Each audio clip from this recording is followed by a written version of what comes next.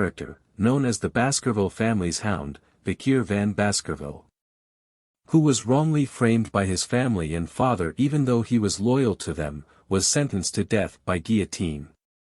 Vikir, at the moment of his death, thought to himself that if he were to ever live again, he would hunt down his prey no longer as a hound again.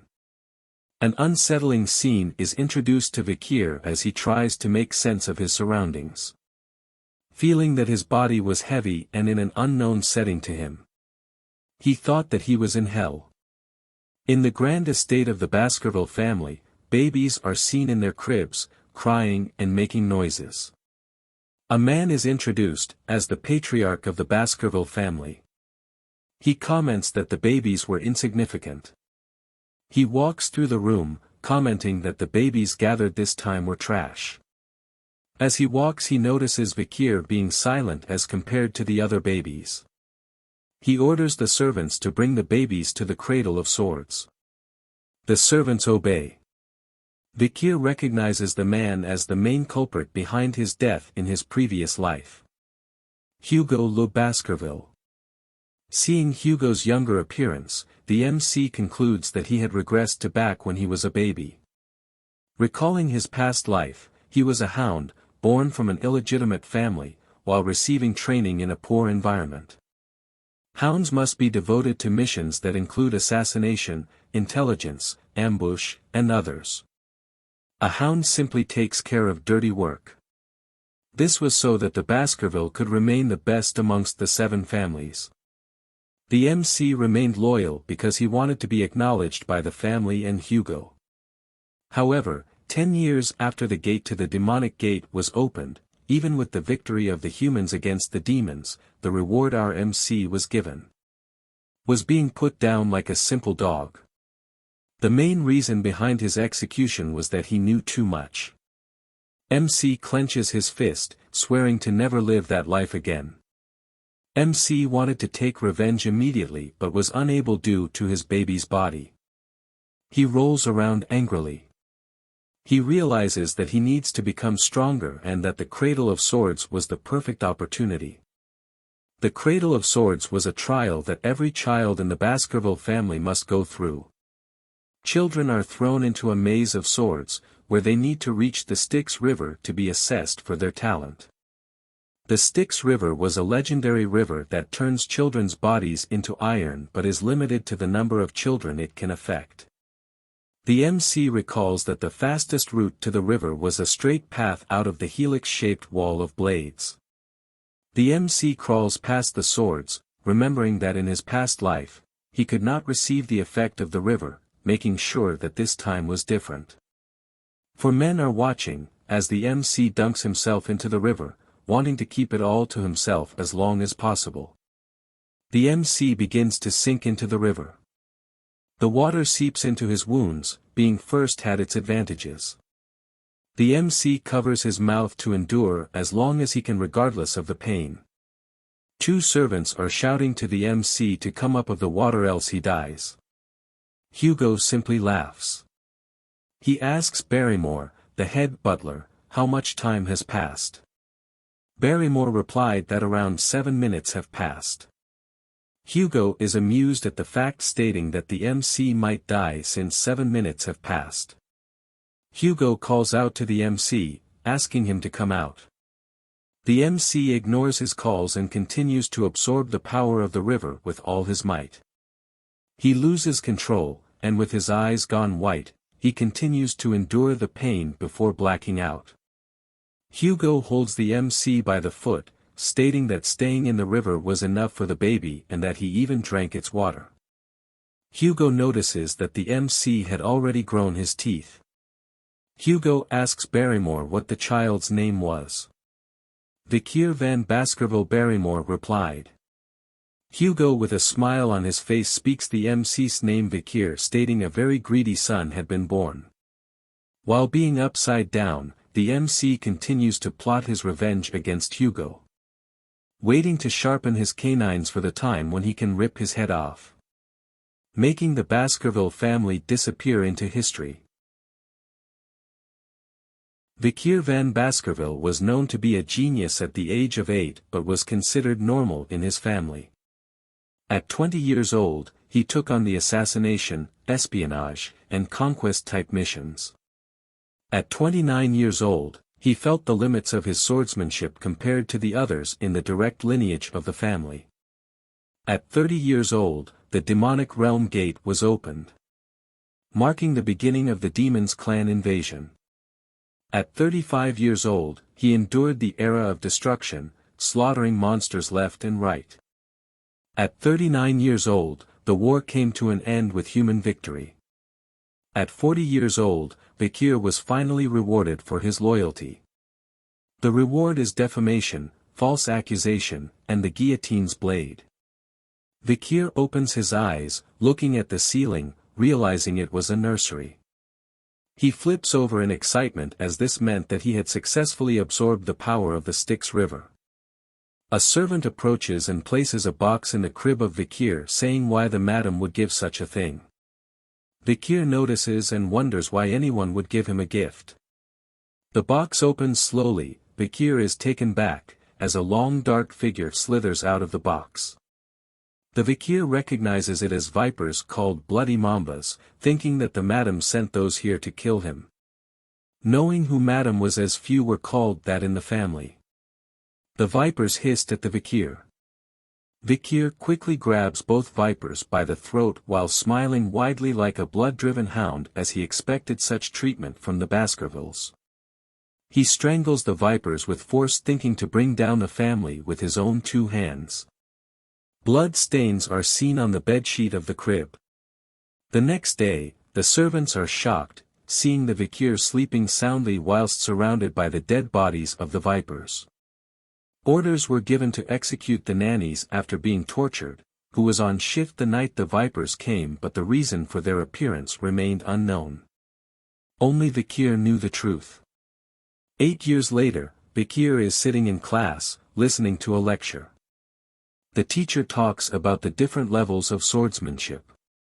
Sword beginners are those unable to use mana. Sword experts were those who could use even a little bit of mana. Sword graduators were those that could emit mana in a liquid-like aura form. The final level, where aura is solid and its form freely changeable, is called the Sword Master. He noted that the strongest member of the Baskervilles, Sir Hugo, was at the Sword Master level. The children are in awe of this fact. Vikir thought to himself that he needed to regain his strength just like in his previous life before his coming-of-age ceremony. The teacher notices Vikir being lost in thoughts and highlights his achievements. Having a strong body due to diving in the Styx River for 7 minutes. And that teaching him one thing would lead him to understand 100 things, being more talented than the others, knowing the patriarch would be happy with this. While Vikir thought of how long it would take to kill Hugo at the age of 8, a set of triplets grins widely as they stare at him. A hand shoves Vikir as he is called garbage van. It was the triplets. Having heard the weird rumors about Vikir being in the river for 7 minutes and strangling 2 vipers when he was a baby, they approached him. Vikir remains silent as he recalls his memories of these 3. Knowing that they were the ones to stab him when he was running away due to the defamation in his previous life. They were called the Hugo Le Baskerville Trident. We'll simply call them high, middle, and low. They shouted at Vikir to stop lying, stating that they didn't like him. Knowing they'll be troublesome in the future, Vikir decides to put them in their place now. High points a knife at Vikir, stating that his body was like steel since he was in the river for so long, making him immune to injuries from blades. High asked if he could test it. High calls Low. Low covers Vikir's mouth to stop him from breathing, stating he would eat his hand if Vikir endures for 3 minutes. Vikir decides to play along with their scheme. 1 minute passes, as High and Middle believe that the rumor was fake. 3 minutes pass, and they realize Vikir was good. 10 minutes passes, and they were too stunned to speak. They decide to let Vikir go. A crunching sound is heard as Low looks at his hand, and blood appears. Vikir spits as Lo screams in pain. High and middle shout at Vikir asking what he was doing. Vikir, with bright red eyes, as he wiped the blood off his smile repeated that they said they would eat their hand. High and middle refute back by saying they weren't scared of Vikir but Lo was afraid as he held his bleeding hand. High and middle stare at Lo in disbelief. They attempt to leave to find a priest to fix Lo's hand but the Vikir stops them. In anger, High stabs Vikir in the stomach, stating they were older than him. To his surprise, the knife didn't cut him. Vikir reminds them that being in Baskerville meant that power and talent are greater than age. High screams in pain, as Vikir twists his hand.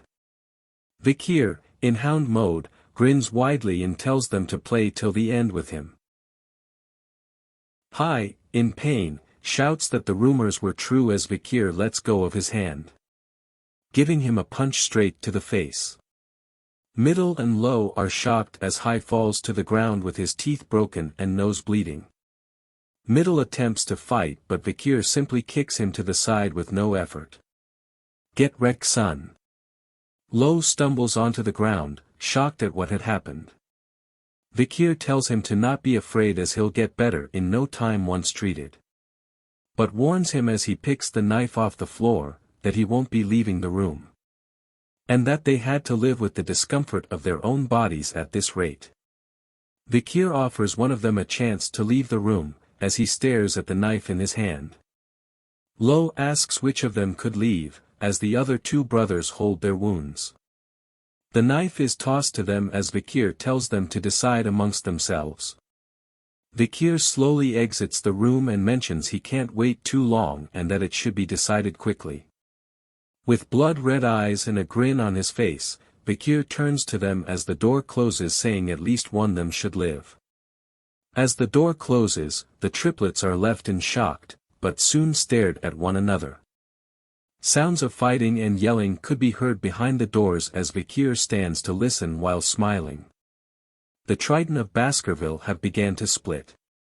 Barrymore reports to Hugo that another bloody situation have occurred with the Morgue clan in regards to the ruby mines, with the Morgue clan stating that it was theirs. Hugo says an opportunity in the future will allow them to discuss it properly and wonders what else was there to report. Barrymore reports that Vikir had scored the highest in the Titan exam. Hugo smiles happily at that fact and wonders when the practical exam will happen. In 5 days, Guardian Knights have left to prepare. Barrymore replies, making the fortress vacant now. Barrymore further reports about the fight between the young masters, stating that there were no deaths but that High's teeth were completely damaged, Middle's jaw was smashed in and Lo's left index finger was amputated. They had recovered from their physical injuries but their mental state was damaged. Hugo is surprised to hear that the triplets were fighting amongst themselves as they were close with one another. Barrymore states that Vikir was involved, causing Hugo to be alarmed. Vikir is seen standing before Hugo and Barrymore. He greets Hugo as the patriarch. Hugo tells Vikir about how he disabled the triplets. Vikir replies that they had received the proper medical treatment since then. Hugo states that their hearts were disabled. The triplets were no longer eating or talking together anymore, making their combination technique completely torn apart. Vikir smiles in silence. Hugo asks if it was wrong that Vikir turned his brothers into a total mess. Vikir replies he was simply stronger and wonders if the stronger person is ever wrong. Hugo shares that his brothers had came before and forgiven him. Vikir recalls a past memory, where the youngest daughter of the family that Baskerville ruined paid Hugo a visit. She had become a nun and told Hugo she forgave him and offered him a mass. Hugo's response was as Vikir speaks it out loud that forgiveness is just an excuse made by the weak who cannot seek revenge due to their lack of strength. Vikir's eyes glow red as he spoke those words. Hugo is elated at what was said as he smiles widely. Hugo recites the family motto, only the strong will reign supreme, weakness is a sin. Hugo rewards Vikir by allowing him to take any snack from the food storage. Just enough for him to carry. Vikir is happy and asks for chocolate as he thanks the patriarch for the reward. As he turns to leave, Hugo calls him his son and to do well on the interim evaluation, not to lose to direct descendants. Vikir is disgusted at what he hears but replies yes my lord anyways. Barrymore introduces the infamous chocolate enjoyed by the gourmands of the Morgue clan, saying it's the highest quality which was hard to get. Vikir declines it, saying he needs cacao beans that have a rich aroma. Barrymore and the chefs were confused at the request. Cacao beans colored purple called bloody beans were given to Vikir, each bean being able to produce 100 liters of chocolate. Vikir tastes them and is appalled by their taste. Barrymore wonders to himself, that Vikir must really like chocolate to eat such bitter beans on their own and that he was brilliant for finding a way to get chocolate even with the restrictions placed by the patriarch. The chef asks if he wants to process the beans, Vikir declines and takes them as is. Barrymore wonders if Vikir had such peculiar taste. However, Vikir did not get the chocolate to eat but to use them in the practical exam 5 days later. Up in the mountains, Vikir stands, grinning widely knowing that a huge catastrophe would occur that has never happened in the clan before. Children of the Baskerville family are put through strenuous events and early education from a young age. Being able to take their first steps meant they had to run up a steep mountain. Never allowed to lie down or be on their stomachs. Time to sleep is only ever with a monster corpse to adjust to tough environments.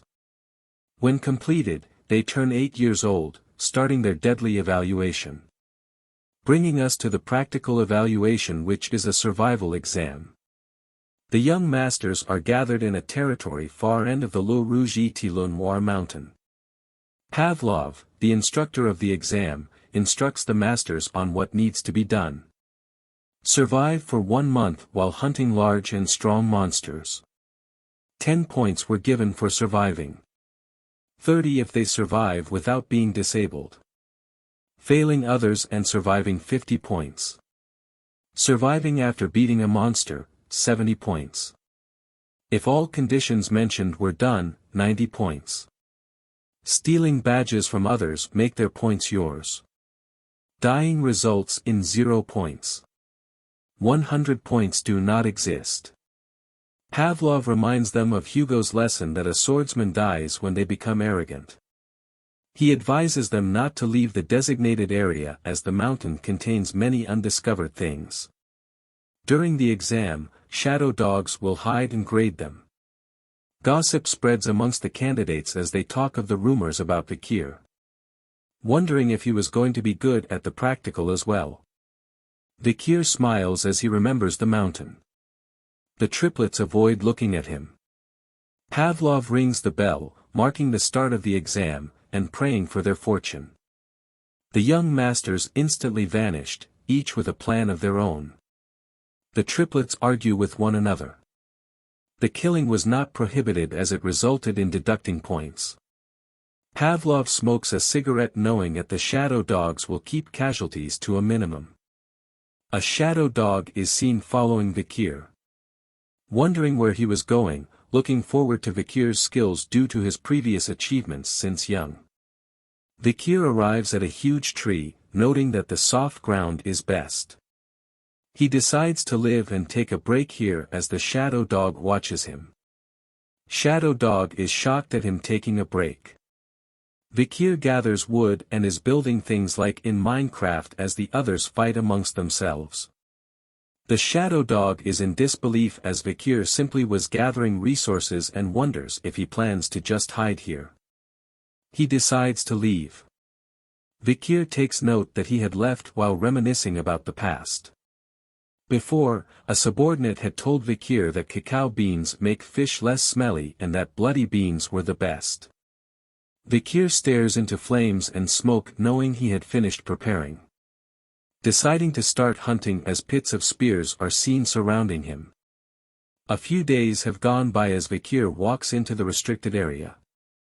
Back when he was a scout, he could walk around here causally.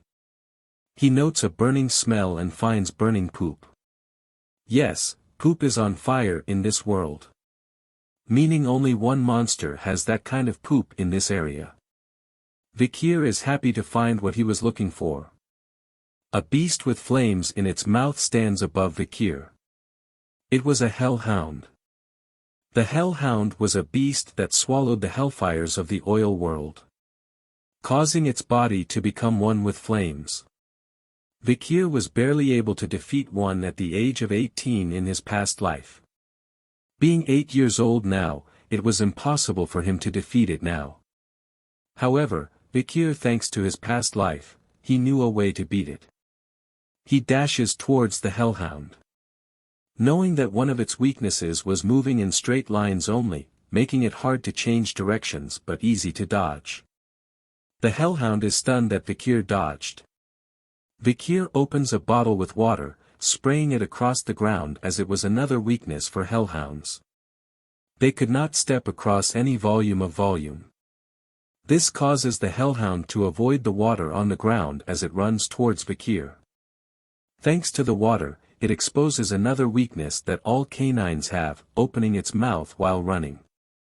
Vikir takes a step back as the hellhound lunges at him with its mouth open, the exact moment Vikir waited for. Vikir flicks something into its mouth, and causally dodges the hellhound as it tries to circle back to Vikir. However, the hellhound feels something was wrong and stumbles to the ground whimpering.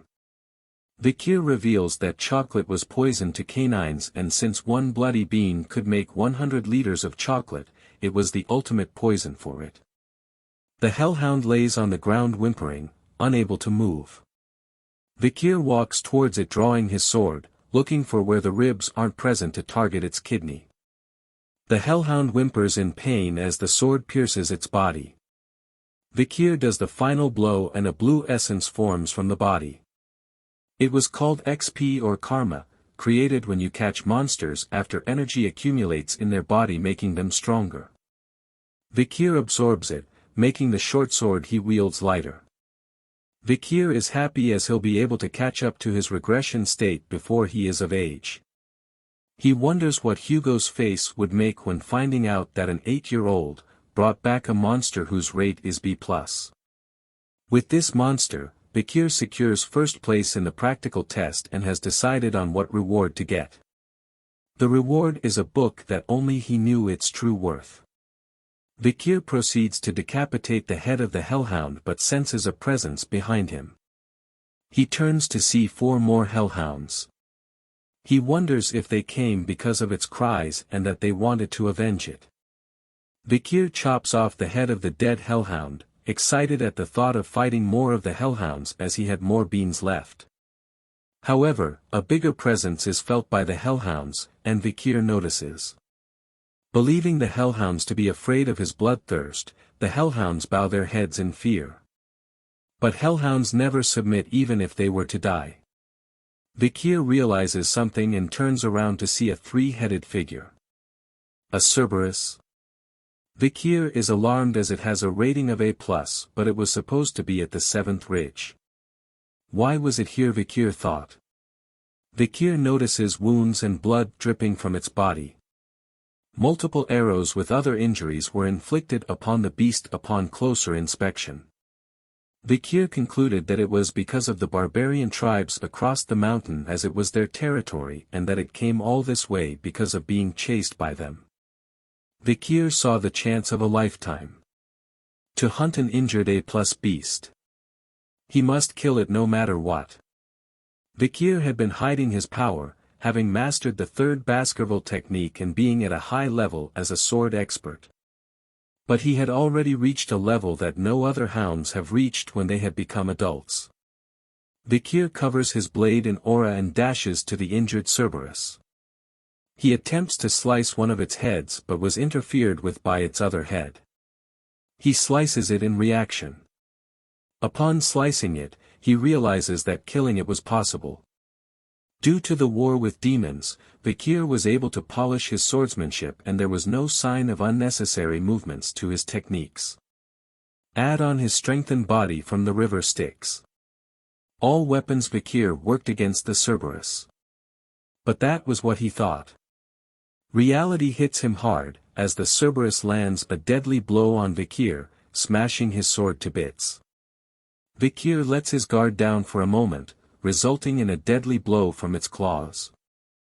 Vikir is flung straight into a tree. He coughs blood as his eyes turn white from the impact. He suddenly awakens, thinking if he had lost consciousness after the direct hit that was dealt to him by the Cerberus as it walks towards him. He feels the pain in his left arm, making him think that his arm had been ripped out. He checks to see and is surprised to see his arm still intact. He thanks the river Styx effect for keeping his arm. The Cerberus readies for another attack. It dashes toward him, smashing the tree that was behind into bits. Vikir leaps out of the way before it could harm him. He thought to himself, even though his arm was still there, the damage still remained and that wouldn't be able to take a second hit. The Cerberus turns around. With the odds against him, he thought of the situation as a journey that every experienced hunter must find a way out of. He thinks of the best possible action to take and decides to simply just run away as fast as possible. The Cerberus was alarmed seeing him running away. It chases after him.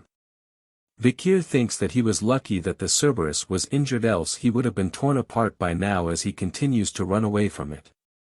He just has to make it past the iron fence, making him exit the restricted area. Vikir leaps over the iron face and readies himself to reach the place he had prepared beforehand as the Cerberus reaches the iron fence as well. If he was caught before reaching that place, it would be the end for him. The Cerberus rips apart the iron fence with its face, roaring loudly as it continues its chase. Dashing through the trees, he looks around to spot the area. He notices a pile of wood in front of the tree, making it the area where he was supposed to be. He runs with all his might, just a little bit further, he thought to himself. A bit more. He screams as the Cerberus chases right behind him. Realizing it was the perfect moment, he leaps into the air just as the Cerberus opens its mouth to attack. A single step forward onto a marking causes it to sink into the ground. Vikir lands on his back, safe from its attack, breathing heavily. While the Cerberus was met with many spears hidden in the ground below. He welcomes it to the cradle of swords.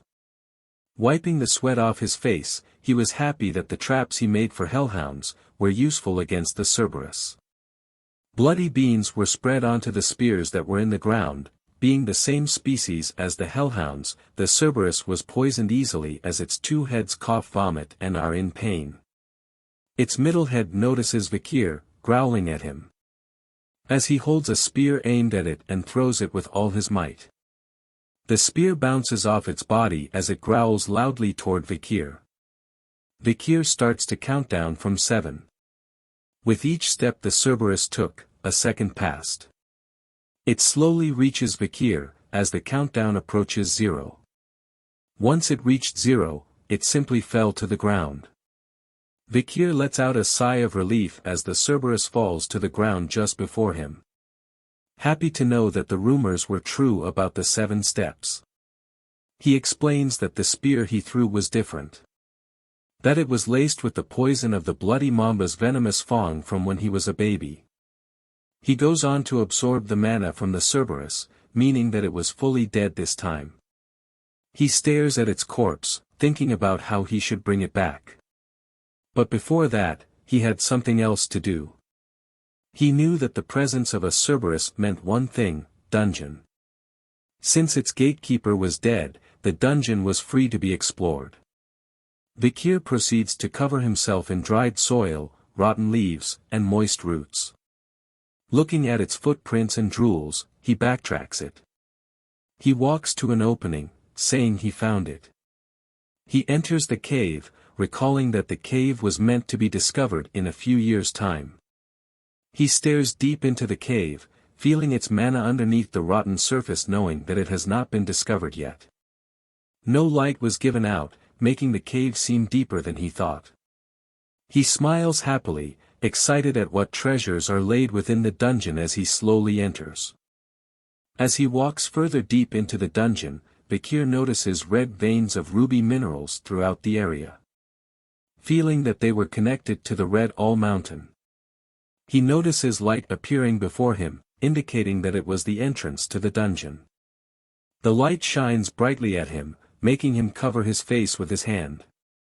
He enters a large room, and at the center of it was a floating red stone. Realizing that the dungeon's interior was bright due to the mana imbued into the ruby as he approaches the floating ruby. He notices something behind it, a skeleton with a note. Showing that someone had been here before him. He inspects the skeleton, seeing its injuries caused by stabbings and that there were dried brown bloodstains as he picks up the note on the ground. A long time has passed for the skeleton. Vikir reads the note and recognizes it as a Baskerville member's writing. The note reads that the writer did not want to reveal his name, and asks to be called Cain. The reason behind the note was to prevent other generations from doing what he did. Further explaining that the stone chamber was talked about in the family as a legend.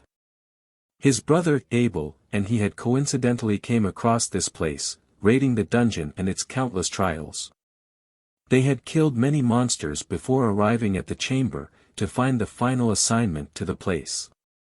The final assignment tied their feet here for a very long time. 3 years to be exact. Vikir can't believe that they stayed for 3 years, hinting that the brothers really wanted the treasure and that the final assignment was somewhere in the chamber. He looks at the stand of the floating ruby and sees some writing. When entering it's 1, but once inside it's 2, when leaving it's 1 was the riddle written on the stand. The note continues, with the brothers contemplating the ominous text forever until they came to a conclusion.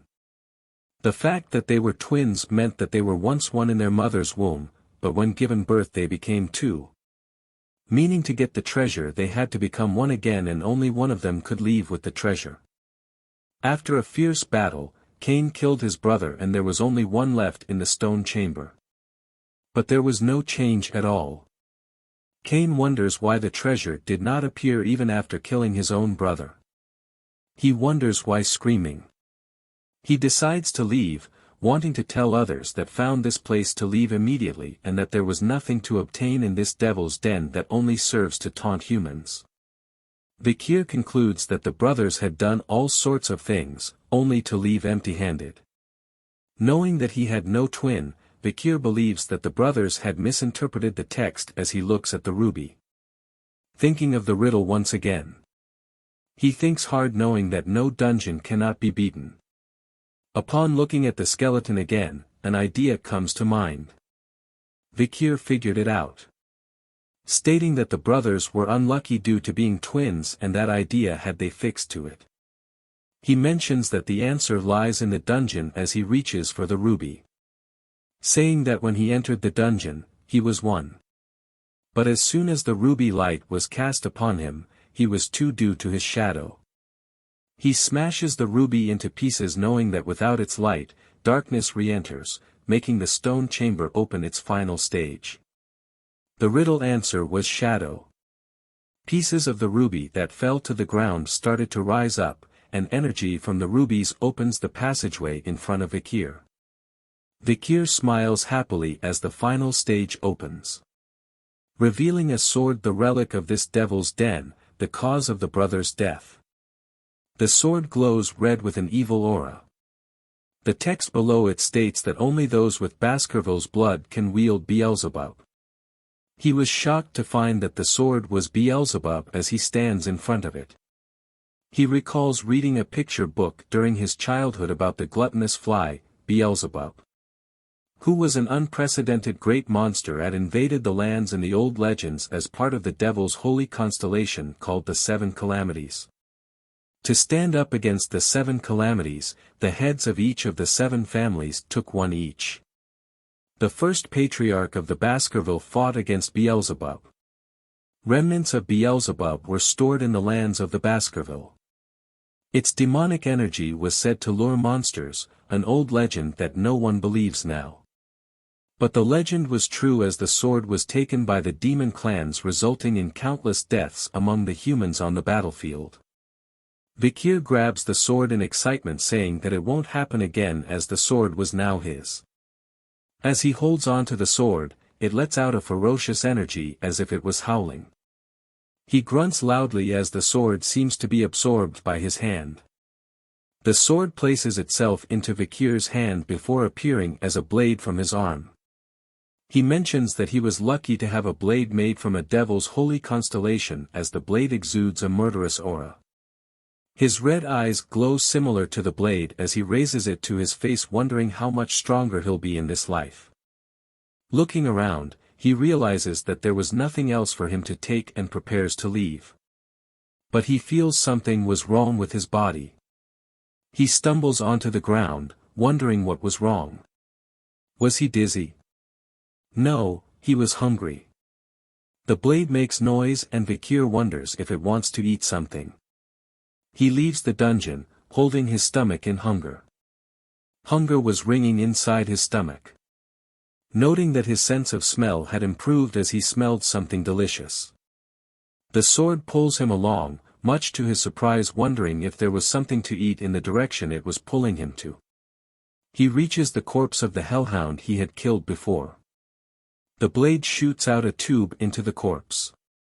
As it absorbs the blood, Vikir feels his inside were getting back to normal, guessing he was starving for a long time.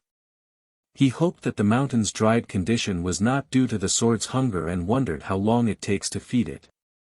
Beelzebub makes a happy sound as it had eaten well and has absorbed the hellhound's ability, hemorrhage.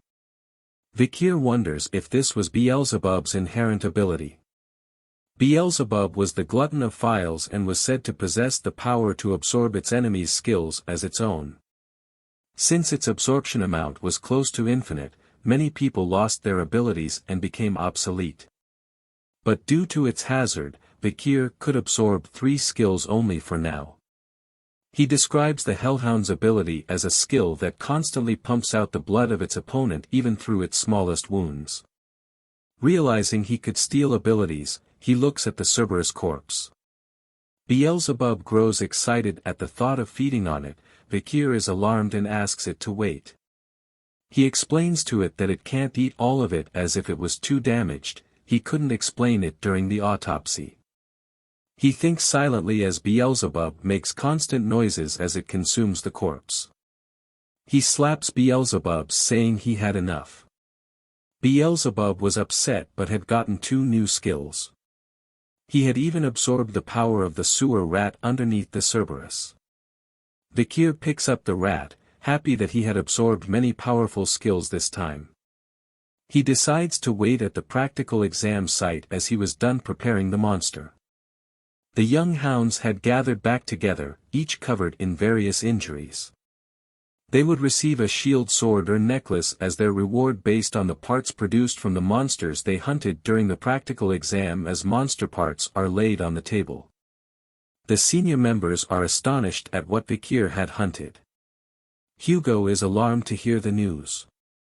Barrymore reports that Vikir during the practical exam had accidentally crossed over to the restricted area, allowing him to hunt an A+ Cerberus. He further reports that it was wounded by the barbarian clan and that Vikir had applied poison to his wooden spear, as Hugo mentions that a Cerberus was something that even the family's guardians would avoid. Hugo further asks what kind of poison could kill a Cerberus and where Vikir had gotten it. Barrymore mentions that the report did not include such details and wanted to ask Vikir, but Vikir had returned to the dorm as he was too tired. Hugo compliments Vikir, saying he was so sly already and that information was power, and that power is your worth. Barrymore was shocked that a master named Van and not Lo or La was this talented. Hugo replies that he was unlike the previous leaders. He didn't discriminate against a hound based on its bloodline when raising them as long as it had enough talent and spite. Adding on that there were mutts that came from the royal bloodlines, asking if Barrymore understood him. Barrymore is concerned as he ponders whether Hugo was thinking about his second son who was preparing for isolation training as he apologizes to Hugo. Hugo says it's alright and asks for Vikir to be summoned. Vikir stands in front of them with a smile on his face. Hugo asks how he caught the Cerberus during the exam. Vikir says that he placed the chocolate on his wooden spear, saying that it was lethal to canine monsters. Hugo asks if that was the reason why he asked for chocolate before, and Vikir says yes. Barrymore thought to himself if this is how fathers and sons usually talk to one another as they didn't greet each other. Hugo further questions Vikir on why he did not respond, and the butler asked him about the hunt. "He wasn't my master," Vikir replied. "Who is your master?" Hugo asks. "The master of the clan, since he belonged to the clan," Vikir responds. Hugo is happy with the reply. He rewards Vikir with the corpse of the monster and grants him a wish. Vikir wishes to be granted access to the 10,000 Epistle Library. The 10,000 Epistle Library was one of the largest libraries in the empire and resided deep within the heart of the Baskerville clan. Hugo ponders, asking if he knew that only the patriarch and second in command along with their direct descendants were allowed to enter. Vikir says that if it was not permitted, he would give up on it, thinking that he needs to sneak in instead. Hugo grants him access, much to Vikir's surprise. He asks him to read the 6th technique of the family located within the 6th restricted zone deep inside the library. Vikir is stunned as he was just given permission to learn a technique that an illegitimate child was not allowed to. Recalling that Hugo's current level was the 7th technique and that in his past life, Hugo had reached the 9th. Remembering the discrimination he faced in his past life, Vikir promises that in this life, he will surpass Hugo. As he will obtain the greatest essence of Baskerville, a textbook containing the teachings of the first patriarch who subjugated the 7 great disasters. Hugo stares at Vikir, looking forwards to his progress, and wishes him luck. He bows his head thanking Hugo and saying he'll surpass his expectations. 2 guards stand in front of a large door. Vikir enters the room, leading to the library. He stands there saying it was the first time he came in person. He searches through the books, seeing the names of the books that he had wanted to learn in his past life. Knowing that any illegitimate child could not learn any of the advanced techniques to ensure that they do not bare their teeth towards their master, this was a defense mechanism the Baskerville family had created. A book is locked with a chain and he wonders if this was the book. Vikir takes out a key, not believing that Hugo would offer him the book on the 6th technique, an opportunity that was never given in his previous life. As he turns the key in the lock, he wonders if Hugo thought that he couldn't memorize the technique in a day. As he reads the book, Vikir recalls that due to his past life, he had memorized the theory behind the 1st to 4th techniques till he was sick of it. He did it so that he could deduce and speculate the theory behind the 5th technique. Believing that he needed to stop the flow of mana after drawing the 4th tooth, he wonders if that was the reason he could not make the 5th tooth. According to the Baskerville swordsmanship, one tooth represents the 1st technique and the 2nd tooth represents the 2nd technique, and so on. When drawing a tooth, a red sword energy appears. Vikir flips through the book, stating he didn't care about the 6th technique and that the real reason he came here was different. He returns to the guards, who were surprised to see him come out of the library already.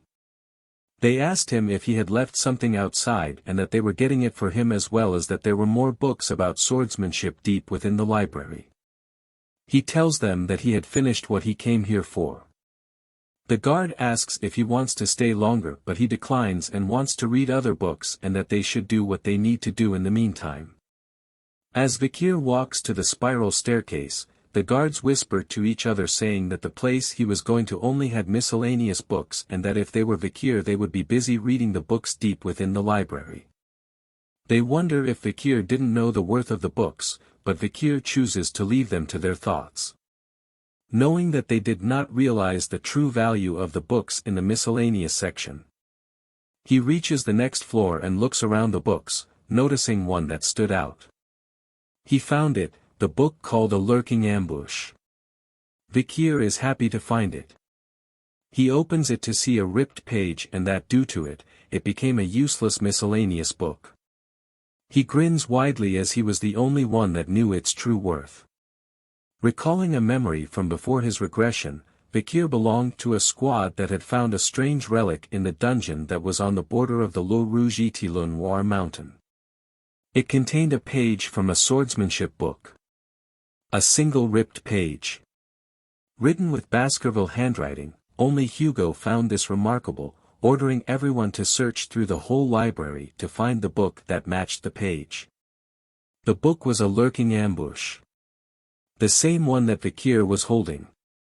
The book contained the 10th technique that the ancestors had written. Further recalling that Hugo had gone crazy for the 10th technique and released the hounds to find the remaining 6 pages that contained the technique. Hugo realized that the pages were hidden in the 7 great families, declaring war on them and sending hounds to those that refused.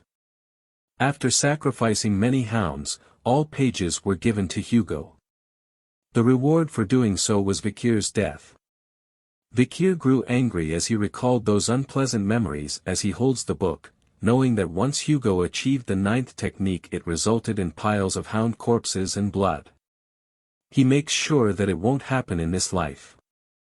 The pages that Hugo got were all given by Vikir, allowing him to remember the content that was written on each page and that the reason he could not go past the 4th technique was the lack of access to the original book. Vikir reads the book, realizing that without the other pages, the book made no sense, but the moment you had all the pages, the book would turn into a masterpiece. He reminds himself of his past strengths as he reads the book, knowing that before he turned 15 he had to reclaim the power he had before his regression. Night turns to day as Vikir immerses himself in reading the book. He closes the book, having read enough. Wondering if he had read the whole day, but thanks to that he was able to memorize the book's contents from start to finish. He looks around and does not feel the presence of the guardian knights. He closes his eyes and imagines a figure standing before him. His arm glows with a red aura. He opens his eyes and strikes the figure before him using the 1st technique. Continuing the strikes and moving on from the 1st to the 2nd technique and more. He grits his teeth as he thinks of his past self as pathetic. He worked hard to reach the highest level of graduator aura but was unsuitable to learn a proper sword technique, making the direct bloodline hostile to him. The main reason was that he was an illegitimate child. He dashes to the side of the figure once again, asking if they thought he would live the same way again. As he approaches the figure, it transforms into the older version of Hugo. Vikir slices Hugo relentlessly and exits the imaginary space. Breathing hard, he looks at his hand, thinking he was still weak and if he actually drew out the 5th tooth.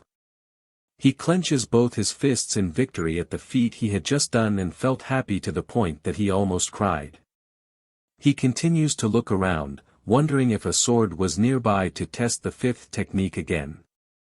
Breaking records in Baskerville history, a young hound's canine teeth bared towards his master were growing. Finally succeeding in drawing the 5th tooth, Vikir believes that he could reach the level he was at as long as his mana could support it. Smiling happily, he notes that his mana capacity had increased and reached another level. A red liquid aura covers his hand, showing signs of a graduator.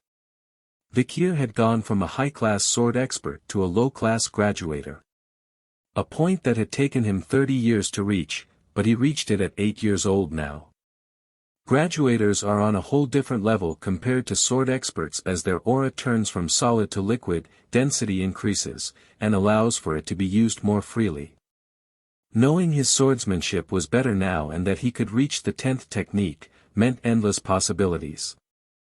Piercing Fong was what he learned before, which was able to make him stronger in a short period of time but had limitations.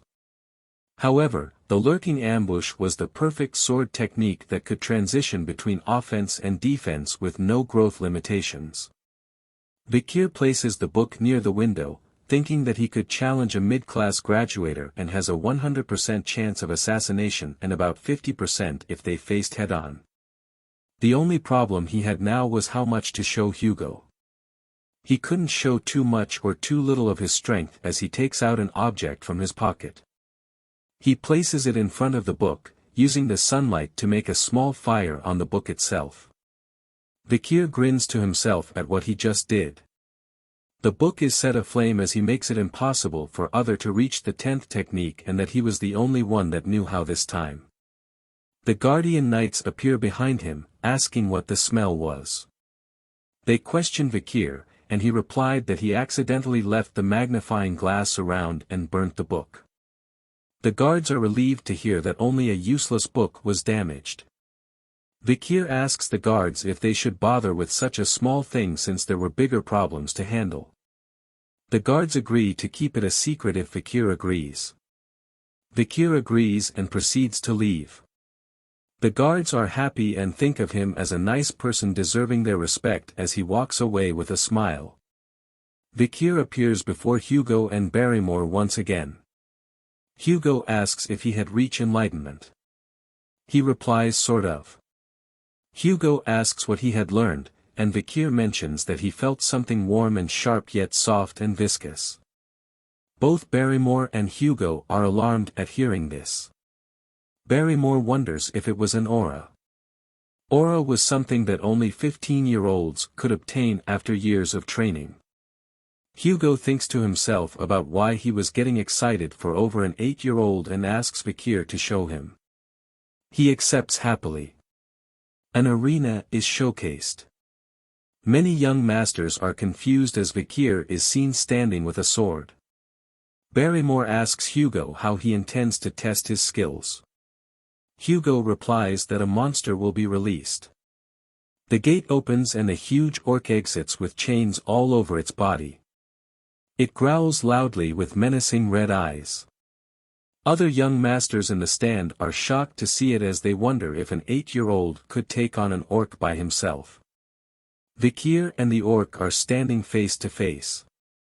Hugo waves his hand, signaling to the knight to remove the orc's chains. It screams out powerfully and rushes towards Vikir.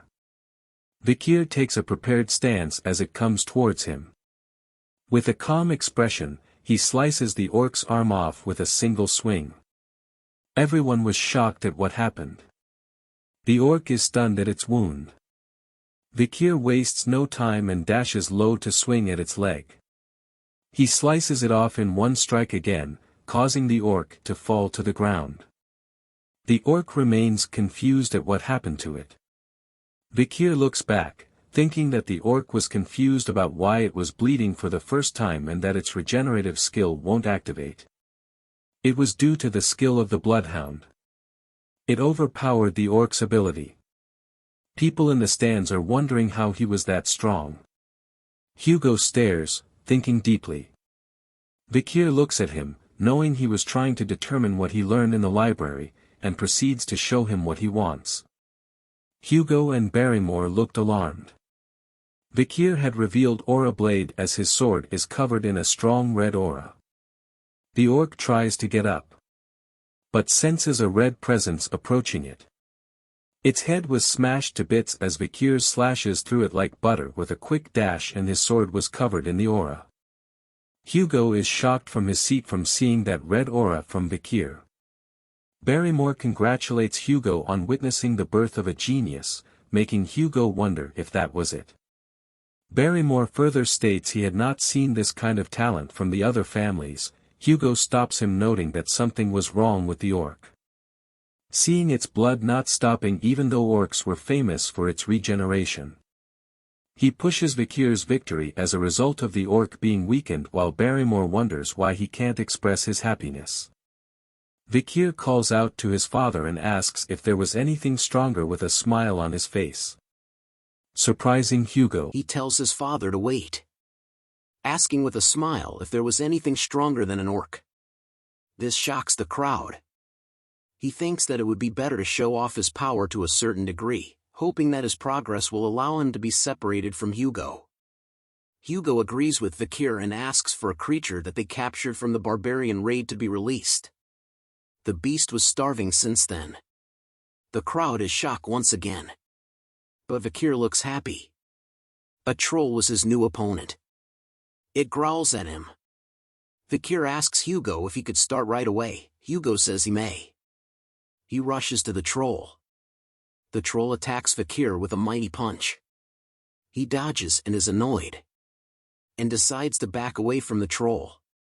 The crowd is confused by his actions as it was the perfect moment to attack. Hugo agrees with his actions and that it was the right move due to the troll's Regan powers. Vikir continues to dodge its attacks. The troll begins to breath heavy. The crowd calls Vikir a genius at 8 years old and that his plan was to tire the troll out first. Vikir thinks that it's too slow and that he needed to act but is unable to unleash his full power as it would make it troublesome for him. Instead, he decides to use the troll's power against itself as he slices its arm. The troll falls to the ground, holding its bleeding shoulder. The crowd praises Vikir for what he has done. Vikir thinks that the first technique was not enough to slice the troll's thick skin. Hugo asks him to stop as it could become dangerous, but Vikir tells him he was almost done. He realized that he was getting an epiphany and that he'll give up if he can't kill it in the next attack. The troll growls in anger. He releases his red aura, preparing for an attack. The troll yells at him as he stood still. But it realizes something from him. A deadly aura and image was seen as from Vikir. In the next moment, the troll was sliced in half by Vikir as he unleashed the Hound's aura. Everyone is stunned at what happened. Even Vikir was shocked at what he just did. He laughs saying he did it. Hugo and everyone in the arena could not believe what they just saw. A week later in the dining room, Vikir is upset over the food. He turns to look around, realizing that everyone has been avoiding him since the day of the arena battle. But he was happy to see Hugo's stunned face. And that he had only shown a small part of his power to them but was actually more powerful. He had also gained the super speed regeneration skill from the troll. He thinks about the fact that he has been eating more with Beelzebub as the triplets appeared behind him. He readies himself. Vikir asks the triplets if last time was not enough, but them claim it was not what he was thinking. They wanted to tell him he was cool when he defeated the monsters, causing Vikir to spit out his food. The triplets ask if he was okay as Vikir thinks it was some sort of scheme. Just as he was feeling goosebumps at what they said, Butler Barrymore appears, telling him he needs to go to the Patriarch room. Back at the mansion of the Baskerville family, Hugo is seen chatting with the Morg clan patriarch, Adolf Morg. They talk about the annual training event between the families, hoping no accidents would happen. Hugo tells Adolf that it was just a scratch and that the Morg's children were dramatic. Adolf said it was because they were noble and dignified. The Rion Mage clan, the Morgs, and the Iron-Blooded Sword clan, the Baskervilles. They were not always on bad terms. The Emperor said that magic and swords were a pair. Because of those words, the two families would have annual joint trainings as a sign of good faith between them. However, a ruby mine between the two families' land was discovered, causing a problem of who owns it. Adolf asks if there was a supernova in the Baskerville family that was born with great blessings and skill, and Hugo brushes it off saying it's not a big deal. Adolf is surprised to see Hugo reacting to a complement of a child. He then tells him that the Morg family also had a genius. He calls for Camus to come in. The doors open and a little girl walks in. Hugo looks at her. Adolf introduces her as his sister's Respinese daughter, Camus. He tells her to greet Hugo, but she remains silent. Instead of greeting, she calls him a thief that stole the ruby mine and that he should give it back. Hugo was angry to hear the word thief. Adolf is surprised at her words, and she told him that it was what he said in the carriage and that the annoying Chin Beard stole the ruby mine. The words annoying Chin Beard further annoys Hugo. Adolf says it was a misunderstanding and Hugo agrees saying she was just a child.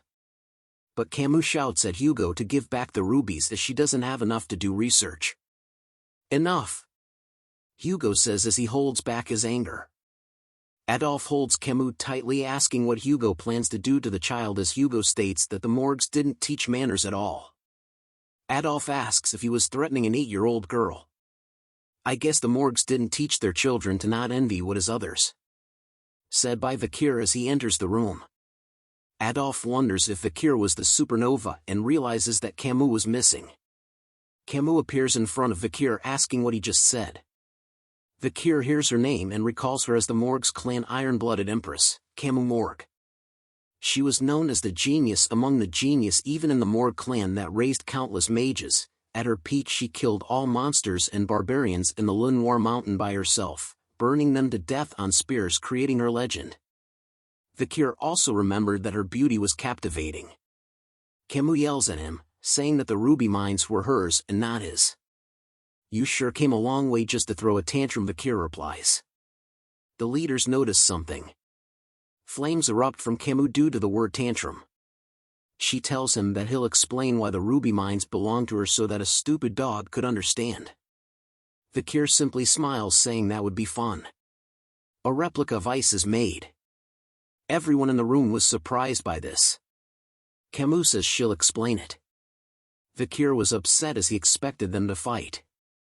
She explains that the ruby mine was located in the area between the morgue and Baskerville called Joint Security Area, and that the problem was that the entrance was located in the morgue area but the mine runs underneath the Baskerville area. Adolf was happy while Hugo became upset due to the explanation. Vikir adds on saying that the Baskerville doesn't need to mine the rubies as they were meant for magic ingredients. But he calls her an idiot as no one would allow someone to enter their lands based on a few pennies. Hearing this made Camus angry. She points to the sculpture, pointing to which side belongs to each family. She moves her arm across both areas, asking whose arm is this then?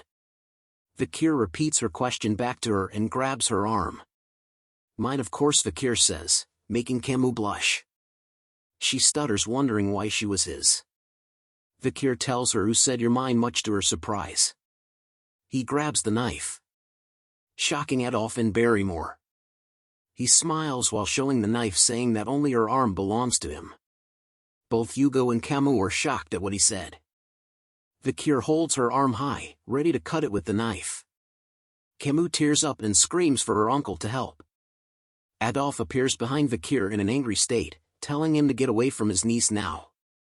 He lets go of her arm, allowing her to run to her uncle and hug him. Adolf yells at Hugo, saying, "What the hell is this matter?" Hugo remains silent and turns to Vikir. He tells him that he has gone too far with his joke. Vikir apologizes, saying it was a common joke in the family and that the knife was fake. Adolf was shocked to see that toy knives were given to children as Vikir bows down to him, saying he was sorry. Hugo tells Adolf that he was getting too involved in the children's play and that he had some ideas regarding to the ruby mines that he should hear. He tells them that they should compete in friendly duels first, as Camus tells Vikir that he better watch out and she won't forget this. Vikir simply smiles and nods. The friendly duels between the Baskervilles and Morgues had begun. It was an occasion where children ages 8 to 15 gather and battle it out. However, everyone's attention was headed somewhere else this year. It was the Morgues clan Camus Morgue against the Baskerville clan Vikir van Baskerville. Using practical training rules was to showcase the duel between the two geniuses of the clans. The bells rings announcing the start of the duel. Camus tells him she won't hold back and begins to cast a spell. Everyone was stunned at this. She was doing quadra-casting. Adolf smiles at Hugo as the crowd were amazed that Camus was doing something that was difficult for a 15-year-old. Camus unleashes her attacks, but Vikir dodges them with ease. He tells her she should focus on one spell, but she calls him an idiot who doesn't understand magic. She summons a stone wall just as Vikir reaches her. He simply smashes through the wall. Camus was shocked to see this, wondering if this was the power of the Baskerville basked in the river Styx. She closes her eyes and opens them again, and sees Vikir with his hand out. He flicks her straight in the head, sending her flying. Adolf was surprised to see a flick while Hugo chuckles. Camus asks him why he flicked her and wonders if he was going easy on her. He points to his forehead, saying hers might hurt. and that they should end things before it gets out of hand, but she ignores him and summons 2 stone walls. She laughs at him behind the 2 walls as Vikir wonders if he should just go around it. He decides to play along and smashes through the wall with just his bare hands. Camus is startled to see his hand come from the wall. Vikir now asks her whose arm it was that crossed the wall, and tells her as he flicks her forehead, the stronger individual. He smiles as Camus falls down again from the flick. With a huge red bump on her forehead, Camus holds it and growls at him.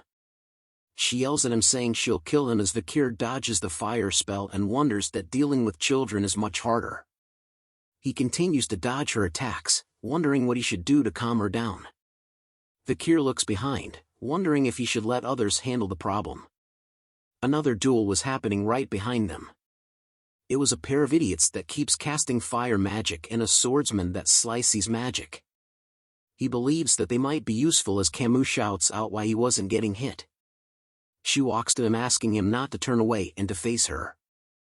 The idiot mage behind begins chanting a magic spell, giving Vikir the perfect moment. He calls out to Camus, telling her that she better have a defensive spell ready as a huge fireball appears behind him. Camus couldn't believe what was in front of her. Adolf shouts no, as a huge explosion is seen. Everyone gathers around the scene of the explosion. They all call out to Camus, shouting her name. Camus hears her uncle's voice in the dust and smoke. She thinks about what to do as she managed to defend against the attack, but something else had happened. The flame spell had burned all her clothes. She knows that everyone can't see her because of the smoke, but once it clears up, she'll be the laughing stock of everyone. She calls out in her mind for someone to help her, and soon a jacket lands on top of her head.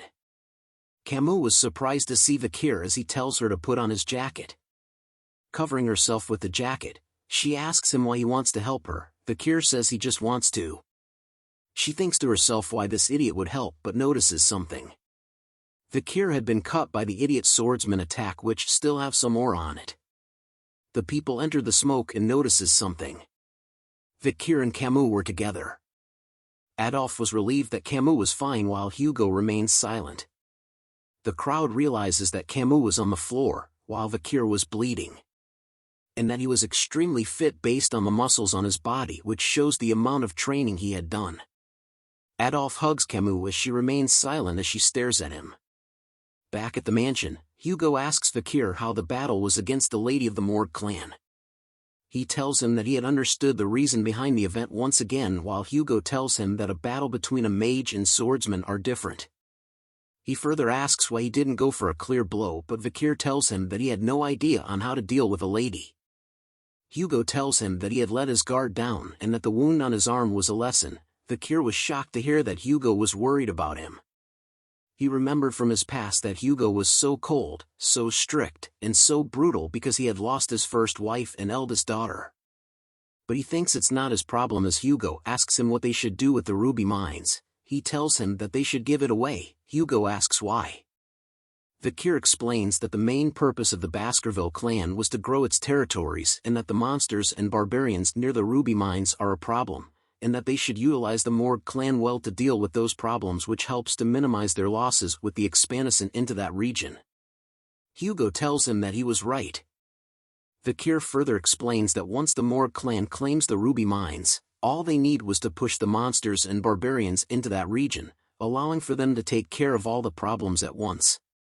Hugo likes the idea that the rubies will be bathed in the blood of their enemies and that the Morgue clan will think twice before entering their area. He rubs Vikir's head, telling him that his idea was 90% aligned with his, as Vikir thought to himself that the idea was originally Hugo's idea from the past. Vikir tells him that they needed to keep an eye on the Morgue's movement. Hugo tells him he had increased the number of hounds scouting the area. As they walk further, they encounter Adolf and Camus waiting for them. Adolf asks if they could talk once again before they return, as Camus blushes while hiding behind Adolf. Back at the room, Hugo asks what they wanted to talk about. Adolf tells him he needs to mention one thing. He wanted to discuss other ways to resolve the issues of the ruby mines other than paying for it. Adolf suggests an engagement. An engagement between the Morgue and Baskerville clan. Hugo asks which child did he have in mind. Adolphe proposes the eldest son of the Baskerville and the eldest daughter of the Morgue clan, Camus. He praises her, saying she was the best. Hugo tells him that the eldest son was 25 and about the age gap. Adolphe tells him the 17-year gap is not too big of an issue, but Camus speaks out, saying she will not marry anyone weaker than her mother. Adolphe tells her that she might remain single all her life due to her condition, but she remains absolute about it. Hugo tells her that this wasn't a buffet of her choosing.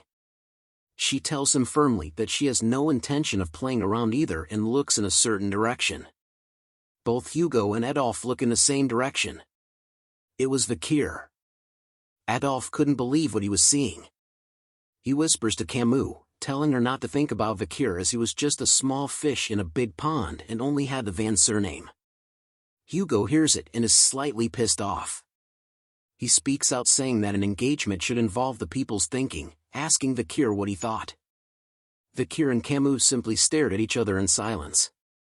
He opens his mouth slowly and tells them that he accepts. Adolphe is confused and angry at the bastard, Vikir. Camus is happy to hear that the engagement was not rejected. Hugo tells Adolphe that just because Vikir did not have the name Lou, he assures him that he was a talented child. Adolphe stands in front of Vikir, judging him.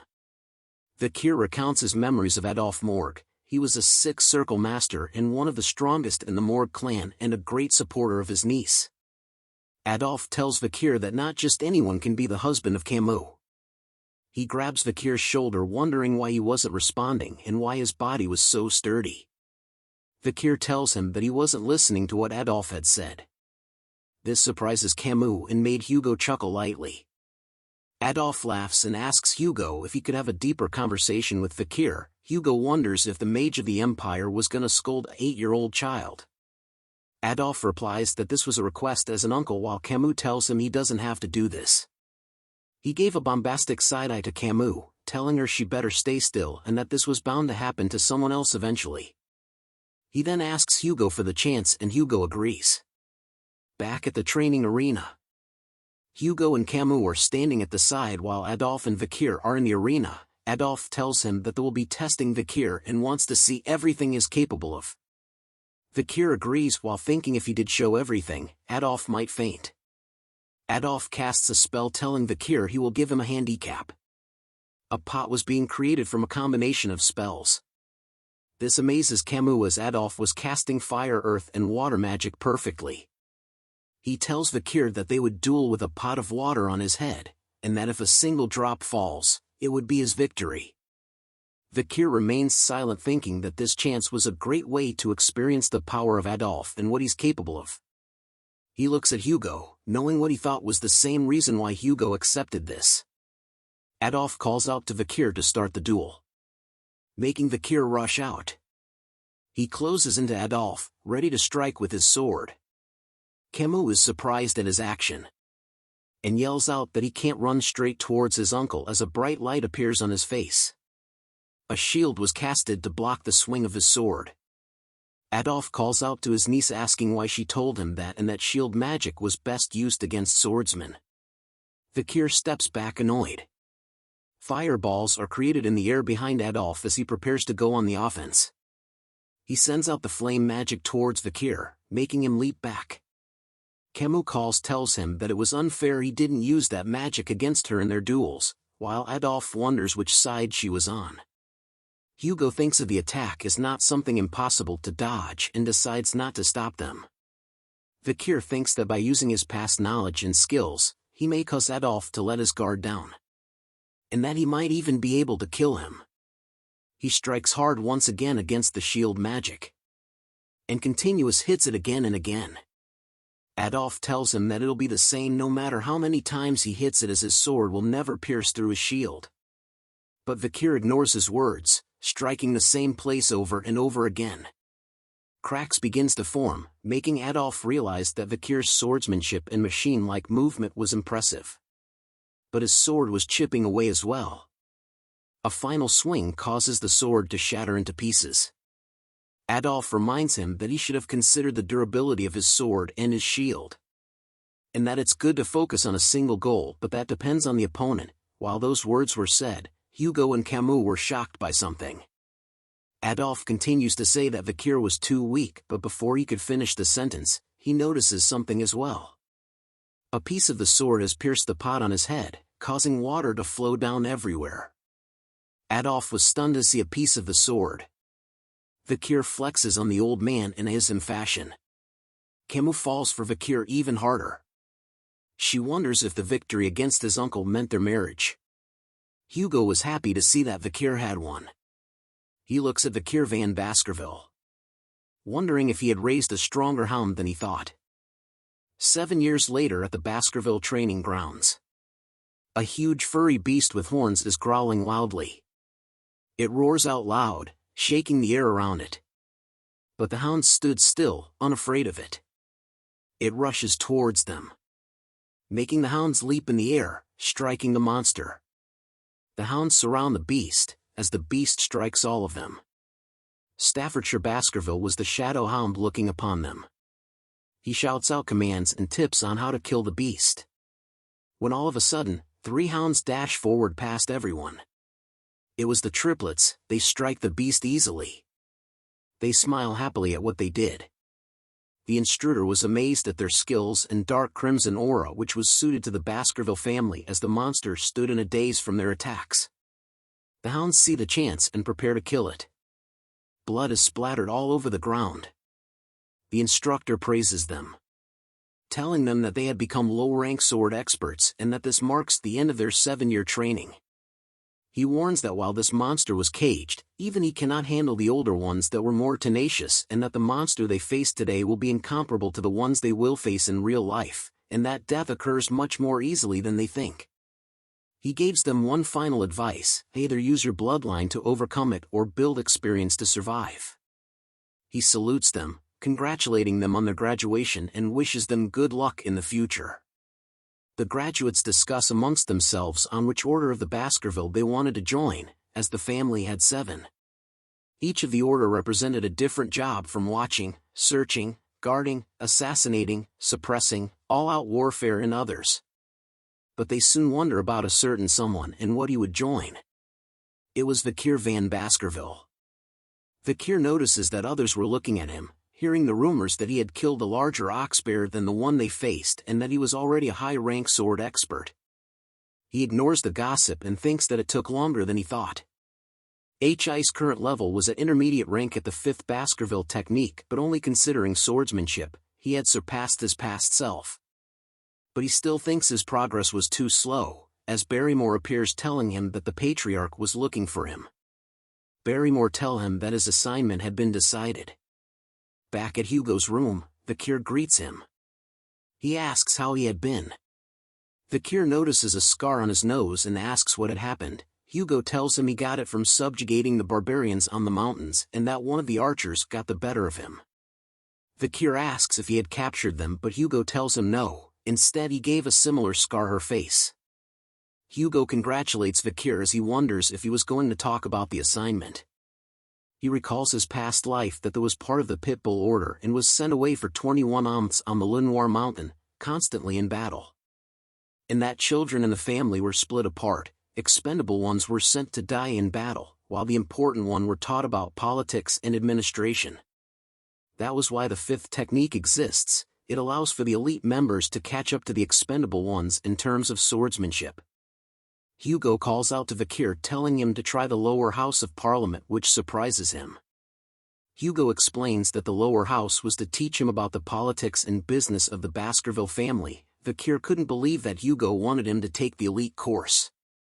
He praises Vikir for his achievements and that he was a genius, and that his position will be the deputy consul of the underdog city, as both consul and deputy consul positions were vacant.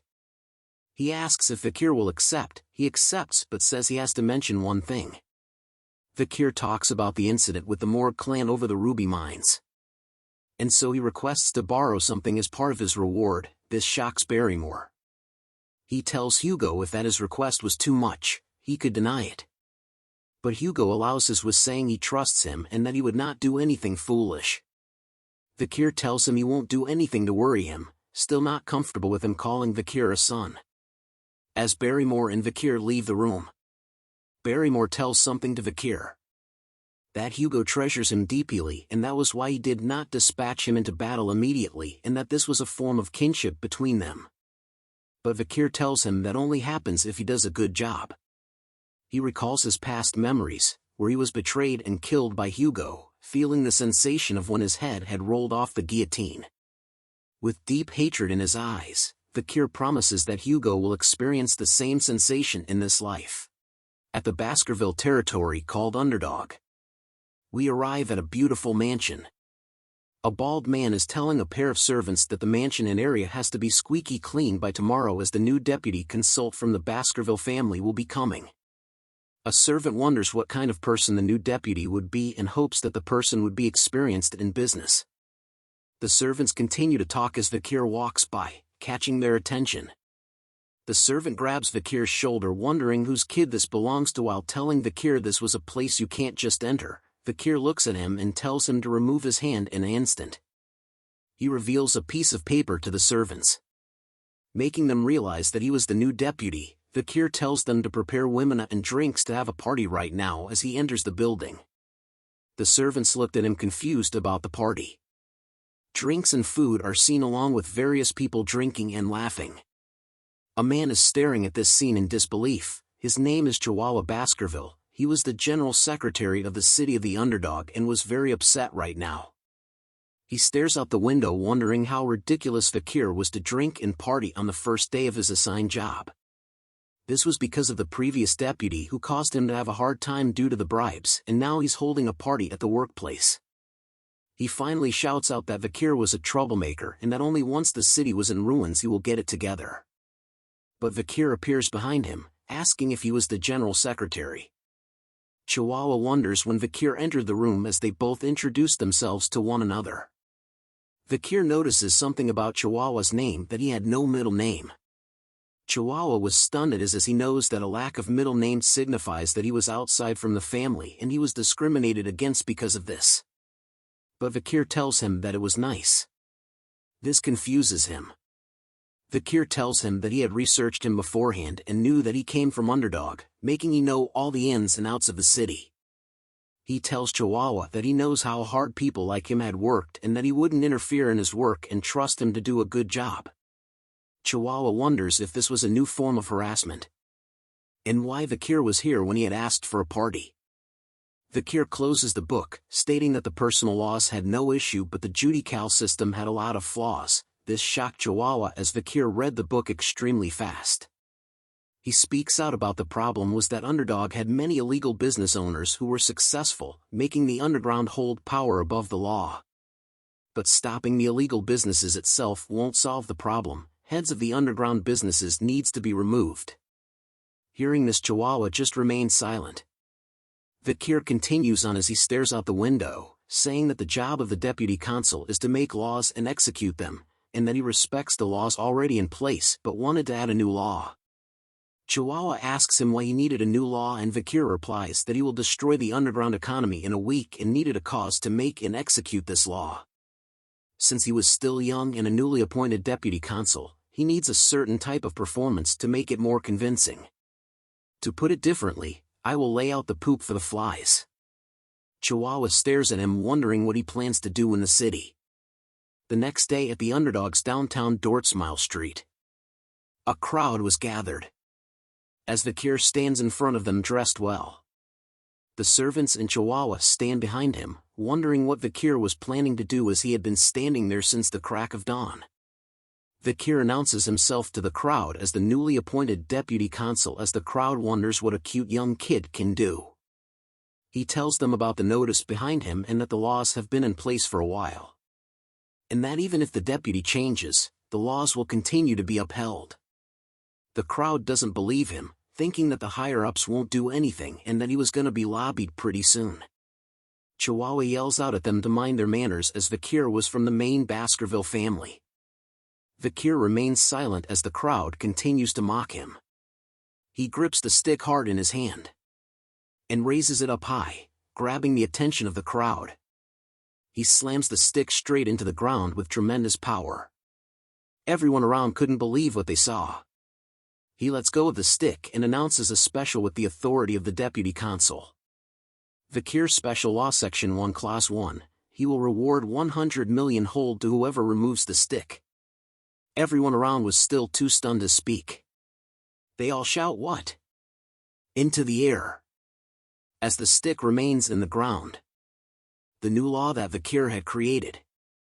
Chihuahua and the servants remained silent, where else the crowd was talking about the reward.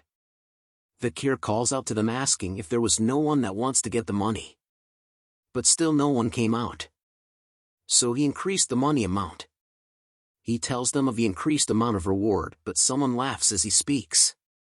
A man from the crowd calls it ridiculous and that Vikir wanted to make fun of them. The crowd agrees with the man and tells Vikir to stop messing around and go to sleep. Chihuahua wonder why they were the ones embarrassed instead as Vikir remains silent at their remarks. He asks them if there was still no one. And then decides to increase the amount of reward once again. Telling them that whoever pulls out the stick, they will get the new reward. He looks at them wondering if there is still no one. The crowd wonders what the hell was going on and if this was a joke. They talk amongst themselves wondering if they should do it. But they see a sword on Vikir's waist and wondered if they would get executed if he thinks they were being too greedy. They continue to wonder about the stick, if it was too heavy or if there was trick. Vikir is disappointed that there was still no one while Chihuahua whispers to him that the city didn't have that amount of money. A hand was raised in the crowd. A little girl with snot on her nose carrying a basket of flowers asks if she could try. A man tells her not to do it as she could be killed, but she tells him that her mother was sick and that she had to try something. She laughs and smiles, telling the crowd that if something happens to her, they should take good care of her mother. The old man had no words to say. She stands in front of Vikir and the stick. She thinks that Vikir might not kill her and that they would reward her with a few coins as she was volunteering to make herself a fool. Vikir tells her to pull it out as she hopes to be paid for a basket full of flowers. She bends down and holds the stick tightly, pulling with all her might. A surprised look came to her face as the stick came out. The crowd was surprised to see that it was done. The little girl holds the stick and looks up wondering why she pulled it out easily. As Vikir releases a red aura, and appears to be reaching for his sword. She tears up and closes her eyes, thinking that she would be executed, wondering what the reason was for her execution and who was going to look after her mother. But a bag appears in front of her. Vikir kneels in front of her and tells her to take the bag of reward money. She holds the bag of money confused and so was the crowd. He looks back at Chihuahua while asking her where her home was and that the rest of the money will be sent along with a guard to protect it. He rubs her head while saying that the law must always be obeyed. Everyone was once again shocked to see this. As the bag reveals a bunch of gold coins. Knowing that the laws will be upheld with the new deputy, the citizens were happy. Even crime rates were halved. Vikir praises the handwriting of Chihuahua's as he wrote the Eastern language. Chihuahua tells him that he has never been touched since the past 20 years that he had worked here, as Vikir tells him that the stick was the idea to grab the attention of the citizens and to leave a lasting impression. Chihuahua vows to follow Vikir for the rest of his days as Vikir tells him to calm down. But the truth was, Camus was supposed to do this act in the future, but because of fear the citizens never liked her. He rolls out a map saying that the problems are only just the beginning and since they used up their money for the reward, they needed a way to get it back. He marks out spots that held illegal groups and where they might hide in the future so as to confiscate their dirty money. Chihuahua looks at the map wondering how he knew where the criminal businesses was. Vikir tells him that he could smell it but it was acutely because of his regression. Chihuahua thinks of him as a flawless man for investigating this much already as a man opens the door. The man informs them that the Young Autonomy Association has requested a meeting, which was what Vikir had expected. Chihuahua explained to Vikir that the group was made up of several clans but was just a social club, that the young masters were above the law and had something to say about the Vikir special law. Vikir tells them that the dung flies have started to smell the shit. He shows a grin and tells them if they should start to annihilate the pests that are eating away at the city. a club that was located within the high-end hotel in the underdog city called Burning Suspension, there was a party. The people in the club were the 7 crucial members of the Youth Autonomy Association. They were the second and third generation of the 7 families located within the Baskerville territory. The blonde guy tells the servant to like the drinks spilled on the table, and they thank him for being able to enjoy this precious drink. He tells the others that no matter how much they spent, the money will keep replenishing thanks to the Baskervilles. A man raises a glass, saying it was easy to kidnap barbarians to sell as the demand for slaves continues to grow as the Baskerville only cared about territorial expansion. They talk about how this club was better than the ones in the capital and that even the Baskervilles were protecting them as their personal hunting dogs. The blonde man calls the Baskervilles as idiots with swords as they had caused them to take the blame as they destroyed a loyal clan called the Mesamadunaro clan. And thanks to that incident, there were only 7 clans now. They continue to talk about the new deputy. The blonde man asks if they had heard of his name before and that he had caused a scene when he first arrived at the age of 15. He thinks they should have some fun and teach Vikir a lesson. They think about bringing Vikir here and making a huge and expensive party, and once it's over, make him pay for everything. But say it was a joke so he won't bother them ever again. A servant appears in the room bringing out the female escorts. But one of them notices Vikir and wonders if someone had ordered a male escort. The servant grabs his hair asking him what he thinks he was doing here, as Vikir looks at him with murder in his eyes. A loud snapping sound was heard in the room. The servant was confused as his arm was in a weird shape. He screams in pain as the members wonder what happened. Vikir introduces himself to them, and they realize who he was. They asked what the deputy was doing here, and Vikir tells them they called him here. They greeted him in a nervous manner. As they whisper to each other, wondering if they should do the plan now. Vikir places his hand on the table, telling them to stop the pointless chatter. He releases a red aura, grabbing the attention of the members. Glasses shake all around. The tower of drinks vibrate. And finally exploded. They realize that he used mana manipulation to force the champagne tower to explode by touching the table, making him a graduator class. They continue to whisper among themselves, shocked to find out that he was graduator class at 15 years old. Vikir calls out to one of them and grabs his shoulder as he tells Vikir that they were gonna pay for the drinks. But Vikir leans into him telling him that they should pay for their drinks and wondered if they were planning to force him to pay for it. The rest of them tries to calm Vikir down, saying they wouldn't make him do such a thing. And that they were just testing him as the city was a corrupt place. But Vikir strikes them in the stomach. With his fingers deep inside the body as it bleeds, he tells them that a dog should never trust their owner no matter the situation. And that they act this way because they have never seen something truly frightening before. As he throws the guy onto the floor, he steps on his face, asking the others if they knew why he did this to him. And they tell him that they knew why he did this. But Vikir continues to step on his head, and tells him that they would understand what he wants to do next as he smashes the guy's head to pieces. They all stand up asking Vikir if he thinks that he will get away from this while calling him a bastard. Vikir leans face to face to another guy as he knew they wouldn't understand. He lists out their crimes: abduction, kidnapping, illegal slave trafficking, insulting Baskerville, and a bunch of other crimes. He smacks the guy in the face, saying that animals don't learn until you teach them. He looks at them with a sadistic smile as his eyes glow, telling them that they were gonna see what he can do to teach a disobedient creature a lesson. Deep in the underground dungeon, Vikir and Chihuahua are looking at something in disgust. A hand is seen on the bars, telling Vikir if he thinks he would survive after pulling such a stunt, and that he would tell his father everything. It was the blonde man. He tells Vikir that he will get out of here and kill him. Chihuahua asks Vikir why he had them beaten so much. Vikir asks him if he thinks this was too much. Chihuahua said that he can't turn people into a meat bag, but Vikir tells him that he hasn't even started yet. He walks towards explaining that the village hall was to manage wicked people, but they had turned it into a hideous organization, and based on their arrogant expressions, they still lack proper education. Vikir tells them that once the sun set, he will execute all of them, shocking the blonde man. Chihuahua asks Vikir if he was serious, and Vikir said he will bury those that associate with them. Hearing this, Chihuahua advises him not to do it as their family will fight back. But Vikir tells him not to worry as their crimes are tied to the criminals of Underdog City and that he had his ways. This confuses Chihuahua.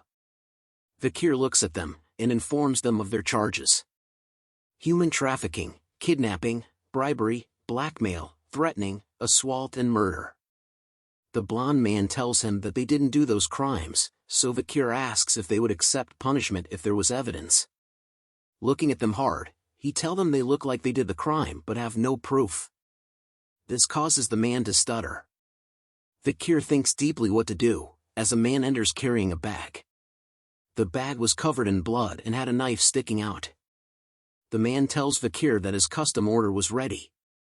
Vikir tells him great timing and good job. The bag revealed a bunch of tools covered in blood. The man asks Vikir where he got the ideas for the tools because for the past 30 years, he had never seen such scary tool. Vikir tells him they were common tools from where he came from. The man asks if Vikir came from hell, but Vikir asks if he wanted to learn, but the man declines, saying he would vomit when he sees the work with those tools. Vikir looks at the tools, remembering that he learnt these tools from torturing demons during the era of destruction. He removes his jacket, frightening the blowed man. He asks them as they stare at him, "Where's that expression of yours that said you won't admit to anything no matter what?" Vikir rolls up his sleeves telling them not to say anything, so he could relieve his cherished memories of his past for once. Rumors spread throughout the town of the 7 members' arrest. The people discuss about the arrest, thinking that the deputy would let them go. Some think that he was going to execute them, but others believe that he would not as it would cause trouble. They believe that the situation was just a political play between the new and native politicians. As the citizens predicted, the 7 families sent an apology to the new deputy consul. The local powerhouses had bent their will, making it possible for the prisoners to be released and the new deputy to be punished by the patriarch. But something else happened. The 7 heads were hung in the middle of the center square. The heads were preserved with salt, displaying expressions of agony as if they experienced excruciating pain until their last breaths. A notice was hung behind the heads, explaining the crimes of the heads and their execution details. The citizens were speechless upon seeing the heads. Vikir tells Chihuahua that this was expected because of the laws, and now new change will come to the city. Seeing this will soon cause a bloodbath in the Underdog City, Vikir tells Chihuahua to brace himself. Chihuahua was confused on how he would play a part, as he was now wearing a mask. He turns around, whispering if this was the right strategy. A figure asks if he didn't trust him, but he still wondered if this was the right plan, as the deputy consul was trapped in the cage, with people in masks all around the place and people in chains, and that he was going to be sold as a slave for the strategy. They were somewhere on the outskirts of the Underdog City. The slave auction was being conducted, which was an unlawful event that had not been reported. A man welcomes everyone to the circus. He was surprised to see people from the Mont Blanc clan. Reading the note, he sees that they were sellers and Chihuahua assures him that they were selling. He questions Chihuahua if he was not happy with the slaves from before, as the Mont Blanc clan always bought large amounts of slaves. But seeing Vikir's red eyes and black hair, he assures Chihuahua that he will take responsibility and sell him at a good price. He hopes that Chihuahua has a good time at the circus. The auction begins in the main tent as night falls. The people discuss about the slaves that were popular and what they wanted to buy, as the clown man tells them that an item was secretly embezzled by the Baskerville family's knights. It was an A-rank monster that is said to have 19 hearts, the Merciel. From its leather meat, bones and intestines nothing goes to waste. The price starts at 100 million gold. The price increases till the prize was sold for 250 million gold. The auction continues as the people bid and buy things.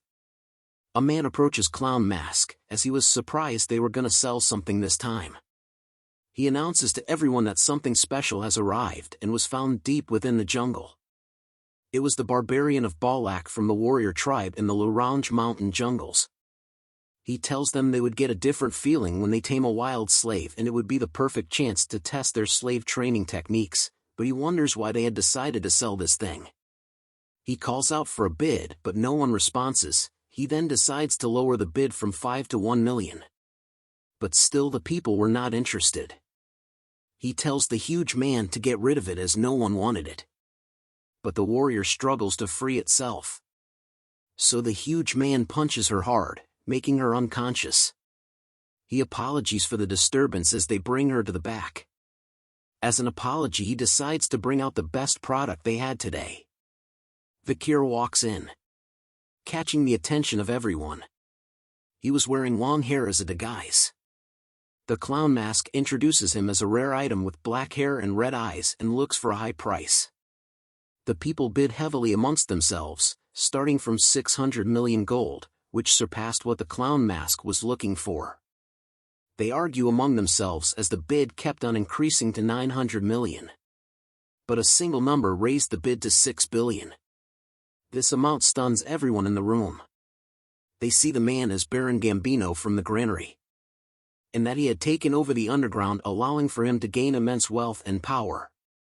The lady asks him if he was spending too much, but he tells her he can sell him at a higher price in the capital, but she tells him that 6 billion was too much, and he tells her to be quiet. He scolds her for talking back and to try arrogantly bite the hand that feeds her, so she remains silent. The masked clown asked if there was anyone else that wanted, but no one replied, hence Vikir went to Gambino. Gambino looks at Vikir thinking that he looked better up close. He tells him not to be nervous as he wasn't a bad man. As he pants heavily, telling him that he has thought of many ways to play with Vikir.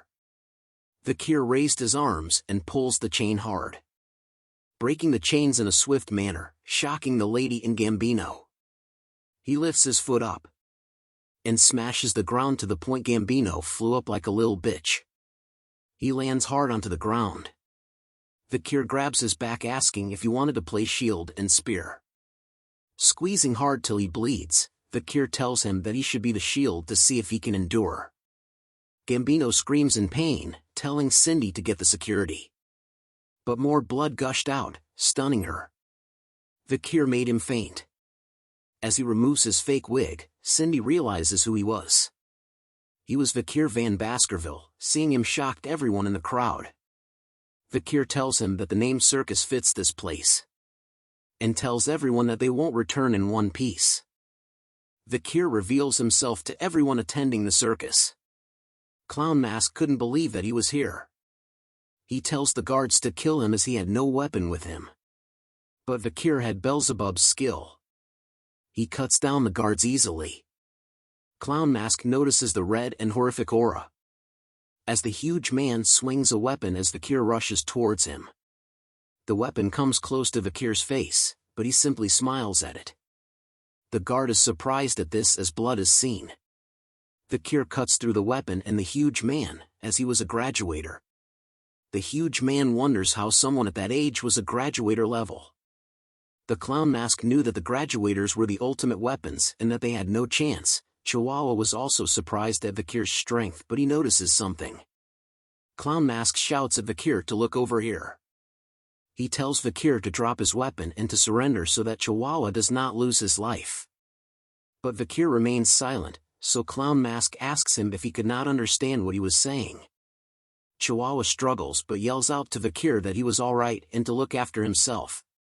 Clown Mask tells him to stop struggling, but Chihuahua continues to speak out, telling Vikir that things like injustice and compromise does not exist for him, and that he would rather die than be a burden to his superior.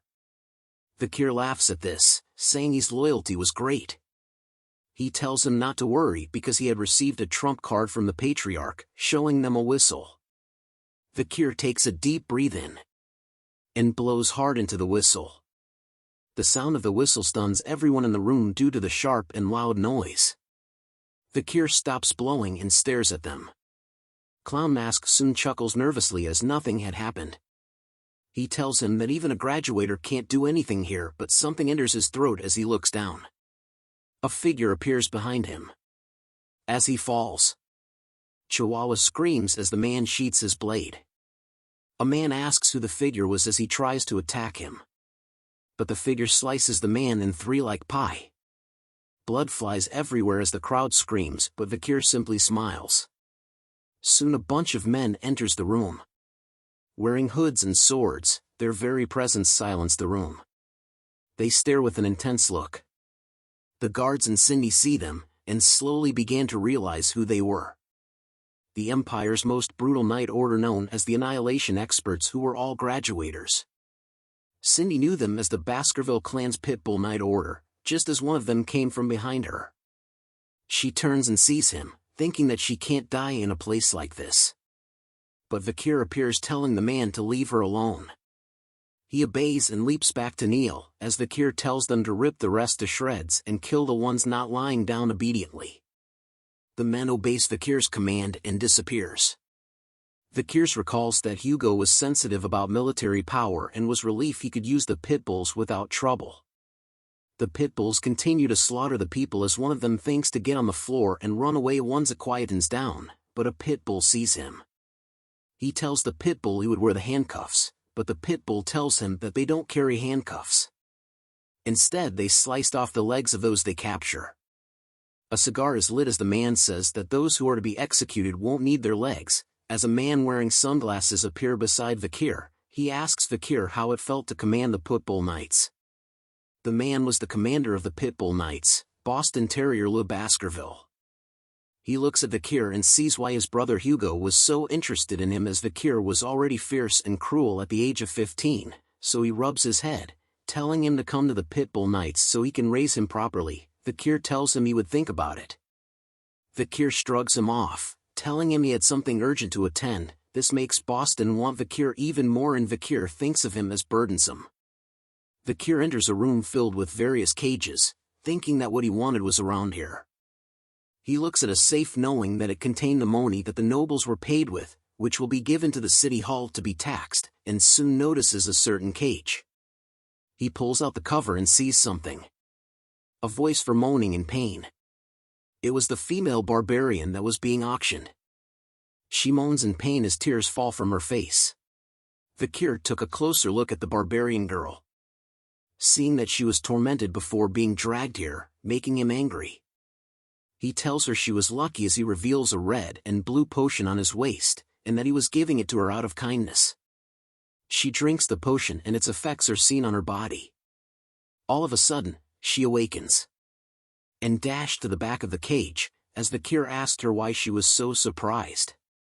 She looks at him in wonder as all her wounds have healed. Vikir tells her to go in her language. She slowly comes out the cage, as Vikir points to the exit, while still telling her to run away in her language, as he knew the basics of her language from fighting the barbarians countless times in the past. But she yells out a bunch of words that Vikir couldn't understand as he was not that fluent. But before she left the place, she turns to Vikir and spoke something in her language. Vikir believes that she was thanking her, and began to look for what he came here for and found it. It was the Merciel's corpse that was being auctioned before. Beelzebub suddenly became active. It screams out loudly, as it has been a while that it had feasted on an A-rank monster, so Vikir tells it to quickly consume the corpse before the Pitbull order arrives. Beelzebub was happy. Soon, rumors of what happened at the circus spreads in the town, and that nobles and participants were taken to the underdog city prison with their limbs torn off. And that day, the building burned. And the entire club of Burning Suspension burnt down and disappeared. With the heads of the club's VIPs were put on display, which created more awareness towards criminal acts. The 7 families who lost their children sent letters of protests to the administrative office. But the reply they received was firm, that the death penalty was given to the criminals involved with the Imperial's family most forbidden act, illegal slave trading. And that the bank drafts, ledger books and other evidence were found by the Baskerville family and will be reported to the Imperial family. Soon, the patriarchs of each of the 7 families came. They kneeled down and apologized, which was unprecedented as they were begging their enemy who killed their sons. However, Vikir's reply was simply that due to the investigation, the 7 families' assets will be confiscated. And on the charge of treason, 3 generations will be destroyed. Soon, the floor of the execution ground were filled with the dirty blood of the city's corrupt vermin. This resulted in love from the citizens as crime and employment rates were lowered, making the welfare of Underdog City restored. The next day, Chihuahua tells Vikir he had brought him coffee with a smile on his face. Vikir tells him to do his job and not bring coffee, but Chihuahua tells him that it was a sign of thanks for saving him from Clown Mask. Vikir tells him he was being stingy by bringing him just coffee, but Chihuahua assures him he also placed 2 spoons of sugar, creamer, and a little bit of water. He then asks Vikir how his transcribing training was going, so Vikir asks him to check his progress. Chihuahua was impressed with Vikir's writing as he was very good, but Vikir tells him that he still has a long way to catch up. Thinking deeply, Chihuahua was amazed by Vikir's acts of being able to create new laws from the words he learned, and was able to comprehend knowledge of law easily. He thinks that if Vikir stayed here, Underdog City will develop even more. Night arrives, as the moonlight reaches between the bars. A person is handcuffed. Vikir tells Cindy that he was sorry for not visiting her sooner as he was busy with things lately. He asks her if her real name was Cindy Wendyson Rose, but she asks him why he let her live. He removes the blindfold, telling her that he wants to ask her a few questions. She stares at him asking if questions were why he let her live. Vikir turns away, asking her if she was the reason why Baron Gambino was able to grow his power so quickly, but she remains silent. He pulls out a chair, telling her that her ability to earn money was impressive, and had she grown her talent in other places, she would have become a great merchant or banker. Then he promises her that once she answers his questions, he will let her go. But if she doesn't, she will regret her actions today. She agrees to answer his answer, so Vikir asks her if she thinks he has been enforcing the law well. He tells her to answer seriously or he won't keep his promise. This makes her upset. She tells him that he was doing well. The reply makes Vikir grin widely. He walks over to her slowly, grabbing her attention. As he slowly raises his hand towards her, lifting her face close to his as he looks her straight in the eyes, and asked her what the reason was. Vikir was staring intensely. She trembled with fear as sweat drips down her face as he slowly lets go of her face. He walks back to the chair, wanting to hear from her what he was doing wrongly. She grits her teeth, hesitating to answer. But she explains anyways, that a consul's important factor was virtue, and that even though his laws had reduced crime, many citizens will soon die and suffer from those laws. In the long term, it will cause hatred and rage from the people. Furthermore, the Baskerville family will also not welcome him, as he is gaining too much power than the clan leader in Underdog City. Vikir adds on, saying that eventually he will be hated by the people, and even become a threat targeted by the Baskervilles. So he looks at her and asks her what he should do. She tells him to return all the power and achievements to the clan leader, and that he needed to stop getting attention by going to the Lenoir Mountain or the Academy in the Empire, to hide his powers and wash his identity. And when the time comes, the Baskerville clan leader will be the one to suffer in his stead. Vikir hears this and remains silent. But soon she felt an immense pressure as Vikir asks her that what she said means that she wants the hunting dog to bite off his own owner's neck as Hound shadows emerges. He stares at her with immense power. But she does not relent easily. She furthers tell him that as a hunting dog, this was the only way for him to avoid hatred, bringing a smile to Vikir's smile. He tells her that she would keep that in mind, surprising her. Vikir takes out a key, telling her it was good advice and was almost identical to his own idea. He removed the handcuff, telling her she was free, but she was hesitant, but Vikir assures her he always keeps promises. She turns to leave, telling him she hopes that the day he regrets what happened today never comes, but before she leaves, Vikir asks her if she knew the clan Mesamadunaro, which stops her in her tracks. He goes on to tell her that the clan were merchants who were rich and were once the 8th clan. But an unfortunate event caused the clan to end. Hearing this made her grip her fist tight. Vikir recalls the history that the young master of the Mesamadunaro clan wanted to show off his sword skills in his birthday celebration. The demo started and the people couldn't believe what they were seeing. The young boy was showing off the secret Baskerville sword techniques that only members knew. This later reached the ears of the leader of the Baskerville family, confirming that top-secret information had been leaked, releasing the hunting dogs of the family, causing the Mesamedunaro clan to go extinct. But the truth was, it was the young demons of the Seven family that made the young master learn the stolen techniques. Cindy smiles awkwardly, asking Vikir what that story had to do with her. Vikir continues the story, saying that there was a survivor from the clan, that the Seven idiots had sneaked out a 1-year-old girl from the devastation. All because the girl was beautiful. She went through cruel and unusual torture, acts so horrible that even Vikir couldn't talk about it. Hearing this made Cindy grit her teeth hard. She turns to leave, telling Vikir she doesn't want to hear anymore, but Vikir tells her there was more to the story. And time passed, and a new deputy came to the city, managing to drag out the old problems out of the city and punish them, as the trigger for everything was the Seven idiots. And that the new deputy made sure that the Seven idiots were tortured properly and they admitted their crimes as they met their end, making them say their last words. "I'm sorry for committing such a heinous crime," or so they say. Hearing this made Cindy tear up as she turns to look at Vikir. She yells at him, wondering who the hell they were saying sorry towards. And Vikir tells her that the sorry was meant for the young girl using the fake name Cindy Wendyson Rose, the sole survivor of the Mesamedunaro clan, but Cindy could not believe him, telling Vikir how she was supposed to believe him when he tortured them. Vikir grabs a torch, telling her that it would be easier for her to see with her own eyes. They reached a certain cell, where he told her to take a look. Tears fall from her eyes, as she was alarmed from what she saw. Bodies and walls were covered in blood everywhere in the cell she looked in. Words were written on the floor with blood, as the Seven idiots confessed, saying they were sorry and begged for forgiveness. The scene before her made Cindy throw up.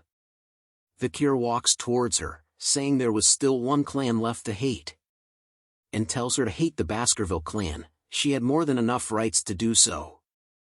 She wipes her mouth, staring at him. She asks him why he was helping her even though he was part of the Baskerville clan, but Vikir tells her she was asking the wrong question.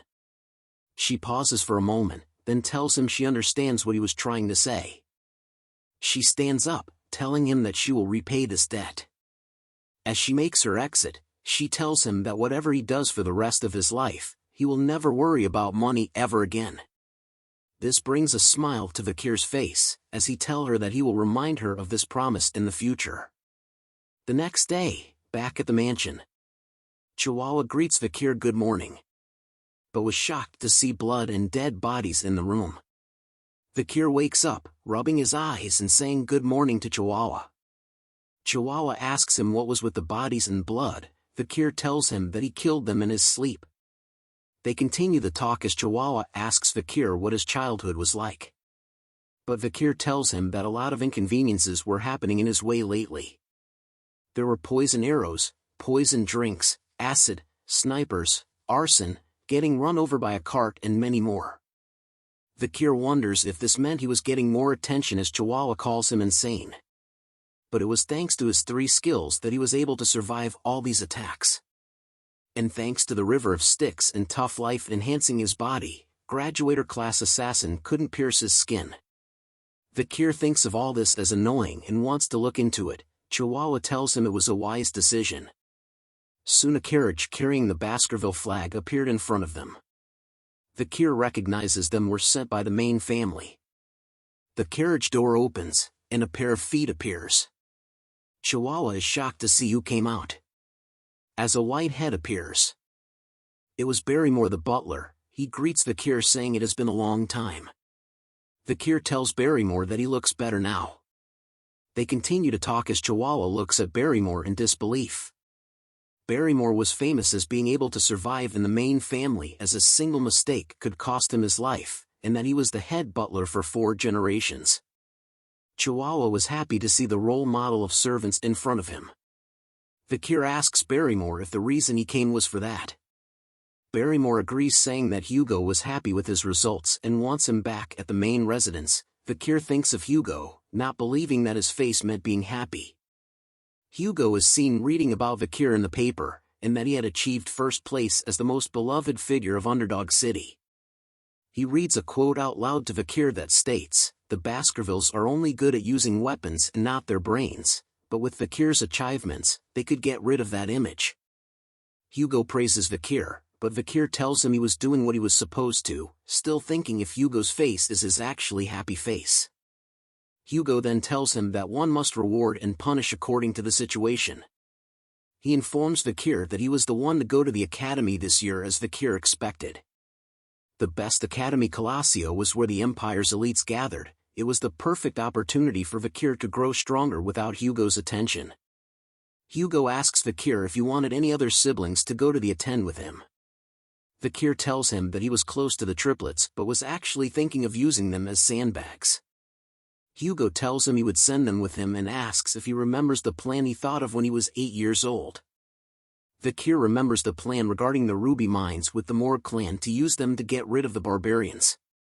Hugo smiles, telling him that the plan had worked. Vikir asks what he meant by that and Hugo explained, saying that the Morgs suggested a joint raid and were humble about it. And Vikir should inspect the territory before going GTO the academy, and if the laws he had altered were being upheld. Vikir bows down and tells Hugo he will follow his orders. Back at Underdog City, Chihuahua waves a cloth in the air, calling out to Vikir. He tells him to take care, and that he will do his best with all the work in the meantime.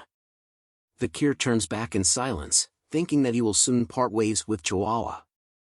As he continues the march, Vikir speaks out loud, telling someone to show himself. A group of hooded figures appears suddenly behind Vikir's convoy. One appears beside him, as Vikir apologies to the hooded figure for making him wait. The man was Staffordshire Baskerville. He tells Vikir it was okay and that their job was to escort him safely. Vikir asks him if Uncle Boston Terrier was doing well, and Staffordshire tells him that he wanted Vikir to join the pit bulls after the slave auctions. Vikir thinks of his uncle as someone who makes him uncomfortable. They soon reach a mountain. Looking at the mountain, they wonder if this was the region they lent to the Morg clan. Vikir looks around, noticing that nobody was breaking the laws. Staffordshire tells Vikir that a team was sent to inspect before, but Vikir knew that they were really meant to get rid of the barbarians. He informs Vikir that the Morg clan had formed a huge group showing that they were serious. On the other hand, the Baskervilles had only sent a small group with Vikir. But Vikir thinks it was a good idea by Hugo to see the barbarians' lifestyle. A fortress is seen deep in the mountain. Skeletons were seen with spikes coming out of it. Vikir sees it as a mage's warning to the barbarians, a very scary message. The act reminds Vikir of the little girl from the Morg's clan. 3 figures stand on top of the fortress. They shout who goes there, catching the attention of Vikir and Stafford. They were girl triplets, who tells them that no one can pass without their permission. Vikir knew who they were. They were the Morg clan 3 flowers, the triplets, Hysis, Middlesis and Losis. The author is lazy in naming triplets. Each of them were insane. Combined together, their insanity could reach the heavens. Vikir tells them that they were the envoy team from Baskerville. He explains to them that they came to inspect the area and to open the gates, but they wave him off, saying they had to report to the person in charge, and that a reply will come tomorrow.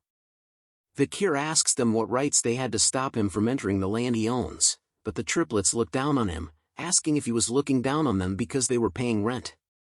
The triplets asks Vikir if he knew about the tenant's law, which was his family's law, causing Vikir to have a headache. Red aura glows from his hands as Stafford notices. Vikir tells them that he made changes to that law, so that he could chase tenants he didn't like.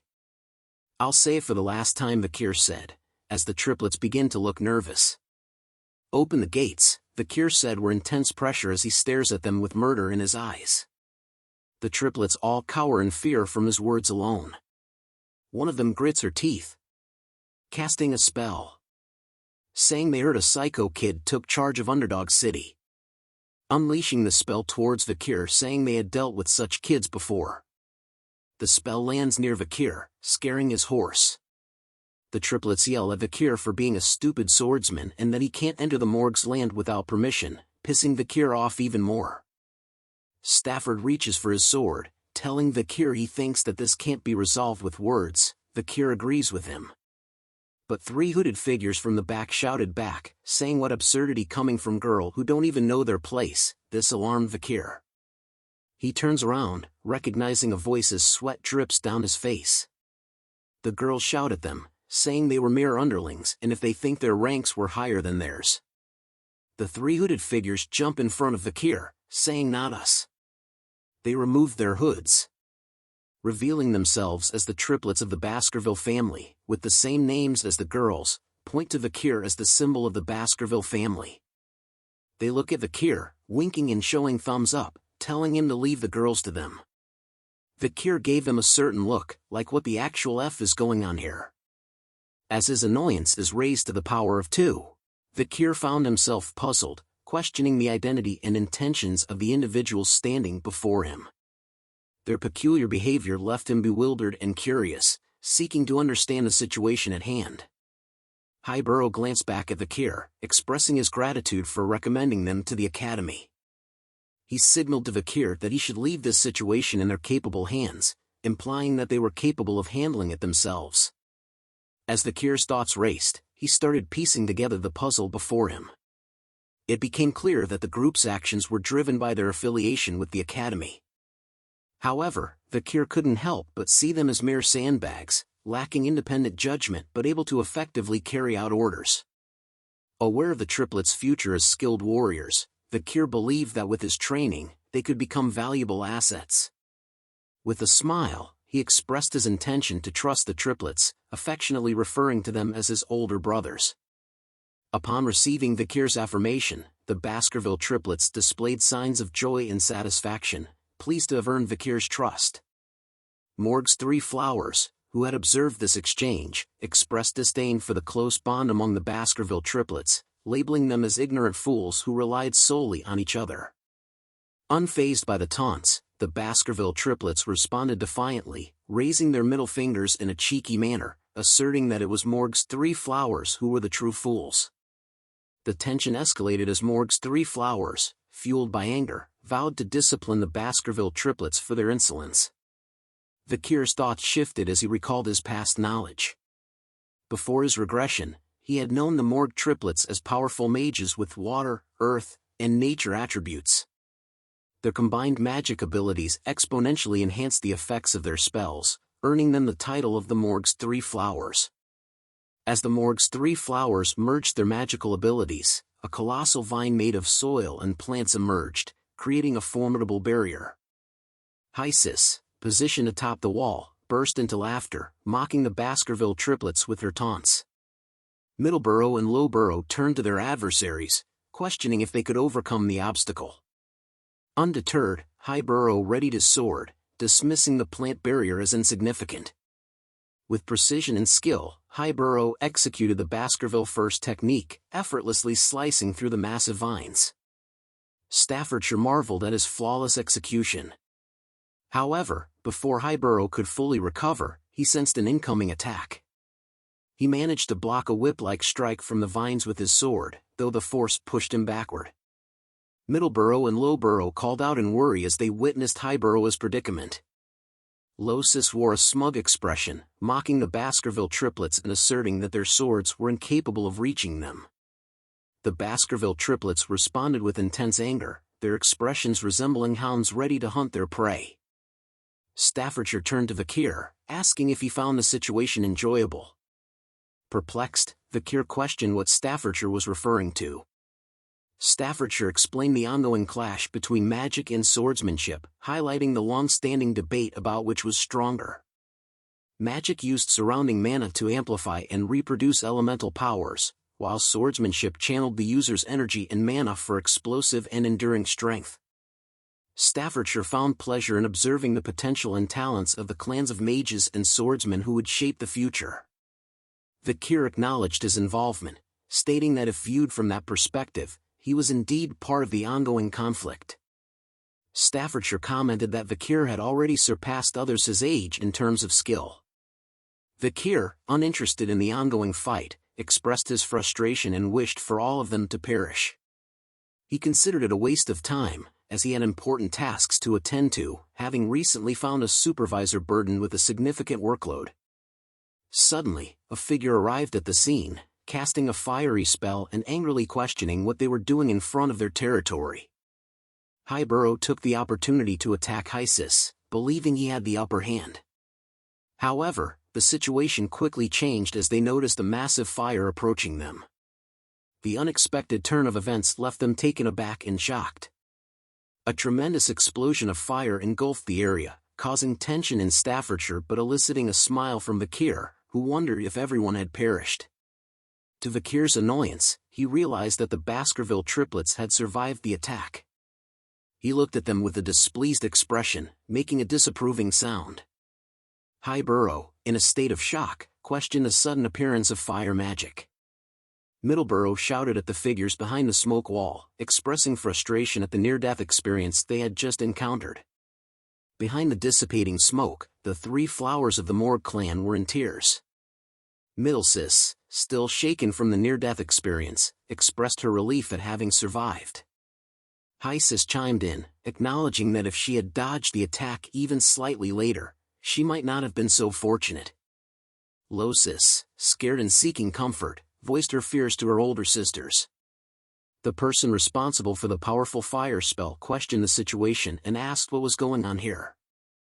Vikir looked up at the figure who had unleashed the attack. It was Morgue, standing atop the castle gate wall, flames still burning in her hands. Camus looked down and declared her inability to forgive anyone who caused trouble within her managed territory. As she landed in front of Morgue's three flowers, Middlesis tried to explain that their intention was to stop the invader, while Losis added that the fight had been initiated by the other party. Camus cast a cold gaze upon them and questioned their informal way of addressing her as Camus, emphasizing her position as the vice head of the fortress. Middlesis couldn't help but shudder in fear, denying any disrespect and quickly correcting herself, addressing Camus with the appropriate honorific. Camus then pointed towards the treetops where dead skeletons hung, warning them to be cautious if they wished to avoid a similar fate. Middlesis let out a frightened cry and apologized for their actions. Camus noticed Vikir, and her eyes widened in shock. She approached him and remarked that it had been a long time since they had seen each other, recalling that it had been 7 years. Vikir smiled and acknowledged that it had indeed been a while, greeting her as Morgue. Vikir couldn't help but wonder if Camus' more mature appearance was the reason for her increased attractiveness. He mused about the beauty of Morgue, who had captivated the hearts of many men in high society. In his previous life, there had been scandals and rumors surrounding her, as she allured even married men. However, he found it strange that there were no such rumors in this lifetime. Nevertheless, he brushed off those thoughts. Vikir straightforwardly requested Camus to open the door, stating that words wouldn't work on the triplets. Camus was taken aback by his blunt words. She looked angry and questioned if that was all he had to say after such a long time. Vikir gazed at her with curiosity and inquired about what he should say instead. Camus' anger flared, and she exclaimed in frustration. Staffordshire observed Camus' escalating anger and wondered if the next fight would be between the superstars of the two clans. Camus pointed her finger at Vikir, her eyes filled with angry tears, and declared that he scored 0 points.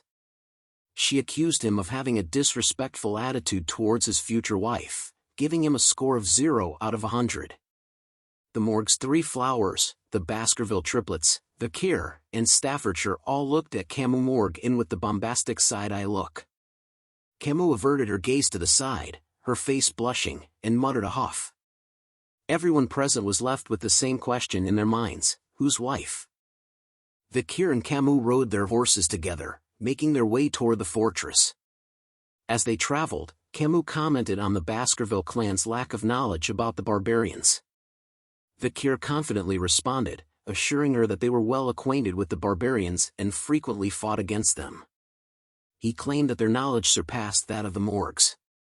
Curious, Camus questioned Vikir's decision to send the Baskerville triplets, referring to them as young and foolish hounds.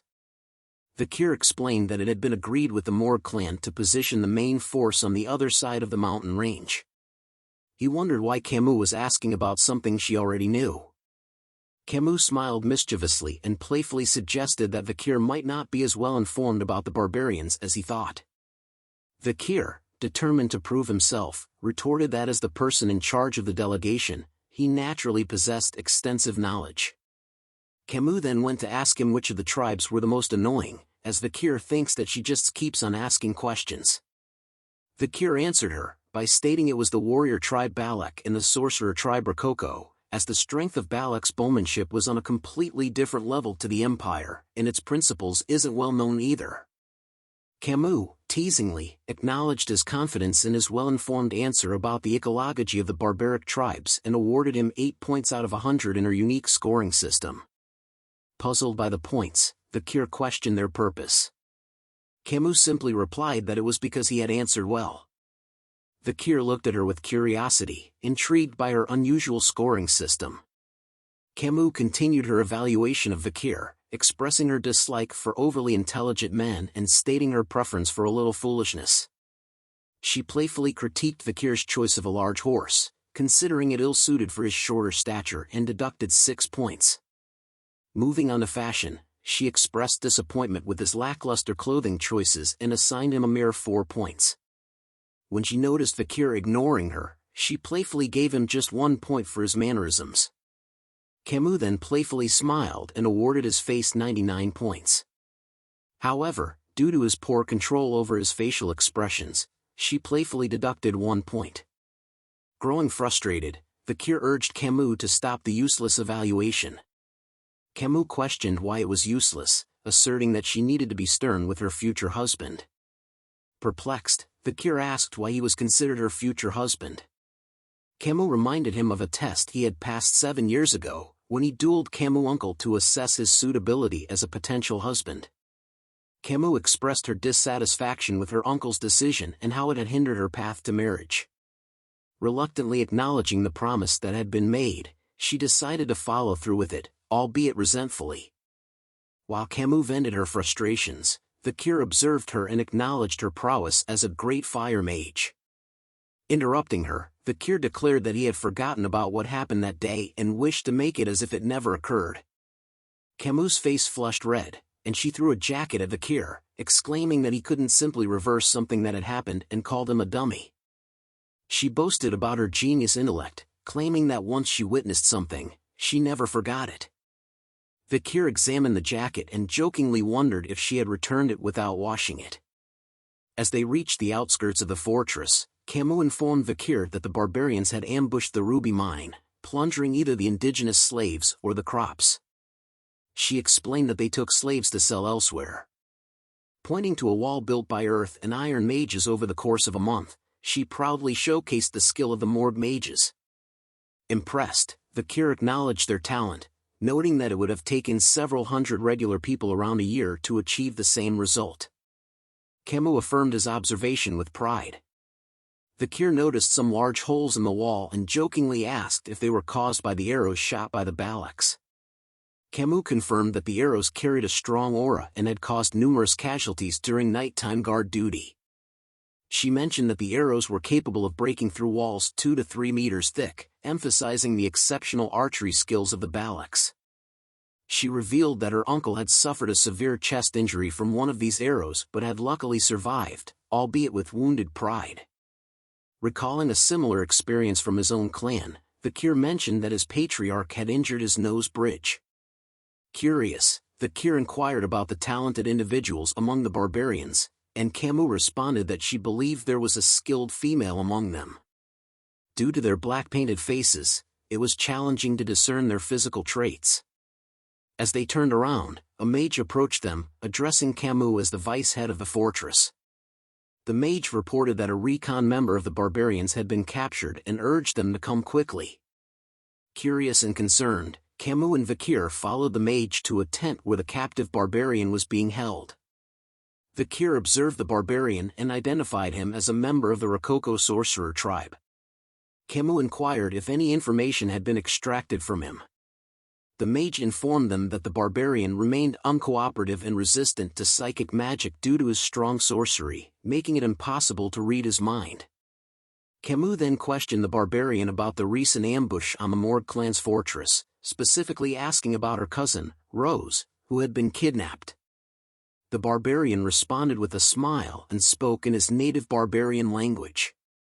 Camus turned to the mage, requesting a translation to learn about the whereabouts of the barbarian who rebelled. The mage reported that when the barbarians attacked, everyone at the fortress had either died or been taken away. He informed her that, at that moment, there was no one available to translate the barbarian's words. Suddenly, Vikir spoke up, revealing that he knew a little of the Rococo language. Surprised, Camus questioned what Vikir didn't know how to do. Vikir clarified that he was not fluent and only had a basic understanding of the vocabulary. Camus requested Vikir to ask the barbarian about the whereabouts of her kidnapped sixth cousin, describing her as a 12-year-old girl with red eyes, red hair, and white skin.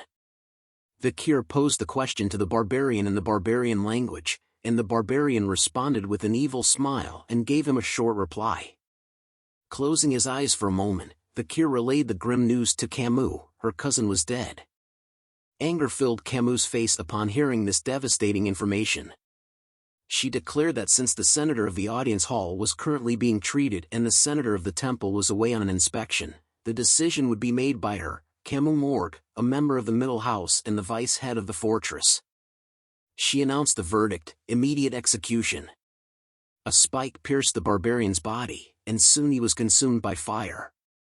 As the barbarian burned, he uttered something, but Camus dismissed his words, stating that after the war, the language he spoke would only be used in hell. The barbarian's companion watched in horror as he met his fiery demise.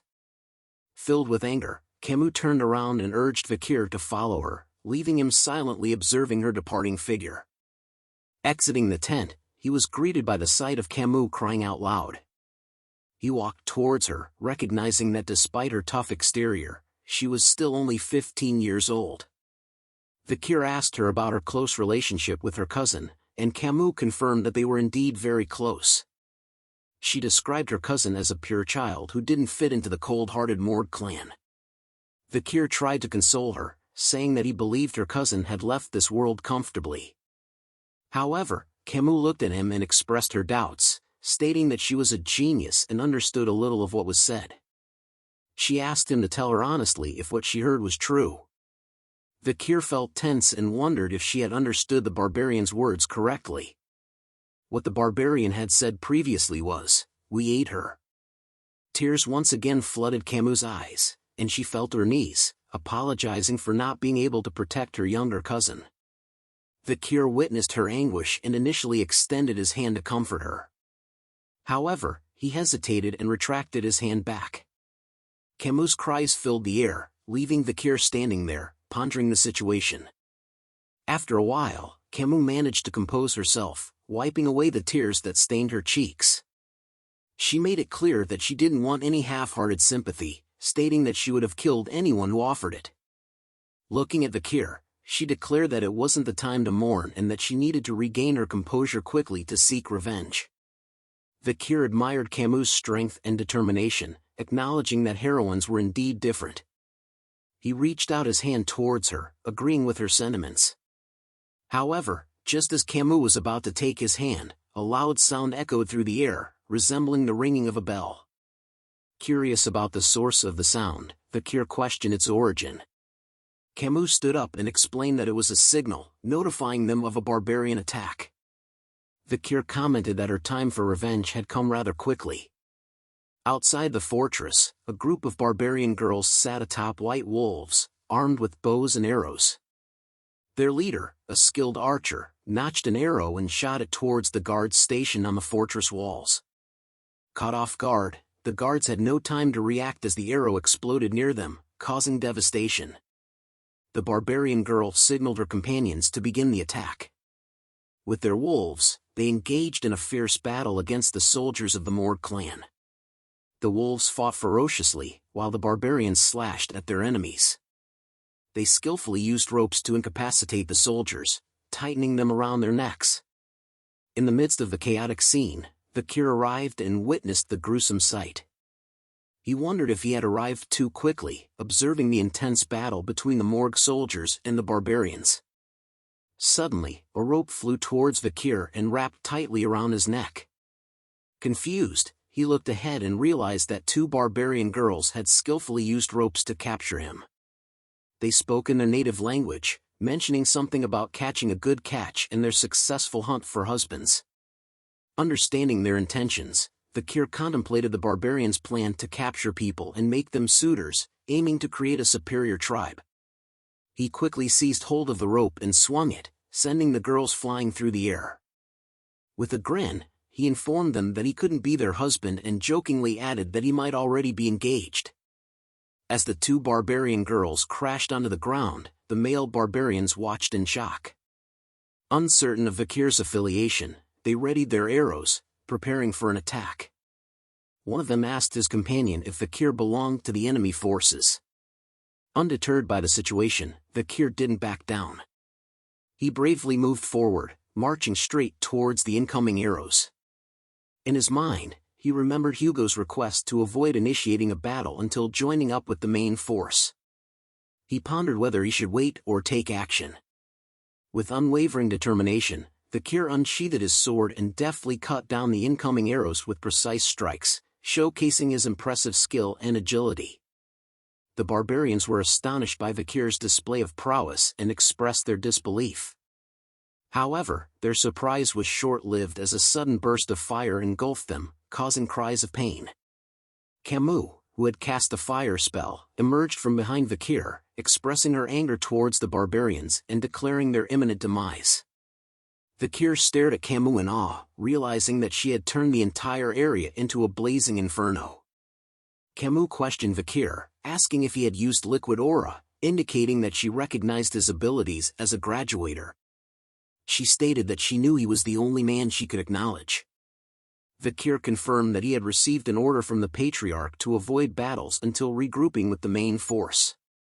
Unfazed by the situation, Camus began casting multiple spells and inquired if it was an order from Baskerville's Patriarch.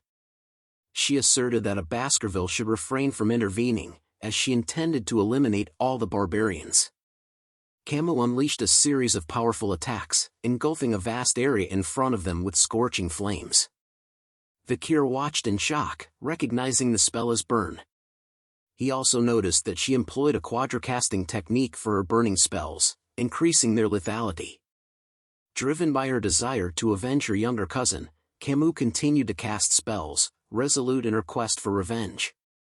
Suddenly, a barbarian used a blow dart and shot a needle that landed on Camus' neck.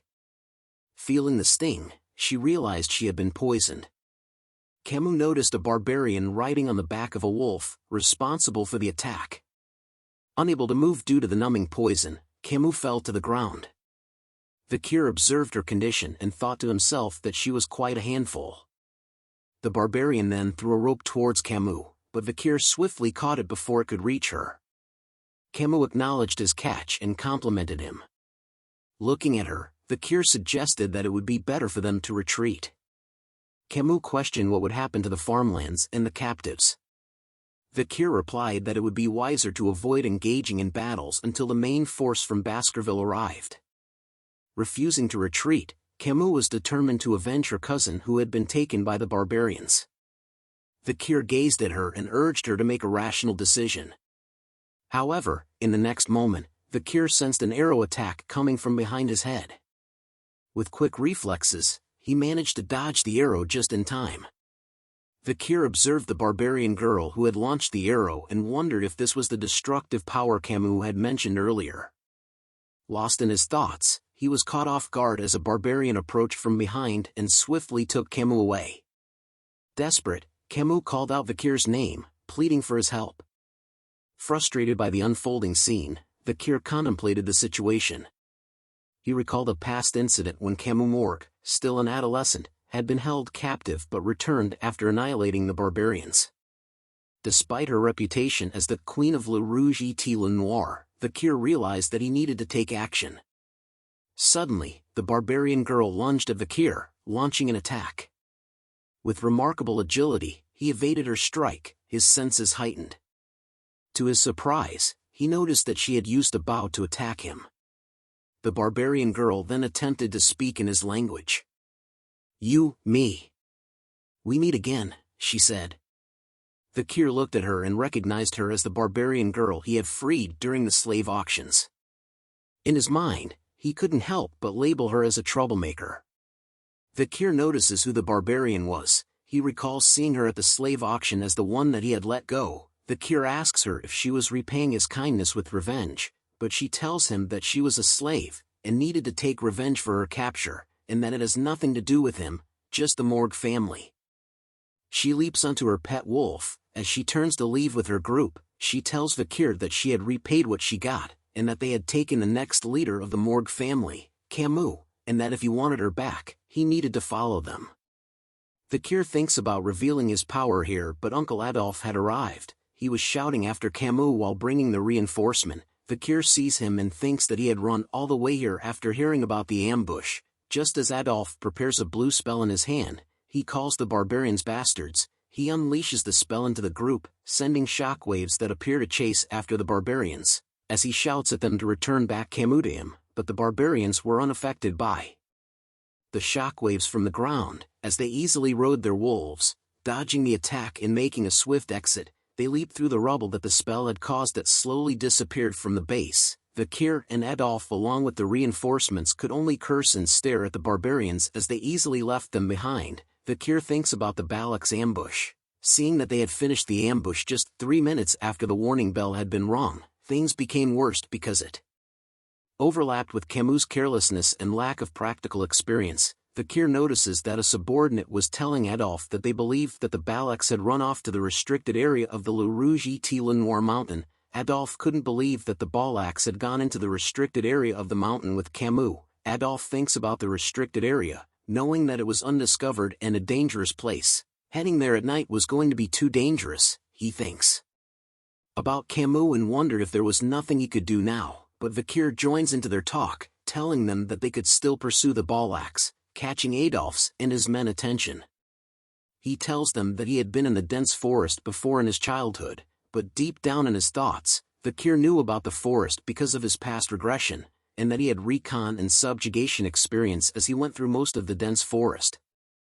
Adolf grabs Vikir's shoulder because of what he just said, asking Vikir if he was actually serious. The man behind Adolf informs him that going into the Le Rouge mountain itself was a suicide mission, but Adolf tells him that he will only bring those that want to go, and wouldn't make an issue out of it later. As Vikir nervously looks at Adolf's hand on his shoulder, Adolf thought to himself that he already knew that Vikir was extraordinary but had no other choice than to rely on him. The moonlight pierces the skies as Adolf tells Vikir that he will leave it to him to save his niece Camus. A metal fence is seen with a skull sign. It was the booty of the dense forest on the Le Rouge mountain residing on the Baskerville territory. Inside the dense forest, there were many creatures such as the bone-sucking mosquitoes, poisonous thorny vines, silent spiders and other dangerous creatures. A normal human being would never last for more than an hour in there, which was why it was called the life-engulfing forest. Something bounces off a tree branch. Adolf and his men are seen following a red streak of light bouncing side to side.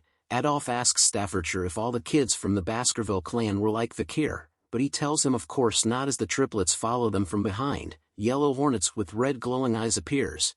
Just like the ones in Pokemon, Vikir grabs onto his sword, preparing himself just as Staffordshire tells Adolf that Vikir was special. Vikir easily slices the yellow hornets into pieces. The triplets stare at him in amazement. All of them were thinking about how cool Vikir was. Vikir peeks out from his cover, sending a signal to everyone else, catching Adolf and Staffordshire's attention. A bright orange glow is seen in the distance as Vikir tells them that he doesn't think that the barbarians have gotten far. He tells them of a rumor he heard, that the Balak hunter would scatter dry leaves to hear the sound of their chasers. He warns them that they needed to be more careful from here onwards. Adolf approaches Vikir and casts a spell called Silence. He explains to him that this magic would prevent him from making noise as he walks. Adolf tells Vikir to let him take over from here and that he won't forget this, calling him nephew-in-law. Vikir grows nervous at the thought of this nephew-in-law. A campfire is lit, showing that the barbarians were all gathered around the fire with their wolves on standby. Camus was tied to a string, shouting at them, calling them bitches, and that once she was free, she will burn them all to death. She continues to yell at them, telling them that she'll show them the horror of her special fireball and that they should prepare themselves, but they ignored her, Two females were talking about how they liked the guy they saw before and that they failed in husband hunting. Camus began to breath heavily from all the shouting as sweat drips down her face. She thinks about how they weren't even listening to her, and that they've been talking about husband and wife hunting since earlier. She wonders if that was why they kept ambushing them, but a foot appears near her. A male barbarian appears stroking his chin, saying that since they captured Camus, all the males within the tribe would want her. Camus yells at him, calling him a perverted bastard, asking what he was planning to do to her and that they should kill her instead. But the man cleaned his ears, saying he doesn't understand what she was saying. He grabs her face instead, knowing that she was talking back because of the look in her eyes. He licks an arrow as he stares at Camus' face, telling her that an arrogant slave should be disciplined, but Ayan interrupts them. She calls him a Hun and tells him to get away from her slave. A Hun talks back to Ayan, saying that he was the one who captured Camus. But Ayan tells him that it was bullshit and to keep his voice down. But a Hun continues to argue, saying he was the one that shot the paralyzing arrow and set up the trap. But Ayan tells him that she made it possible because she stopped Vikir, who was good with the sword, or else he would be dead. Camus stares at them arguing and wonders if an internal argument was breaking out. She looks at Ayan and assumes she was the commander. She thinks deeply about how Ayan had the skill to go against Vikir, who was a low-ranking graduator, and that if she wanted to escape, Camus needed to do something about Ayan first. A Hun continues to shout at Ayan, telling her that he won't let her stubbornness slide just because she was the commander. But Ayan's hand began to glow blue. She lets out an intense glare at a Hun, revealing a horrifying blue aura, as she tells him that if he was angry, he could come at her any time, and she would turn him into a bloody mess. Seeing Ayan this way sent an overwhelming sense of fear into a Hun.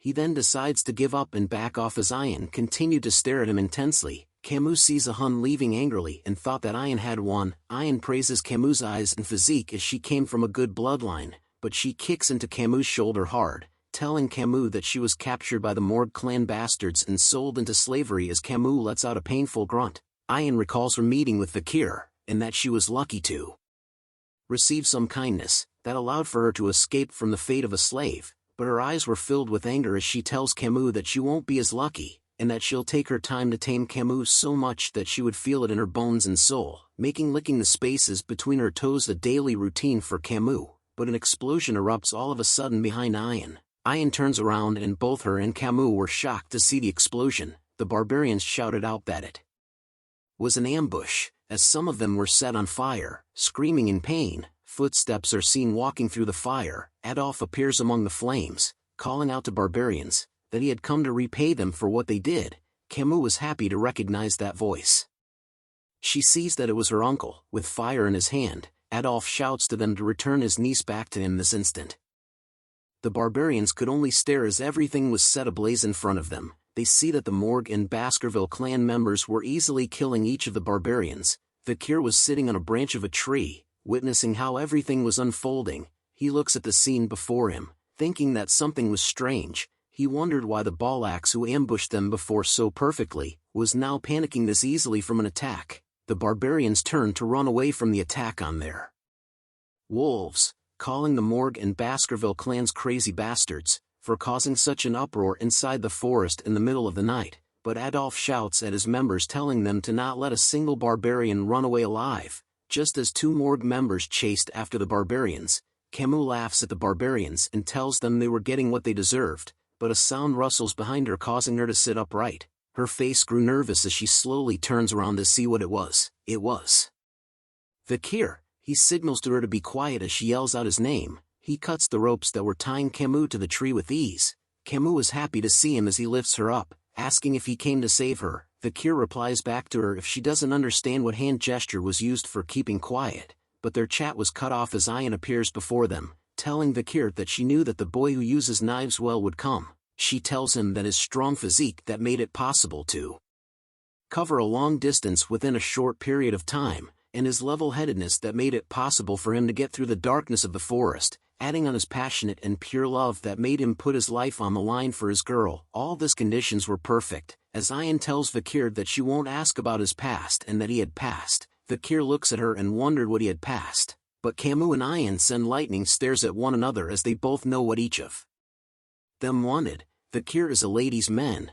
Vikir pulls Camus closer to him, causing her to blush slightly, as he thinks about not being able to hide his powers in this situation, and that he couldn't recall anything about Ayan from his past life. Ayan seemed pissed that Camus was close to Vikir, as he wonders if she was the one that gave the nose bridge scar to Hugo's face, and if she was the Black Archer Night Fox, but he changes his thought as he realizes that she was too young and unskilled to be the Night Fox, but was probably someone who had the same bloodline. But as they were talking, a blow dart is seen pointing at them. Vikir sees the attack going to Camus and easily blocks it with his hand. Ahun was shocked to see this and wondered how Vikir knew as he was hiding in the bushes. Vikir decides to pick up Camus, causing her to scream a bit as he realized that things had become bothersome. He tells Camus to bear it with him for a little, and that he will return her to his uncle. Camus agrees shyly, thinking that he was still out of it as he was using formal language, which might be because of the poison. Vikir and Camus quickly leap away, leaving Ayan to stand alone in silence. She scratches her head, saying that she wanted Vikir to return with her obediently. As Vikir and Camus escape, he asks her if she was severely poisoned. Camus replies shly while blushing that she thinks so. All of a sudden 2 barbarians appear and shoot arrows at them. Vikir manages to block their attacks with his sword as Camus shrieks from fear. Ayan then prepares her arrow, lightly releasing a blue aura that covered the arrow. She stretches the bowstring and prepares her shot, with her arrow glowing blue intensely, her gaze filled with focus as she prepares to get rid of Camus. She lets go of the arrow, which unleashes a powerful blue streak of light. The arrow soon reaches the back of Vikir as he carries Camus. He turns his head in a swift motion and sees the powerful arrow reaching them. Camus turns as well due to Vikir and sees the arrow just inches away from her eye. Huge pillars of ice suddenly erupt throughout the forest following the attack of the arrow. Sweat drips down Camus' face as she spots the arrow standing still just inches from her face. Adolf appears and had used ice magic to freeze the arrow from attack Vikir and Camus. He shouts at Camus asking if she was alright. Camus was glad to see her uncle arrived. Adolf casts Cure Poison to heal Camus. He holds Camus dearly and mentioned that the poison was really severe and numbing, which was difficult for him to remove everything, and tells her that they needed to visit the Divine Quo Vadis when they return. But Camus pushes his hand away, asking him to let her go for a moment. Instead she runs towards Vikir and hugs him with all her might, telling him that he had saved her again. Seeing the shocked Adolf, tears filled his eyes and he tries to tell her that he too also tried his best, but Camus was not happy with him. She yells at him, wondering why he had only come now and that she was going to tell her mother everything. Just as Camus was yelling at Adolf, a rope appears around Vikir's face. The rope tightly wraps itself around Vikir's neck as Ayan appears behind him, holding the rope tightly and surprising Vikir. She tries her best to pull Vikir but couldn't. She wondered why he was so strong and why he wasn't moving backwards. She tells Vikir to be obedient and to let himself be captured as she was running out of time. Vikir easily snaps the rope into pieces, thinking why was there no time. Camus yells at her, saying it was you again. Vikir thought deeply about the reason why the Balak were in a hurry. Soon enough a demonic being gaze was felt. An ominous deadly aura was felt throughout the forest. Ayan trembles in fear as she gazes at the sky, saying shit, did it finally noticed. Even Vikir's weapon Beelzebub was activating on its own and causes a buzz. Vikir looks at it, wondering why the Beelzebub in his veins were giving him an intense warning. He knew that it meant that something was coming. Ayan tells him that she was coming as sweat drips down her face. Fear overtook her as she spoke its name, Madame Eight Legs. As she looked up, a sudden pillar appears as though it pierced through the forest and was aiming for the skies. Everyone looked at it. The barbarians and even its wolves were terrified at its appearance, saying that the madam was here. Vikir and Camus looked up and wondered why a pillar had appeared. The pillar was releasing a scary-looking purple aura, and soon split into various legs. Hell no, if I was there I would be running away instantly. Like by Felicia, the legs attack various places throughout the forest. As Adolf covers Camus and Vikir, he questions why there was such a monsters hiding in the forest. Vikir recalls what the monster was and didn't expect to see it in a place like this. If Vikir's memory was right, it was Madame Eight Legs who had an S rank rating. Madame Eight Legs lets out a horrifying shriek of madness that was heard throughout the forest as the three of them stare in horror. As Camus tries to shout out what that was, Vikir quickly covers her mouth, telling her that she can't make loud noises. He explains to her that even though Madame Eight Leg has poor sight, it has sensitive touch and hearing. Vikir recalls an old native prior to his regression, about the incidents seen and heard about at the Le Rouge et Le Noir mountain. The legend the elder told seemed like a horror story. It was a horror story about the madam with 8 legs which inhabited in the depths of the forest, according to the Empire's Monster Dictionary, which was finalized after 7 revisions. There were written records of Madam 8 Legs, that its risk ranking was S, and was a monster capable of destroying a nation within a single day, making it a disaster rank. Madam 8 Legs lets out a horrible shriek, causing green slime to spread all around from its mouth, as though it was part of Nickelodeon's slime show. The green slime melts the branches of the tree. Vikir dodges the green slime with ease while Adolf protects Camus from the slime using a spell shield, but Hans lets out a scream like a little girl. He shouts out as Madam's poison had landed on his hair. No more man buns for him. The hair covered with poison was quickly cut off. Ian had cut it off, whispering to him that he was an idiot for screaming in front of the madam. Just as Hun kneels down on the ground, Ian couldn't believe what happened and looked up. She sees that Madam 8 Legs was looking right at her. She tells Hun that she would have killed him, but he was lucky that he was the grandchild of the shaman. She whispers to the others to quickly retreat. On the other side, Vikir and others were making a run for it too, as Adolf whispers to them that they needed to get away. But Madam 8 Legs had spotted both groups and slowly senses their movements with her. I don't know what this is, man. Is this a tongue? Comment below what you think this part is. Madam 8 Legs had spotted the 2 groups who were retreating differently. The Ballacks were running away in small groups just like the blue dots, whereas the Morgs and Baskerville members were running away in a large group just like the red dots. There was a slight difference in how the 2 groups retreated, but it made the madam decide who to chase after. It decided to chase Vikir and the others. Adolf asked why it was coming their way. A member of the Morg clan tells Adolf to leave it to him as he knew that a bug's weakness was a fire attack. He conjures a huge fireball and sends it flying towards the madam. It lands and causes a huge explosion in its face. The members saw the explosion and believed that the fireball attack had worked. The man asked Adolf if he had saw that, but was interrupted when one of Madam's legs pierced through the man beside him into the air. The man could only stare as blood flew all over from its attack. Blood was spilled on his face as tears began to form. He looks at the madam and realized that the fireball attack had nothing. Adolf was panicking as he was running away, wondering what the hell was that. But Vikir was deep in thought. He decided that this was it. As the others continued to run away, Vikir had turned around, surprising them. Staffordshire sees this and asks what Vikir was doing.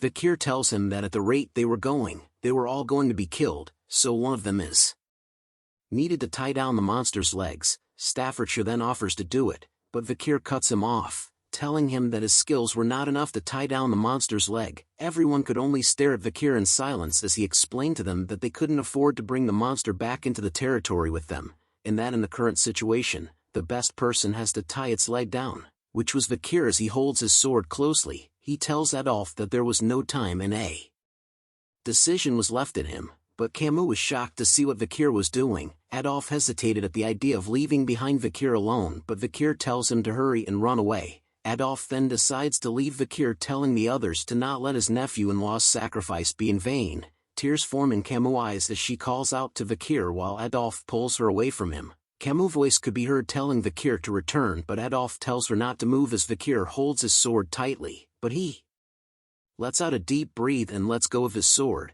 He looks ahead and thinks that he has no intention in the destruction of the Baskerville territory, and that the Allied forces could not stop the madam who was still growing. However, this was a good opportunity for Vikir, as he plans to fake his death in order to get away from Hugo. To buy enough time for him to learn the 10th technique in his head, he decides to return to the clan, only when he was skilled enough to not be pushed around by Hugo, or when he had perfect control over his skill. Being able to hide and control it was when he will return. Vikir unleashes the full power of Beelzebub in his arm, revealing its demonic energy blade.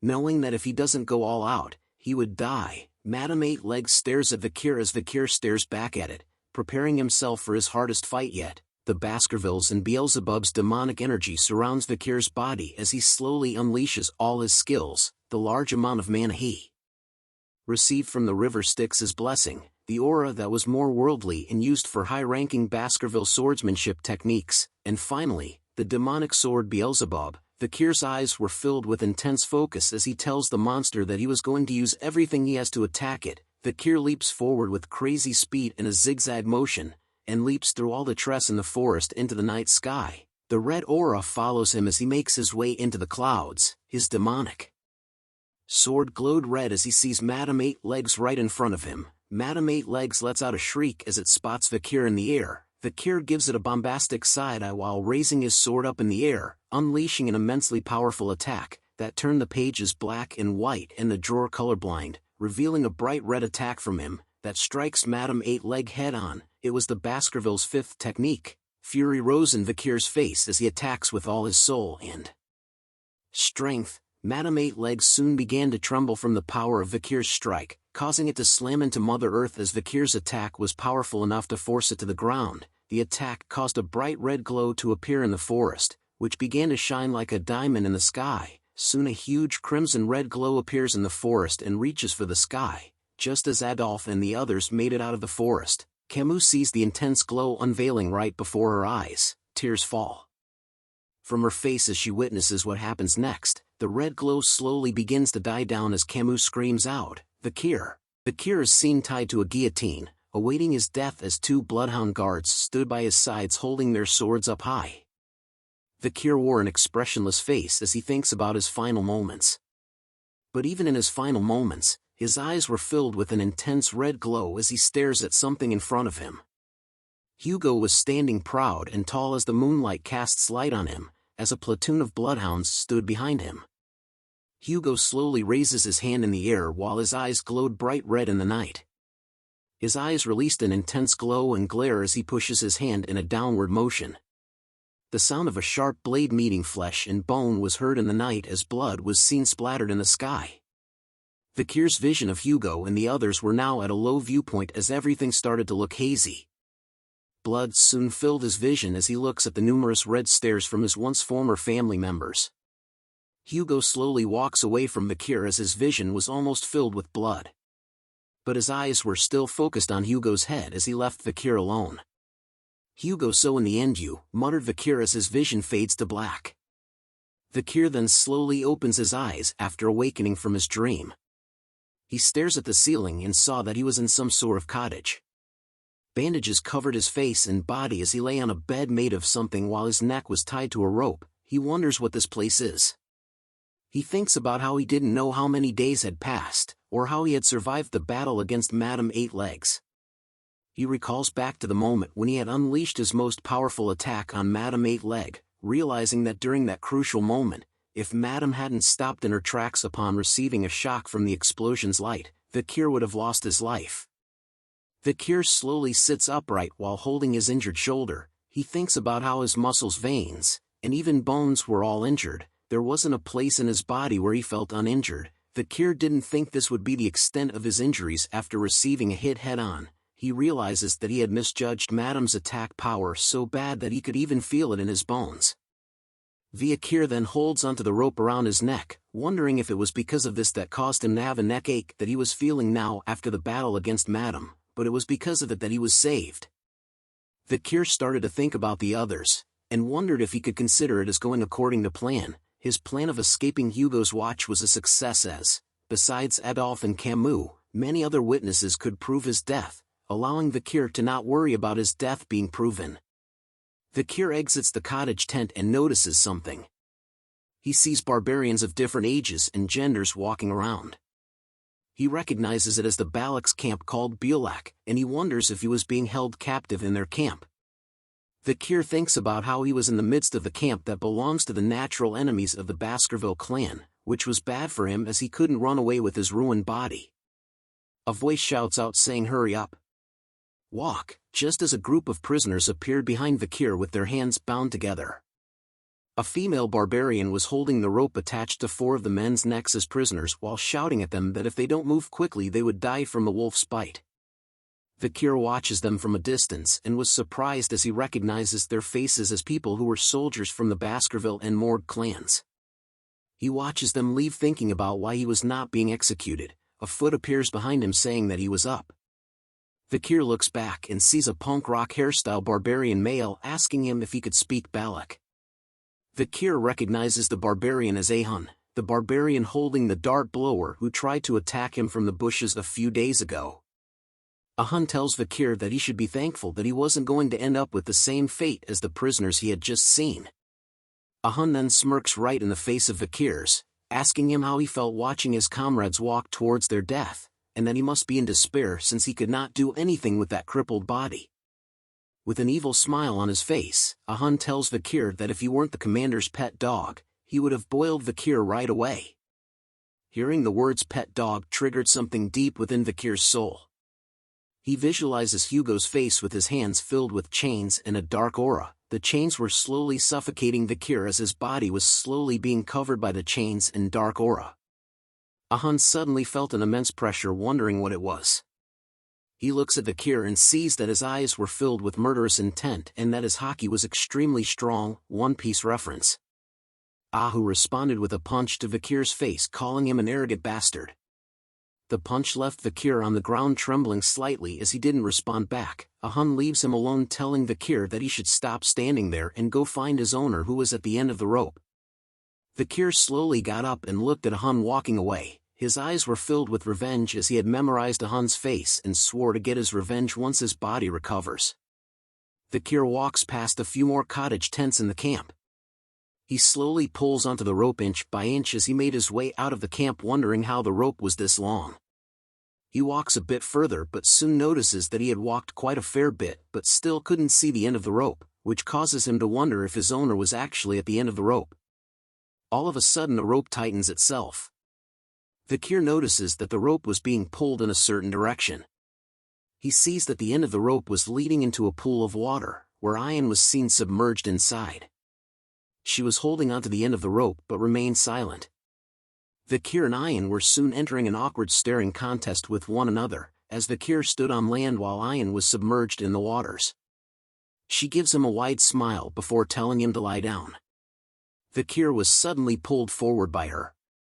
As his head was pulled forward by Ayan, a certain object went through the spot where his head was originally. An arrow lands on a tree. Ayan came out of the water and shouted at a group of children, calling them brats and telling them to go practice somewhere else. Meanwhile, Vikir was just laying on the ground motionless. Ayan then turns to him to thank him for setting her free at the slave auction. She points a finger at Vikir, telling him that she was the kind to return kindness twofold while returning tenfold when it comes to revenge, and since he had saved her once before, she had now saved him twice. Vikir wondered where the twice came from. She explains to him that she had gone back for him after his fight with Madame Eight Legs, and if she didn't do that he would have died, so he needed to be thankful that she was tenacious. Vikir then asks her if she was the one who had set up the rope attached to his neck.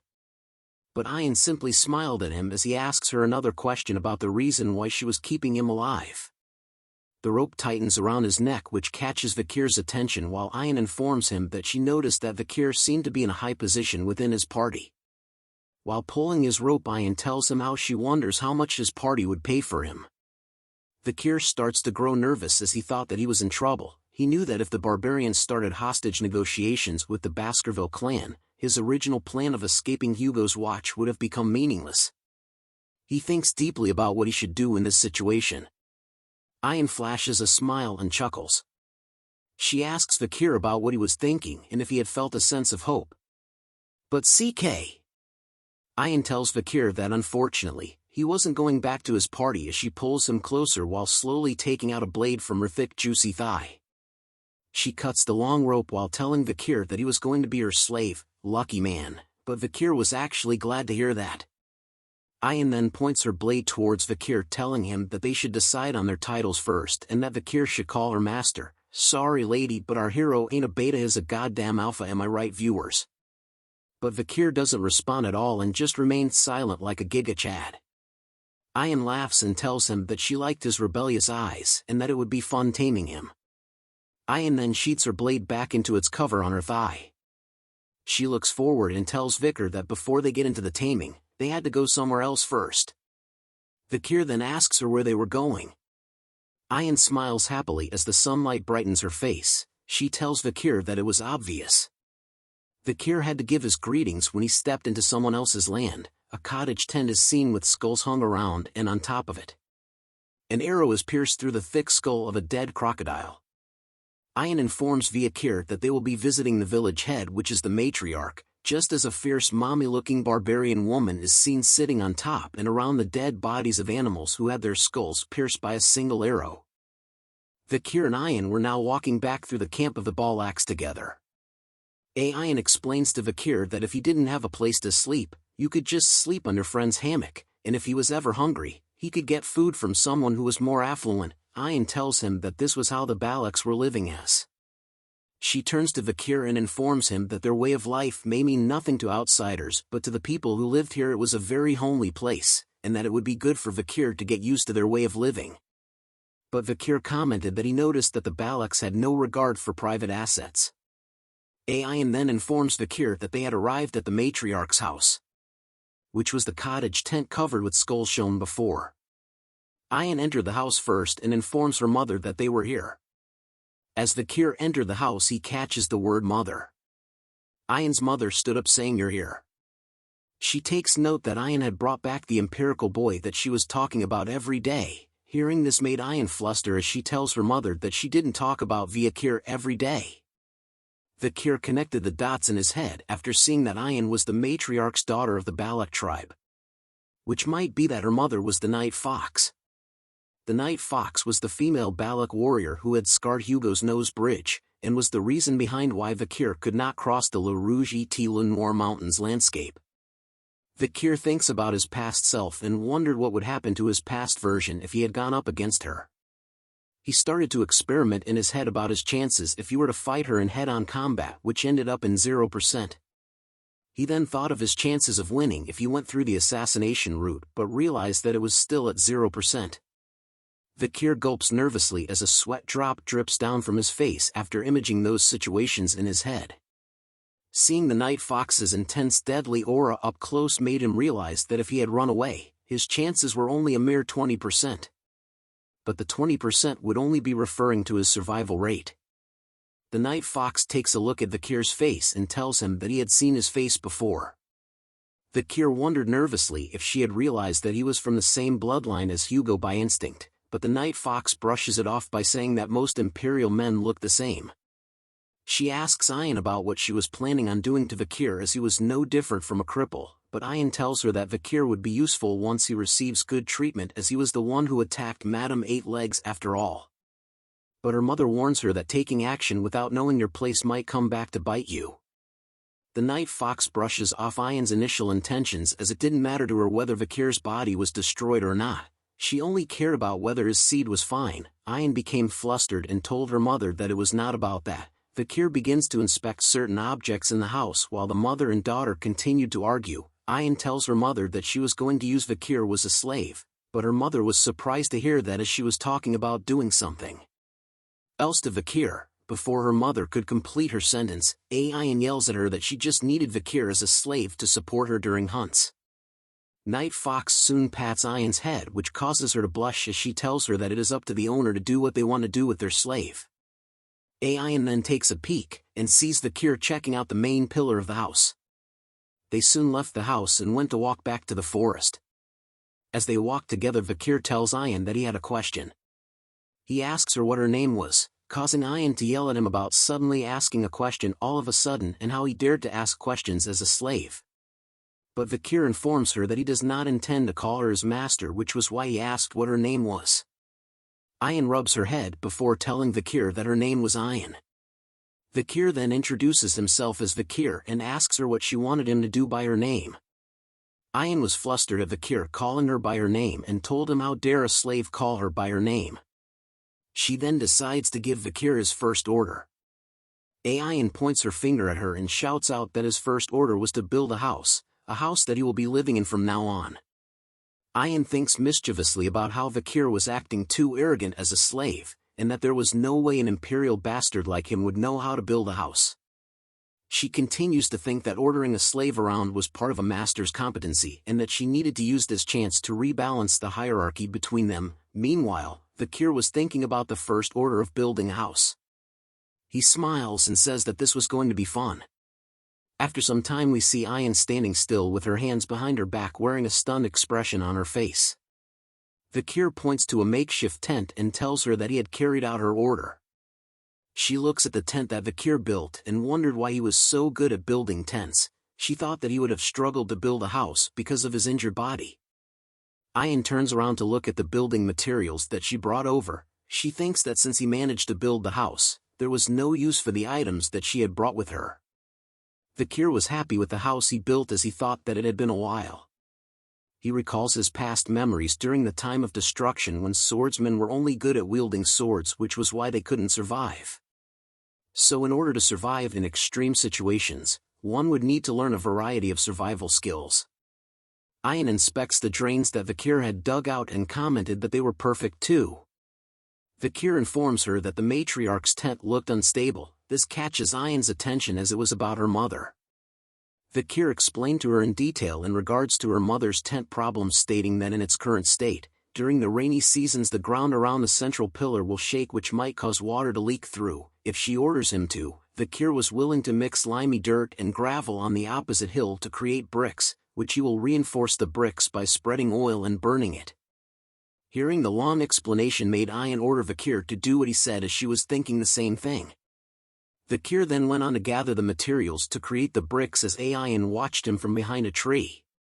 He then started to roast the brick mixture to form the actual bricks while Ayan watched closely by his side. They soon met up with the matriarch once again, with Vikir carrying a wagon filled with the bricks he had made. Night Fox was surprised to learn about her house problems from them. After a while, Vikir had created a solution made up of bricks to help resolve the issues the matriarch's house was having. The matriarch tells them that she was frustrated because of the numerous amount of times she had tried to repair the roof. Water would still be leaked through. She now realizes that the main problem was the main pillar. She tells Vikir that he had done a good job while informing her daughter that she had picked up quite a useful mail. She then instructs Vikir to go around the barracks to take care of tedious matters such as this. Ayan remains silent while looking concerned at Vikir nods his head upon hearing her mother's command.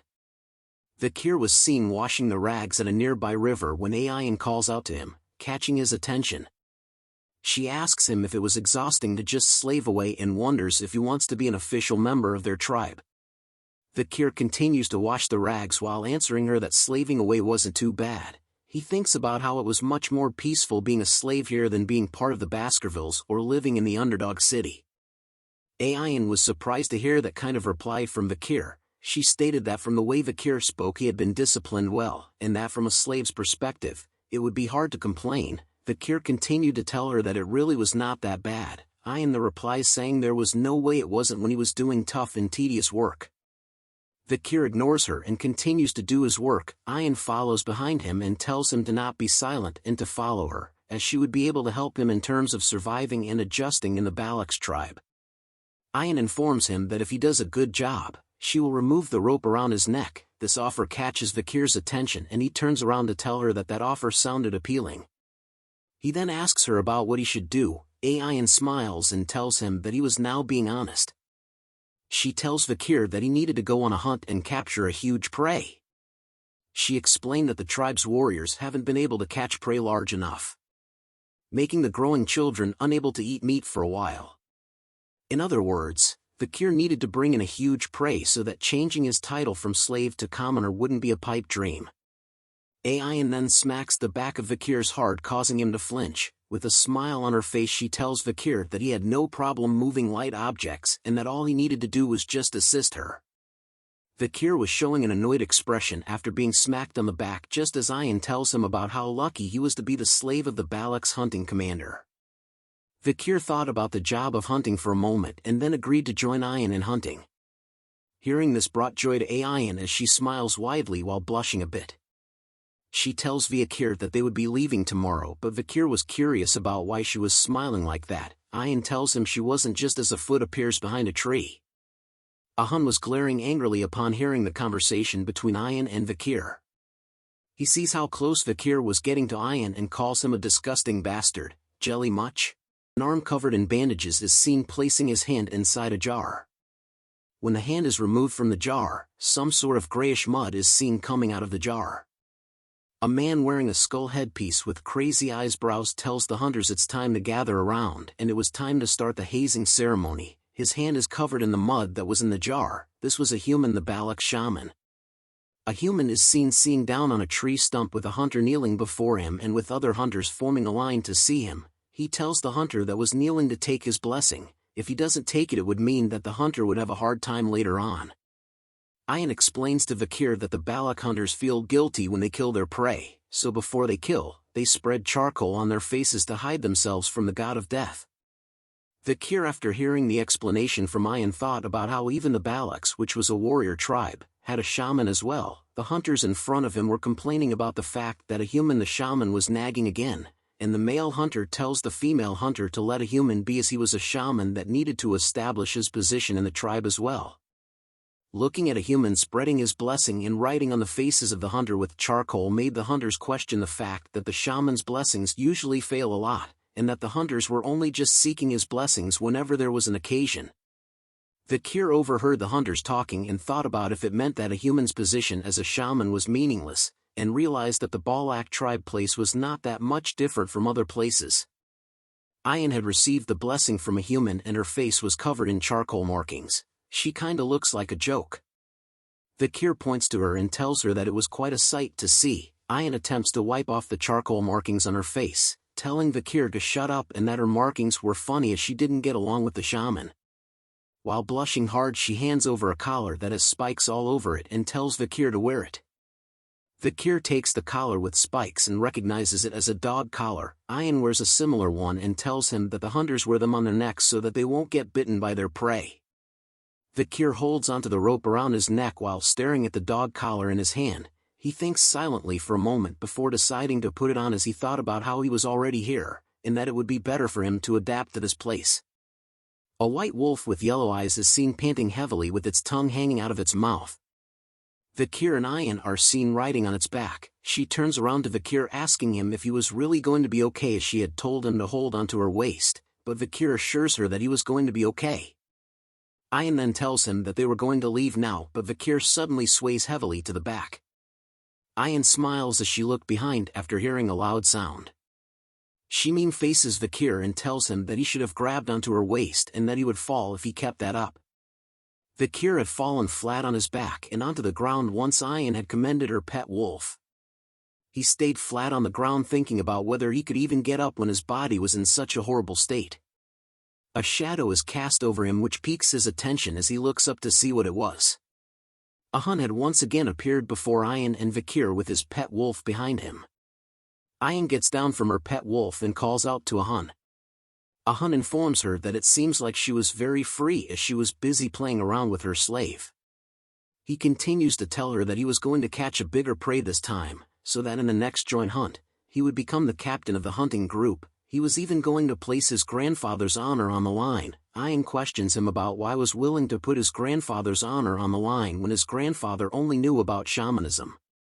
Just after Vikir had sat up to see what Ayan and Hun were talking about, he sees something fast approaching his face. A Hun went on to kick Vikir directly onto the side of his head. This action surprises Ayan, who was shocked to see what Hun was doing to Vikir. She calls him a bastard and asked what he was doing. A Hun smiles after kicking Vikir, which sent him flying backward onto the ground. He commented about the fact that Ayan had given Vikir the dog collar, which was a protective piece meant for hunters but was used on Vikir, who was a slave. As he continues to berate and question Ayan about how she was going to use an injured male such as Vikir as a hunting assistant, he tells her to get a hold of herself as she was a commander and that Vikir was only going to be a burden, but Ayan notices something. She shows a smile and wonders if a Hun actually believed that Vikir was just an injured male. She informs him to take a look at his waistband before saying those things. A Hun takes note of her words and looks at his waistband, which showed signs of being torn apart. This shocks him. Vikir spits out some blood after being kicked by a Hun. He shows a smile and was holding onto a quiver holding onto a few arrows. He informs a Hun that he should grab hold of his weapons as he would with a lover, as a Hun was still stunned as to what had just happened. Vikir then tells him that his quiver and arrows were taken away. Ayan covers her mouth to muffle the sound of her laughter as a Hun continued to look annoyed and stunned while turning to look at Vikir. A Hun finally broke out of his stunned state and rushed over to beat up Vikir even more as he calls Vikir an arrogant slave bastard. But a bow grabs onto his arm just before he lands a punch on Vikir. Ayan tells him that it was enough. She had used her bow to hold onto a Hun to prevent him from attacking Vikir even further. She asks him about whose slave he thought he was going to punish on his own accord. Hun shouts at her that Vikir was a slave and that he dared to insult a Balak warrior. Ayan replies back to him that he was being pathetic in front of Vikir, but Hun continued to explain that Vikir was just a slave and questions why she was defending him so much. He then yells at her asking if she had come to like the slave that was Vikir. Ayan remained silent upon hearing that from Hun and didn't reply back. After a brief moment, she touches her head and tells Hun that a slave was a slave and that since Vikir did something wrong he should be punished. Hun agrees with what Ayan was saying and explained that it was what he was saying as well. But Ayan informs him that Vikir was her slave and that he does not have the right to punish him. Vikir then looks curious at what was happening. Ayan had given Vikir a Saitama's one punch straight into his face as blood was splattered out. More blood could be seen splattered onto the nearby grass. Hun was shocked and stunned once again to see what Ayan had done to Vikir as she continues to beat the crap out of Vikir as punishment. Ayan had finally stopped her punishment as Vikir falls onto the ground with a heavy sound. She then looks at Hun with her eyes glowing brightly while Vikir lies flat out on the ground in front of them. She asks Hun if he was happy now. She tells Hun that she knew that he was upset as he was not able to catch a maiden for himself previously during the ambush with the Morg clan, as her fist was covered with Vikir's blood that was enough to drip down from her hand. Her rage explodes in a mad fury as she tells Hun that she would beat him up once he did the same shit to her slave again, with her eyes glowing brightly while her hand was still covered in Vikir's blood. Hun was too stunned to speak as Ayan asked if he got it. He tells her that he got it as Vikir continued to lie on the ground without even a single muscle moving. Some time had passed after the incident with Hun. Ayan peeks behind with a sad and nervous look on her face. Vikir was behind her with injuries covering his face. They moved slowly through the forest on the back of Ayan's pet wolf. She then asks Vikir if her punishment had hurt and if he was angry, but Vikir remained silent and did not respond to any of her questions. She then explains to Vikir that she needed to have him punished as Hun was a petty and stubborn guy, and that beating up Vikir as a punishment was the only way to stop his petty retaliations. Vikir remains silent even after Ayan explained her actions. She then asks him about why he was not replying to her. After a while Vikir finally replies to Ayan and states that it was because her punishment hurts. Ayan's eyes open wide as she hears his words. Ayan instantly does a headstand to spin around in the air as Vikir looks at her. She grabs onto Vikir's face, quickly asking a bunch of questions. She asks him if it hurts a lot, or if it was bad, and whether his life was in danger. With his mouth being squeezed by Ayan's hand, he slowly tells her that it hurts to talk. He explains to her that he had these types of injuries a lot, but Ayan moves her face close to his, which stops his sentence halfway. Let's go, girl. Comment below if you are Team Ayan or Team Camus. Licking sounds could be heard in the forest. Ayan was blushing heavily as she touches her mouth while facing Vikir. She then quickly turns around to face away from Vikir. Her eyes are shown to be intensely red as she tells Vikir that she knew that she was right about him and that even though he was an imperial bastard, Vikir had shown promise. Vikir wipes his face with the back of his hand, wondering if the barbarians usually licked each other's injuries, and that licking an injury like how Ayan just did was dangerous as it might spread an infection. She turns around shyly and asked Vikir if he needed something from her, and then even if it was one thing he should tell her, because if it was something that Ayan could do, she would do anything for him.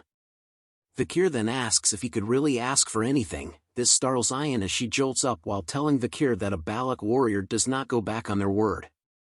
Vikir then takes a moment to think deeply about what he wanted. Ayan's heart began to beat hard and loud. She blushes and sweats hard about what he was thinking about so hard. She wonders if Vikir wanted to actually do the deed. Vikir then tells her that if he could do anything, then what he wanted was good. Ayan's heart continued to beat hard and fast in anticipation of what Vikir wanted. Vikir then tells her that he wanted her to teach him how to shoot arrows. Ayan was extremely disappointed in hearing his request and tells him that since it's about arrows it was fine. They continued to travel through the forest on the back of Ayan's pet wolf as she raises her arm, telling Vikir that from tomorrow onwards they would be doing special training. Vikir agrees with her suggestion. A bunch of arrows are seen stuck into a tree. Ayan comments to Vikir that it looked like her slave has no talent in the bow and arrow and that she had told him to aim at the arrow that was already stuck in the tree. Vikir was drawing the string of the bow with sweat dripping down his face as he calls out to Ayan. He asks her if it was alright to teach him how to shoot a bow in such a position as Ayan could be seen holding onto Vikir with her legs warped around his. She smirks upon hearing Vikir's question and informs him that he was the one that asked her to teach him how to use the bow and that this was the way how young Balak warriors were taught. She continues to instruct Vikir that he should bend his back a little more, while explaining that he won't be able to use the sword for a long time. Because of his body he needed to learn how to use the bow well, as Vikir needed to capture a large prey for the sake of his reputation after all. Vikir struggles to get into position based on Ayan's instructions as he notes that his bones were at their limits. The sudden appearance of Ayan's pet wolf appearing in the bushes behind them causes Ayan to press a little too hard on Vikir's back as a loud cracking sound is heard. She calls out to her pet wolf called Bakira asking if he had found something. Bakira barks in response as Vikir is seen kneeling on the ground trembling in pain over Ayan's touch on his back.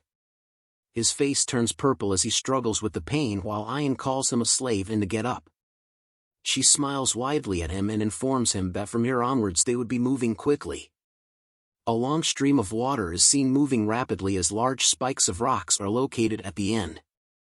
Ayan explains to Vikir that this is the area where the river and ocean connect so that both the ocean's water and animals could occupy this area. Ayan informs him that her grandmother told her about this, that a salmon believes that if it successfully swims up the waterfall, it could evolve into a huge beast, as large numbers of salmon fishes could be seen swimming in the waters and jumping into the air. However, Ayan continues her story about how most salmons fail to rise above the waterfall and fall. Eventually, they would be punished when they fall onto the sharp rocks. And that the fish that falls onto the sharp rocks would become good food for an ox bear. A huge bear with horns on its head is seen standing over a salmon that had failed to escape the waterfall and instead had been impaled by a sharp rock. Vikir asks if what they were seeing was an ox bear as it looked like a completely different species. It was totally different level compared to the ones that he had seen. Ayan tells Vikir that the ox bear in front of them was not an ordinary one as they continue to hide behind the bushes. She explains that it was an ox bear that was born from a superior bloodline and has survived countless pandemonium. Vikir looks over to Ayan nervously and asked if she was telling him to capture that bear version of Godzilla. Ayan tells him that there was no way as she didn't tell her pet wolf Bakira to find her a strong female to hunt.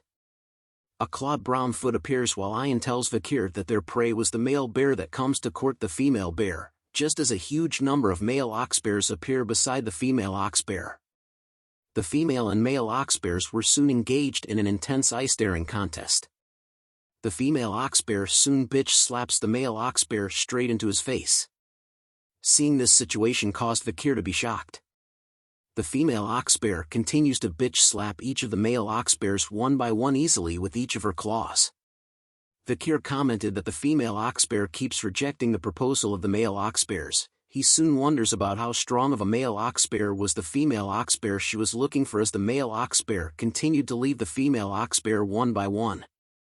Ayan turns to Vikir and informs him that he had the wrong way of thinking about it as it was the opposite. She finally tells him that the female ox bear was not looking for a strong male ox bear just as a pink-looking male ox bear appears in front of the female ox bear. Both the male and female ox bears soon touch noses with each other. Vikir was stunned to see that the strong Godzilla-like female ox bear had chosen the weakest-looking male ox bear, but Ayan seemed happy as she explains that the female ox bear was looking for a mate that she could boss around. She explains to Vikir that when a strong male ox bear gets excited, there were situations where it kills its partner, which made them not popular among the ox bears, which was why the female ox bears would look for weaker and smaller partners. This was similar to how the Balak warriors would select their partners. She then asks Vikir if he knew what kind of spouses were the most popularly chosen.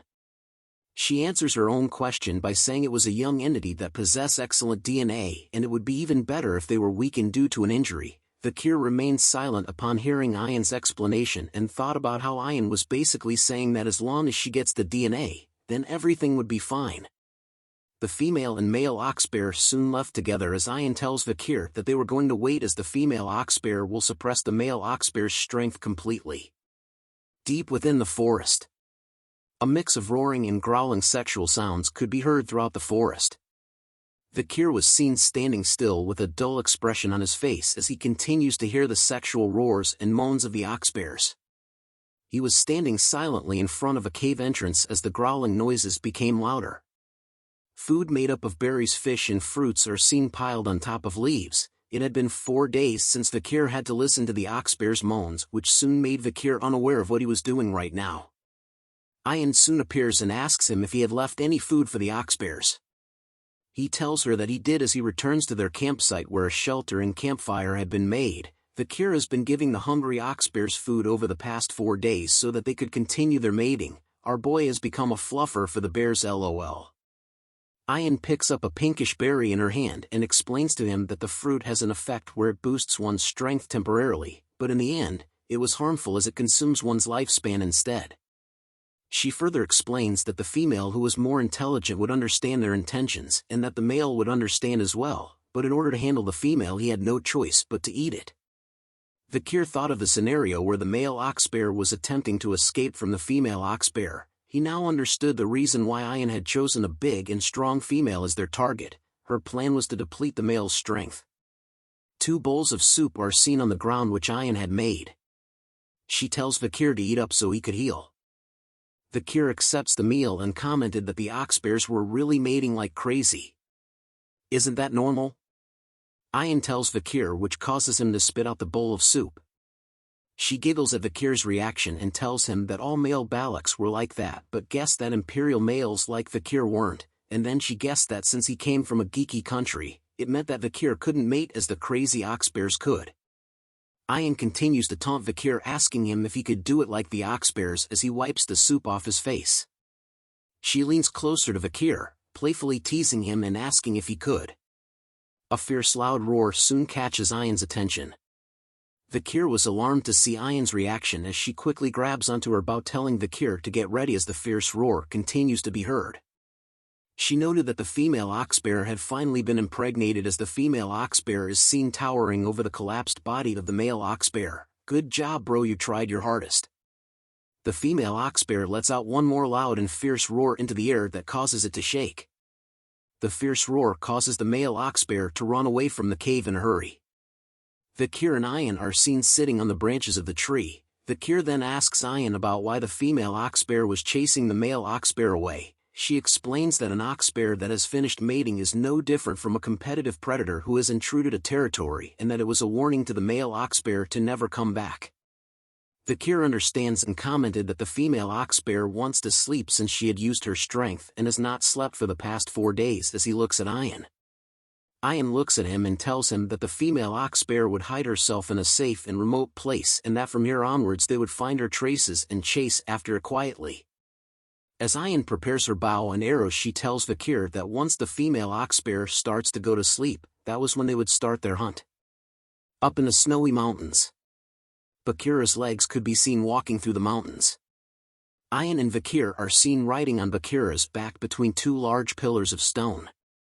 Vikir commented that the female oxbear would be tired but is moving so far away. Ayan tells him that she was finding a place that has the least number of threats that the forest possesses, and that the place where they were was cold, making sure that mosquitoes that suck bones or blood could not live here. Vikir then asks Ayan if the female oxbear knew about those facts and came here knowing that. Ayan tells him that the female oxbear's intelligence is quite high and that its acquired knowledge is better than its instincts. As they continued to follow the trail of the female oxbear, Vikir could start to feel the coldness of the area due to his body's condition as he covers his body with his arms. Ayan turns around to ask if Vikir was feeling cold and that if he was, he could put his body closer to hers, but Vikir tells her that he was fine. Ayan warns him that his body temperature could decrease, making his body become stiff, and when his body becomes stiff it might get in their way when they start hunting. She then asks if he plans on getting in her way. Vikir thinks deeply about the facts Ayan had stated, thinking that it was a rational reason, and wonders if she was capable of making such rational decisions. He soon agrees and hugs tightly onto Ayan's body, causing her to jolt up and blush heavily.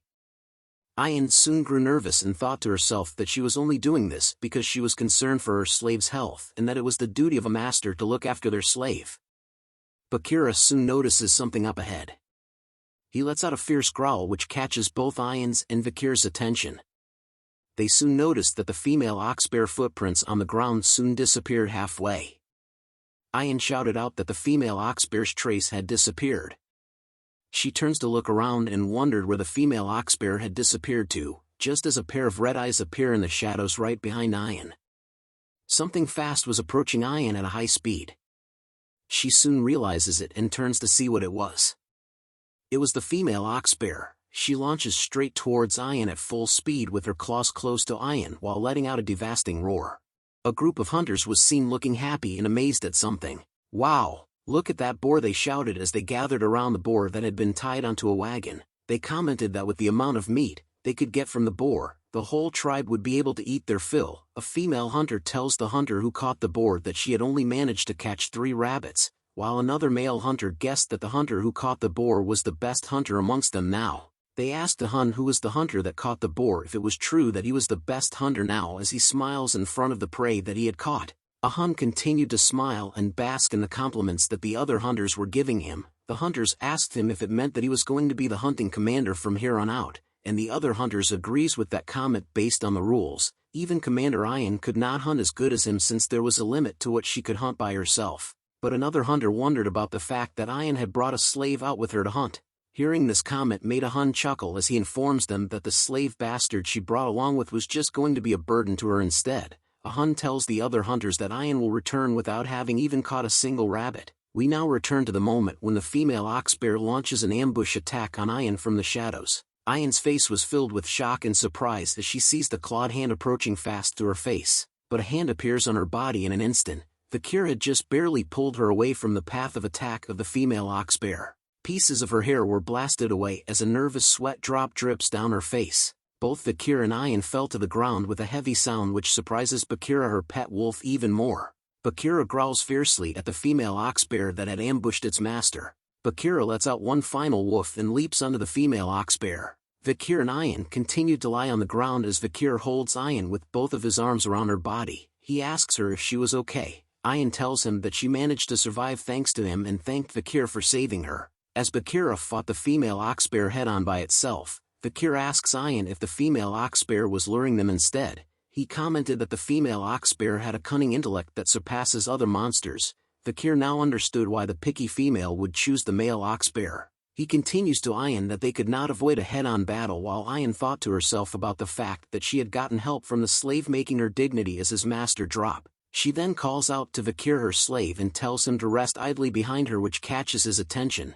She prepares her bow and arrow with a determined look on her face, and she tells Vikir that she was going to show him the dignity of his master. Some time has passed as Vikir is seen with a dull expression on his face. He looks up to see that Ayan and Bakira were both leaping between the 2 walls of ice and commented that he was a slave that was lazing around while the master was working. But he was impressed with the way of the Balak slaves as they were quite unique, as Ayan could be seen sending 2 arrows towards the female oxbear. Her attacks were successful as more arrows could be seen on the back of the female oxbear as it tries its best to run away from her with its mouth dripping with saliva. "The sin of acting indecent before my slave you'll pay, oxbear," Ayan shouts as she chases after the female oxbear. Just as she was about to send another arrow towards the female oxbear, it retreats into the stone wall. But Ayan's eyes were still filled with focuses as she tells the female oxbear if it thinks that it will be able to avoid her attack by hiding behind an object. As she draws the string of her bow, Ayan's arrow began to flash bright blue with an intense aura.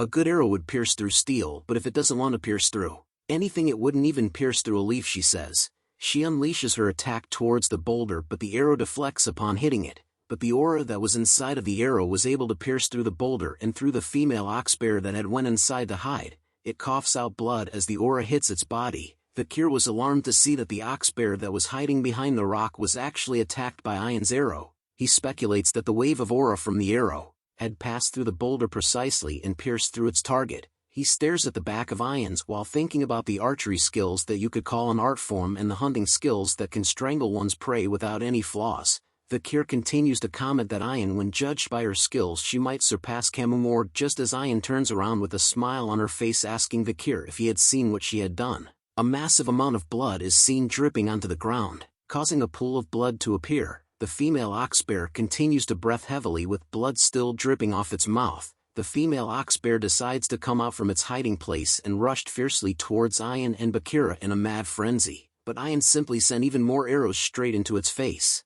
With one of its eye pierced by Ayan's arrow, it still continues to charge towards Ayan without stopping as Ayan tells it if it thinks whether it could go up against her arrows. Ayan then pulls back the string of her bow with an arrow filled with her aura. She tells the female oxbear that an arrow filled with her sincerity could even break a castle wall, she says, as her blue aura filled everything from her body to her arrow. She finally unleashes the Giga Chad arrow that looked Goku's Kamehameha. The female oxbear finally stood still with fear in its face as Ayan's bright light is shown on its face, but with its remaining eye still filled with determination, it bends its head, like Beckham, to dodge Ayan's powerful arrow attack. Ayan was too stunned to speak after witnessing the female oxbear dodge her attack. The female oxbear slams hard enough Ayan and Bakira, causing both of them to be flung up high in the air. After being smashed by the oxbear, Ayan rolls and tumbles away on the ground.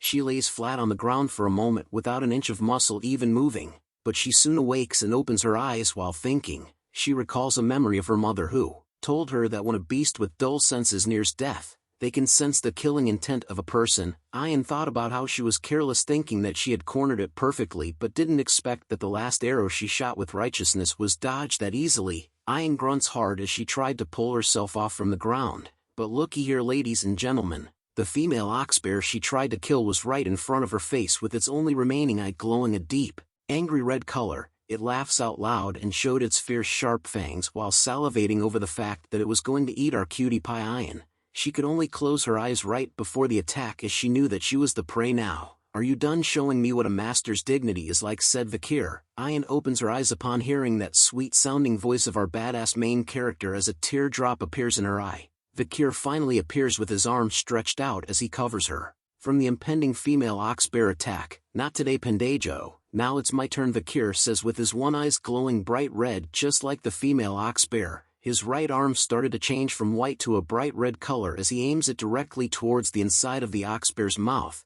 With his hand covered in bandages and a red aura, it slowly rips apart as his sword skill Beelzebub reveals itself along with a tattoo.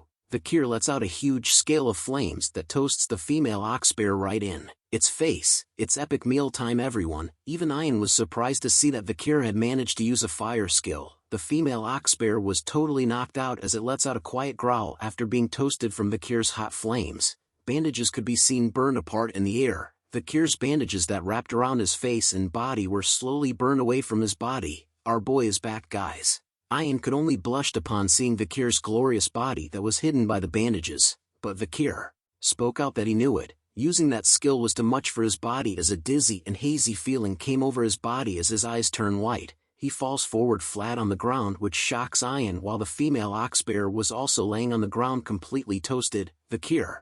Ayan shouts with concern after seeing him drop flat on the ground.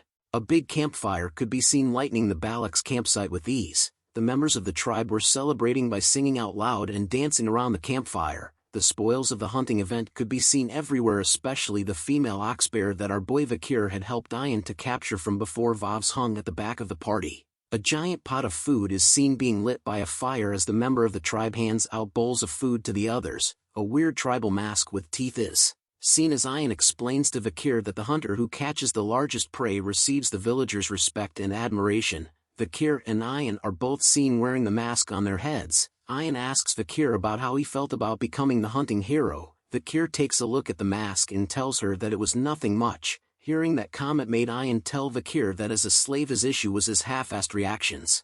As they continue to talk, Ayan explains to him that the female oxbear wasn't just strong and fierce but was also highly intelligent, making it an honorable catch. Those were the reasons why they were chosen as the main figures of this pillaging ceremony. She looks up with a smile on her face as she tells him that it was different from a boar that was sluggish, scared, and poops whenever it runs away. She then asks Ahun if he agrees as he was seen standing beside Vikir with a disgruntled look on his face as he had no choice to agree with what Ayan had said. "Here, this is yours, slave," Ahun said to Vikir as he hands him a bowl of stew. Vikir looks at the bowl of food that was handed to him, asking what it was, which causes Ahun to shout at him about what he meant. Vikir then asks him why he couldn't get lots of meat, but Ahun assures him that it was because the little amount of meat in the soup represented the worth of his honor. Ayan explains to Vikir that it was a tradition of the Balaks. The one who contributes the most in the hunt gets the least amount of meat and gains that much honor in return. Ahun leaves angrily and shouted at Vikir that he too wanted to give him lots of meat. Vikir thought deeply about how being more honorable meant having less meat. He wonders what use was some useless honor over having lots of meat instead. Ayan giggles to herself because of a hun as seeing his sour expression meant that he was really pissed. Vikir continues to think to himself that the meat wasn't what he really wanted to obtain in the hunt, it was the 600 kilogram stability which stems from Beelzebub after catching the ox bear. He looks at his hand with his Beelzebub skill activated. His first slot contained the Flame Cerberus skill rank A+, while his second slot was filled with the 600 kilogram stability ox bear rank A, with his last slot filled with durable life Merciel rank A. He wonders if the ox bear skill would allow him to increase his weight by 600 kilograms while holding his breath. As he ate the bowl of food given by a hun, Vikir notices that after Beelzebub absorbed the ox bear his body had recovered a lot. Hey slave, Ayan says as she presented to Vikir a bowl. The bowl contained things so nasty that the artist himself had to vomit after drawing it. The studio had to censor how it looked to save you guys watching this video. Ayan blushes slightly while asking Vikir if the bowl of food he had wasn't enough and that the bowl she was giving him was taken away from the shaman who wanted this particular meat, but instead she had taken it to give it to Vikir as it was his hunter's right. Vikir brushes her off by telling her that he had already gotten a portion of meat, a bowl of blood and a portion of intestines. Ayan shouts at him that he has to eat what she was giving him. She continues to scold Vikir by saying that if his eyes were bad he should eat the eyes, and that if his heart was weak he should eat the heart, and if he had weak limbs he should eat the legs. As Ayan continues to scold him, Vikir thought about how the long, purple censored thing was the intestine, and if it meant that his insides were weak. 3 female barbarians appear behind Ayan. They boot her together and stated that they knew what she was planning on doing to Vikir and could see through her motives. Ayan hears their shouts and seems and tells them to shut up. Vikir takes a bite of the censored food and thought about how it was very chewy. He soon swallows the food down his throat, which Ayan spots and smiles happily. She continues to smile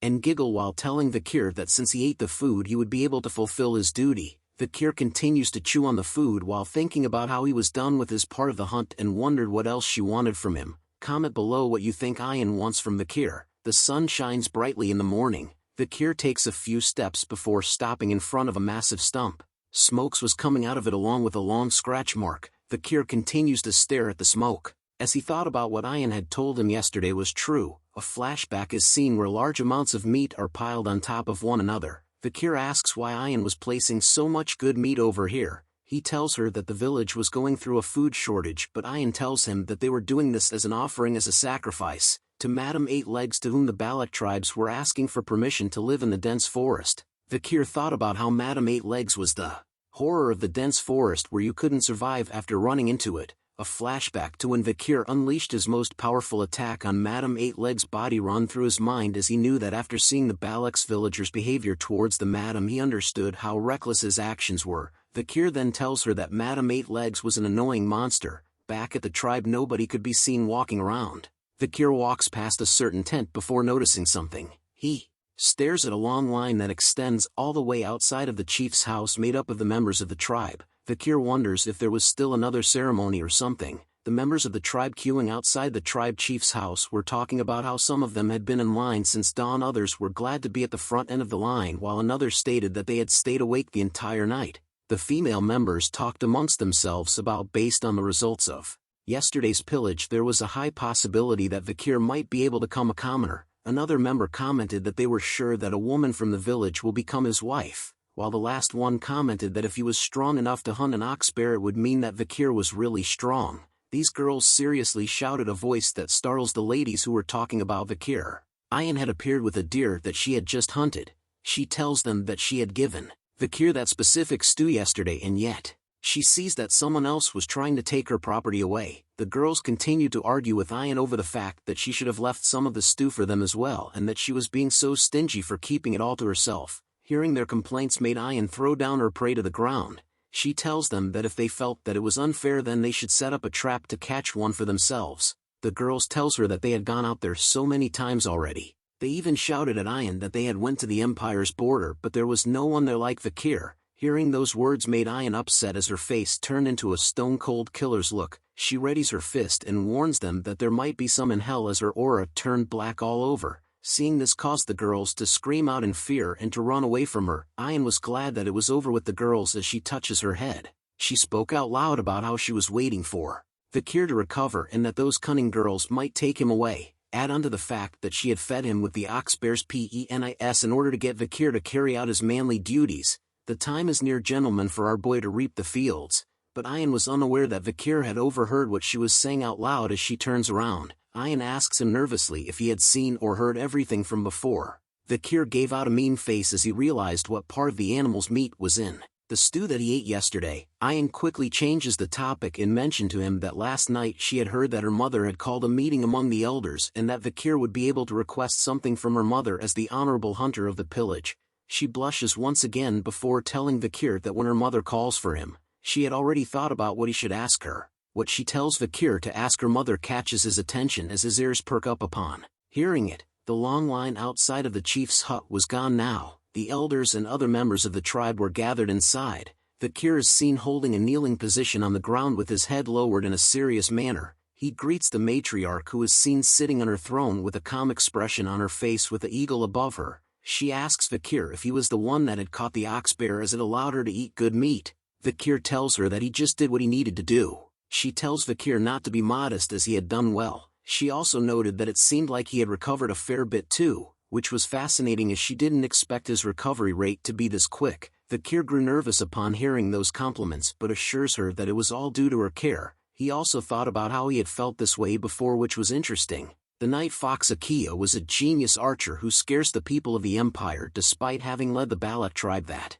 had less than 300 members. She was as dignified as Hugo but was warm and soft like a buttery croissant. Akia then tells Vikir that she should reward him for his contributions yesterday and was willing to change his status. She informs Vikir that he was no longer a slave but a part of their family. Hearing those words caused the shaman to cough a bit. Vikir notices this reaction and recalled that Ian had mentioned to him that the elders were dissatisfied about his status change. He looks at the shaman and recognizes him as the old man who smeared ashes on the hunters' faces as the Balak shaman called a Human, who was also a Hun's grandfather. Akia slowly stood up from her throne while asking Vikir to tell her what he wanted, as he was now officially a member of the Balaks. She offers him her hand and tells him that since he was part of the family, even though she did not give birth or raised him, she was willing to accept his request. Akia tells him that if he wanted a beautiful village maiden, then she would give him and his partner her blessing, or if he didn't want a partner, a slave would be fine too. Ian could be seen doing some Naruto hand seals with her arms towards Vikir, which translates to "You didn't forget what I told you, right?" Vikir could see her actions and takes a moment to close his eyes. He then tells Akia that he does have one request. She then tells Vikir to tell her comfortably while looking at Ian, as she noticed that she was signaling to Vikir like crazy and wondered if she really wanted him that badly. Vikir had a darkened expression on his face as he hesitated to ask what he wanted, but with a determined look on his face he tells Akia that he would like to bathe in the hero's spring. The elders and other members, including Hun, were shocked to hear about what Vikir was requesting from their leader, while Ian was smiling from ear to ear. "The hero's spring," said Akia with a serious look on her face. "Are you aware of what you're requesting?" she said sternly to Vikir. Silence filled the room after Vikir had told his request to the leader. "You bastard!" shouted the shaman, who asked Vikir if he knew whose presence he was in to display such arrogance. The shaman complained to the matriarch that the people who are able to bathe in the hero's spring are high-ranked warriors, and that there was no need to listen to the trash known as Vikir request. Hun agrees with what his grandfather is saying. He added on that only heroes who have proved their incredible strength can enter the hero's spring, making Vikir an ignorant bastard for asking such a question that was not in his place. But Ian disagrees with Hun and his grandfather. She argued that Vikir had already proved his strength by catching the ox bear at the pillaging ceremony. Akia the matriarch take note of their worries and arguments. She then looks at Vikir and asked if he even knew that the hero's spring is. Vikir, our boy, just looked straight at her and told her that he knew what the hero's spring is. "But let me do the explanation. The hero's spring, it's the Balak shrine where only the strongest Balak warriors are submerged in. It's also a hot spring where both internal and external injuries recover just by bathing in it." Vikir knew some other facts from what Ian told him. It takes a long time for the water in the hero's spring to accumulate, and only warriors who have made a special contribution can go there. Akia continues to stare at our handsome boy in silence. An elder with a mohawk haircut spoke out. He tells Akia that they couldn't send an outsider who just became a commoner to the shrine. An elder dressed like a mage beside him spoke out as well. He notes that Vikir has a promising future and that it wouldn't be such a bad idea to send him to the hero's spring once to motivate him. Another elder burst out in anger. "Wondering when was the hero's spring a waterhole that anyone can enter?" Another elder states that since Vikir's body was in a rough shape and also a part of the family, then they should treat him well too. Akia overhears the various arguments and statements made about whether Vikir should be allowed into the hero's spring. Deep in her thoughts, she wanted to agree with Vikir's request, but it's also true that there wasn't a good enough reason to, and that it can't be helped since the shaman and guards were so against it. But a constant bell ringing soon catches her attention. The ringing noise can be heard throughout the Balak's camp. Vikir notices the sound as well and wonders if the bell meant it was time for war. Ayan tells him that it was a signal that meant that the tribe has a guest, and that there was no way any insane bastard would pick a fight with the Balaks in the forest. Akia begins to leave the tent first, but before leaving she tells Vikir that they would discuss this matter another time and that everyone should return to their duties. The shamans and elders continued to remain silent and seated as Akia left the tent, but soon a human's face was filled with anger and disgust as his eyes began to glow bright blue. Members of the Balak's tribe could be seen gathering in huge numbers. Vikir and Ayan had arrived on the scene. Vikir asks Ayan if that was their guest, to which she says yes. Human beings were everywhere carrying crates of goods with horses bringing more into the tribe area. Ayan explains to Vikir that the humans were merchants that could bring the Balaks things that couldn't be found in the forest. The Balaks would then anticipate and count down the days until the merchants comes. Vikir was not listening to what Ayan was saying as his attention was drawn to a certain symbol. He recognizes it as one of the 7 merchant families, called the bourgeois family. Vikir thought deeply about how the bourgeois family had to come here from the imperial capital, which meant that they had to cross either the Baskerville or Morgue family's territory. But how did they get here was the question that stuck in his mind, as Vikir knew that there was no way either of those families would permit their crossing. Vikir then thought that the bourgeois family had smuggled themselves in. A man with a huge mustache arrives and announces to everyone in the tribe that the 5-day market has arrived. He tells the tribe members that if there was anything they wished to barter, then please bring it here. The tribe members could be seen happily bringing over various things to barter with. A market is made with merchants calling out to the tribe members. The merchants introduce cosmetics and even a glass orb that makes you have sweet dreams when placed on your bed, as well as grains. Vikir continues to hang back and monitored the situation that was unfolding in front of him. He could see that the merchants had brought food and daily necessities that are distributed throughout the empire, but wondered what the tribe members were bartering rare items that come from the dense forest for those measly things. Vikir knew that the merchants had no way of not knowing the value of the items the Balaks were trading with. He continues to question if the merchants were using the Balaks who were ignorant about the current market prices.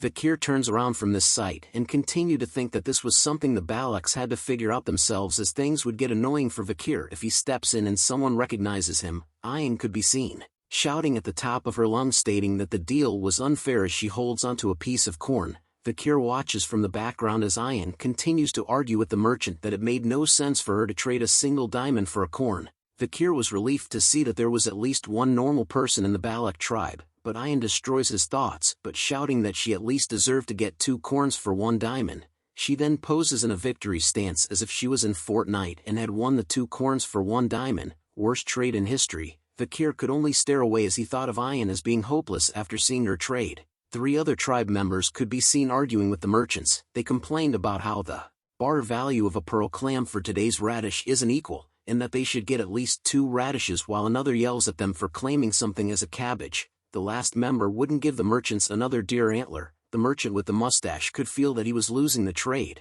so he tells the 3 members that he couldn't go against the Balak warriors and would give them what they wanted. The 3 members celebrated over their victory with a victory pose as well. The merchant smiles to himself as he thought of the Balaks as stupid bastards for celebrating, since they didn't even know the value of the items they were offering. Just then a little girl calls out to the merchant asking him if she could please have 1 glass orb. The merchant tells her that he had brought many with him, but asks about what she could give in return. The sweet little girl opens her hands and reveals a sun dung beetle larva. She explains to him that they were rare, yummy, and nutritious, but the merchant responded with a disgusted look on his face. May this guy end up in the deepest part of hell. Comment below if you agree with me. He immediately swipes the precious sun dung beetle larva that the little girl had brought off her hands. A sad look grew on her face as she watched it fall to the ground. The merchant left her and thought about how pretty she looked for a stupid barbarian. As the little girl began to cry tears over her little dung beetle, the merchant thought about how she could be sold for a good price as a slave. A hand soon appears and pats her on her head. A voice calls out to the merchant Vikir had finally decided to step in but looked a bit different. He tells the merchant that the trade with the little cute girl was invalid. Ian sees Vikir and wonders what he was wearing while the merchant grew nervous. He was surprised to see that a barbarian could speak the imperial language. He tells Vikir that there was a misunderstanding regarding what he said just now, but Vikir repeats the merchant words of selling a Balak child as a slave. The merchant tried to cover up what he said, but Vikir tells him that that's not what's important right now. Vikir wanted the merchant to cancel all of today's unfair trades. Hearing the words unfair trade made the merchant angry as he asks Vikir about what was unfair. Vikir explains to him that the merchant had been marking these items at a price completely different from the current market price. Our boy looks at the merchant straight up in his face. The merchant grew nervous as he thinks about how Vikir was the only one who knew how to speak the imperial language. He then attempts to school our boy by telling Vikir that he talked as if he knew the retail price. The merchant quickly announces that this was a sacred trade that's been permitted by the Balak shaman, the proxy of the forest god, and that was something a little boy like Vikir shouldn't interfere in. Vikir slowly raises his hand and points at something. Vikir starts an ass-kicking lecture to the merchant. He tells the merchant that the corn he brought was worth 100 gold each, but the diamond he received goes for about 2 million gold. The merchant was alarmed to know that our boy Vikir had brains. Vikir continues his lecture by saying that when he grinds an ox-bear horn into a billiard ball, it would be worth about 1 million. It was the same price as the goblin but mushroom, which was a new medicine. Horror and shocked was written all over the merchant's face as he wonders how Vikir knew the exact market prices. 2 words main character. Vikir then picks up the glass orb in his hand. He tells the merchant that the glass orb that gives the users sweet dreams when placed next to a user meant that they would certainly be drugged and only dream of sweet dreams. Vikir goes on to explain that on the surface of the glass orb, there are small holes and drugs fall out of them. The drug inside it is a cheap drug that harms upon long-term use, and Vikir knew that it's illegal to use it in the Empire, but the merchants had distributed this well. Vikir smashes the glass orb with his hand. He lets out the pieces of the broken glass orb along with its hidden goods, much to the horror of the merchant. Another member of the merchant group whispers to the mustache man about what was wrong, and he tells him that Vikir had found out about them. Ian quickly asked Vikir if he had mentioned the words drug body harm. Vikir hesitates for a moment before telling her yes. Our waifu began to rage as she realized the main cause behind why so many of her people's health was deteriorating. Merchant gives off a faint smile and tells her that there seems to be a misunderstanding while thinking of leaving the Balak tribe for now, but something fast and quick pierces the shoulder of the merchant in an instant. He looks at it in horror before letting out a little bitch scream. Ian had taken a bow and arrow from a fellow tribe member and shot the merchant with it. Members of the merchant group rallied around their leader to comfort him just as Ian calls them bastards. She claims that the merchants had fearlessly fooled the Balaks. The rest of the Balak members soon realized what was going on as some of them started to inspect the goods. A dreaded feeling started to overcome the merchant upon being discovered by Ian. He yells at his ground to take their things and run. The entire merchant group began to flee on the backs of their horses. Vikir questions Ian about why she was letting them go since merchants were known for not returning a loss, but Ian assures Vikir that there was no way she would let them go. She explains to him that for beasts that live in large packs, injuring them and letting them go is also a hunting technique. The merchant leader could be seen holding onto his injured shoulder while cursing at the Balak tribe members. Ian continues her explanation about how they had the tendency to return to their pack when injured. A campfire is seen just as the merchant group finally slowed their pace. He shouts at a group of mercenaries decked out with weapons about how the Balak bastards had stolen their products. He then tells everyone to get ready for battle. Time for free experience points for our boy Vikir. Night soon arrives as a campfire is seen being lit in the middle of the forest. A bird is seen flying high in the air. It soon lands upon somebody's arm. They messed with the Balaks. There's only one way to take care of them, said a voice as Vikir listens to it closely. It's slaughter time, said Ian as the eagle rested on her arm. Our waifu is about to rip these guys to shreds along with our boy Vikir, whose eyes were showing that daddy red glow. The group of mercenaries could be seen walking together through the forest lighted by the moonlight. A mercenary with an eye patch tells the merchant leader that he must have been shocked that the Balak bastards looted him. He continues to tell the merchant leader that words don't work on those barbarians and that he needed to kill them and turn them all into slaves. The merchant leader tells the mercenary that since it was his first time in the deep forest, he wouldn't know it well about how defeating the Balaks in combat was not that easy. The mercenary still felt confident about his skills. He asks the merchant leader about how he felt being scared and if that was the reason why he brought the mercenaries. He continues to question the merchant leader about how he was going to turn the tables if he got caught. The mercenary lights a match up, saying that the merchant groups and mercenaries had decided to split the gross earnings in exchange for being their escorts. He shows an evil smug grin on his face with a cigarette in between his lips. He tells the merchant that if it comes to looting, then the mercenaries could treat everything as theirs. The merchant leader was nervous and silent upon hearing the disgusting words the mercenaries spoke with, but he soon turns forward and tells the mercenaries to do as they please. The mercenary was happy to hear that and asks a question. He wonders if the Balaks were really that special, since they wanted to exploit nighttime. The group wanted to ambush the Balaks while setting them on fire and finally to slaughter them, making them done for. The eye-patch mercenary continued to talk while two other members could be seen fight over the lit match. One of them grabs the member holding the lit match and tells him to not blow out the match since he needed to use it too. The guy holding the match decides to hand it over, but he tells the other guy that it was a rule that only 2 people can use a match, and asked him if he had heard on the battlefield that 3 people aren't supposed to share one match, but the friend didn't listen to him. He continues to light his cigarette with the lit match, telling the other member that he didn't believe in such superstitions. Lucky for him, he gets to meet God straight away as an arrow flies directly into his skull, just before he could blow one puff of his cigarette. The mercenary with the eye patch continues to talk to the merchant leader about his history and how he caught barbarians and sold them as slaves, but the man didn't even realize that his party was being sniped one by one. Even an arrow reached inches from his face. The merchant leader could only look in shock as blood spilled everywhere from the mercenaries being sniped by arrows. The group of mercenaries began to cover themselves with their shields, but they were still getting sniped by the Balaks. The merchant leaders yells at them to extinguish their cigarettes as the Balaks had found them. Ayan and her Balak tribe had appeared with their bows drawn and ready to fire. She commands her troops that she wouldn't allow any of them to hit the mercenaries and merchants anywhere else but their heads. She tells the Balaks that it's time to show them how scary the Balaks are. Vikir stares in amazement and wondered if the light from the cigarettes was all the Balak warriors needed to shoot their arrows so accurately. Another member of the tribe appears while carrying 2 barrels. He calls Vikir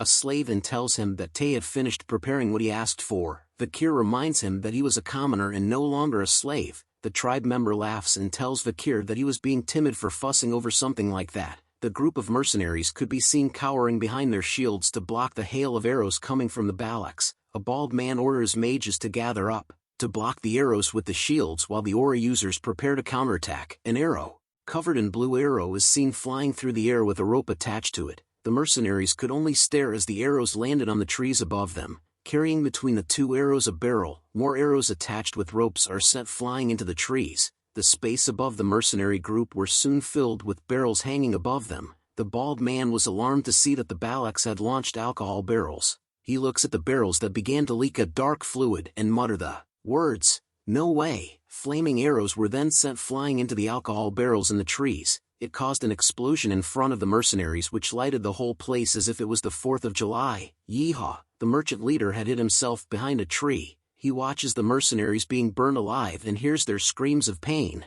They shouted that the Balaks had started a fire. The merchant leader continues to watch the flames engulf the mercenaries, thinking about how the Balaks had tied ropes to arrows and launched oil barrels. This was something that was unheard of as he continues to wonder about how the Balaks had gotten that intelligent. Oblivious to him, Vikir was walking towards him from the shadows. Like an assassin from Assassin's Creed, he sneaks up to the merchant leader. Vikir finally lets out a heavy footstep which catches the attention of the merchant leader. He recognizes Vikir as the meddlesome Balak bastard. Vikir appears with arrows on his back and with his eyes turned red. It's time for the bloodhound to hunt. The merchant leader pleads with Vikir, telling him that he would regret it if he killed him. He then reveals a piece of paper, stating that this was the exploration permit he had received from the underdog city. It was the official seal from the newly appointed deputy consul, meaning that if Vikir kills the merchant leader, the Baskerville family will come for him. Vikir then asks the merchant leader if the deputy consul he was referring to was named Vikir. The merchant leader immediately tells him that he was right. It was that infamous Vikir. Let's say a small prayer for the merchant leader, guys. How strange. I don't remember permitting that, said Vikir as flames grew around him. His disguise was removed and his eyes turned a bloody red. The merchant leader was horrified to see that Vikir's skin looks different from before, but he soon realizes something. "You're really Vikir," was the merchant leader's last words. An arrow struck him straight in the head, body, and on the piece of paper he was holding. Bullseye. Vikir had fired the arrows that slain the merchant leader. He tells him that those who forged the Baskerville seal are to be executed. Ayan soon appears behind him on her pet wolf Bakira. She still calls Vikir a slave and tells him that they needed to run away. Vikir looks at her and reminds her that he was no longer a slave.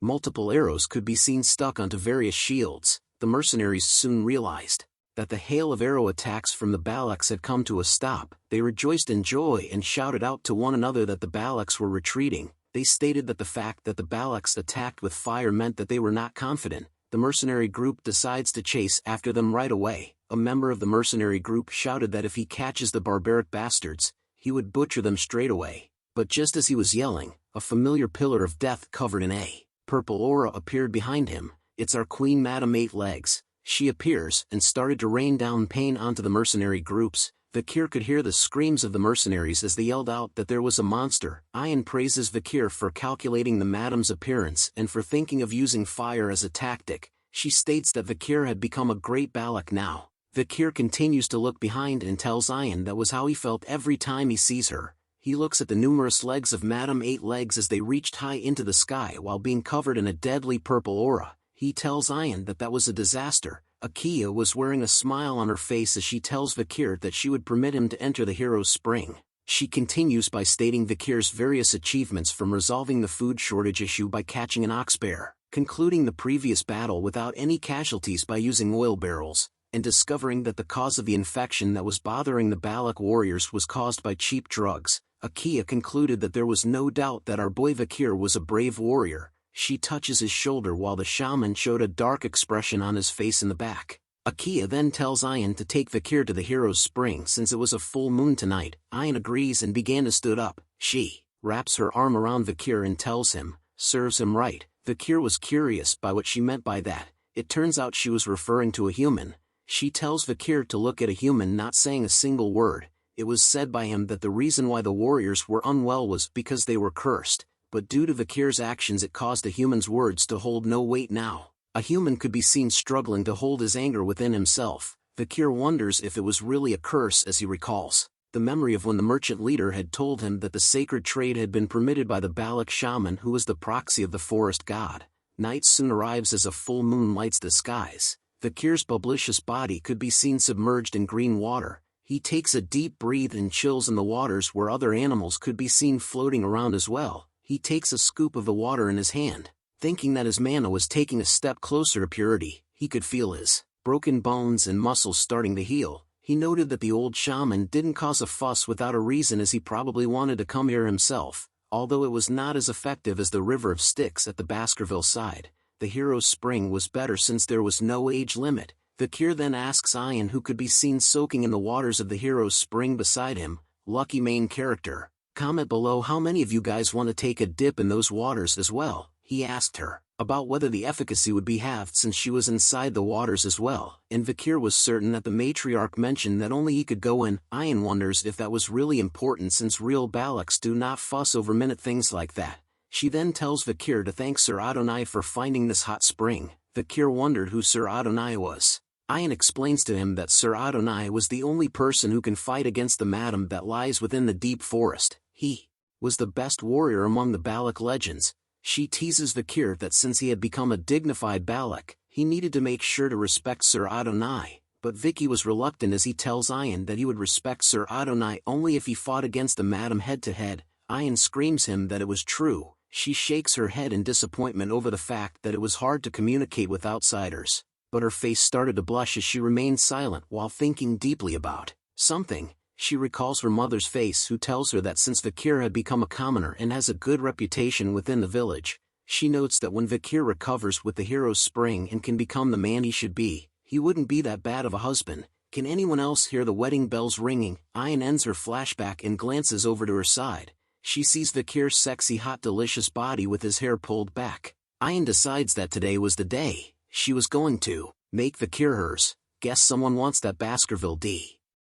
Vikir and Ayan continued to bathe in the waters of the hero spring. Lucky man. Ayan soon reveals to Vikir that she knew that those merchants were taking an excessive amount of profits. She had a vague idea, so it was a good chance that they used this chance to get back at them. If Vikir hadn't done it, Ayan would have. Vikir closes his eyes with a smile, saying that he understood her intentions. But Ayan was feeling embarrassed as her face started to blush heavily. She tells Vikir to not laugh at her as she genially knew about what the merchants were doing, and that she knew for a fact that those diamonds were more expensive than corn in the empire. Since she brought up the topic of corns, Vikir questions her about how much more expensive they were compared to the diamonds she sold. Ayan stutters but says 20 corn. She soon changes her answer to 30, but Vikir tells her she was still wrong, and finally reveals the number of corn she can get with 1 diamond. A little cute rabbit is seen floating in the waters as well, Netflix and chill style. What? Ayan screamed out loud. She was shocked at the amount she could have bought with the diamond after Vikir revealed the truth to her, but she immediately covers her mouth,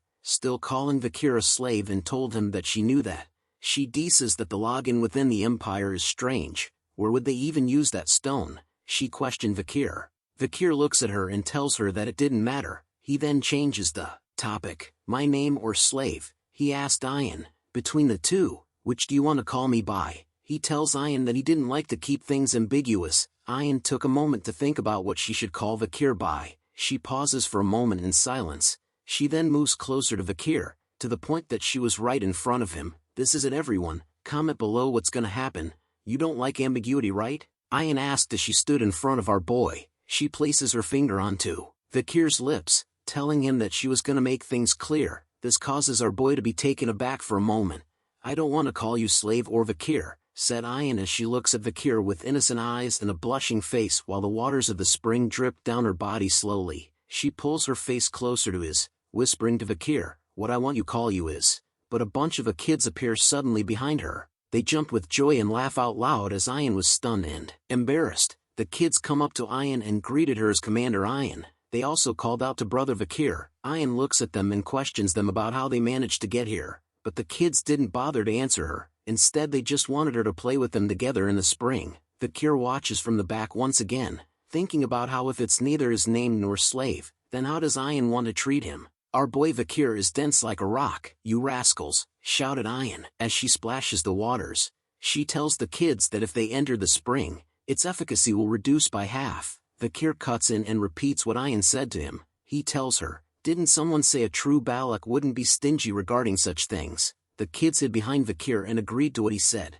They even went as far as to call Ayan a stingy commander. Ayan couldn't talk back to Vikir as he had used her own words against her. Hun appears as well with 2 other little girls by his side. He tells Ayan that they were here based on the matriarch's command. Due to the drug side effects brought upon by the merchants, the matriarch had told the sick children to go into the hero's spring. Ayan could only recall her mother's cheeky smile. She thought about how she wanted to make a fool out of her. Ahem, said Hun, which catches Vikir's attention as he turns to look at him. Hun shyly thanks Vikir for helping his younger sister with the merchant. It was the cute little girl that wanted to trade a larvae for a glass orb. She smiles and thanks Vikir as well for his help. Hun then takes the chance to apologize to Vikir about misunderstanding him this whole time. Vikir simply gave him the bombastic side-eye before replying. Yeah, was the only word that Vikir said to reply to both of them. This leaves Hun stunned and silent. He then bursts out in anger, yelling at Vikir that he and his little sister had come here to apologize, and all Vikir said was yeah.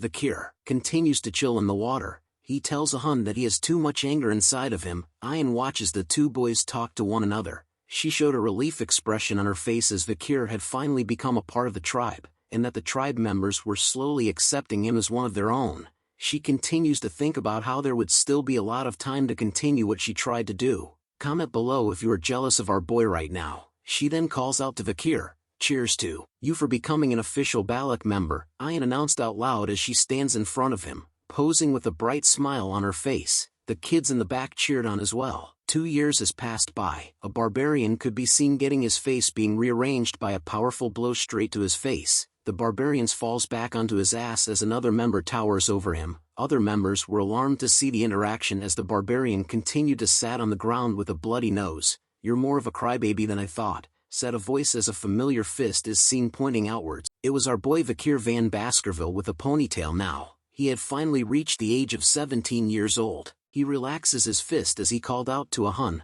one more time, shouted Hun as he covers his nose. The other members came to his side in order to help him get up, but Vikir dismisses his request, telling Hun that their sparring ends here today. As Vikir continued to walk away from Hun and into the forest, Hun shouts at him about whether he was running away. Vikir tells him that he was simply taking a stroll. Hun calls Vikir an annoying bastard, while telling the others that Vikir had become more monstrous after his body had recovered. The other members mentioned that they had heard that Vikir's marksmanship is on par with Commander Ian recently. The other member questioned how they could compare Vikir with Commander Ian. He tells them that he can hit Hun's nose too and make it bleed, but Hun tells them that he didn't get hit, which surprises the tribe members. Hun explains to them that Vikir's fist didn't hit him, he had just stopped it in front of his face. Vikir is slowly becoming One Punch Man. This revelation brings a shock to the tribe members' face as they soon realized something. Vikir had managed to make Hun's nose bleed from the wind's pressure caused by his fist.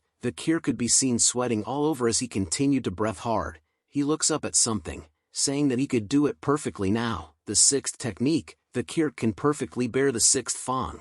6 holes that looked like they were drilled into the huge wall could be seen as Vikir stood below them. Vikir knew that there's still a long way to go before achieving the 10th technique. He finds it already impressive that he managed to get to the 6th technique at 17, which is formidable growth. The almighty Beelzebub sword continues to screech out loud. Vikir also has 6 mana circles within him. With this, he can be a high-rank graduator. Vikir releases his sword ability, thinking that including the river Styx his blessing, the demonic sword. Beelzebub, the usage of the marksman and assassination techniques he learned from the Balaks. Vikir could now go up against the highest rank graduator. Our boy has fully transformed himself into a member of the Assassin's Creed. He looks back at the forest, thinking about how it has already been 2 years since he had set foot into the deep forest. Looking back at it, Vikir wonders if he was bidding goodbye to the Balaks once he was done preparing. Bakira could be seen playing around with a butterfly. Vikir looks at some deep track marks etched into the ground. He determines that the tracks were from the deep forest snake Mashusu. Our waifu Ayan had grown up too. She now has long hair and a different hairstyle. Comment below which version of Ayan you like, the short hair or long hair version.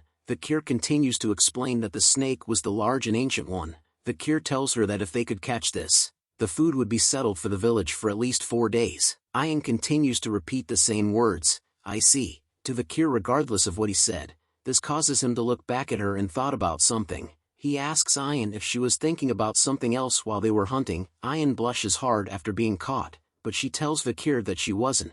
She quickly changes the topic, telling Vikir that another hunting group wanted her to ask him about something. As she reached for that something from Bakira's saddle, Vikir continued to think that she was definitely hiding something from him. Ayan reveals a dagger in her hand that had a certain symbol on it. She tells Vikir that the hunting group brought a dagger from an imperialist who trespassed the deep forest. She then asks if he knew anything about this emblem. Vikir looks at the dagger and tells her that he does know it. It was a famous emblem. The emblem belongs to an extremely famous clan, called Leviathan, a significant clan that is part of the 7 imperial clans along with the Baskerville clan, the iron-blooded sword clan. Ayan explains to Vikir that the hunting group thought it might have been someone's dagger from the mercenary group they massacred 2 years ago, but thankfully, it wasn't. But one thing was bugging Ayan. It was that in various places around the headwaters, they poured a red liquid from a glass bottle and retreated. The hunting group caught someone, but they had ingested a hidden poison in their mouth and died.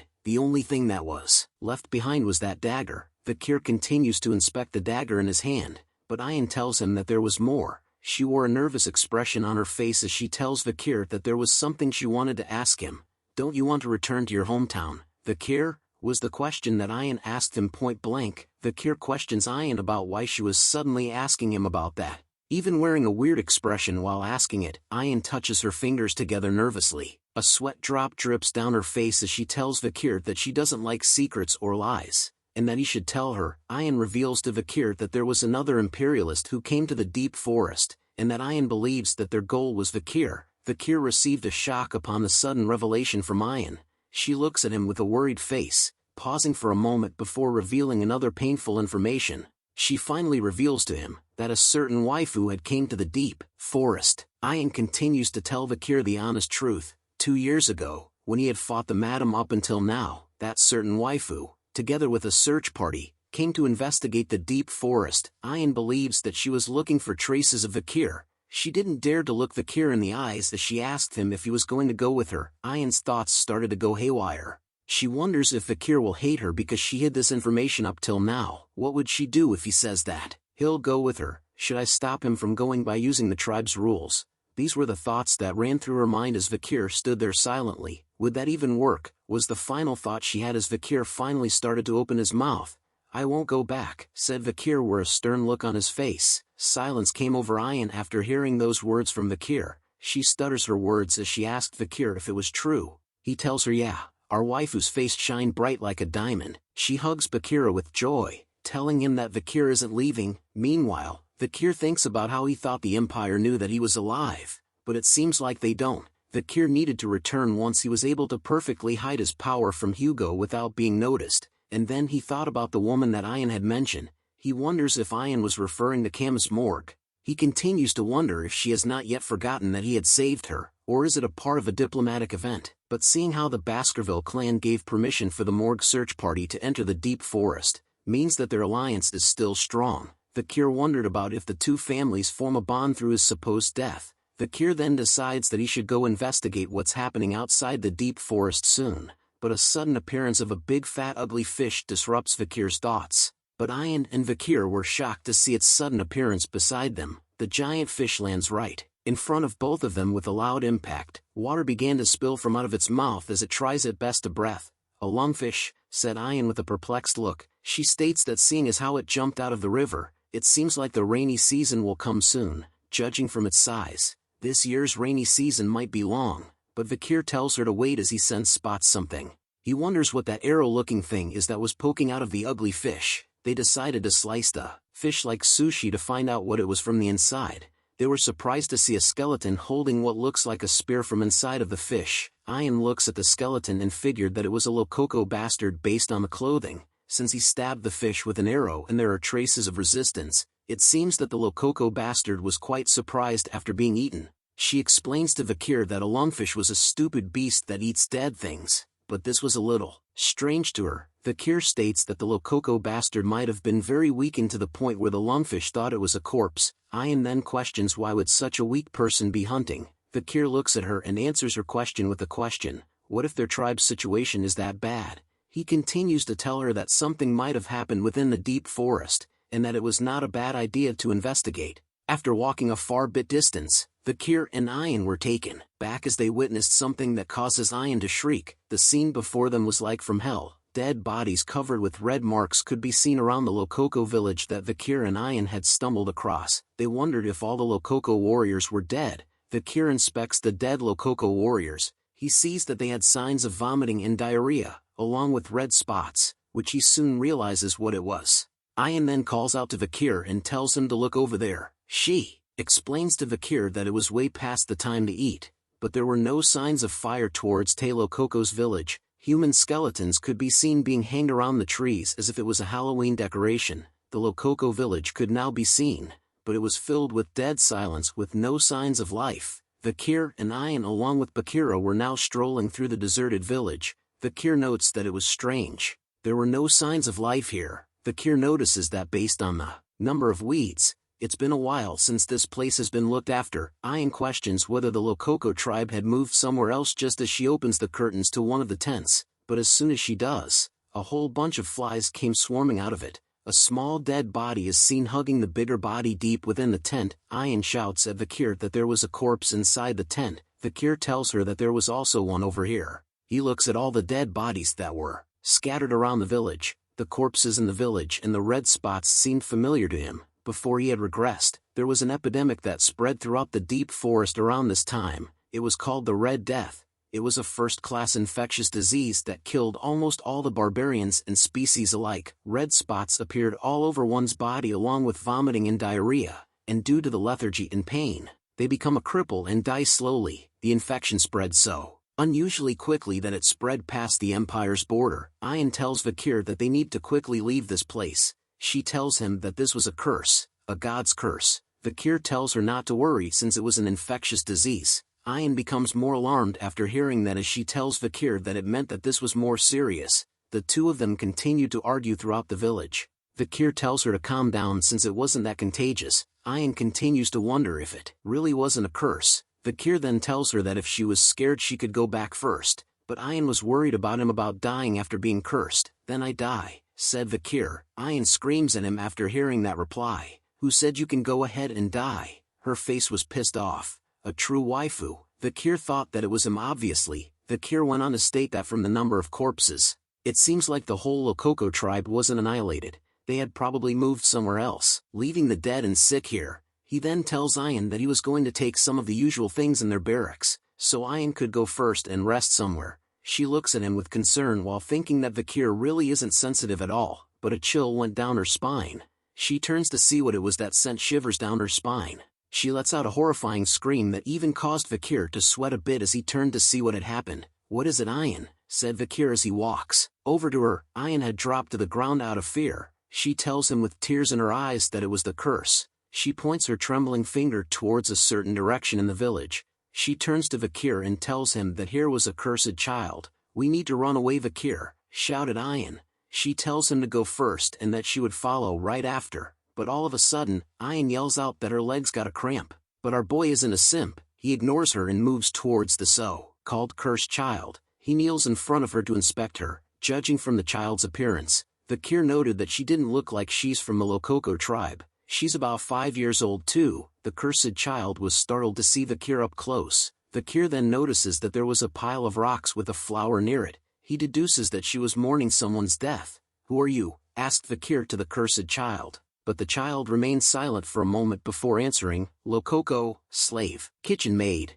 the cursed child said. Vikir figured that she was a slave of the Lokoko tribe. What's your name? Vikir continued to ask. Pomerian, she answered, based from her reply. Vikir figured that her name was an imperial name, and wondered if she was an imperial child who was captured by the Lokokos. But her answer wasn't complete. La Baskerville was the word she intended to end her sentence with when she told Vikir her name. Those two words alone set Vikir spiraling. His entire world had turned upside down as horror filled his very soul. Unable to believe what she had just said, Vikir questions her about what she just said.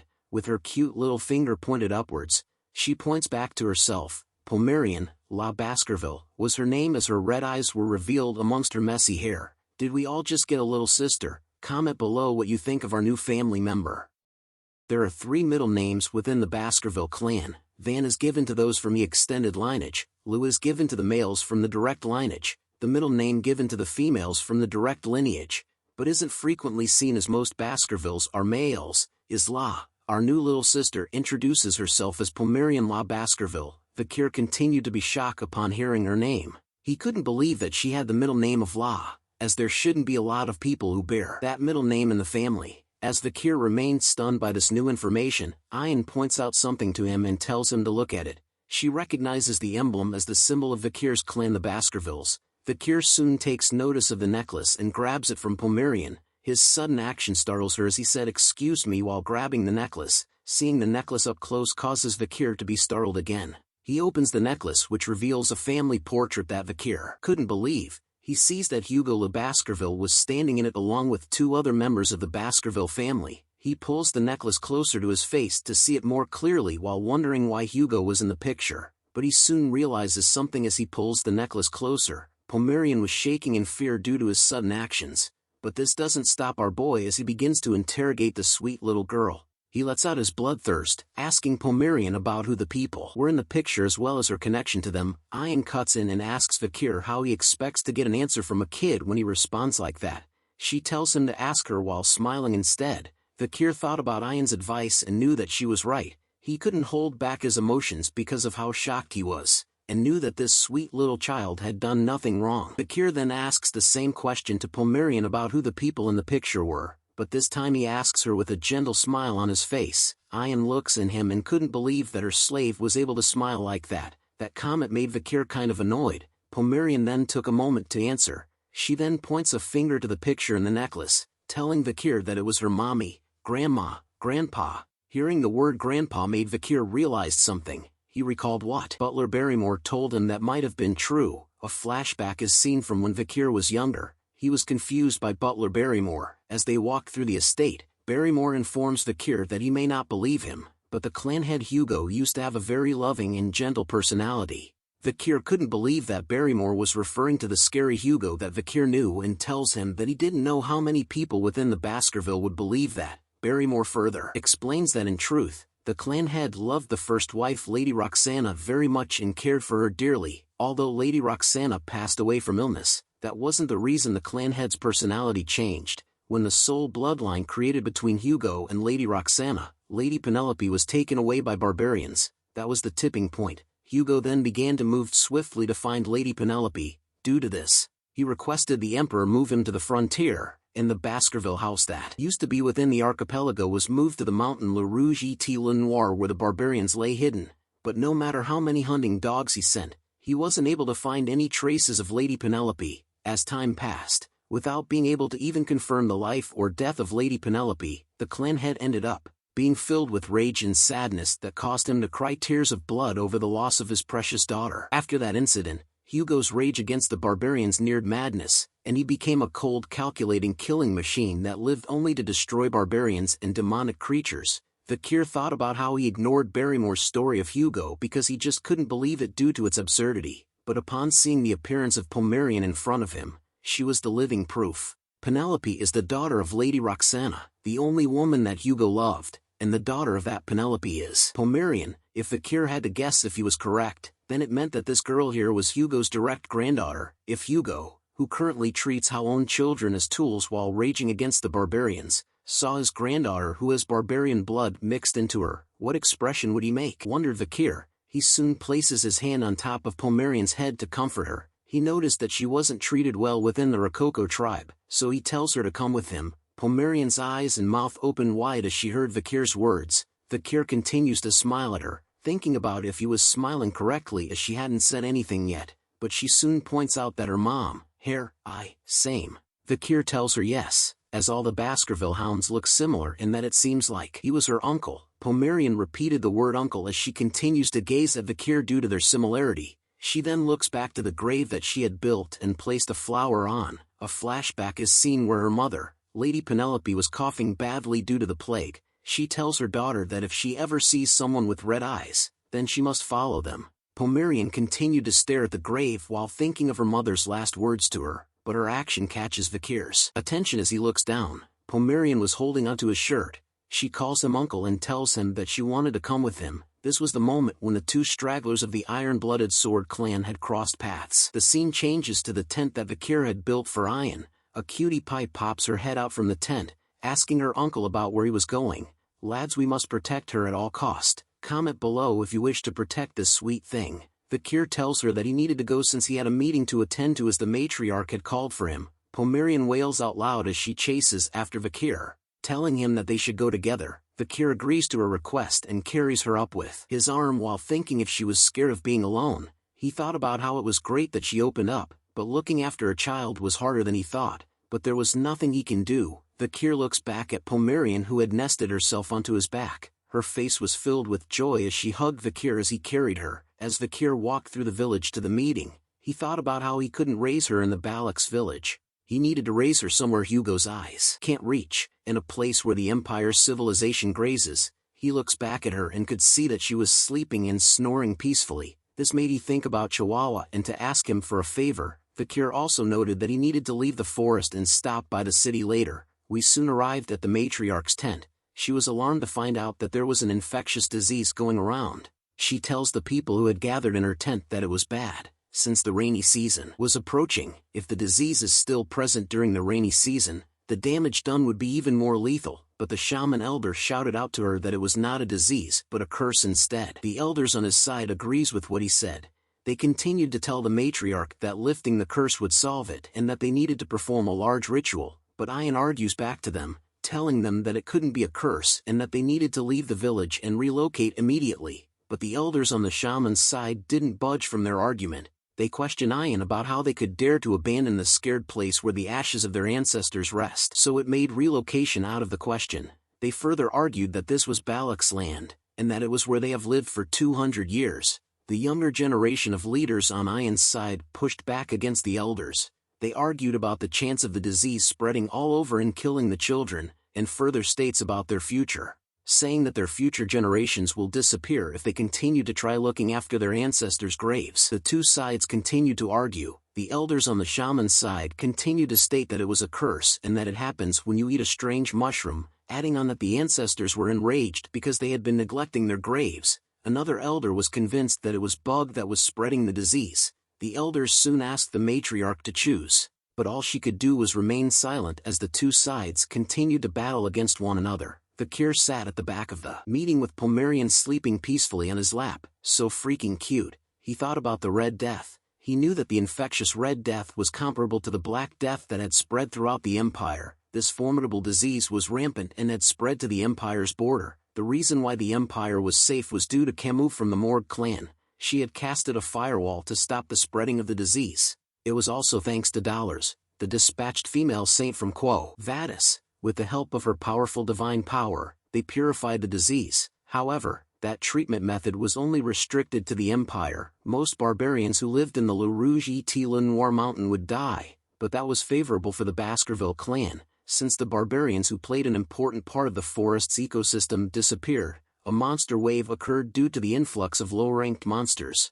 This resulted in an exponential increase in the number of casualties among civilians. The Baskerville clan, who protected the borders, received support from the Empire and started to subjugate the monsters. In the end, they were successful in protecting the border, and it became an opportunity for Hugo to further establish his political position. Vikir then raises his hand up to catch the matriarch's attention. He tells her that he had a way to stop the Red Death. As Vikir refused to witness that, Hugo, a pair of green legs with 3 toes on each foot, is tied upside down by a rope as it struggles to free itself. The green figure was then dunked into a pot of water. The rope that was tied onto its feet was pulled across a tree branch. It is revealed that there were a bunch of barbarians who surrounded the green figure as it was lifted up from the water. The barbarians were wearing a cloth on their faces as they exclaimed in wonder over this experiment. Upon closer inspection of the Green Goblin, they realized that it had contracted the Red Death after being dipped into the pot of water. The barbarian then tosses the Green Goblin that had the Red Death into a fire. Ian was happy to see that all the goblins that they had shoved into the infected water contracted Red Death.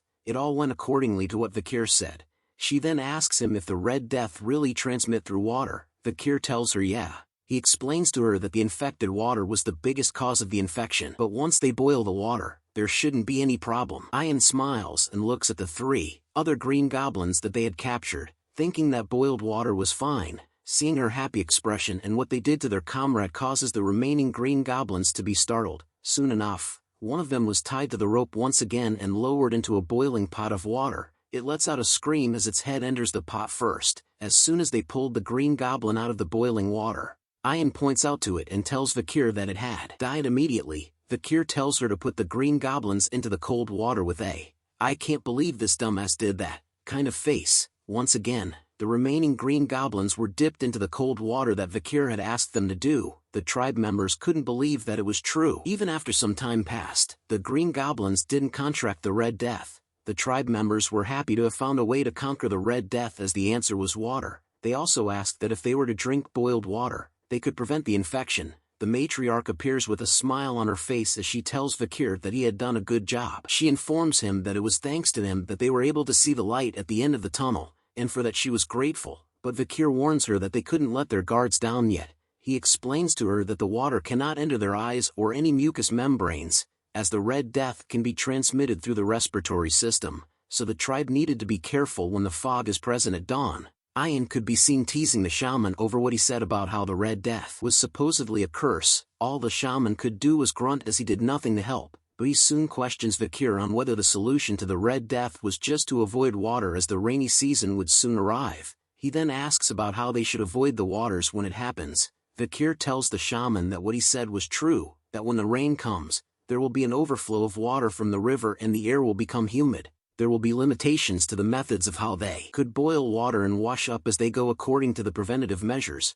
Kind of sounds like they have COVID. Hearing Vikir agree with him brought a smile to the shaman's face, as he was right for once, but then Vikir tells him that they needed to relocate the village. Hearing that causes the shaman to be startled. He yells at Vikir that he had already told the tribe that they couldn't leave the place where their ancestors lie. He then questions Vikir if he was choosing to ignore the words of the Council of Elders. But Vikir remained determined with his words. He tells the tribe that there was a method such that they won't have to move from the Balak territory. The rainy season approached the Le Rouge et Le Noir mountain as dark clouds filled the skies with a heavy downpour of rain. The river flooded, and what was once flatlands became vast torrents of swampy terrain. Within the deep forest, the torrential rain was something that even the elderly had never witnessed before, and that's how everything within the deep forest became flooded.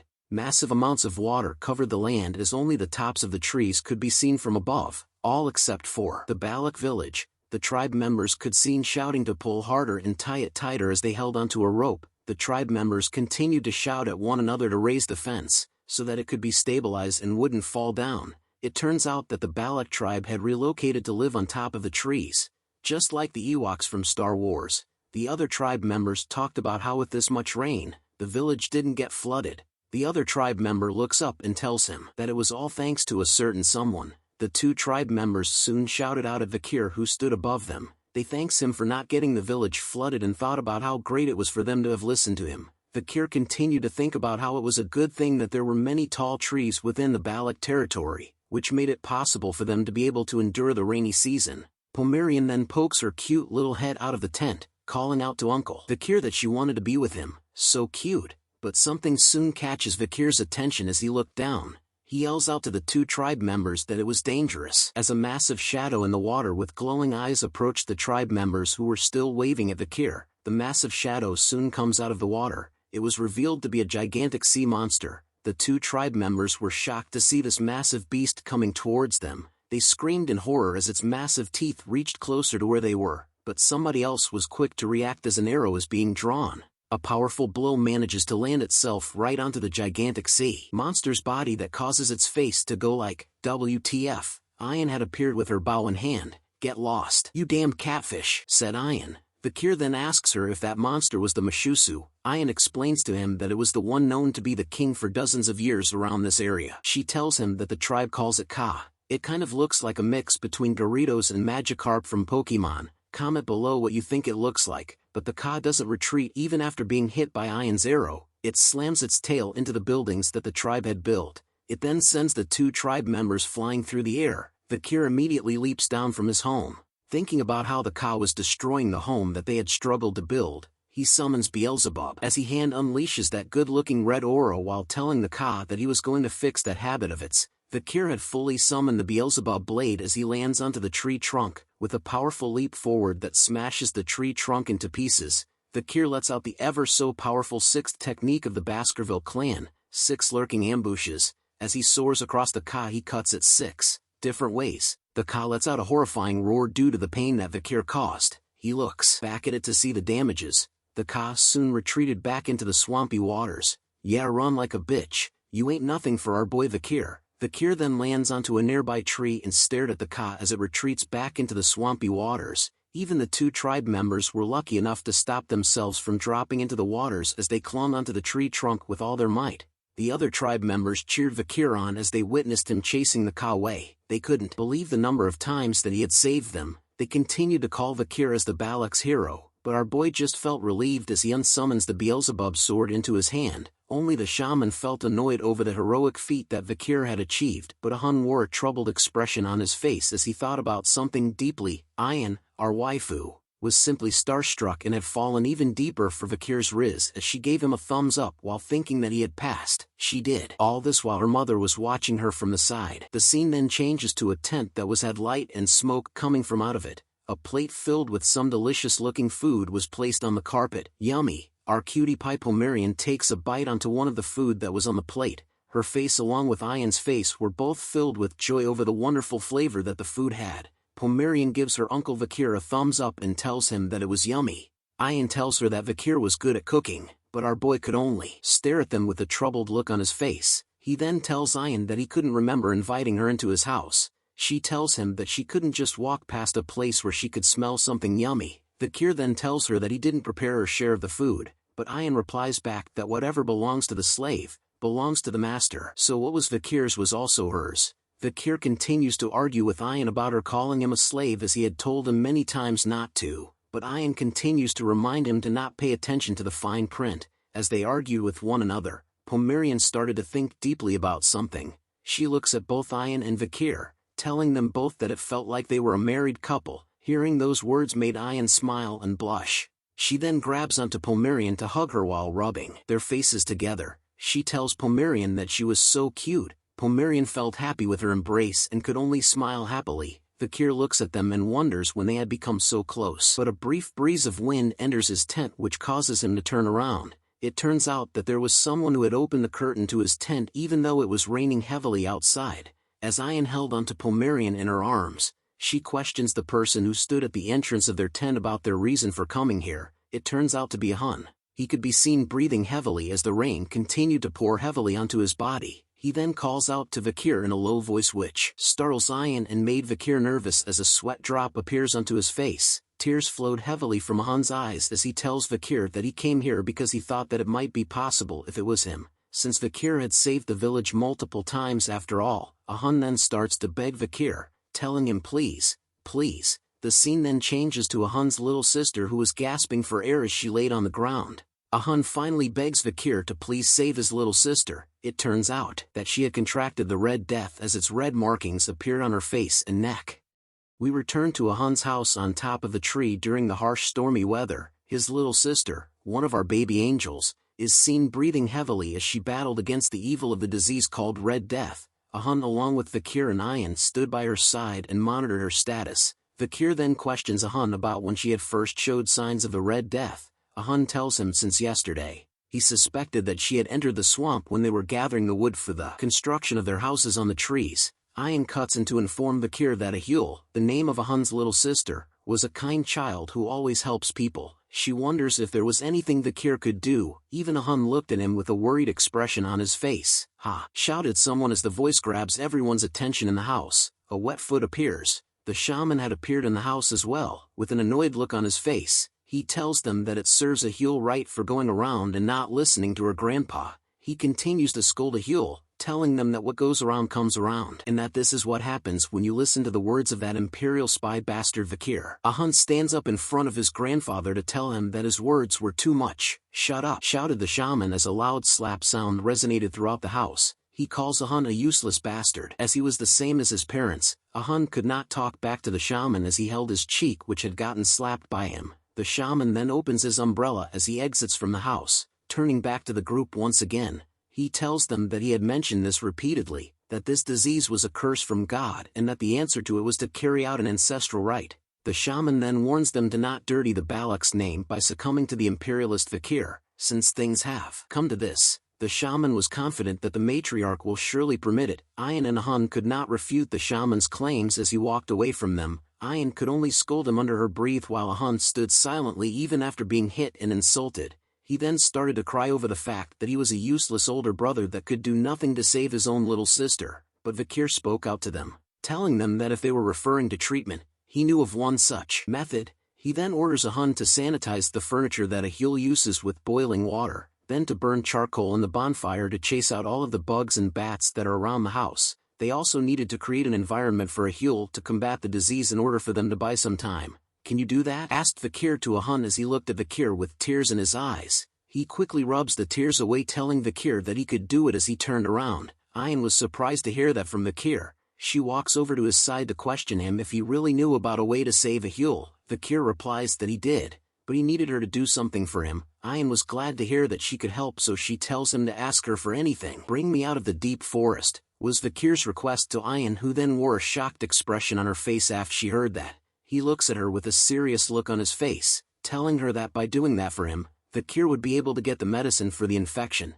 "Don't say such things," shouted Ayan all of a sudden, which startles a Hun who was outside the house doing what Vikir wanted him to do. Ayan proceeds to scold and lecture Vikir, stating that even though he was acknowledged as a member of the Balaks, there is a condition for going out into a foreign land and that there was no way her principled mother would allow that. Vikir simply replied that he agrees that the principled matriarch would most likely give up on Ahul, but he continues to tell her that if the people here keep it a secret, Vikir could sneak out and return without anyone knowing that he had left. "Will you let me go, Ayan?" said Vikir with his riz level going off the charts as he looked at her with his devious red eyes. But Ayan couldn't reply to him straight away. His riz powers had her stuttering as she gripped her body tightly. The scene changes to the deep forest being flooded with massive amounts of water, but something quick was bouncing off the logs that floated in the waters. Our boy Vikir is seen hopping with ease onto the various logs in the river, carrying something on his back as well, but then something was pulling his attention as he held a troubled expression.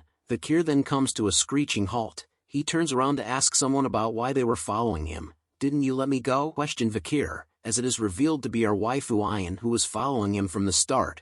She tells him that they should go together, but Vikir replies that she would only get in his way. Ayan asks him to tell her where he was going, but Vikir replied with a stern no. She then questions him about why he was taking Pomerian. It turns out that it was our cutie pie Pomerian who was being carried by Vikir all along. She was still sleeping peacefully on his back as Vikir didn't reply to Ayan's answer. She talked to Vikir about how she saw him using a sword that came out from his arm and the fact that he knew about Red Death. All these things happened, yet Ayan didn't ask him about any of them. The rain continued to pour down heavily onto the pair as she recalled their memories together. Ayan knew from the first time that they met, from when he had rescued her from being a slave, that she would always give in to Vikir. And the fact that she couldn't ask him anything is that she knew that Vikir would disappear once he tells her the answer, so she just wanted Vikir to answer one thing. With a sad look on her face, Ayan asks him, "You'll come back, right?" Afraid of hearing the worst answer from Vikir made Ayan close her eyes. "I will," said Vikir, which made Ayan open her eyes just as she was about to cry,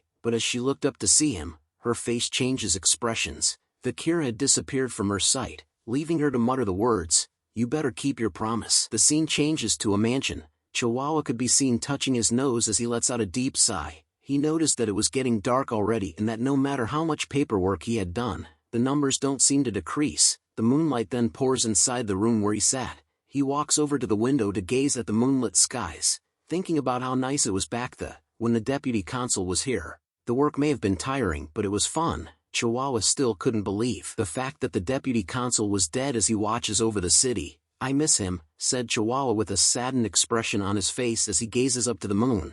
"Did you call me?" asked Vikir as he appeared right in front of Chihuahua's face the same way Spider-Man did to Mary Jane in the first ever Spider-Man movie. Comment below if any of you could hang yourself upside down by just grabbing onto the window like Vikir is doing while holding Pomerian with his other arm. Chihuahua could only stare at the sudden appearance of Vikir with a shocked look on his face. But a sudden flurry of emotions combined with shock and fear overtook Chihuahua as his mind tried to process what was going on right now. Vikir finally lands down from his hanging position. In his Spider-Man pose, he looks at Chihuahua with a smile on his face while Pomerian continued to sleep peacefully on his back. "How are you, Secretary General Chihuahua?" Vikir asks him. Chihuahua had finally calmed down after seeing the so-called dead Vikir alive right in front of him now. He then recalls the events that Vikir had explained to him, from Vikir confronting a monster from the deep forest, having received a critical injury and having to stay with the barbarians. As he sips his tea, Vikir agrees with what Chihuahua had summarized while Pomerian continued to sleep by his side peacefully. But Chihuahua continues to question Vikir about whether he was saying not an actually ghost. Vikir could only smile and wonder if that was why Chihuahua was shocked for so long. He then tells Secretary General Chihuahua that he was still the same as ever. Tears flooded from his eyes upon hearing those words from our boy Vikir. His body trembled as he tried his best to contain his feelings while telling Vikir that he was so glad that he was still alive. But he soon questions Vikir about who the child was that was beside him, as she resembles Vikir. Chihuahua further asks if she was the child that he had with the barbarians. Vikir replies that he and Pomerian simply shared the same bloodline, which was why they looked similar, and that it was not what he was thinking about. But Chihuahua continued to become more curious after hearing that Vikir and Pomerian shared the same bloodline and that he had mentioned that it was not what he was thinking about right now. As he continues to wipe the tears off his face, Vikir then asks Chihuahua about whether he could look after the child beside him. This was when Vikir introduces and reveals that this child was called Pomerian. He noted that it would be good for him to go through basic education with her. Chihuahua immediately agrees to Vikir's request, noting that it had been a while since he had gotten an order from him, so he wanted Vikir to leave it to him. Vikir then notices a pile of books and papers that covered and sat on top of Chihuahua's desk. This prompts him to ask about whether it was difficult for him to take on the work for Underdog City by himself as the Secretary General. Vikir then offers a solution by telling Chihuahua to look for Cindy Wendyson Mesamadunaro if he ever needed help. Hearing that name made Chihuahua recall the image of Cindy as he questions Vikir if she was the same criminal that he had released 2 years ago during the plea deal. But he was more curious about how to find her. Vikir asks him if he remembers the time when he was in office and had given 10 billion gold to a certain girl. Chihuahua remembers the girl as Judy, who sold flowers. Vikir reveals that no one was supporting Judy, which made approaching her easy, so Cindy would have went with that child. He added on that if Cindy doesn't cooperate, he could tell her that Vikir was still alive, and since she was indebted to him, she would be willing to help. Chihuahua replies that he understood and was happy to find a solution with his workload. As the sun started to rise in the background, Chihuahua then asks Vikir about when he would be returning. Vikir smiles and continues to drink from his cup, telling Chihuahua that he would return once he had finished what he needed to do. Recalling the moment he had left Ian behind in the deep forest, Vikir knew that he had to return as he had a promise to fulfill as well. Treating a Hule's Red Death can be done quickly with a single drop of holy water from that clan. Knowing that information made Vikir decide on what he needed to do as he looked out from the window while Pomerian and Chihuahua got closer to one another in the background. Gazing up into the skies, Vikir knew that he had to go to the religious and holy Quo Vadis clan. The scene changes to a new location we have never seen before. Two guards wearing silver armor stood together as they held their spears in an ancient city. One of them soon notices something that was approaching their city. Seeing the incoming object made they cross their spears to block its path. It turns out to be a carriage that was being led by a horse. The guards announced to the driver that they would be carrying out an inspection. One of the guards recognizes the driver as Sir Joseph, who is the one that manages the oil shop on the first floor. They soon question him about what he had brought with him this time. Joseph smiles and reveals a letter in his hand informing the guards that he had brought oil as it was written on his import permit. One of the guards steps forward and asks him if he could check what was inside. Joseph chuckles nervously while telling the guard that he had come here really often and wonders if there really was a need to check it, but the guard refuses his request by telling him that the higher-ups take importance in formalities. Seeing his request denied started to cause Joseph to sweat a bit. The guard continued to look amongst the various barrels of oil that were on the carriage, thinking about which one of them he should open. He finally picks up a single oil barrel and noted that this one looks good. Panic and fear started to set inside Joseph as he couldn't believe that the guard had chosen the single barrel that was the most important to him. The guard soon opens the lid off the oil barrel, looking inside of it with an intense gaze. He then commented out that it was fine as it was revealed that the oil barrel contained nothing else but oil inside it. The guard walks past Joseph and informs him that he can pass. Joseph lets out a sigh of relief after seeing that nothing had happened. The guards then welcomed him to St. Mecca. The carriage that Joseph drove soon reached the end of an alleyway inside the city. "You can come out now," said Joseph as he looked back at the oil barrels with a nervous aura surrounding him, but the oil barrels simply remained silent for a moment, before a handprint appeared from within one of the oil barrels with tremendous strength. Joseph watched in horror as the sounds of the oil barrel lid echoed through the air as it continued to be hammered by the hand. A figure soon emerges from inside the oil barrel covered in the oil, wearing a costume as if he was a plague doctor from Assassin's Creed. The figure soon walks out from the oil barrel. Joseph approaches the figure and nervously asks that since he had fulfilled his promise of getting the figure inside St. Mecca, then it meant that he could go now. But the figure tells Joseph to wait, which startles him. The figure hands over a pouch to Joseph, telling him that it was the ox-bear canine which was promised to him. Joseph nervously accepts the reward and thanks the figure for it. He stood still as he watched the figure walk away.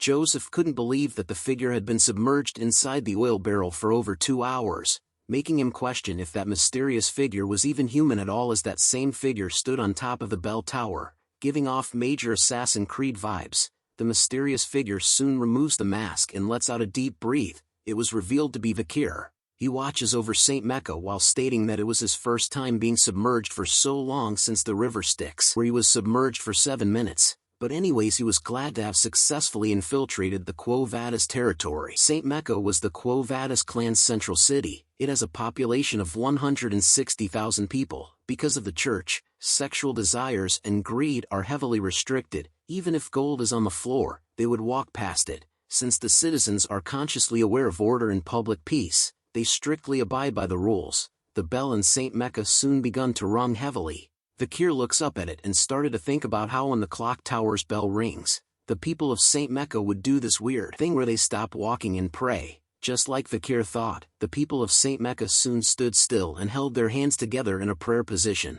A familiar headdress soon appears amongst the citizens of the city. Vikir calmly and easily walks past all the citizens with ease, thinking about how they could live when it's so suffocating here. Night soon arrives as darkness covers the streets of the city, only to be lighted by lamps. Vikir stood in front of a water well while rummaging through his jacket. He reveals a vial that contained a purple liquid inside of it and opens the cap. He then begins to pour out the mysterious purple liquid inside the vial. The Red Death's infectious bacteria is carried in a Huel's blood, sweat and tears. It's a highly infectious plague, so people will get infected immediately pouring this into the well. Although it's an extreme method, the situation is very urgent, and every minute and second is precious. It's a religious and holy territory, so they'll be rescued before a casualty even comes. "Hey, who are you?" questioned a bunch of kids that appeared from behind Vikir out of the blue. The kid talked about how there was a suspicious person by the well, but his friend tells him that they should just go, as looking at Vikir made them realize that he looks dangerous.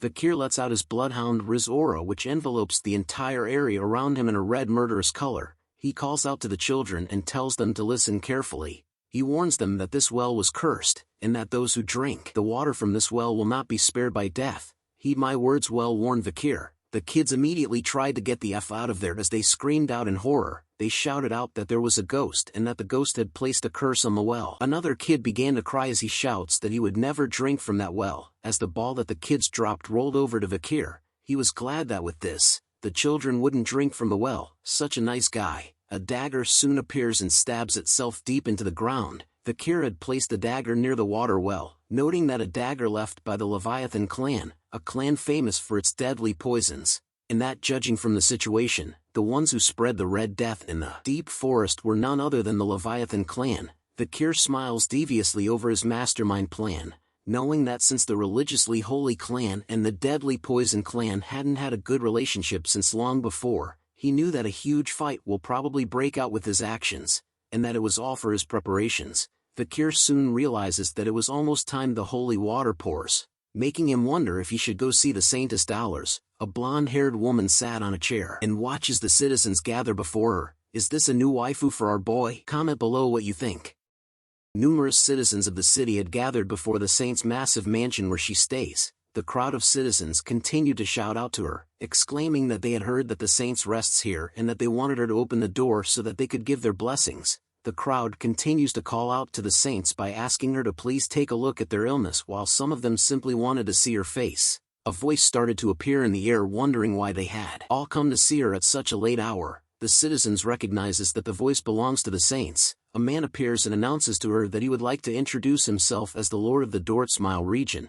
He was also the eldest son of the Jonathan clan, the clan that dispatches soldiers often, and that he was also the son-in-law of the Alphonse clan. Another man appears to introduce himself as well. He was the one that was in charge of the Ibsen Guild Association, the association that oversees the bourgeois family's exports. He was also an honorable knight who served Count Boston Terrier Le Baskerville as his squire for 2 years. An older gentleman introduces himself this time, telling the saints that if she heals his personal illness, then he would be willing to reward her with the entire productive granary. He would also reward her with a villa that sits on the beachfront villa on the warm southern shore and exclusive carriages. Even after hearing all those numerous titles of prestigious men and their rewards for her powers, the saint simply replies to them to stop. She informs them that she was uncertain if the identity or wealth they presented was enough of a reason for her to open her gates at such a late hour. She then tells everyone to return to where they came from. The citizens hear this and none of them argued back, they simply left her gates.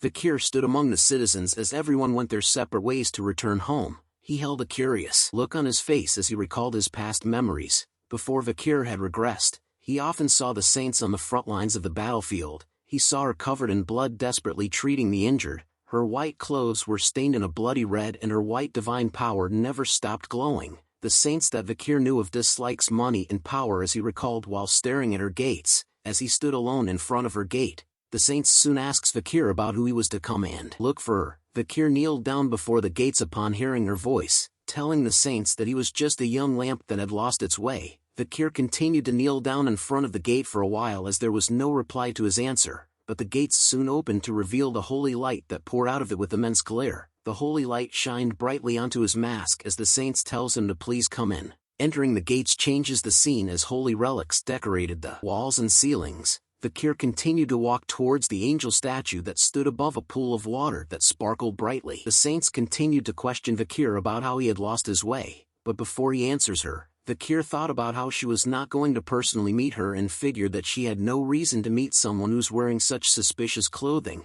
Throwing a bag onto the fountain, Vikir reveals to the saints that he had come to report that there was an epidemic spreading throughout the slums. He had brought the water from their well through the pouch that was on the fountain, telling the saints that since she possesses divinity, Vikir was sure that she would be able to detect the wicked energy that was exuding from the water that he had brought to her. The saints remained silent upon hearing that horrible information from Vikir, but she soon replies to him that he had lied to her. Upon hearing those words, the gates behind Vikir immediately shut itself closed in an instant. Troops covered in metal armor soon appeared and gathered around Vikir on the second floor, but Vikir simply showed no reaction to the events that had just occurred around him. A lone man stood in front of the others and exclaimed that for a young lamb who has its ways, Vikir's way of speech was rather aggressive. The man soon questions Vikir about who he is. Vikir's eyes began to glow bright red as he thought about how the man who stood in front of him belonged to a face that he hasn't seen for a while. Vikir knew the man as Pietro Quo Vadis. Before he had regressed, Pietro was someone whom Vikir entrusted his back to in the battlefield.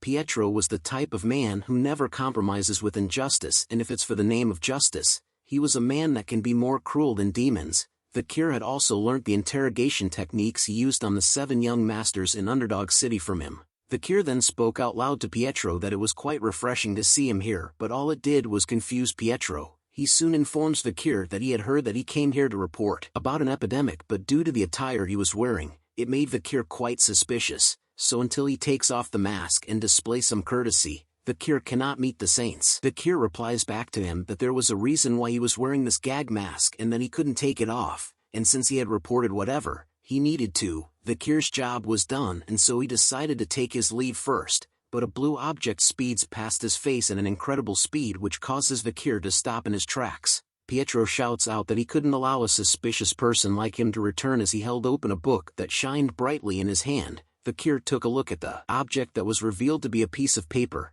He speculated whether Pietro had thrown the paper after infusing it with divine power. Vikir noted that Pietro still uses such interesting weapons, reminds anyone of Gambit's powers from X-Men. Pietro then lands right in front of him, telling him that he could sense the wicked energy coming from that water pouch that Vikir had brought to them. Pietro then concluded that if there really was an epidemic, then it must have been Vikir who spread it. Vikir then questions his logic on whether he was the culprit. If so, then why would he come here to report it? Pietro further deduces that it might be according to Vikir's tactics to bait the saints out. Hearing that made Vikir thought about how Pietro's every word was right, summoning and casting even more of the blue pages imbued with holy powers to Vikir. Pietro announces that he would hear his confession later when he was in prison. Seeing the attack coming made Vikir immediately dodge the blue papers as they flew all around him, as he continued to run from Pietro's attacks. He knew that if he uses aura, then everyone here would figure out that he was a Baskerville member. He soon spots the place where he needed to be at.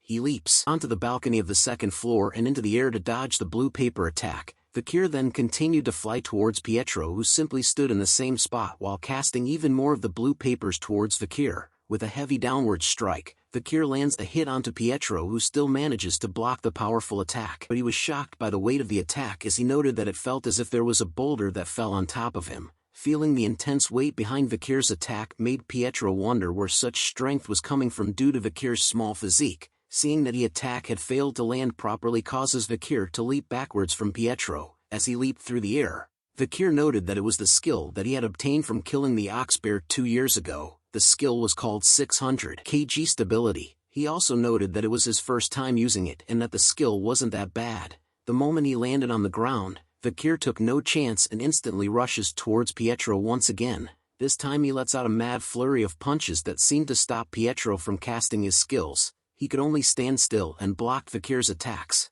Seeing him hesitate gave Vikir a chance to cast another one of his skills as flames started to appear on his hand. With a swipe of his right arm, flames cut across Pietro's body as Vikir cast it as a plus-rank skill called Cerberus Flame. The book that Pietro held was soon set ablaze as he immediately shouts in pain over being burned as he threw the flaming book onto the ground. Vikir asks him if he wanted to continue as Pietro healed his hand by stopping the fire from spreading through the use of the water from the fountain. Feeling angry over Vikir's attacks causes Pietro to slam his fist together as he shouted out that Vikir was using sorcery, which was irreligious. He then rushes towards Vikir to tell him that he wasn't going to let him go. Vikir sees him coming and immediately kicks the book that was still burning towards his face, which stops Pietro in his tracks as he was confused by the sudden appearance of his old book. Due to that moment of hesitation, it provided Vikir with the chance to land a powerful blow onto Pietro's body as he slammed his might fist into him. The punch that Vikir had sent out was covered in his aura, allowing him to hurl Pietro into the angel statue of the fountain, which causes it to break into pieces from the impact of Pietro's body. He soon coughs out blood due to the damage dealt by Vikir. The soldiers that were gathered on the second floor couldn't believe that their boss had been defeated and wondered amongst themselves if they were dreaming right now. Wasting no time at all, the soldiers gathered themselves around Pietro to protect him from Vikir. Seeing their reaction made Vikir realize that the soldiers didn't intend on stopping the fight right now, but the Saint soon appears on the second floor to tell everyone to stop, introducing to everyone Vikir's new waifu. The Saints had appeared and questioned Vikir if he was the lost young lamb, but she replies to Vikir that he looked more like a puppy than a lamb, a small puppy covered in injuries. But a soldier on the ground floor tells her that Vikir wasn't a puppy but a blood-crazed wolf instead.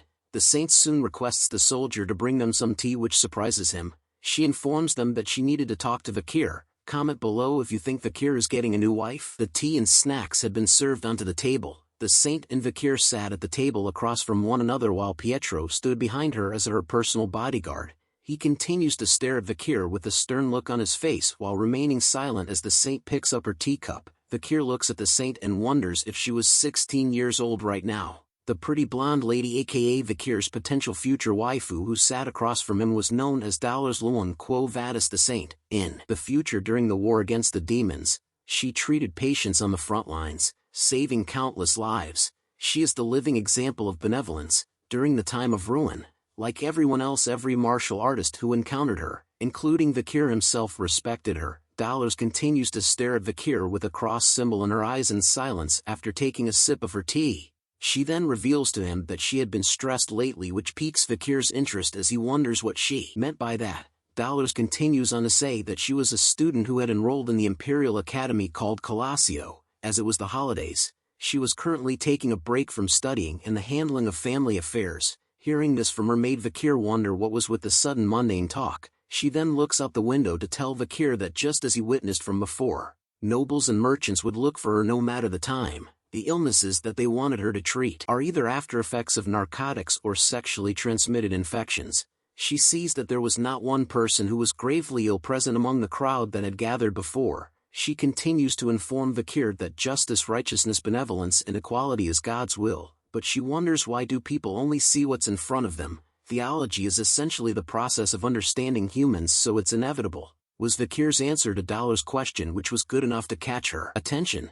She recognizes the phrase that Vikir spoke out loud as the Old Testament Asmoser from chapter 6 verse 9. She couldn't believe that there was someone who knows such old passages exists, but Vikir simply remained silent afterwards. He then changes the topic to inform Dollars that there was an epidemic that has spread throughout the slums of St. Mecca, and that the pouch that contains the infected water that Vikir had personally collected from a well in the slums. Hearing all that information made Dollars wonder if it was all accurate. She stares at him with a serious look in her eye and questions Vikir on whether he was not involved in this incident. He answers back to her with a question, "If I was, would I come here on my own?" But Vikir continued to think that he couldn't avoid suspicion, which prompts him to wonder if he should use that method as he raises his hand off the chair. Seeing that sudden action from him catches Pietro's attention immediately. He stands in front of Dollars to act as a shield while telling her to get behind, but a sparkling light soon appeared in the middle of the air. Vikir tells them that he dislikes harming innocent people as the divine light power started to radiate from his own hand. He continues to tell them that it was especially true since this was his hometown. Dollars was captivated by the appearance of the divine power in Vikir's hands, while Pietro remained stunned and wary of his actions. Dollars couldn't believe that Vikir was a believer of Luan. He then stops showing off the divine power and questions them on whether they would listen to what he has to say now. He informs them that he had spotted some suspicious people pouring liquid from a glass bottle into the slum's water, and that those people were criminals. Hearing this made her worry as she continues to doubt Vikir's words while asking him if he knew what their motives were. Taking out a scroll from his jacket, Vikir tells her that the criminals were probably those who wish for the decline of the Quo Vadis family and those who will benefit from that. Unrolling the scroll onto the table revealed marked territories of the land.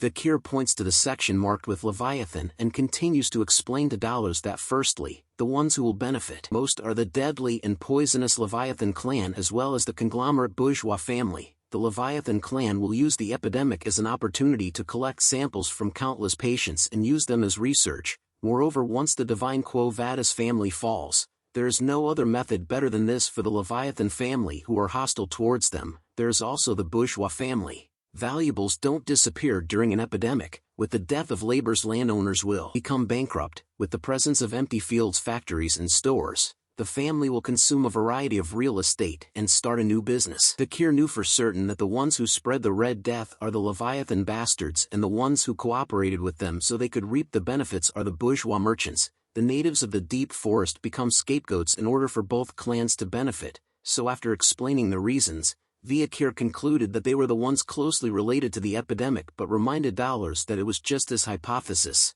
Hearing all that explanations and information made Dollars think that it was all possible while wondering how it was possible for someone to predict future incidents so accurately to exist, making her question Vikir about who he was as his shadow was revealing a strong energy. Vikir then tells them to just call him the Night Hound. Hearing that name sounded ominous to her while Pietro commented that Vikir had picked a name that suits what he was wearing well, which was utterly blasphemous. Moving on to think about what Vikir said made her note that it was quite possible. She then informs Pietro that they needed to visit the slums as they needed to investigate the epidemic and to report it to her father. Pietro hears her orders and replied back that he understood. Seeing her take action made Vikir realize that he was lucky to meet the saint and that with this, things will be able to progress much faster. Dollars continues to look at Vikir and wondered what it was. Why does the man who defeated the unrivaled Sir Pietro and the Holy Knights look so small and pitiful? Staring deeper into our boy's soul with her crossed pupils, Dollars could sense the smell of a beast exuding from his soul, the smell of blood oil and stell as well as violence and pent-up anger, the color of hatred. In deep whirlpool of numerous emotions within that lies immense sadness. Who is this person was the question that continued to linger in her mind. The scene then changes back to the slums where Vikir had poured the infected water into the well. We arrive at a rundown church whose lights were turned on. A group of nuns were alarmed by something as they appeared with masks covering their faces. They couldn't believe that the saint herself had arrived to their church. One of the nuns began to cry as she begged Dollars to please save them from the horrific epidemic as numerous people laid on the ground covered in blankets. Seeing this sight made her realize that what the Night Hound had said was all true. Vikir stood at the back and was still able to see what his work had done. He apologizes in his head towards the people who had gotten infected due to the lack of time he had, but he was thankful that there were at least no children who had gotten infected, making him wonder if the fear he instilled among the children at the well worked. But Vikir was thankful again that the infected civilians were at the initial stages of the disease, so he had no choice but to leave the rest to the saint. Seeing the infected civilians up close made her note them as pitiful people. She held the hand of an infected person to tell them that they didn't have to worry as the Godluan's most sublime love will heal all of them. Dollars then began her prayer. The light of my light, the flame of my life, my sins, my soul, witness these pitiful people who have gathered here. A teardrop started to appear on her eye which slowly dripped down from her face. As it touches the ground, a golden light started to appear and shined brightly. The effects of the prayer was intense as a holy light started to cast itself onto Dollars as she prayed. The light was strong enough to be seen from the outside of the church from where everyone was. The light continued to shine upon the infected civilian whose infection soon disappears as the light began to die down. The nuns were impressed by the miracle that they had just witnessed from the saint. They couldn't believe that the infection people were all healed at once. They began to thank the saint for her work and praised their god Lumen as their savior. Vikir looks intensely and noted that it was that power. He needed to bring the miracle of holy water to the forest as Dollars continued to pray for everyone with tears in her eyes. Subscribe, like, comment and share to support the channel. Thank you for the support. We now turn to Dollars, who was by herself in a room that was lighted by a single candle flame on her table. She appears to be writing something down. Her face was filled with a look of focus as she crosses out certain areas on a map that was laid on the table. She thought deeply about how treating patients with divine power was just a temporary measure and knew that she couldn't stop new patients from arising. But seeing the number of crosses on the map made her realize the fact that more cases are appearing, which meant that there was an infected well somewhere within the slums. She then turns her attention to a vial of green liquid that glowed slightly in the dark. Looking at the bodily fluid from an infected person, she noted that it has a very short incubation period, and that it takes a very long time for an infected person to die. It's malignity which causes the infected person to be in pain for a very long time. In order to stop the infected completely, Dollars needed to focus and purify the deepest well, hoping to do so by create a single drop by concentrating her divine power. But as she lets out a deep sigh, Dolores understood that now wasn't the time for her to be lost in her thoughts and she needed to go and treat one more person, but a feeling of uneasiness took over her body, causing her to drop to her knees as she held onto the table for support. She recognizes the feeling as anemia, which made her wonder if this was the repercussion for using too much divine power, but she decided to swallow her fears instead and stood up to leave the room as she knew that she could still do it, if it's to alleviate the pain the patients experience as soon as possible. As soon as she left her room, Dolores was greeted by somebody shouted out that the saint has arrived. It turns out to be the three nobles who were waiting for her with the crowd late at night. They informed Dolores that they would go with her too and not worry anymore, but she questions them about why they were here. The nobles reply that they had come here to help her as they couldn't leave such a noble lady alone in a low and dirty place. They inform her that they had brought 3 wagons filled with donations and emergency relief, so that people from the slums had won the jackpot today, but as they told her this, Dolores' face was filled with a dead stare.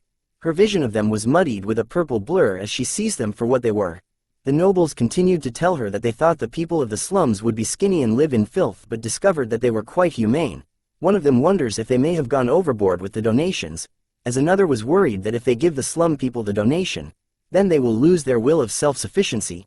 The nobles soon cut to the chase and informed the saint that it was also a gentleman's duty to protect the lady, which was why they wanted to follow along with her. Dolores then replied back to them, saying that she thought they had delivered their intentions well, with a holy aura surrounding her. She tells them that she would leave it them with a smile on her face.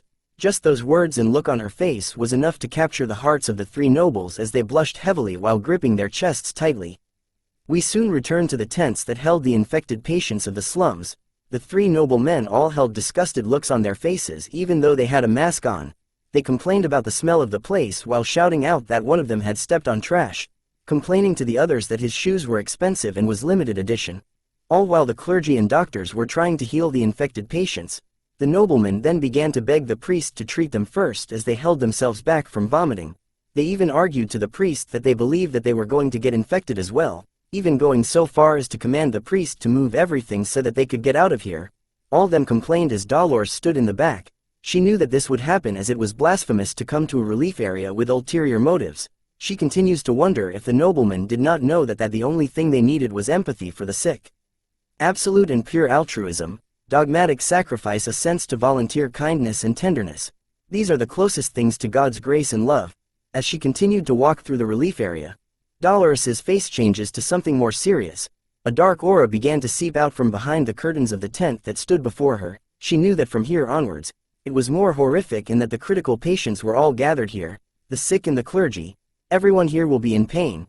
As she made her way towards the sickest area, Dolores apologizes to everyone in her mind for not being here with them. With each step she took, she lighted the way with holy aura that brightens everything in its path.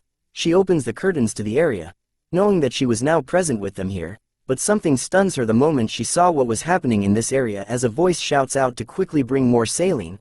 A scalpel was then seen being pointed towards the chest of one of the infected patients. The priest and nun were standing by the side, alarmed to be witnessing something that made them question if divine power was the only thing that would work on the infected patients. The clergy even questions just how many hours has our boy been with these patients by himself. As soon as there was cut made by the scalpel on the infected area, Vikir places his hand over with divine power covering it. Sliding his fingers along the cut made it disappear along with the infected areas of the body. The clergy sees his actions and speculates that Vikir wasn't blessing the skin but was instead letting the blessing flow into the infected area. He then realized if that was what Vikir was doing, then he himself might be able to focus and use divine power.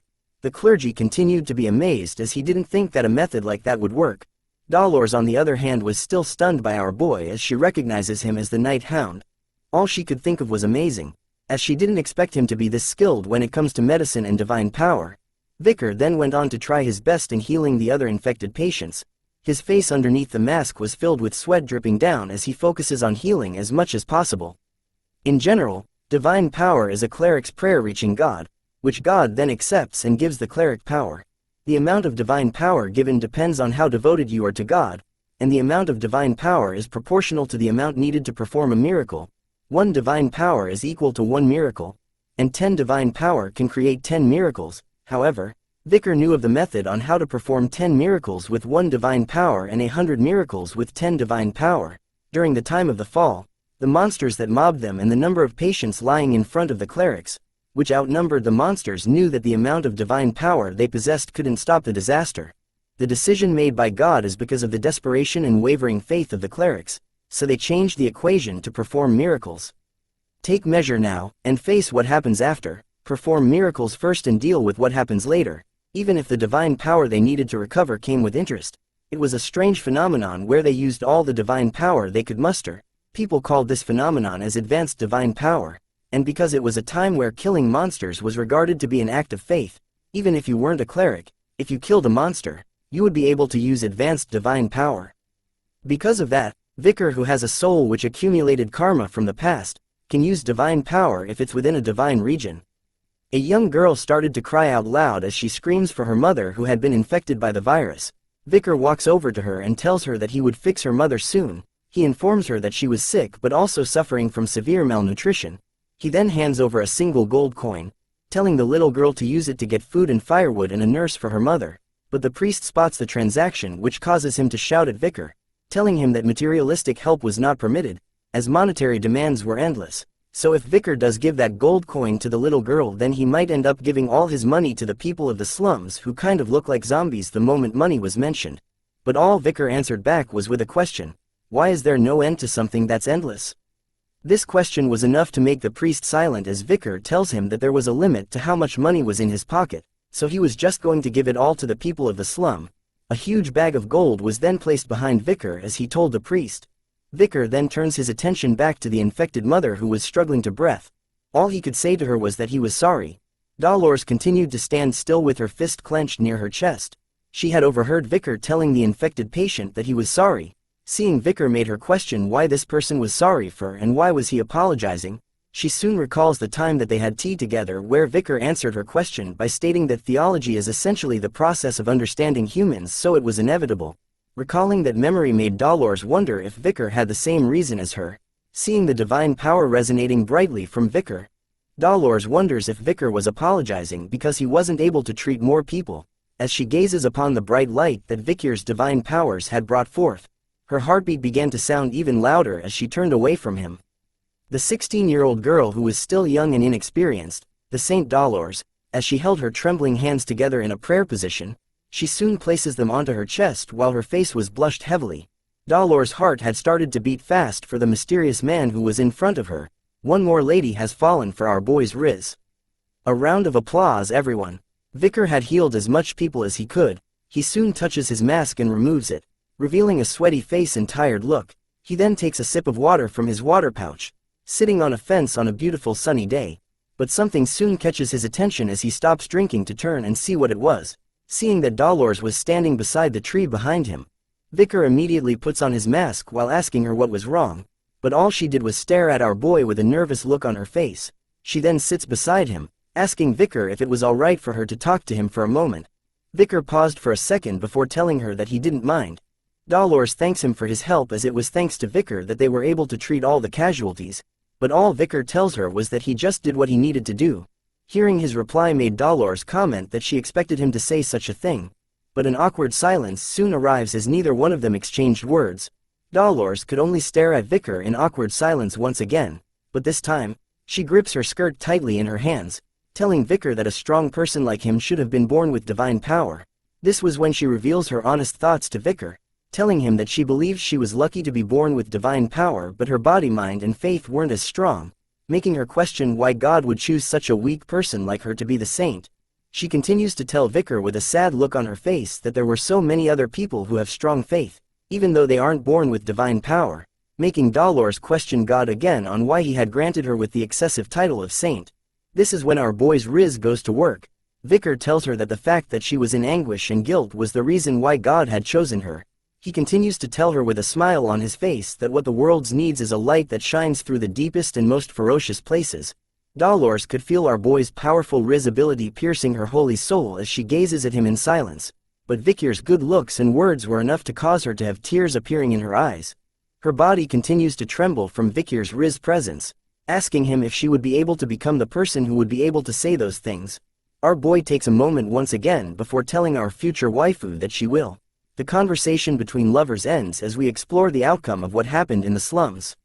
The outcome of having the Quo Vadis family's clergy gathered and praying in one area was that all processes involved in the creation of holy water ended successfully, a divine essence that's able to purify all of the infected within the slums with one drop.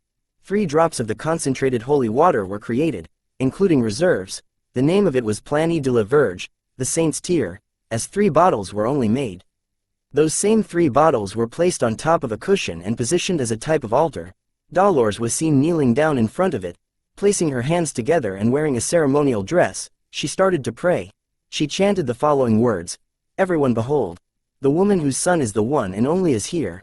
I who unfortunately had to nurture God's son, wailed at night and it lasted until the next. I'm in so much agony as my heart could not follow.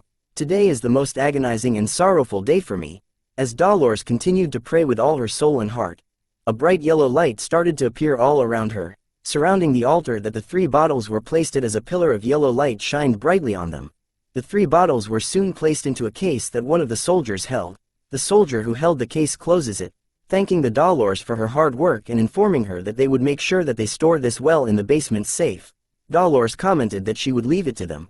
Her attention was then drawn somewhere else as she gazes outside the church with a nervous look, as she knew that something else must be done now. The scene then changes to a beautiful angelic statue. A cardinal appears with a prayer bead in his hands. He stood alone in front of the angelic statue before Dolores calls out to him, calling the man that stood alone as father. She informs him that she had came here to report something about the Red Death. Her father spoke out to her, telling her to come closer while calling Dolores his fairy and daughter. She readily accepts his command and moves even closer to him while holding on to something. Her father touches her shoulder and noted that she had made a large offering this time. He smiles at her with joy as he expected it from his daughter. This man was named Humbert Lune Quo Vadis, the cardinal of the Lune Church, but for some reason Dolores did not show the same level of affection towards her father, as her eyes and face remained motionless while telling her father that he was being too gracious with his words. Humbert then tells her to reveal what had happened. Dolores informs him that at first they had planned to use the Saint's Tear that they had created to purify all of the water that's flowing underneath Saint Mecca. Hearing this made Humbert question her on whether they had found the source of the infection. She tells him that they did and revealed to him that the source of the infection had came from an unregistered well in the slums. She added on that there were children who had testified by saying that a spirit had cursed the well, making it severely infected. They had also found the glass bottle that the criminal had used to store and spread the infection. She also tells Humbert that after investigating that area, they had found a suspicious object. As Dolores showed him the thing, Humbert was startled to see what it was. He questions her on where she had found these items, to which she tells him that they were at the well. Humbert's eyes began to fill with divine holy rage as he recognizes the emblems on the items as those belonging to both the Leviathan and Bourgeois clans. He commented out loud that it seems that those clans were both getting along well, but questioned on how they were able to create an artificial virus. How dare those lowly poison addicts and misers insult divinity? Shouted Humbert as his divine rage started to manifest itself as a heavy yellow aura all around him. His rage doesn't end as even the area around him started to shake heavily from his anger. His entire body was filled with divine rage as he tells Dolores to declare a holy war. Time to play some crusade music. Dolores could only stare at her father in silence, while thinking that Daddy was definitely pissed, but he soon talks about the guy that calls himself Night Hound. Hearing those words catches her attention as Humbert tells her that he was suspicious. His face was filled with a different kind of hatred as he tells Dolores to catch Vikir right away and to make him confess every single thing. But our future waifu shouts back at Daddy, telling him that Vikir was innocent, which shocks him. He stares at her and couldn't believe what she just said as Dolores showed her own version of her pissed off face. Go waifu. She continues to defend our boy by telling her father that he was someone who did his best to treat the infected, and that the reason why there weren't any casualties was because of him. She continued to shout at Humbert that there was no way that Vikir was evil, but a sense of dread was felt as Humbert sees how his daughter was acting all of a sudden. He noted that for his daughter, who had never gone against him, to say that, hearing those words causes alarms to go off in Dolores' head as she looked at him with a shocked expression on her face. Humbert then raises his hand into the air with divine power covering it, telling Dolores that he was personally going to interrogate Vikir. Dolores could only scream out loud as Humbert shoots up a powerful ball of divine power into the air. The ball of light continued to shoot upwards into the sky before exploding into a very bright light that casted itself all over the city. He then tells Dolores that it was meaningless for her to go against him as guards were seen located right outside of where Vikir was staying at. This was when Humbert reveals to Dolores that he had already sent the paladins to go after Vikir. The paladins started to make their way quickly up the stairs. They then positioned themselves right outside Vikir's door like a SWAT team. One of the paladins soon kicks the door wide open as another one of them announces that the night hound was a suspect of causing the Red Death. But all that was left in the room was empty air as the paladins were shocked to see that there was no one here. Only a single window remained open. The scene then changes back to Daddy and Dolores, where another clergy member is seen running towards them.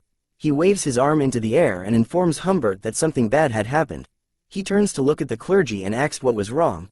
The clergy member's face was filled with panic as he struggled to catch his breath, but once he did, he informs Humbert that one of the saint's tears that had been locked in the basement had disappeared from the basement safe as it was revealed that a hole had been made in the case that kept the bottles. Even our future waifu was stunned to hear this news, but she soon connects the dots as she figured out that this was the reason why Vikir came here. Vikir now stood alone on top of one of the city's tower. He held one of the saint's tear in his hand as it continued to shine brightly. He looks at it with a smile and thanks them for it. As soon as he turns his back, our boy disappears from the city in an instant. 'Cause he's Batman. We start off with a past memory of our young waifu Ayan, who is seen trembling as she readies her arrow against something with a fearful expression on her face. It turns out she was facing off against a Cerberus, the very same one that Vikir had killed from before. But this time, she stood against it alone with her back against a cliff while the other tribe members surrounded the beast from behind. Her fellow tribe members tried their best to grab the attention of the Cerberus by shouting at it, but it was of no use as its gaze was fixed onto Ayan the entire time. Just as the beast took a single step forward closer to our young maiden, she too takes a step back, which made the ground beneath her collapse. Play the slow falling music, people. As Ayan lost her footing, she fell from the cliffside and into the heavily forested area below. The sounds of tree branches being snapped at a fast rate could be heard as she made her way down before ending with a loud thud sound. Her eyes began to slowly open upon hearing various voices surrounding her. She soon sees a bunch of unfamiliar men looking at her. The group of men surrounded Ayan from where she laid with their carriages. Ayan could now be seen awake with bandages on her forehead, but a painful expression was what she wore on her face. She appears to be standing guard against something with a sword in her hand. It turns out that she had been placed into an arena where she had to fight against someone. The crowd goes wild as a man who appears to be her opponent is smirking while clasping his fists together. The bald-headed man starts the fight by rushing towards our girl in a mad fury. Ayan continues to be fearful about what was happening while her opponent was still smiling. But our girl ain't no little bitch, as she manages to cut the man on his shoulder while dodging his attack. But her cut only left a small wound as she turns to see what her attack did to the man, who returns the favor by grabbing her ankle while she was still upside down. Just like how our old siblings used to wrestle with us and went too hard, so did this man as he threw our beloved waifu hard against the walls of the arena, smashing the wood into bits and pieces, rendering her unconscious as she spits out blood and tears. The crowd of a-holes started to laugh as they hide their bitch-ass faces behind a mask. Ayan's opponent remained the only one standing, and basked in the cheers of the crowd as she laid on the ground. She regains consciousness, as her eyes remained opened while tears began to flow out of them. As she continued to cry from the pain, she recalled the memories of the people from her tribe and her own mother. As the crowd continued to cheer loudly, our waifu began her redemption arc as she places her hand heavily onto the ground. Her actions grabbed the attention of the nobles that sat behind her as she sat upright. She slowly stood up as her opponent was talking to another man, as well as recalling her memories with them where they had whipped her. She smears her own blood onto her face as a form of marking, giving her the strength and courage to prevail against all odds. Tears began to flow from her eyes once again. But this time it was not because of sadness, but because of the rage and fury that was built up within herself. But she isn't the main character of this story, sadly, as she still ended up behind bars as a slave. Her face seems to have given up all hope against escaping from the clutches of her captors as the memories of her tribesmen and mother started to fade. Her eyes remained dry, as no tears would come out anymore before slowly closing.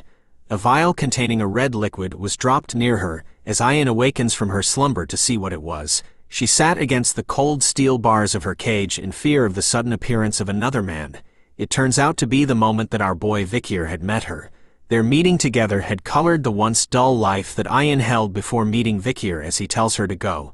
We soon return to the present where she awakens from another slumber with tears in her eyes, probably due to her memories of the past events. As she laid on her mother's lap, her mother asks her if she was had a nightmare, but Ayan didn't reply and remained silent. This prompts her mother to reveal that Ayan kept looking for Vikir in her sleep. She finally speaks with a flustered look on her face, telling her mother that the pain she was feeling was getting worse, her chest hurts, and her body was burning up, and it made her heart feel as though it was dried up.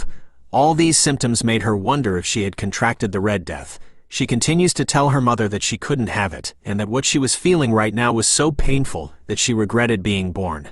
Her mother started to comfort Ayan by telling her a story about how her father and her had buried a small seed in the ground. Her father had planted the seed while she was watered that seed every day. Not long after, the seed sprouted, and after several months it became a healthy and beautiful flower. Hearing that story brought more tears to Ayan's eyes, but here's a plot twist, everyone. Her mother then tells her that after they cut the flowers they extracted the sap and smoked it. They had gotten high and had some fun, which was how Ayan came to be. As her father had committed a bad deed, he ended up being executed by her grandfather. Such a sweet story to tell your kids, everyone. Ayan could only tell her that her body was getting worse after hearing the end of the story, but her mother gave her a piece of advice. You don't know what life will throw at you, you just need to live it. She continues to tell Ayan to wait a little, and that when Vikir returns after finding a way to treat the infection, but Ayan replies that she didn't need to comfort her. Ayan tells her that he wouldn't come back after recalling their last meeting with one another, but a member of the tribe shouts out that Vikir had returned. The announcement of Vikir's return continued on as they shouted that he had returned with the medicine. But just before Ayan's mother could tell her that she was right, our waifu instantly leaps out from her lap and runs towards where the shouts were coming from. This sudden reaction from her daughter kind of makes her angry as she watches her run at full speed, making her wonder if she had really contracted the Red Death like she said just now. As Ayan made her way at full speed, she recalled the past where she revealed that she was very scared back then. Even when Vikir was facing off against Madame Eight Legs, she stood behind the trees and watched him, which allowed her to see how he faced his fears, which was why when he had been knocked out by Madame Eight Legs, she was the one who rescued him from death, and that he was the reason why she could stand back up again. We finally have our sweet reunion as Ayan brushes past her fellow tribesmen to see Vikir standing right there in front of her. You came? Questioned Vikir as he spots her in the crowd. He tells her that he had heard from the warriors earlier that Ayan had gotten the Red Death, but our waifu is a woman of action, instead of words. She simply Randy Orton's our boy onto the ground. Watch out, watch out. Vikir simply laid on the ground with her on top of him, telling Ayan that if he didn't use his mana, then his back would have been broken. But he questions her on whether she had really contracted the Red Death, but all she tells him was that as soon as she had heard that Vikir was back, her body became lighter. Hearing that made him wonder if she was faking it, to which Ayan reveals that she was. With tears of joy in her eyes this time, she tells our boy welcome back. Taking a pause, Vikir tells her, I'm back. Night soon arrives as a single hut on the trees remained lighted. Everyone from the tribe were gathered around Ahul, who laid in the center of the hut, struggling to deal with the pains of the Red Death. Vikir kneeled in front of her with a pouch in his hand. He slowly unravels it, letting out a bright divine light from the holy water that the saint had made. As he continued to hold on to the vial of holy water, its radiant light started to spread around the hut. Its holiness was enough to cure Ahul, as the red spots on her face started to fade away as the holy light touches her. Hallelujah! Shouted Ahuman as he stares at Ahul's cured face with tears streaming down his.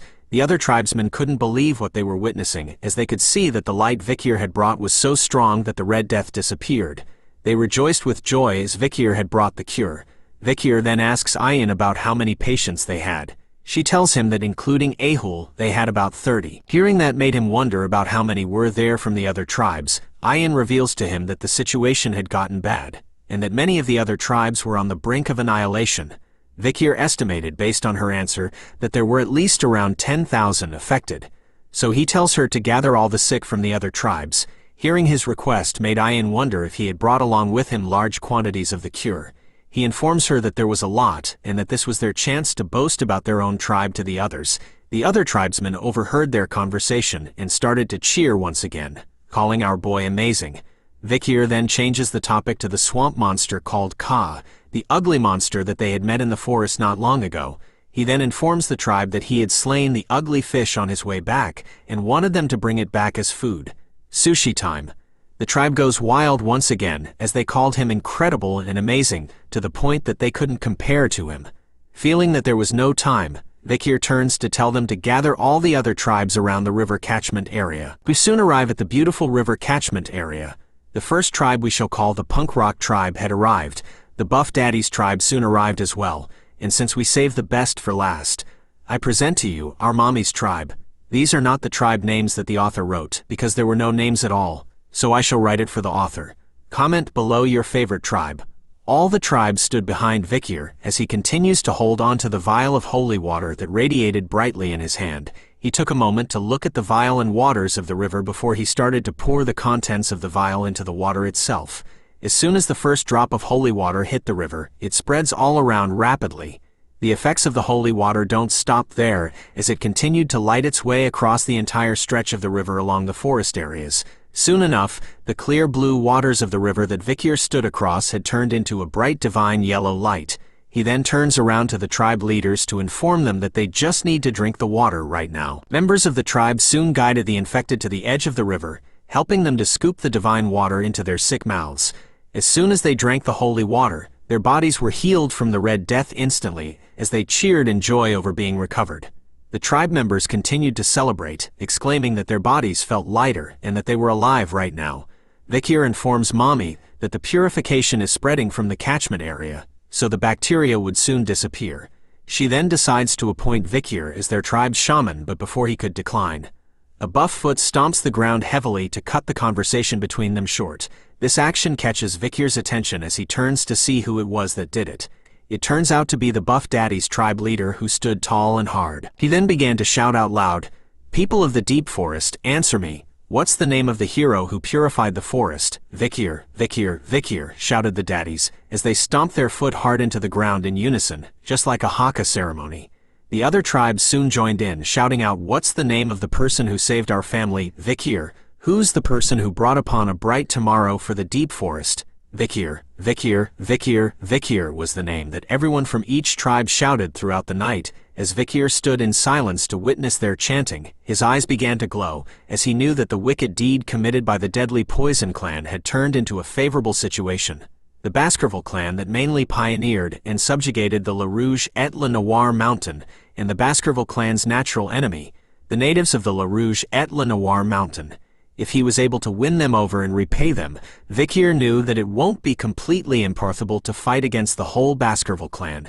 He lets out a devil-like smile over the thought that he could use this chance to land a huge blow onto Hugo. Mommy then announces to everyone that a festival would start today, and so they needed to prepare for it. But Vikir lets her know that there was one more thing he needed to do. Both Ian and Mommy would alarm to understand what he meant by that, as he tells them that they needed to find the one who spread the poison in the forest.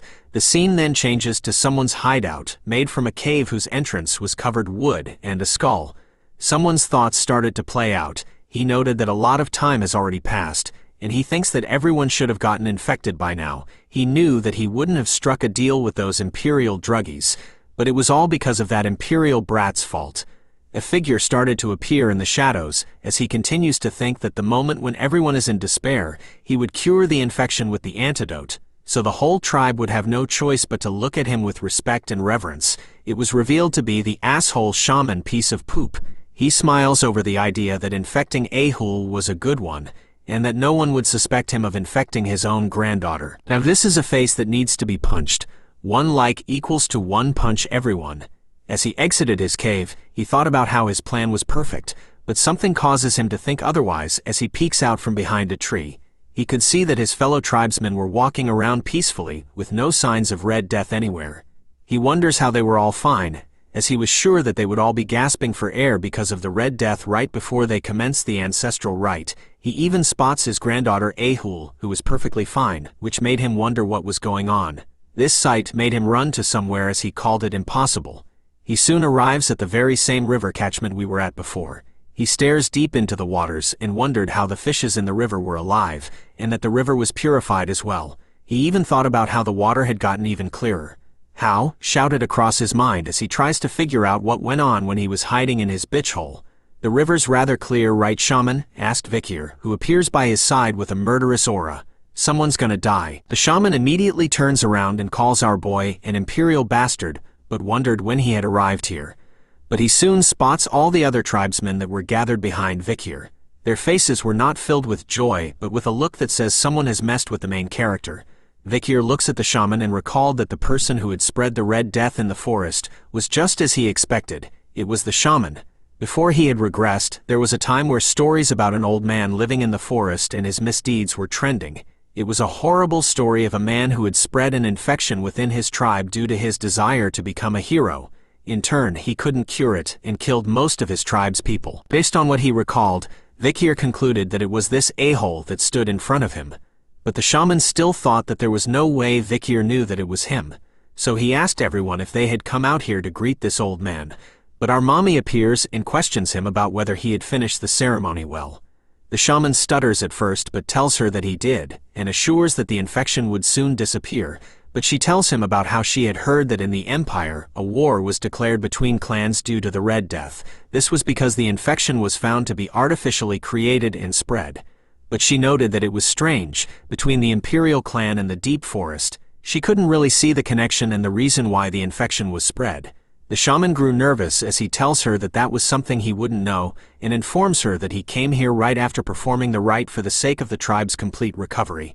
Then why did you come here instead of the village? Asked Mommy, which causes the shaman to freeze with fear. Gotcha boy. She turns to Vikir and noted that it was just as he said. She then slowly walks over to the shaman while telling Vikir that they should see if what he said next was right. Hearing their conversation made the shaman panic as he asked them about what they were talking about. A flashback is seen from when Vikir informs them that the shaman wanted to use this incident to become the tribe's hero. So, he would definitely have it.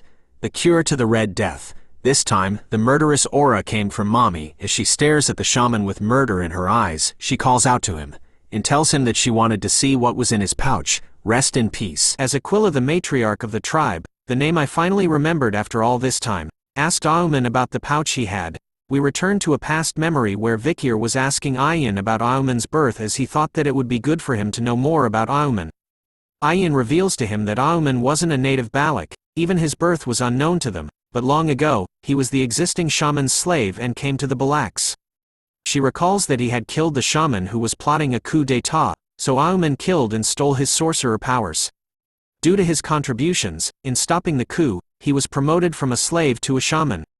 After that, in order to adapt to the Balaks, Ayan heard that he did anything, including the cleaning up of shit and pee. Auman was responsible for all the dirty work within the village.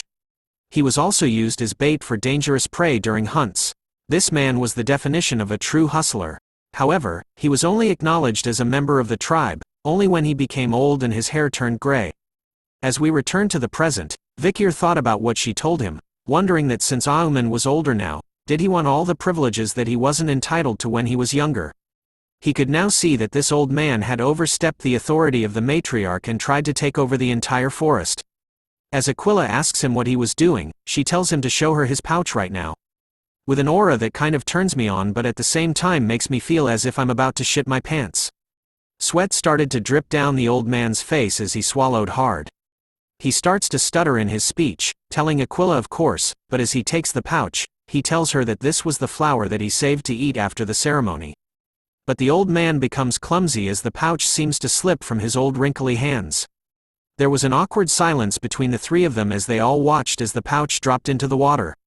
The pouch was able to open as it dropped into the waters, revealing the so-called flower that Auman said he had brought to eat after the ceremony. Who the heck eats flour? And so, Auman started to blame his hand tremors for causing him to accidentally drop the pouch into the river. But Aquila wore an expression of disappointment, a look that our parents often give us as she tells Vikir that he was right again. She looks at him, reminded over the fact that he had told her that Auman would throw the pouch into the river. But our boy was concerned with the fact that they could no longer reveal the contents of Auman's pouch with the same method.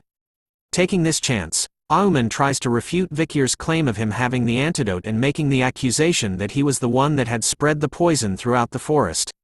Even going so far as to point a finger at Vikir, telling Aquila to punish the wicked bastard, as Vikir had framed Auman who considered himself a righteous self and whose honor as a shaman has been spoiled. She agrees with the old man, telling everyone that you couldn't frame someone without evidence. And since Auman mentioned he was innocent, Aquila was willing to help him protect his honor and pride. Auman starts to smile, thinking that as the matriarch, she couldn't punish him without any evidence. Aquila then orders for an Iliad. What she orders sends chills down the old man's spine as he heard what she said. An Iliad is conducted when conflicts of opinions cannot be resolved. The Balaks side with the victor of the Iliad as the loser is deemed incompetent. A Hun appears, reminding his grandfather that he had always said that tradition is important. So he reminds him that Iliad is a tradition of the Balaks, so he wanted the old man to show them how he protects their tradition. His own grandson's words cut the old man deep, so he agrees with what they want, telling Vikir that the Iliad will happen 4 days from now, during the night of the full moon, making it official. Flexing his beautiful hard-toned abs, Vikir walks to the old man, telling him 4 days my ass. He explains that he knew that the one who receives the Iliad request was the one to decide the day, according to tradition. But honestly, Vikir knew that evidence and verification were all meaningless to Auman, since cornering him into a situation where he had no choice but to request an Iliad was all a part of Vikir's plan. Vikir was on the hunt again, as he tells Auman that they should do it right now. As the sun began to set in the tribe, everyone gathers together. Even Aquila wore her equipment, as she announces that the Iliad will begin now. She continues to tell the tribe that the Iliad will proceed within the circle made by warriors. She orders them to mercilessly execute cowards who try to leave the circle. Everyone agrees with the command as they chanted in unison together. She informs them that behind her was the warriors' mountain where their ancestors' grave resides. As their ancestors are watching, she won't forgive indecency. As Vikir and Auman hid behind their respective trees, Aquila tells them that their forefathers judge what is right and wrong, so they will decide the victor. And as a Balak warrior, they needed to prove that they're right. As the warriors and Ayin hid in the trees, they started to chant Vikir's name to show their support. Seeing their reaction annoyed Auman as he bit his finger, thinking that no one was on his side. But he knew that they'll stop chanting Vikir's name once he won, since weapons weren't the only thing you can use in an Iliad, just as he spills his own blood onto the ground. A skull started to emerge from where the blood was spilled, and soon enough, Auman had 3 weird-looking skeletons to support him. He orders the skeletons to watch his blind spots and to notify him once they see Vikir. Seeing that his preparations were complete, Auman readies his bow and arrow. Smiling over the fact that he knew that this was impossible for Vikir, who has only been here for 2 years, against someone like him who had spent 7 years in the forest, so there was no way for him to be familiar with the terrain. Just as he wanted Vikir to show himself in order for him to shoot an arrow right through his soul, our boy appears upside down right beside Auman, without him even noticing.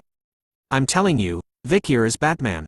As Vikir hung upside down like a bat, he thought about the silent heal skill that he had gotten from killing the master of the swamp, the Magikarp gone wrong. He knew that it was a Mishusu skill that allows you to silently target your prey's opening. What he liked about it was that it gets rid of the surrounding sounds, which is useful for assassins like him. Seeing Dumb, Dumber and Dumbest, Vikir knew that Auman wasn't a shaman just by name. Seeing how he could let the dead arise, Vikir concluded that he must have been from Lokoko, a tribe of shamans. But all that didn't matter to the main character of this story.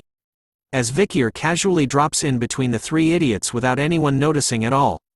And just like how fast you last in bed, Vikir was done with them within seconds. Simply by swinging his sword around, he slices and dices them into pieces.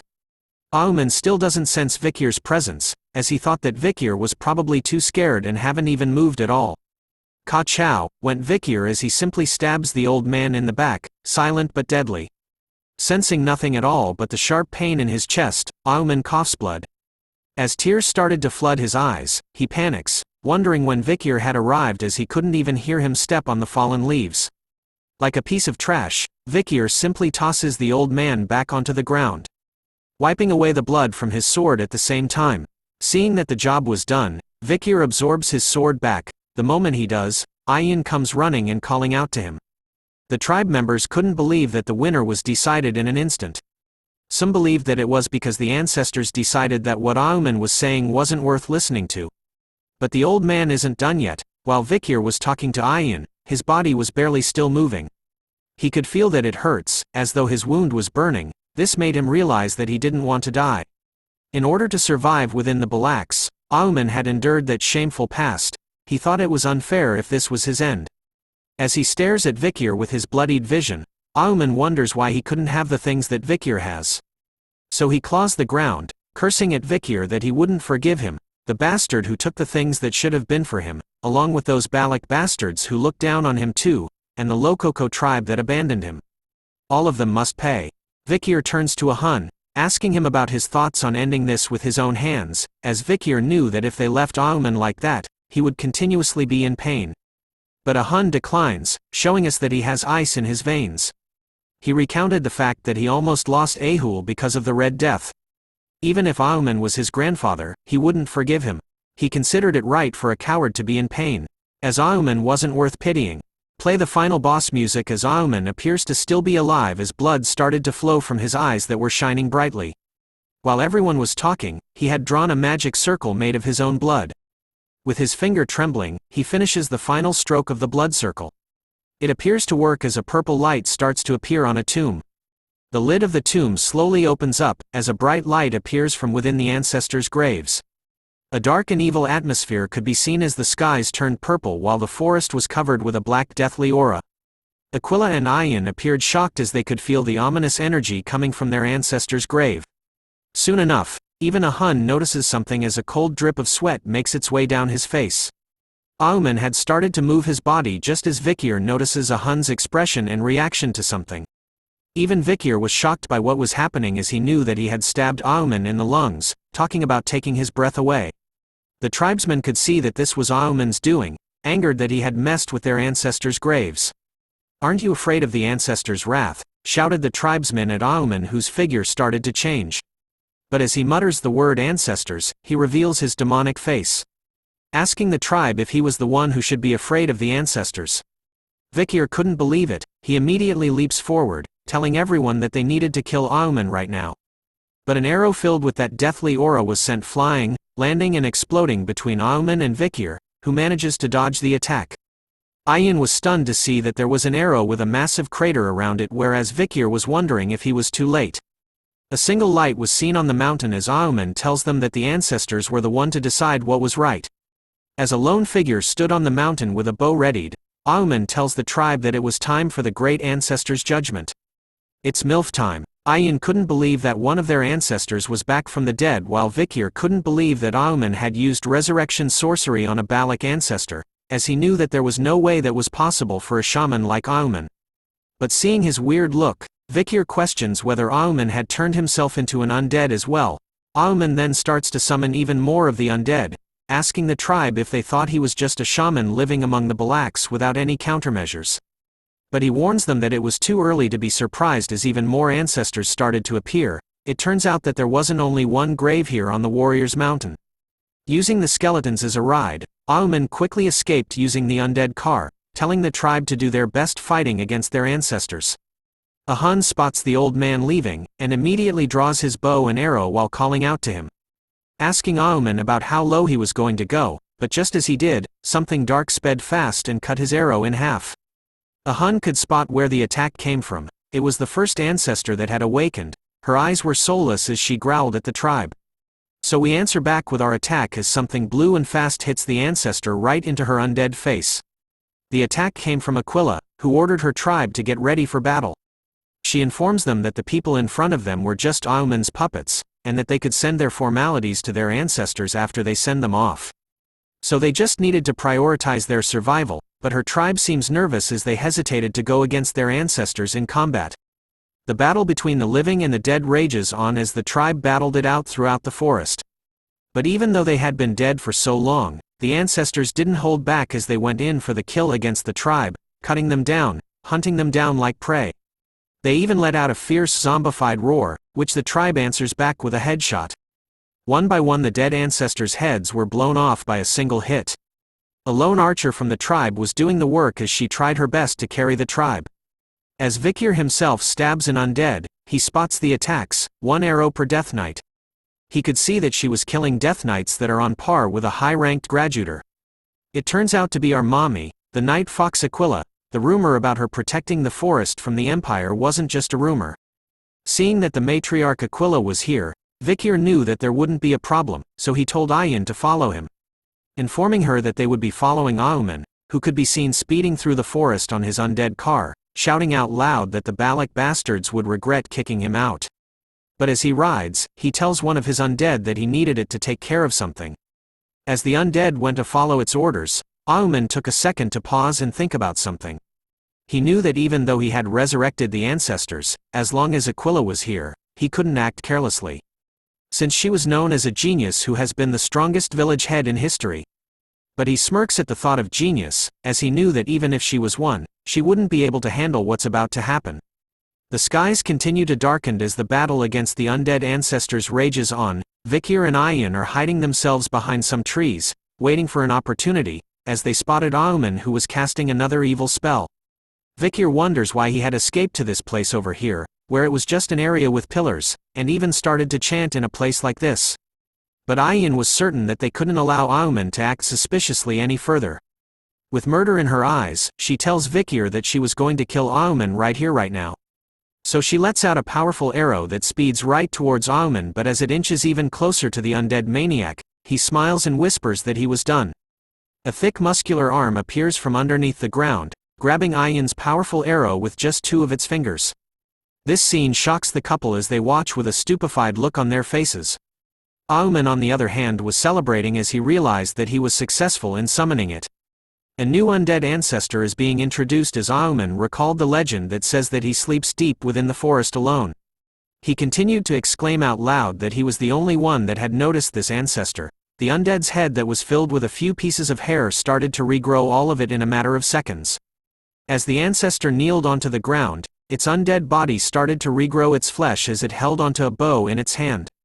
It turns out that this was the divine archer Adonai, the muscle daddy of the Balak tribe. Even Vikir and Ayan remained stunned upon hearing that Auman had managed to summon the one and only Adonai, the so-called legendary archer of the Balaks, and whose entire body had finally healed. But as they stared at the Gigachad, Adonai drew his bow and arrow, aiming right at them. He sends out a terrifying demonic arrow, straight at our couple, which Vikir was able to deflect with his own demonic sword. But his face was filled with a worried expression as he only managed to deflect it just inches away from his face. He knew that it was an arrow that was created with aura and that he even managed to deflect it, but just the damage it caused was overwhelming. It turns out that he didn't deflect it all as Ayan staggered onto the ground in pain, groaning hard as a wound appears on her thigh, covered in the demonic aura.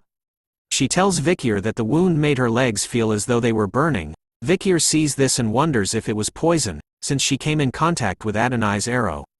This made him recall the legend about Adonai dueling with that monster was true, as the bow he was using was made from the remains of Madame Eight Legs' leg. Adonai doesn't know the word relax as he bombards Vikir and Ayan with an endless wave of poison arrow attacks onto them, all of which Vikir deflects, sending them flying towards various parts of the forest. Their battle of attacking and deflecting resulted in the trees and ground around them being blown away, leaving the land barren. Ayan calls out to Vikir, who wore a painful expression on his face. She tells him to stop protecting her so that he could run away and leave her, but our boy wasn't listening as he held his trembling arm. Even Beelzebub was feeling the pain. Auman started to laugh, telling Vikir and Ayan that he wasn't going to let them live. So he orders Adonai to kill them both. He obeys the order without hesitation, sending out another powerful attack filled with aura and poison. Vikir and Ayan could only stare at the powerful attack as it made its way towards them. Just as Vikir was bracing himself for the attack, our holy savior appears and snatches the arrow made of aura with her bare hands. This action shocks everyone in the vicinity who witnessed it. As the arrow continued to rage within her hand, she easily suppressed it by squeezing on it hard. Before smashing it into powder, with a look on her face that screams, "Someone's about to get a spanking." As she stares at Auman, she tells him that they were going to have a talk. Vikir and Ayan were surprised to see that Aquila had arrived after saving their asses. She explains to them that she came here because she had sensed a powerful aura. As her hand was covered in blood, she was glad that she had come. Even the old man was surprised to see her here as he hides behind Adonai. Ayan quickly tells her mother about the poison from Adonai's arrow, telling her that she needed to treat herself right away, but Aquila simply stares at her hand, covered in a black substance, while thinking about the poison. Like an absolute boss, she simply flexes her arm, causing mini explosions to travel through it as blood spilled everywhere. Vikir was watching her with a stunned face, wondering if she had exploded the aura inside of her to expel the poison and deceased blood. He couldn't believe that there was someone who would do such a thing. After cleansing the poison from her blood, Aquila's eyes looked forward, staring at Auman before calling his name, which sent shivers down his spine. He started to blame her for all of this happening, telling Aquila that it was all her fault for pushing him into a corner, but she simply tells him that she didn't care about his betrayal, and just wanted him to answer one thing. She looks at Adonai, asking Auman if this purple zombie-like man is actually the divine archer, Sir Adonai. Auman was happy to tell her that he is the legendary Adonai, someone whom she couldn't dare to fight against. But his words had no effect as Aquila smiles after hearing his answer. She then tells Vikir and Ayin that they had done a good job and to stay behind.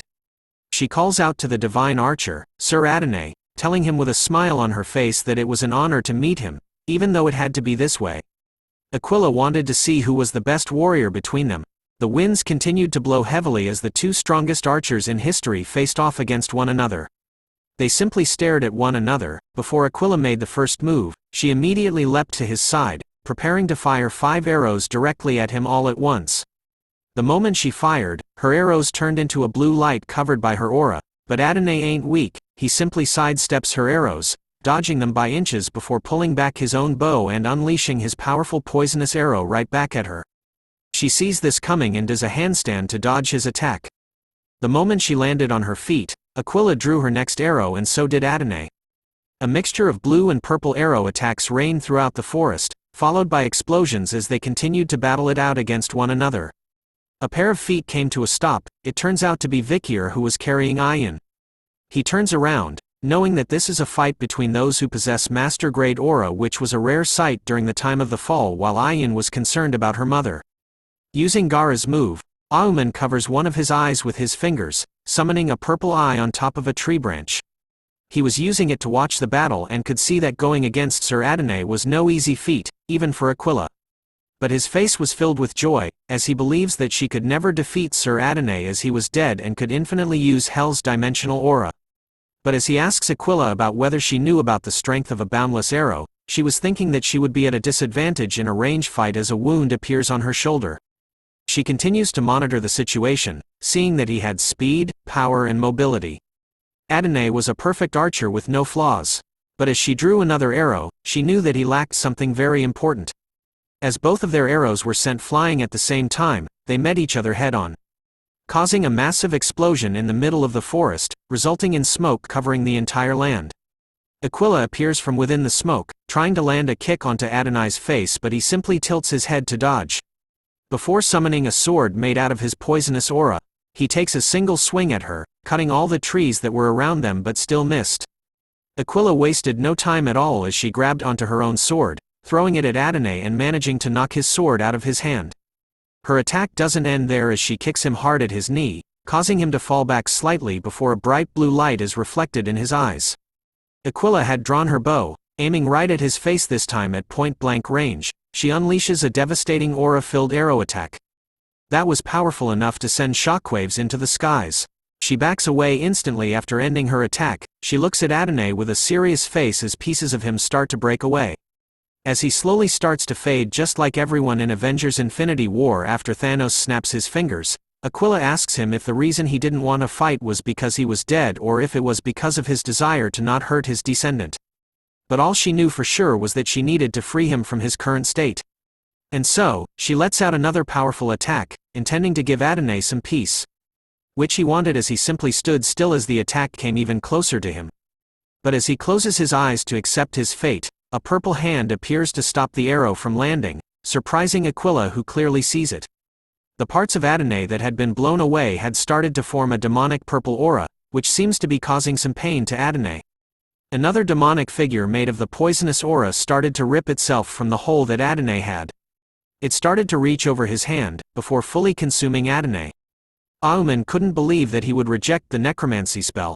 With his hands in ninjutsu summoning pose, Auman now sees that legends were different, but he didn't tolerate things that are done half-heartedly, so he tells Sir Adonai to fight with all he has now, until everything that is threatening him is dead. Seeing Adonai's change angered Aquila as she witnessed everything.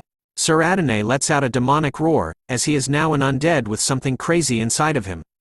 He continues to scream as the demonic energy takes a hold of him, sending shrieks of evil energy throughout the air.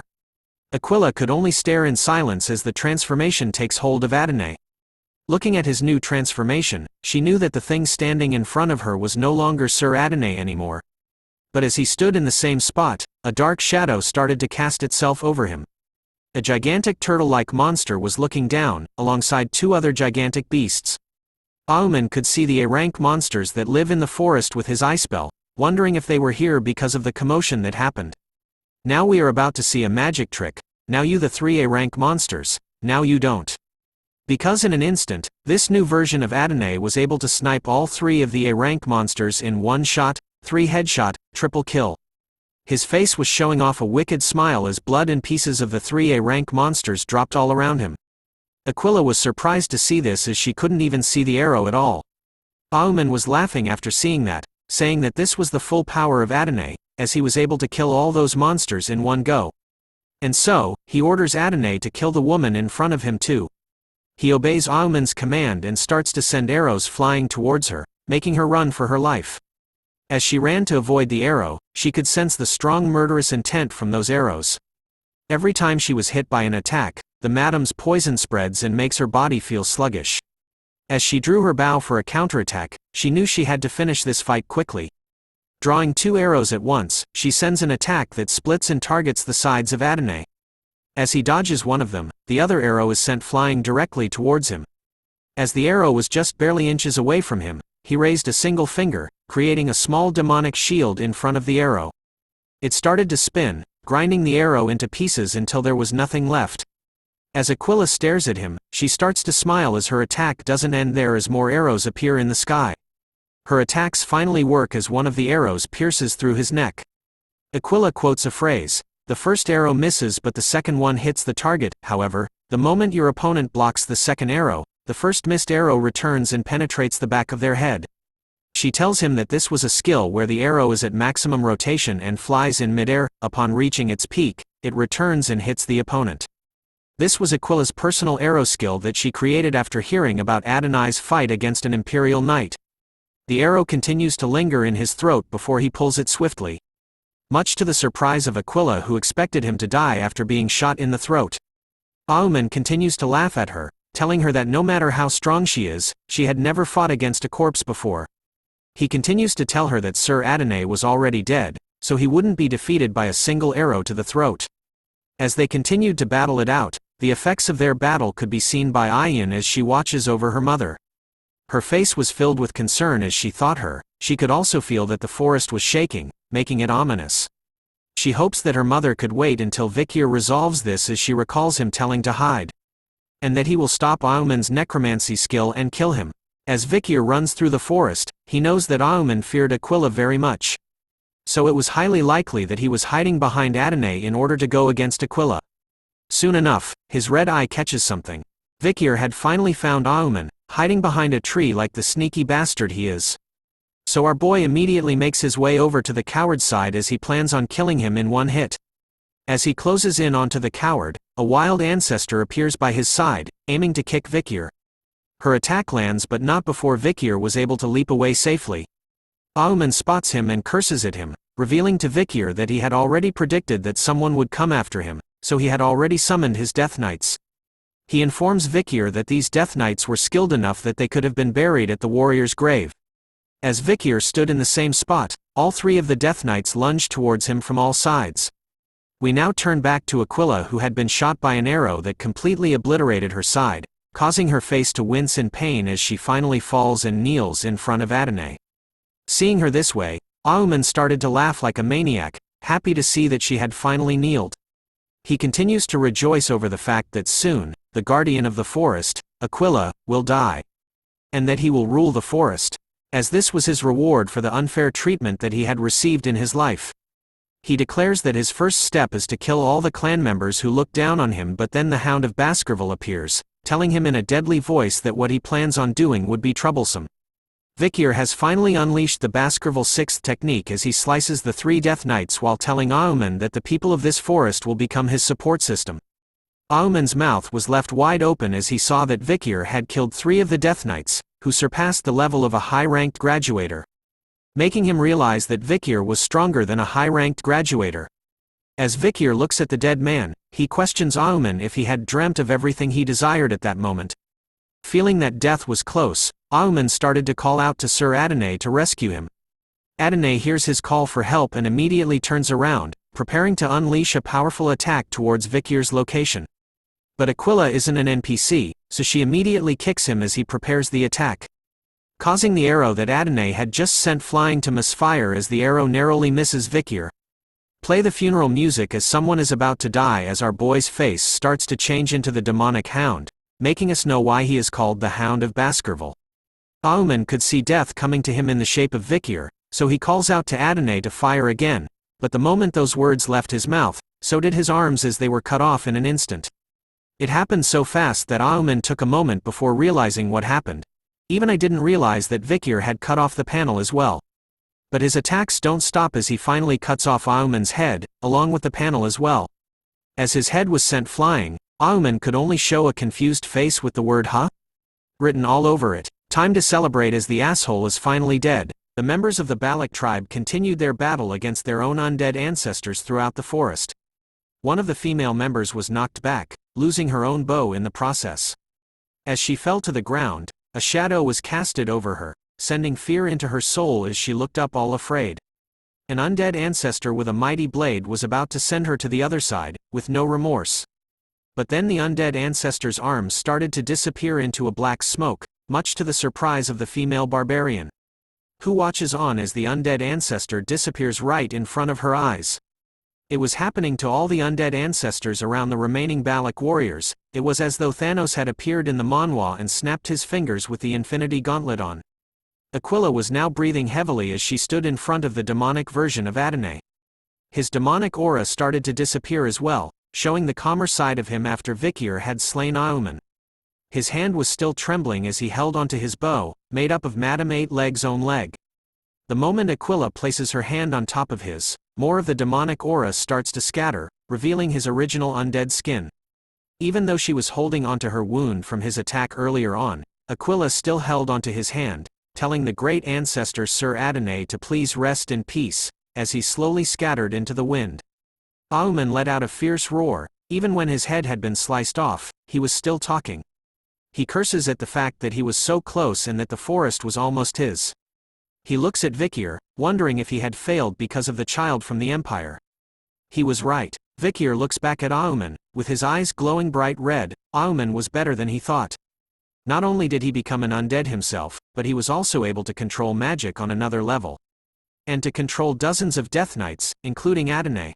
Vikir could only imagine what would happen if Auman had strived to go down the path of a shaman. The old man was still laughing like a maniac, telling Vikir that this wasn't the end to everything. As he swears to our boy that he was going to regret driving him out of the tribe. He continues to spit shit about Vikir and the Balak tribe, promising to curse everyone even if he dies, but all Auman got for a reply was a headshot, right in the center of his skull. It turns out that the final attack came from his own grandson as Vikir turns around to see that a Hun was the one to shoot the shot. The first thing he did was to apologize to Vikir, as he regretted not listening to him when he said to kill Auman. But as Vikir walked by him, he noticed something. A Hun's entire body was trembling, so to comfort him, Vikir places his hand onto his shoulder, telling a Hun that what happened wasn't his fault and that he did a good job with Auman, whose body started to scatter into the wind, just like the rest of the undead ancestors. And so, the aftermath of the deathmatch between the living Balaks and the undead Balak ancestors came to an end, leaving the living descendants with mixed feelings. The members of the tribe were happy to be alive while Aquila held a somber expression on her face as she held onto the bow of the great Sir Adonai. Ayan's tears were now filled with joy while Vikir finally got to rest as he told everyone that it was time for them to go back to the village. As the Balak tribe made their way to the village through the forest, they were led by Ayan, who wore a nervous expression on her face as she spotted something in the distance. Their village was completely destroyed, as though Pain from Naruto had used the almighty push in their village, leaving only destruction behind. Ayan was alarmed to see this sight, wondering what happened to their home. Aquila was concerned about the people who stayed behind in the village during the Iliad. Ahul appears in front of them, holding her injured arm with bruises around her body. She tells them that it was Madame Eight Legs who did this to their village. Ayan was shocked to learn that the madam had come to their village, while a Hun rushed to Ahul's side, worried about her and asking if she had any injuries. Vikir was looking around and could spot the damages and dead bodies that the madam had left behind. He couldn't believe that she came to the village when they were fighting Aheuma. Which made him wonder why a monster who didn't do anything until now would come here and do this all of a sudden. As she cried in a Hun's arms, Ahul points to something in the distance. She tells everyone that before the madam came to the village, a smoke came from Aoman's ceremonial tent. After that, the madam appeared and went on full rampage mode. Vikir was on the scene and analyzing what looks like leaves of a plant on the ground of the ceremonial tent site. The other members of the tribe could spot the corpse of the orangutan that Aoman had summoned before. Vikir picks out a piece of the plant, thinking that Aoman had burned a plant that lures bugs. He couldn't believe that Aoman would prepare for something like this. "Aoman!" shouted Aquila as she slams her fist against the stone wall, smashing it into pieces while others watch her. They could also see the injury that Adonai had given her, which was slowly spreading across her sides. But she ignores the pain, telling everyone that they can rebuild their village and gather their food again. She even orders the warriors who are injured to go clean up those who had passed on to the afterlife and to save the remaining survivors. Ayin, on the other hand, was dealing with her own problem. "Get some tissues now, people," because her precious Bakira, her pet wolf, had been injured and was trembling in pain while on the ground. Her leg had turned all black from poison. Ayin immediately comforts her, with tears flowing down her face. She tells Bakira that she was sorry for leaving her alone. We now talk about Madame Eight Legs, the forest's evil goddess. The horror of all tribes in the forest. Its existence is catastrophic and undeniable. The source of darkness. Vikir could only hide behind a tree while Ayin comforts Bakira. After all, the Balak had deemed the madam's existence as a natural disaster and were not even able to take revenge. But Vikir was on a different level from them. Night soon arrives in the forest as an opening to a cave in the wall was lighted by a campfire inside. Vikir had entered the resting place of Aquila, telling her that he came to ask something. She could only reply with, "What's the matter, Vikir?" "Please tell me about Madame Eight Legs," was our boy's request to her. A nervous sweat drop drips down her face as she wonders why Vikir wanted to know about the madam. He reveals to her a document, a record of the madam that he found at the Lokoko tribe's village from before. It contains various information about the madam's poison, witness statements about the madam's fights with other monsters, and even the madam's hideout. But after reading it personally, Vikir had a question in his mind. He couldn't find the reason as to why the tribes of the forest would fear her, making him question Aquila about why they hadn't tried to subjugate her altogether. His question seems hard for Aquila as she didn't reply straight away but chose to be silent. She then reveals to him that just like the Lokoko, the Balaks themselves had a record about the madam, which has been passed down since long ago. It was the record of when Sir Adonai fought against the madam. The battle of the archer god Adonai and the madam. In that battle, Sir Adonai pierced one of the madam's legs with an arrow, and it was said that he was successful in destroying that leg. But that was only the start of the despair. The destroyed legs soon grew back, becoming two more. The more they destroyed it, the more the madam's legs increased. Just like a hydra monster. The legs, which were the only things that they could damage, became stronger the more they were destroyed, and the madam's tough body couldn't be pierced with Sir Adonai's arrows. It was recorded that everyone who participated in the battle was poisoned by the madam. Aquila herself could understand how strong the madam is, just by her injury from the poison remaining on Sir Adonai's arrow. She continues to tell Vikir that the madam is the evil goddess that was created by the efforts of countless warriors in this forest. She warns Vikir that even though he might be planning to attack the madam, don't. As Aquila didn't want to lose any more of her family, Vikir knew for himself that the chances of him winning against Aquila and Adonai right now was very low. But if it's a strong monster, then things are different. Although the madam is a rare monster right now, in the world of the fall, back in Vikir's previous life, where demonic monsters invaded the human world, Vikir saw many demonic monsters on the same level as the madam.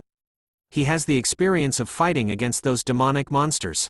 No matter how strong the madam is, she was still only a monster. And monsters have habits and weaknesses. Vikir was determined to find out what her weaknesses are as he left Aquila's cave. As he ventures into the darkness of the forest, he wears his hood back on. With his eyes glowing bright red, he knew that he could kill the madam. We now turn to a peaceful viewing of a mountain top until something pointy pokes out of the top. "Dear Lord, is that what I think it is? Yes, it's the madam." She appears out from the mountain, spewing her green venom everywhere as it screams loudly. She then started to make her way somewhere else. Vikir could be spotted directly below her, hiding amongst the trees, in a new outfit. Vikir stares at the madam as she leaves her home, thinking that she was pretty noisy when she wakes up. After conducting a stake out at the madam's lair for several days, Vikir discovered that the madam looks for food at a designated time. Judging from her movements, Vikir concluded that it would take 2 hours for her to return. So he instantly leaps across the mountain tops to reach her lair while she was gone. With a superhero landing, Vikir had finally reached the entrance to Madame Eight Legs' lair, which was covered with spiderwebs. From the outside, it looks like a stone mountain, but it's actually empty inside. Summoning his good old Beelzebub blade, Vikir started to cut a piece of the mountain that had spiderwebs on it. On close inspection of it, the cross-section of the spiderweb is rough, so it will be difficult to cut through it with a graduator's mana. Knowing this, Vikir thought that the spiderweb would be good for him to use when he goes down. As he leaps down into the lair, he jumps across the bigger spiderwebs. He sees that the entrance was just barely enough for the madam to squeeze through, but it gradually gets wider the deeper it gets. Considering the madam's size, this is perfect for a lair.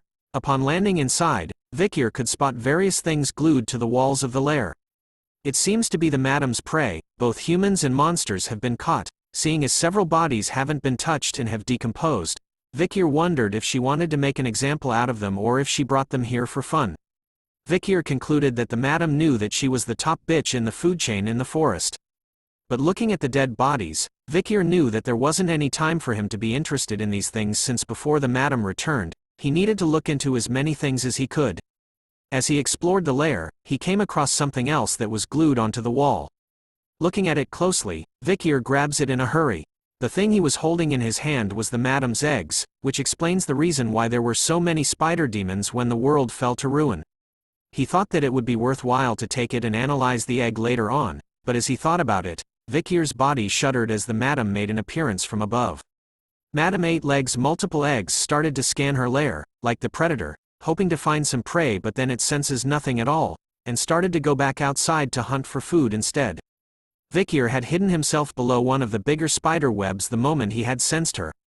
He started to breathe heavily, thinking that the madam came back purely on instinct. He was lucky that he had the Mishusu's skill that eliminates sound, or else the Manhwa would have ended here. After this, Vikir decided to finish things quickly and return home.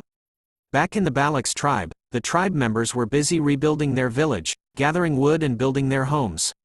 They soon started to talk about Vikir and how he hasn't left his house in several days, while others saw him visiting another tribe at dawn and even smelled something burning at his place before. The tribe members were curious about what he was doing, but knowing Vikir, they believed that he had planned and thought things through. The main problem, however, is that he hasn't been meeting his barbarian waifu, Commander Ayan, who is currently standing outside of his home. With a worried expression on her face and her hands held tightly together, Ayan begins to speak to Vikir's home, telling him that she heard from her mother about how he asked about the madam. She tells him that the madam is a monster that no warrior can defeat, which made her wonder if Vikir was planning to fight it. She even tells him that she had to cut off Bakira's leg yesterday, and that she believes Bakira could never run the same as before. Tears started to flow down her face over imagining what would happen to Vikir if he follows through with his plan. But then he calls out to her, telling Ayan to come in as he had something to say. Upon entering his home, Ayan could see that Vikir was standing before a board filled with papers. With a stunned impression on her face, Ayan asks Vikir about what all these things were. He reveals that these were the records of the madam that he had gathered from all the tribes in the forest. Vikir was doing research about the web and skin that he brought from the madam's cave, along with the egg that she laid. Ayan was instantly shocked to learn that Vikir had ventured into the madam's lair, which meant that he was really going to fight her. So she tells him that if he does, she is willing to join him. But he denies her request, stating that Ayan was still limping from the injury she got from Adonai, which only made her a burden. In a serious tone, Vikir reveals to her that he was going to leave the forest soon, as there was something that he must do, so he needed to return to the Baskerville clan. Ayan was saddened to hear that, as she already knew that, but Vikir activates his Riz, telling her that after he finished everything he needed to do, he was thinking of coming back here. Comment below if you believe that Ayan is the one true waifu. But in order to do that, Vikir needed to protect the place he wanted to return to, revealing a giant research plan of the madam written on the walls. As Ayan scans his work, he tells her that he had finished planning how he was going to hunt the madam, and assures her that the thing that happened to Bakira wouldn't happen to him. Ayan couldn't believe that Vikir would use the hunt for the madam, which seems reckless to her.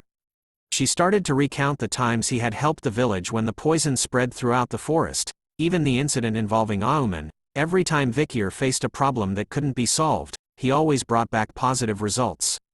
Even though tears started to flow from her eyes, Ayan wore a bright smile on her face as she held his hand, telling him that his words always make her expect things. So as they held their hands together above a warm bright lamp, Ayan asked him if it was all right for her to look forward to the result. Vikir took a moment before telling her, of course. We now turn to a rainy forest, where Vikir was spotted facing off against a gigantic green lizard monster with bright yellow eyes. The lizard monster made the first move by striking at Vikir with its sharp claw, but our boy easily cut off its arm with a single swing of his Beelzebub's sword. Vikir's eyes were drawn to its open wound after having its arm sliced off. He could see that it was true, that if its head was still attached, then it would still continue to regenerate itself. This was the final thing Vikir needed in order to hunt the madam. With his eyes glowing bright red, he tells the salamander to give him that ability, making Beelzebub scream for joy. Finally, Vikir had 3 skills installed inside Beelzebub. The first slot belongs to Burn Injury from Cerberus, the second slot belongs to Silent Heal from Mishusu, while the third and final slot belongs to Regeneration from the Swamp Marsh Salamander. We now turn to a Hun who was wiping his sweat off his chin. He stands before a beautiful wooden house, calling it all done. The tribe members beside him couldn't believe that a Hun could build houses well. They wonder if this house was for Vikir. A Hun proudly tells them that Vikir was like a brother to him, so building a house for him to live in is a brother's duty. The tribe members started to make fun of a Hun, recalling that he used to hate Vikir at first. Hearing their words, a Hun shouts at them to shut up.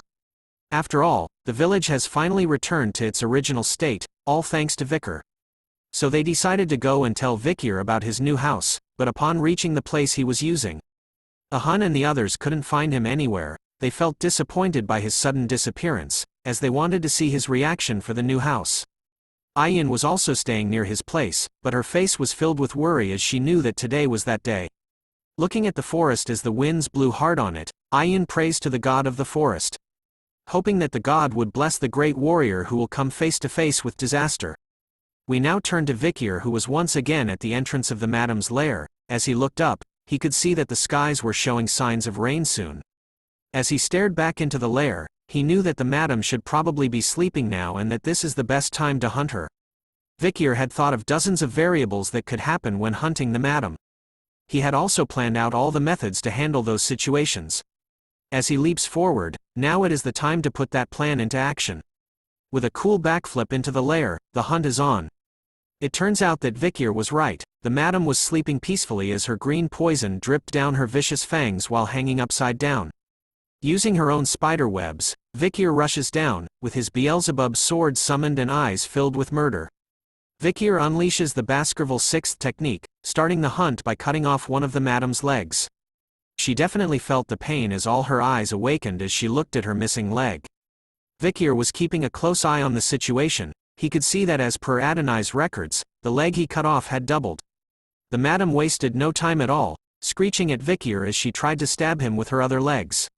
Seeing her reaction and dodging her attack, Vikir decided to go with Plan A, channeling the inner Beyblade inside of him. Vikir started to zig and zag, cutting the bitch up. He was so fast with his attacks that the madam couldn't even react to them at all. So she does the only thing she could, just vomit a ton of green poison everywhere. The spray and pray method. It seems to work as it stopped Vikir's attacks as he had to focus on dodging the multiple puddles of poison. Unfortunately, a single drop of the green poison manages to find its way onto his left arm.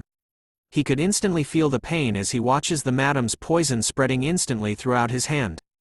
Taking a deep breath, Vikir thought about how he didn't want to do this, but as a Giga Chad, he had no choice, so Vikir simply sliced his own hand off in a single strike. Just like Deadpool and the salamander monster, Vikir's arm started to heal, which surprised the madam. He tells her that there was no need to be surprised, since he was in the same position as her now. And so, the battle between the two titans started once again. Vikir continues to slice off every leg of hers while dodging every attack that was sent his way. He uses the spider webs and the environment to his advantage, dodging and striking with every chance he gets. But then, the madam manages to land a devastating blow to Vikir, ripping his right arm and leg to nothing. His face was filled with pain as he tumbles across the madam's leg. Luckily, he manages to prevent himself from falling completely by gripping onto the madam's leg with his remaining arm, waiting until his right side had healed from her attack.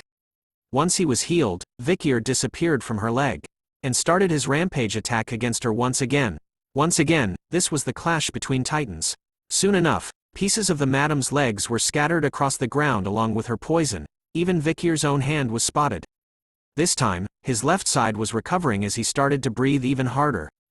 How many times have I regenerated? Wondered Vikir as he notices that it takes a lot of stamina to regenerate. But on the other hand, he sees that the madam had doubled the number of her legs like nothing. But as he continued to breathe heavily, Vikir started to smile. He then leaps onto a spider web, but this time, instead of fighting the madam, he races to the entrance of the lair above. Seeing where he was going, the madam started to move her many legs, in hopes of chasing after Vikir. But then she stops in her tracks. Vikir tells the madam that he knew that he wouldn't be able to catch up to her, but it was all a part of his plan for her to double the number of legs she had. Although, the fact that she could double the number of legs she has when it gets cut makes it seem like a godlike skill, but it can become a curse if she keeps doubling the same leg as it becomes difficult to move. With a simple side step, Vikir dodges a string of webs coming his way. He already knew that she would use her web when it came to this. After looking at the madam's web, he found that it had a very critical weakness, although her web doesn't burn from normal fire. Vikir knew with a sinister smile on his face, that her web burns like wood when it comes to the purple hellfires from the underworld, and since this place was filled with gas from all the corpses. Vikir questions the madam if she knew that it was the best condition for a fire to spread, as he lands on top of a dead ox bear. You stacked up too much karma because you were drunk on power. And now, it's time for you to receive that karma. And so, Vikir stabs his Beelzebub sword covered in the hellfire straight into the dead ox bear's skull, causing it to expand with hellfire. Soon enough, a purple hellfire explosion occurs everywhere inside the lair, hopefully killing the madam once and for all. We now return to a past memory of when Vikir was preparing and studying for his upcoming battle with Madame Eight Legs. As his eyes remained focused throughout the late night, he recalled from his practical evaluation that he had a suspicion when he crossed paths with the Cerberus that was chased out of the territory. A question came across his mind: why did the barbarians need to chase away dangerous monsters from the La Rouge et La Noire mountain? The reason behind it was due to territorial expansion. The barbarians were chased into the La Rouge La Noire mountain due to the madam. With that, Vikir was able to find the madam's lair, which was hidden at the back. The true reason behind why the madam used the barbarians in the forest to drive out the Cerberus and hell monsters, was so that she could distance herself from her weakness, which was hellfire. Vikir couldn't believe that the madam's weakness had been right under his nose this entire time. Now, we return to the moment that Vikir was aiming his sword directly at the ox bear dead corpse. As he inserted his blade deep into the dead body of the ox bear, he unleashed a small spark made up of the hellfire that the madam was afraid of, causing a chain reaction to occur. As the gases in the dead body started to ignite from the hellfire that Vikir had brought, the purple hellfire continued to spread all throughout the cave. Using the dead bodies that the madam had kept on the walls with her web, Vikir's hellfire explosion was only made bigger.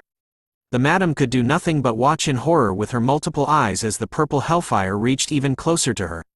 It was time for her to receive the karma that she had accumulated after killing so many. Even the purple hellfire turned into deathly skulls, representing her many victims as the purple hellfire finally engulfs her completely. Vikir easily made his way down the outside of the madam's lair, watching its entrance be covered in smoke and purple embers. He went on to explain that since he found the madam's weakness of hellfire, he needed to make sure that she doesn't escape from the lair, which was filled with webs. He also knew that she couldn't jump out due to her many legs, and that the madam, who can't use its webs right now, will find it impossible to escape. No matter how tough it is, as long as it's alive, if it breathes in smoke, its inside will burn. Due to the high temperatures of hellfire, its outer skin will melt. As Vikir continued to watch as the lair burned throughout the night, he believed that all he needed to do right now was to wait for the madam to die. Once the fire goes out, he will just need to get the madam's ability. But then he felt an immense pressure that forced him down. Vikir immediately turns around to scan the area to see where it was coming from. He could see that the entire area was feeling the same immense pressure as he was. Soon enough, the pressure was gone, and so were the flames that were covering the entrance of the lair, leaving only black smoke behind. Until something quick erupts and cuts across the mountain. Something was emerging from the sudden attack from within the mountain, much to the shock of Vikir. The madam had survived his explosion plan, revealing her body filled with battle wounds from the hellfire, but Vikir couldn't believe that she had destroyed the entire mountain in order to escape. As she slowly made her way down from her mountain, the madam started to look for Vikir with her endless amount of eyes. Seeing that she couldn't find him at all, the madam decides to spit out a gigantic green ball of poison into the air. It explodes in the skies above, like a firework, splitting itself into smaller balls of poison aimed everywhere throughout the forest. She was going with the classic method of spray and pray. Her poison was deadly as the moment it touched the trees and branches in the forest, it melted instantly. But the madam was still feeling furious as she made loud hissing noises, unaware that our boy was hiding directly beneath her. He looks up to her from below, with nervous sweat drops appearing on his face as he breathes heavily. Vikir couldn't believe that the madam couldn't find him. He notices that it was because she couldn't use the hair on her eyes and skin because they had been burned off. And because she had overexerted herself and destroyed the mountain in the process, there was a large crack in her shell. So Vikir places another plan in motion as he uses her legs to leap onto her body. Believing that it was still possible to beat her, Vikir does a backflip, before summoning his Beelzebub sword. With his eyes focused, he needs to aim for the crack that was created when the madam destroyed the mountain. And so, he does as he planned to, landing a powerful attack using the Baskerville 6th technique. But the madam was a tough bitch as his attack simply bounced off her body. She definitely felt the pain as she hissed even louder. Vikir immediately retreated back onto the top of a nearby tree, thinking that he needed to hit the crack a few more times. And so, he went back into focused mode, hoping to land another attack on her. But before he could, something started to happen with the madam. Her eyes started to shed its skin, revealing fully healed and operationally eyes that clearly spotted Vikir right in front of her.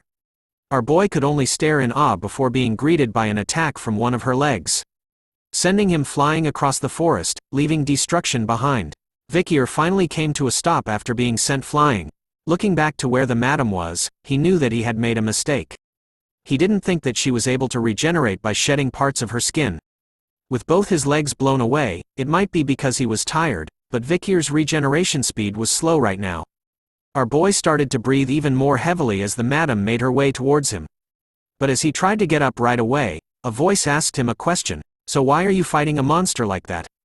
A figure appeared beside him as he laid on the ground, telling Vikir that if it's for his goal, then he should have left the forest already. Vikir's eyes started to widen as his breathing became unstable, the voice reminding him that to take revenge on Hugo, he should have only thought about killing him. Vikir finally looked up to see who it was. It was him, from the past, in the form of a ghost. The past Vikir reminds him that killing Hugo was his only desire. His past self head reappears on the ground beside him, telling Vikir that he had become dull and slow since he came to the forest. With tears of blood dripping down his eyes, Vikir's past self shouts at him to remember his hatred for Hugo. And the feeling he experienced when Hugo had sliced his throat. We now turn to the original Vikir van Baskerville, who explains that his only reason for existing was to do the missions given to him by his master Hugo. No matter what the situation was, the mission was more important than his life. The moment he was born, that was what he was taught, that was how things were, and that was the only way he felt fulfilled. But sadly, he realized it too late that all those things aren't what he believed in. When he was beheaded by Hugo, that was when he knew that the life he lived had been futile and in vain. And so, we return to the present where the original Vikir reminded his current self that those were the reasons why he wanted to make Hugo feel the same thing he did. The despair from back then. The beheaded Vikir shouts at our boy, telling him that he messed everything up. The head continues to remind Vikir that killing Hugo and destroying Baskerville was the sole reason behind his existence now. Chains started to appear around Vikir's neck as he recalled his purpose of killing Hugo. Looking back at his life, he wonders if there was ever a time he had gone against Hugo's will in his past life. There was one moment in his life, the moment he thought of deserting the group as they made their way back after a mission. As the others continued to walk back, Vikir stood alone, staring at the empty forest. But then he changed his mind and followed the others back. Because he chose the path that his chain was leading him. Deep down, Vikir knew that he was just another one of Hugo's well-trained bloodhounds. But the current Vikir gritted his teeth hard after being reminded of his past. He tells his past self to not tie him down, with either Hugo's commands or his sense of duty for revenge. Vikir declares loudly that he will no longer give him the right to do anything. Because the moment he was executed by Hugo, Vikir decided that he would no longer live like a bloodhound that hunts his prey anymore. But he regretted the decision he made, because what he sincerely wanted right now was something different. His past self started to fade away as the madam finally spots our boy. She lets out a horrifying scream before sending one of her legs towards Vikir, who is still laying flat on the ground with his legs missing. As he gripped the earth hard with his fingers, the thing he wanted in this life was freedom. Vikir manages to somehow leap out of the way, dodging the madam's attack.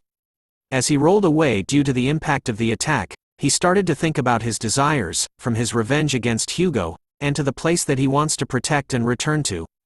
With these desires in mind, Vikir's reason for fighting was reignited, as he wanted to live by his own desires this time. So he tells himself to get up and fight, in order to no longer be controlled by anyone or anything. This time, before the madam's leg could reach him, a familiar hair is seen, just as a powerful blue attack strikes the madam's leg, knocking it away from Vikir and saving his life in the process. The attacks didn't end there as more shots were fired at the madam. Vikir looks to spot where those attacks came from with a stunned expression on his face. Up on the cliff beside the madam were the shadows of a few people. Everyone's favorite mother and daughter duo have appeared, with their bows raised together. Ayin shouts at the madam, warning her to not touch her husband candidate. She then quickly tells Vikir that they had arrived to fight alongside him. It turns out that every Balak warrior had arrived to help him. Ahun was annoyed that Vikir didn't even tell his brother about the burden he was taking on, while the other warriors began to prepare themselves for a battle against the madam. They raised their bows together, eagerly wanting to help the hero of the forest. Their simple arrows managed to land onto the madam, catching her attention. Even though they didn't do much damage, it gave Vikir enough time to regenerate his legs. As he appears on the back of the madam, he couldn't believe that she didn't listen to him when he told her not to come here. But he was glad, because thanks to Ayin, he survived. With that, Vikir manages to land another powerful blow onto the crack on the madam's body. But his attack was deflected this time as well. Even though it didn't work, Vikir was determined to try again. The madam wasn't going to take all of these attacks for nothing and decided to stomp the shit out of everything around her with her multiple legs. The warriors on their beasts were dodging her attacks, warning one another that the madam was going on a rampage. Ayin was glad to see this, as it meant that Vikir had her cornered, so she ordered everyone to keep fighting. Aquila on the other hand was watching the battle on the cliff. Her face was filled with fatigue as she breathed heavily. Still suffering from her wound, she had deemed the madam as a disaster, so she never even thought of killing her. As if all the cells in her body thought it was the obvious thing to do. But the young warrior Vikir showed her something. How to destroy fear, how to go against a disaster. So Aquila was determined to do this as her eyes glowed bright blue. She knew she had to do something, even if she vomited blood or her injury ruptures. For Vikir that's desperately resisting it, she needed an attack that can open up a path. Letting out a powerful blue arrow attack that destroys the cliff that she was on, Aquila manages to land a devastating blow onto the crack that was on the madam's body. This time the spider bitch was the one gasping for air. Vikir wasted no time at all and started to charge towards her once again. This time, his eyes went full bloodhound mode. Zipping through the forest like a speedster, Vikir finally reaches the madam. Unleashing another powerful Baskerville blow onto her, causing her to scream out in pain, but his rage doesn't end here. Vikir unleashes the Baskerville first technique, deeply piercing fang. Ayin and Ahun could only stare in awe over what he did, as she realized that our boy had gone inside the madam. Deep inside the madam, Vikir started to unleash all of his Baskerville techniques from the second technique called biting fang, to the third technique called slicing fang, the fourth technique called tearing fang, and finally the fifth technique called the shredding fang. All of Vikir's moves made a huge impact as the madam started to cough up her purple blood everywhere. But the Hound of Baskerville wasn't done yet as his rage continued to rupture, vowing to no longer live the life of a bloodhound that is led by its shackles. Using the madam's eyes as a way out, Vikir unleashes the sixth technique called crushing fang, breaking through her eye and destroying all the chains that held him down till now. The madam bitch could definitely feel the pain as Vikir made his way throughout her body, cutting and slicing every inch of meat within his grasp before eventually making his way to the biggest eye on the spider. Vikir blasts his way out of the madam's body, scattering her blood everywhere as a hole is left in her face after he had made his exit. Ayin and her fellow tribe members were stunned to see that Vikir had escaped from the madam's body by using her own eye against her. They could finally see that the madam had collapsed. Within the smoke and dust caused by the madam's collapse, Vikir laid flat on the ground in front of the madam. His face was filled with pain as he gritted his teeth hard while a green substance was spreading across it. He couldn't believe that there was poison within the madam's blood itself. As he lay there in pain, Vikir couldn't help but look at the madam behind him. He could see that she was breathing heavily as though she was finding it difficult to live any longer. Vikir's eyes were tired as he thought that he needed to hurry and wash off the poison. But his tiredness won this battle as he simply closed his eyes, even with the madam's poison spreading through his body. As Vikir laid on the ground unconscious, Beelzebub activated itself. Summoning its blade with Vikir's arm, it shoots out a long pipe straight into the madam's body. The madam was alarmed to see where she was right now. It was shocking to see itself fully healed and in a different dimension, but she wasn't alone. As Beelzebub made its appearance in front of her, alongside the other creatures that Vikir had absorbed in order to gain their abilities. The Cerberus was the first to make a move, letting out a fierce roar from all three of its heads. Each head of the beast stared to chomp down hard onto various parts of the madam, preventing her from moving at all. As the Cerberus continues to hold the madam down, Beelzebub appears right above, aiming its snout right at the madam. Bon appetit. We now return to the sounds of Ayin calling out to Vikir. But as she shouts his name, the other tribe members warn her that there was still poison and that it would be too dangerous to get any closer. Vikir's vision started to appear slightly. He could barely see Ayin in front of himself, as she tells the other tribes to let go while shouting at Vikir to not die. As she still had something to say. But the voices and vision of everyone started to disappear as Vikir fell back into the darkness. Luckily, he still had some energy left as he mutters Ayin's name out loud, surprising everyone around him. With his eyes open fully this time, he looked over to them, telling Ayin that he was okay and that her voice was too loud, which made it hard for our boy to rest. Ayin's eyes were immediately filled with tears as she heard his voice while the other tribe members were happy to hear him. Ayin continues to shout loudly throughout the forest, shouting at Vikir that she was worried about him, and that he was a dummy. Our wonderful cute little Beelzebub on the other hand was overjoyed. After all, it absorbed the madam's ability, giving Vikir the power to use Madam Eight Legs' deadly poison, a ranked S skill. The tribe members of the forest were now completely wasted, laying on the ground in a drunken state with empty plates and cups everywhere around them.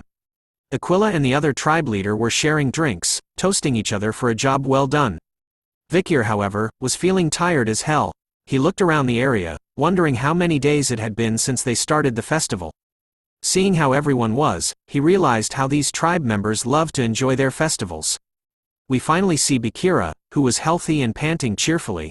Vikir was visiting Bakira, asking the wolf about how it was feeling, even with one of its legs missing. As he strokes Bakira's chin, Vikir had heard about how Bakira managed to overpower another wolf even with a missing leg, and had found a partner. Hearing that, Vikir tells Bakira to rest now since he had taken revenge for him.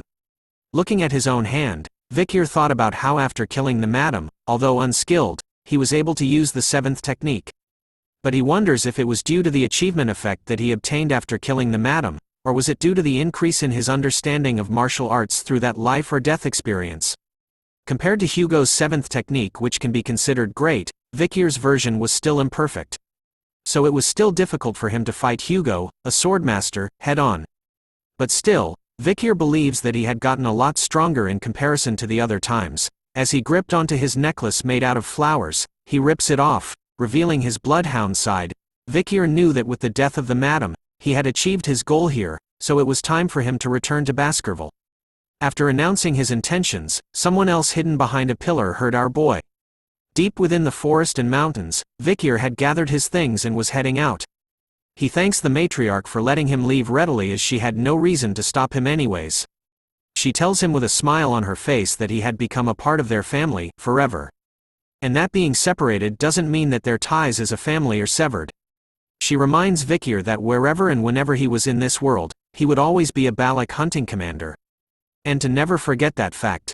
Vikir replies with thanks after hearing that from her, but he scans the crowd of tribe members, wondering if Ayin wasn't coming. It couldn't be helped since she didn't like the idea of him leaving in the first place. After speaking with Aquila, Vikir turns around and tells them that he is leaving.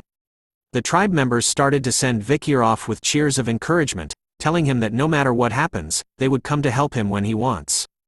Hun goes a step further, calling Vikir brother. He tells him that he was going to wait for him here. Ahul was by his side, and shouted to Vikir to keep them updated. As he exited the trees and entered the light, the tribe members bid their final farewells to him. Goodbye Vikir, our hero. Hearing their cheers and goodbyes brought a smile across his face, but as he took another step forward, Vikir was greeted by the sight of a golden wheat garden. Standing in the middle of it was Ayin, who was holding on to something wrapped with bandages. Looking right at her, Vikir calls out to Ayin.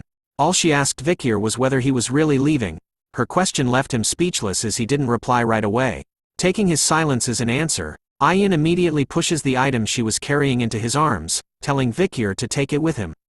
Looking at the object wrapped in bandages in his hands, Ayin shyly reveals to him that it was called Anubis. It was the large bow that Adonai used. She had adjusted it so that Vikir could use it instead. Still fixated on the bow, Vikir wonders if that was the reason why he couldn't see her for a while. But our waifu wasn't done yet with the gifts, as she tames our boy by placing a collar with a broken chain around his neck. Vikir was curious about it. Ayin tells him that she made it because he kept talking about bloodhounds when he collapsed and in his sleep. She reminds Vikir that he wasn't a bloodhound. No matter what, a bloodhound wouldn't act like he does. She proudly tells Vikir that he was a wolf and that it would be strange for him to be dragged around by a chain. Vikir couldn't believe that Ayin's words would comfort him like this. But just as he was about to thank Ayin, she moves in for the kill.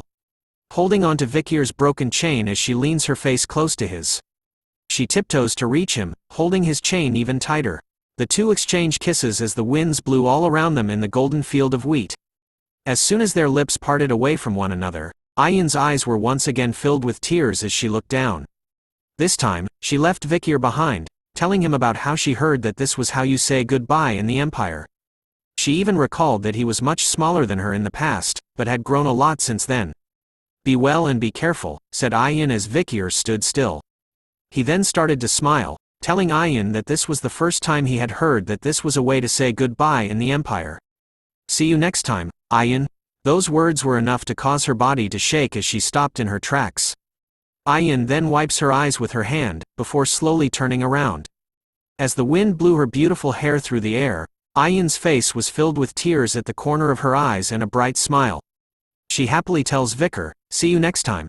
Vikir has finally left the forest after so many years. Wearing a cloak, he arrives and watches over a town. Looking at it, he thought about how it's been a while since he had been here, in the Red All Castle. Considering that the morgues are here, it seems like they were still mining rubies. Which means that they've continuously worked together with the Baskervilles. Thinking of the Morgue family, Vikir couldn't help but wonder if a certain fiery woman was here in this place. But he scratches that thought away, thinking about how tired he was right now. Vikir wouldn't be able to handle what'll she say to criticize him when they see each other. He finally enters Red All Town by dropping. Seeing how late it was getting, Vikir decided to look for an inn to stay here for the day. But as he looks around to find the inn, he notices something else. A giant gold statue was made in the center of the town. Looking at it, Vikir wondered when they had built such a thing. In order to make a statue like this, they would have needed the approval from the Morgue and Baskerville families, which made him wonder if Hugo had allowed for such a thing to be made. But as he thought about it, someone shouts at Vikir, asking him about what he was doing. A guard had appeared behind our boy, warning him to not touch the hero's statue. He tells Vikir that if he tries taking a piece of gold from the statue, then he wouldn't be forgiven. So he should just look at it from afar and never touch it. Vikir dismisses all the warnings and only asks the guard about the so-called hero he mentioned. The guard was stunned to hear this from our boy, wondering if he was a foreigner who didn't know about their legend. The guard's eyes started to shine like the stars in the sky. He was excited to recite the story of the legend to someone who didn't know about him. He even reveals that he was there when it all happened, so he couldn't hold back. He starts to tell the story of the legend who had the power to kill countless barbarians with a mere sword. Not to mention his chivalry and mentality when he dove into a deadly situation, resulting in him saving the weak and beloved daughter of the Morgue family. And his sacred sacrifice to buy time for the joined forces to run away while he bravely fought against the large monster, also known as the now dead Madame Eight Legs. The guard continues to excitedly explain to Vikir that the legend's story gives off so many emotions that it made him tremble. Because of that, the Morgue family carved a gold statue of him out of gratitude. After listening to the guard this entire time, Vikir started to piece everything together. making him realize that the great hero who lived here just 2 years ago was him. Vikir van Baskerville. After the guard had revealed his name, Vikir immediately turned into JoJo's style face while the guard was shining even more brightly as he stared at the golden statue. After the story time, we find ourselves at the town's inn, where mugs of beer are slammed hard onto the table. The triplets of the Morgue family were drinking in the inn, talking about how they still hadn't forgotten the way their heart skipped when they first saw Sir Vikir. They even mentioned that they thought of him as just a pretty boy when they first met. But the girls told the guards in the inn that they knew Vikir's worth the first time they saw him. Seeing the 3 ladies here, the guards were excited to hear the story from the heads of the fortress about Sir Vikir. The first triplet told everyone that Vikir had charisma, and that she wanted to get close to him, but it wasn't that easy. Then the second triplet revealed that they had talked with Vikir a lot the first time they met, although they were disturbed by the 3 mutts from the Baskerville family. The last triplet recalled that the last time she saw Vikir, all the exhaustion from her body disappeared in those few moments. They continued to praise Vikir loudly in the inn, telling everyone that the gold statue in the square over there doesn't even contain half of Sir Vikir's true beauty. It turns out that our boy had been listening to them talk this entire time, but he was thinking that what they said was a lot different from how he remembered the past to be. But after listening to their stories, Vikir wondered if the outcomes accomplished by Adolphe Morgue and the joined forces ended up being credited to him instead? The only true part of the story the triplets told was that Vikir did fight against the madam at the end. Through the chatty triplets, Vikir was able to listen in on some unexpected information. 2 years ago, after he had gone missing, Hugo Le Baskerville was furious and went to the Morgue family multiple times and caused a scene. His actions resulted in the Morgue family giving a huge compensation to the Baskerville family. But it seemed like Hugo's rage didn't end there. Taking a sip from his drink, Vikir thought that the reason was because Hugo had lost a useful bloodhound, which of course would make him angry, and that the compensation he received from the Morgue family probably wasn't good enough. We returned to the triplets who were still being delusional, thinking that if Vikir was still alive, then they would have made a great couple. The 2 sisters began to fight over one another over who would have won Vikir's heart, but the last sister was different. With a smile on her face, she happily tells her sisters to not fight and that they could all date him together. Luckily, the triplets believed that Vikir was gone, so they decided to end their own fights. Vikir decided that he couldn't listen to them anymore and started to leave. But just as he was about to pick his stuff up, one of the triplets noticed him at the bar. She immediately points her finger at Vikir's direction, shouting at him, "Hey you! Suspicious-looking guy, come here." Her words and actions caught everyone's attention as they stared at where she pointed at. Vikir didn't listen to her words at all as the sisters began to fight one another, claiming that the barbarians have been quiet recently. They could see that she was drunk again and making a fuss. But the triplet who shouted at Vikir was adamant that her female senses were telling her that our boy was suspicious, so she repeated her words at Vikir, telling him to hurry up and come over to their side. But he didn't listen to her commands, which pissed her off. The triplet uses her spell called Binding to summon tree vines from beneath the ground, causing them to wrap themselves around Vikir's feet. But the spell fails to catch our boy as he simply jumps into the air, while doing a somersault. His quick reaction to the spell catches everyone off guard, and leaves the triplets and guards stunned. But the moment he landed back onto the ground, Vikir was surrounded by everyone. All 3 triplets had casted their own spells using the water, earth and wood style. While the guards pointed their spears at him, they immediately ordered Vikir to remove his hood and revealed who he was.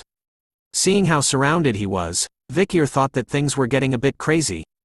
So he decides to remove his hood, believing that it didn't matter since he was going to tell the Baskerville family that he was back.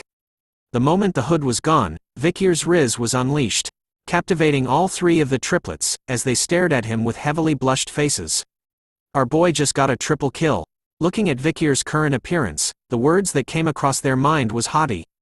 But then, one of the guards beside the sisters realizes something about Vikir's face. Looking closer this time, he could see that the expression he had was kinda off but was also similar to the statue, including his red eyes and black hair. After hearing this, the triplets started to pay closer attention to Vikir's looks. And then it hit all 3 of them at the same time, causing their faces to change into disgust once they realized that the hottie in front of them was the real-life living Vikir van Baskerville. The night soon turned into day as we turned to the triplets and Vikir on a bridge. The triplets reminded Vikir that he could have stayed in the fortress VIP room, but he had declined their offer last night. Stating that the accommodation fee would have gone to waste, The girls started to fall for Vikir's riz, believing that he was interested in them since he first came to see them. They also notified him that, as requested by him yesterday, they had sent valuable news through the owl. But what Vikir wanted was for them to contact the Baskerville family. The sisters tried to make an excuse that they thought his return was great news, but all they did was make Vikir think of them as annoying. As Vikir started to leave, the girls asked him if he really didn't need them to escort him. He tells them it was fine since they must be busy, but the girls revealed to him that they weren't. Since they didn't have any work to do here, all they did was just sleep. After hearing them say that, Vikir decided that when he heads back, the first thing he was going to do was report that the people whom the Morgue family deployed were actually lazy. But before he left, Vikir turns around to ask them about Camus Morgue since he didn't see her, which made him wonder how she was. The triplets revealed to Vikir that Camus was doing her closed-door training right now, and that she had suddenly withdrawn from her Uncle Adolphe's Hall of Light, then entered the Hall of Darkness and is currently putting all her efforts into magic research. Vikir couldn't believe that she had joined the Hall of Darkness, because before he regressed, Camus Morgue had a really bad relationship with the head of the Hall of Darkness, called Snake. Preparing to ride off, Vikir wondered if this was another portion of the future he had altered. He tells the triplets to pass a message to Camus, that he wanted to see her when she has time and to leave the Hall of Darkness. The sisters couldn't believe that that was all Vikir had to say to her, even though they were in a relationship with her and would be seeing her for the first time in 2 years. And so, the hero of the Red All Mountain has returned. The news was spread rapidly throughout the empire. The people who had a connection with Vikir started to receive the news of his return through the newsletter spread everywhere. To the people he was working with, to the uncle of his future waifu, and to the innocent saint. Finally, a man rushes into a familiar room that we have all seen before. Breathing heavily and with a piece of paper in his hand, he reports to the patriarch.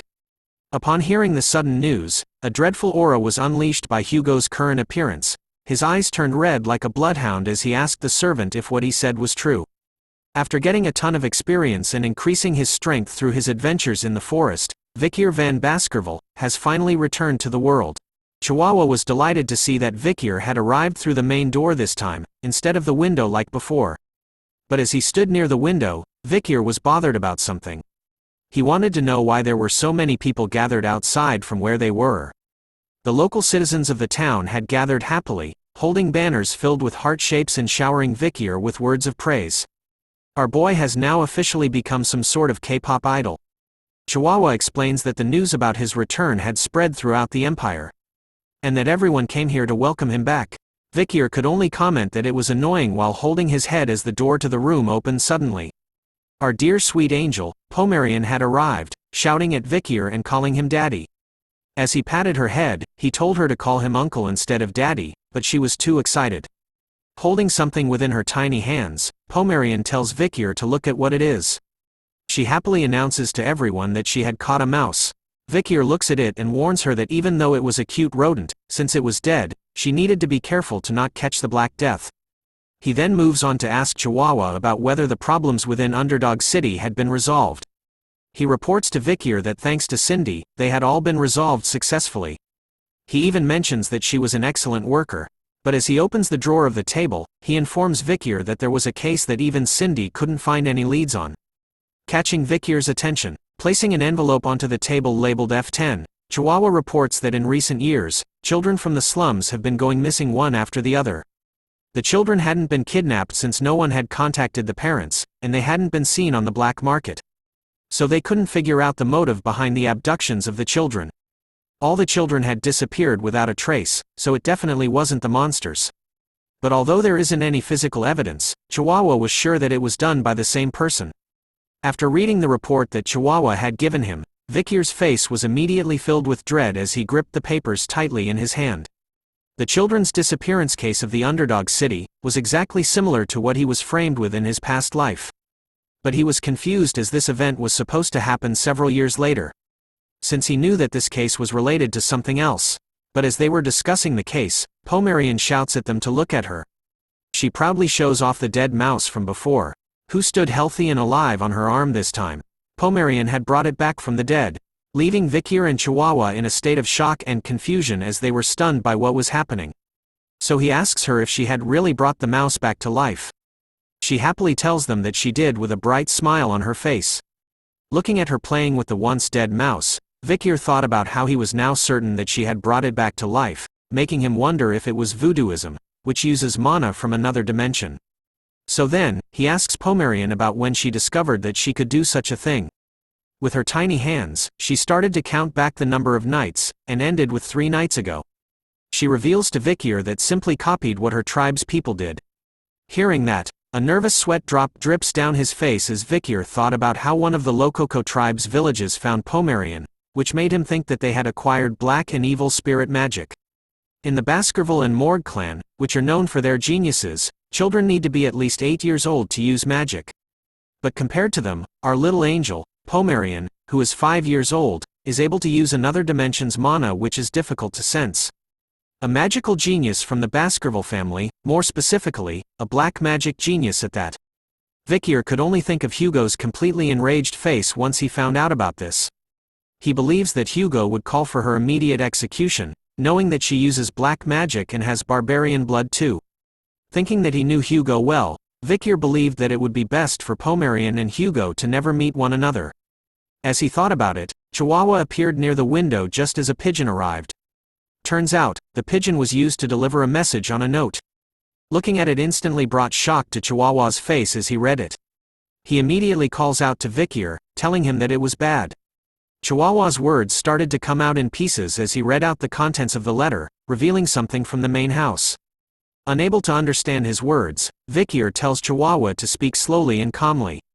After catching his breath, Chihuahua reveals that the patriarch was coming here in person. And so, Hugo makes his appearance. The scene changes to cups of tea placed on the table. Chihuahua stood behind Vikir as Barrymore does the same but behind Hugo. Father and son continued to simply stare at one another as time went by while the room was dead silent. Hugo was the first to speak, stating the fact that Vikir had returned. Chihuahua was glad that they had finally spoken. Looking around, Vikir thought about how sudden it was for Hugo to come here, and that luckily, he hid Pomerian in the next room so hopefully nothing happens. Hugo was glad to see that Vikir had returned, so he wanted to know what he had been up to till now. Vikir reveals to Hugo that while wandering the forest, he stayed with the barbarians and focused on recovering his injuries. During that time, he pretended to be friendly and had gotten a grasp on the barbarians, so he was able to think of a way to wipe them out. Hugo was curious to know what Vikir planned to do, so he revealed it to him. Controlling the barbarians by utilizing the Empire's industrial products. He further tells Hugo that the barbarians consider the Empire's cheap glass orbs and woolen products, and even vegetables and grains as precious items. So if they use that to their advantage, then they would be able to capture the barbarians effectively. But Hugo wasn't impressed by this, calling Vikir's idea as trading and not suppressing them. Hearing this, Vikir corrects him by stating that the barbarians will die in the process. With his eyes glowing with a mad red light, Vikir reveals that in exchange for the products, he was planning to request a monster subjugation. Hugo thought about Vikir's idea of making the barbarians subjugate the monsters, so that they can secure their own territory while killing the barbarians off. Like father, like son, the same red glow appears in Hugo's eyes as he grins widely. Calling Vikir's idea clever, which was to be expected from his son.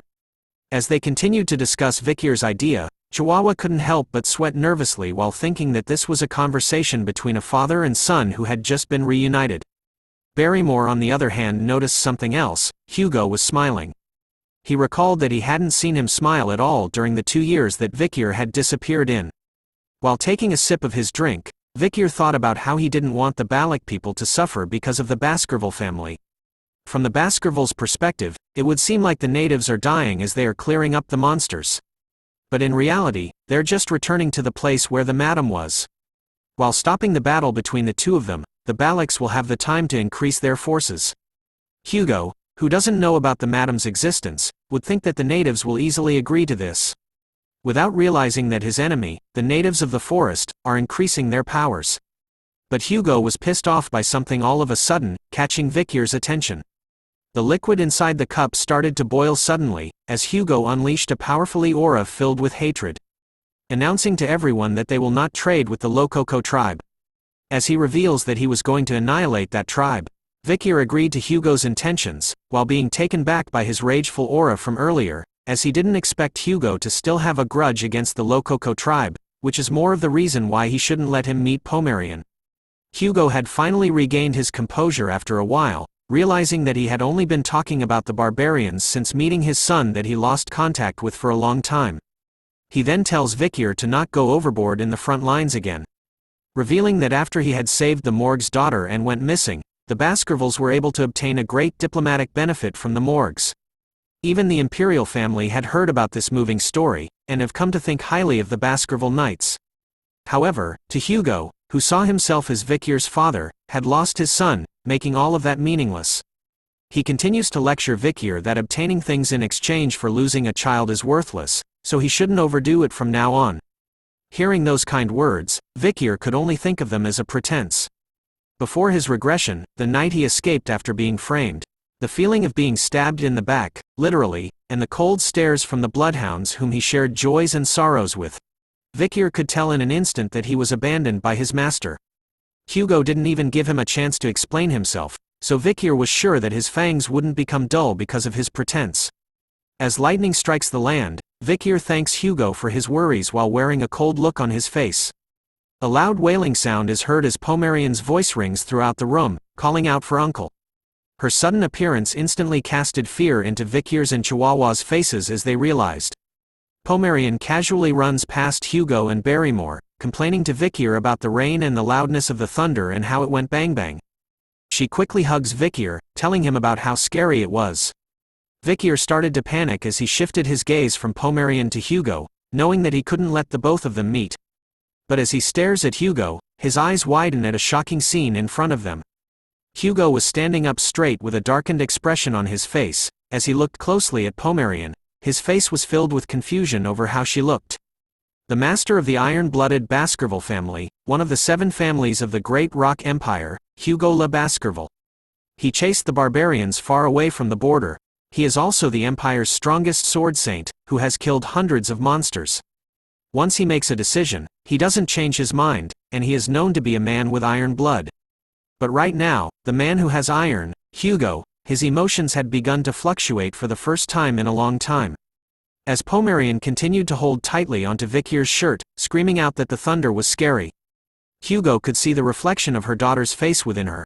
As he called out the name Penelope, Pomerian finally looked up to Hugo, only to be frightened even more as she hid her face in Vikir's chest. Shouting out loud that the mustache man was scary. Seeing Hugo's reaction to Pomerian, Vikir tells him to calm down. He explained to Hugo that he had brought Pomerian here so that he could order her around. He reveals that he saw her red eyes and thought she was one of them, but after looking into it, she was from one of the tribes at the borders. So he didn't believe that she was a family member. Hearing that, Hugo started to regain his composure. He felt a bit off and agreed that he was mistaken for a moment. As there was no way that his daughter, Penelope, would be that young if she were alive. Hugo decided to leave first, informing Vikir that he was tired. A nervous sweat drop drips down Vikir's face as he tells Hugo to have a safe journey back. But deep within his mind, Vikir couldn't believe that Hugo, who possesses the soul of a swordmaster, was that shaken up, which meant that Vikir was right that something was up. Before leaving, Hugo calls out to Vikir as his son, telling him to attend tomorrow's grand banquet. Chihuahua hears that and knows that Hugo was referring to the dinner where only a select few of his closest descendants gather. It was the dream of all Baskerville members to attend that banquet. Vikir agrees to Hugo's request, and tells him that he would see him tomorrow night. But before leaving, Hugo couldn't help himself and stole one final look towards Pomerian, who was crying within Chihuahua's arms. We now turn to Vikir resting back at home. Instead of sleeping on his comfortable bed, he chose the floor. Late in the night, he was still wide awake, thinking that even after taking a hot shower and laying on a soft bed, it all felt so foreign to him that he couldn't sleep. He wonders if this was the effect of living with the Balak warriors for 2 years, as it seems like his body won't get used to this for a while. As he thought about today's events, he found Hugo's reaction to be quite unexpected. He even thought about whether to report to him about Pomerian and the pendant or not, but after seeing his reaction today, Vikir had made his decision. After tomorrow's grand banquet, he was going to feel Hugo out, as Pomerian might become a good trump card which will lead to Hugo's downfall. But no matter what happens, Vikir needs to make sure that Pomerian doesn't get affected. Vikir's eyes were finally closed after a while as a light breeze entered his room. Followed by a dark figure standing near the window. Vikir immediately sensed its presence as his eyes opened wide. The dark figure took out a blade and stood in front of Vikir's bed. But before the figure could do anything, Vikir commented out loud that it hasn't even been a day, and yet the information has already spread so fast, alarming the intruder. Our boy immediately leaps onto the bed with one arm while priming himself to kick the shit out of the intruder. Vikir manages to leg sweep the knife out of the intruder's hand, sending it flying into the nearby wall. But before he could end the intruder's life with his fingers, the intruder shouts at him to wait. Damn, let's all take a moment to look at our boy's veins. Now back to the story. The intruder continues to tell Vikir that it was a joke, looking closer to the masked figure. Vikir realizes who it was. He informs the friend that next time, come after requesting an audience, otherwise it would have been bad if he killed by mistake. The masked figure still found Vikir's strange habit of disguising his pillow as himself and sleeping on the floor, kind of weird. As the masked figure removed their mask, they commented that Vikir still hasn't changed even after coming back from the dead. Whoa, it turns out to be Cindy. After revealing herself, Vikir warns him to not make a scene, but she simply sticks her tongue out as a reply. As she walked towards the bed, she asked Vikir if the reason why he sent Chihuahua after her was to check whether she had taken the $10 billion.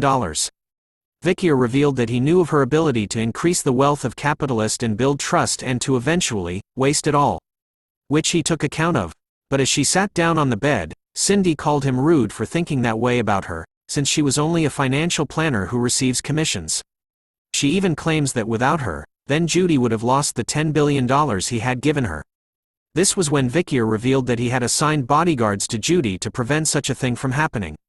And amongst the bodyguards he assigned, one of them was a finance expert, whose job was to filter out the bad guys. Hearing about this, Cindy was surprised to see that those bodyguards didn't mess with her at all. Vikir tells her that it was because he ordered them not to approach her at all. Cindy couldn't believe that she had been dancing in Vikir's palm from the beginning. But as Vikir wore his shirt back on, he wanted to know if she had the information he requested. Cindy immediately unzips her outfit, telling Vikir that she had brought it. As she handed the scroll over to him, our boy was fazed by how her personality had changed since 2 years ago and wanted her to submit the reports in a folder instead. Since she fulfilled her mission, Vikir agreed to her request of joining on the trade with the natives. Hearing about the reward, Cindy decided that she should call Vikir boss from now on. Looking at the report that Cindy had given, Vikir could see that it was the information regarding the people attending tomorrow's banquet. He also knew that he would have been invited to the grand banquet as long as he made a great contribution. The first report was about Hugo le Baskerville, showing his rank as patriarch, status as marquis, and his military prestige as swordmaster. But Vikir knew almost everything about Hugo, so he decided to skip this part of the report. Moving on, something catches his attention. He could see that Boston Terrier and Great Dane were attending the banquet as well. Boston Terrier le Baskerville, rank as the commander of the Pitbull Order Senator. Status as Count and military prestige as the highest-ranked graduator. A side note about him is that he is Hugo le Baskerville's half-brother. Does not like to be restrained and is quite aggressive and short-tempered. Next up is Great Dame le Baskerville, who holds the rank of commander of the Mastiff Order Senator. Status as Count and military prestige as the highest-ranked graduator. A side note about him is that he is also Hugo le Baskerville's half-brother. Although he tries not to get involved with others, he is on bad terms with Count Boston Terrier. Looking at the report, Vikir wonders why these two people who don't attend internal house events would be attending this one.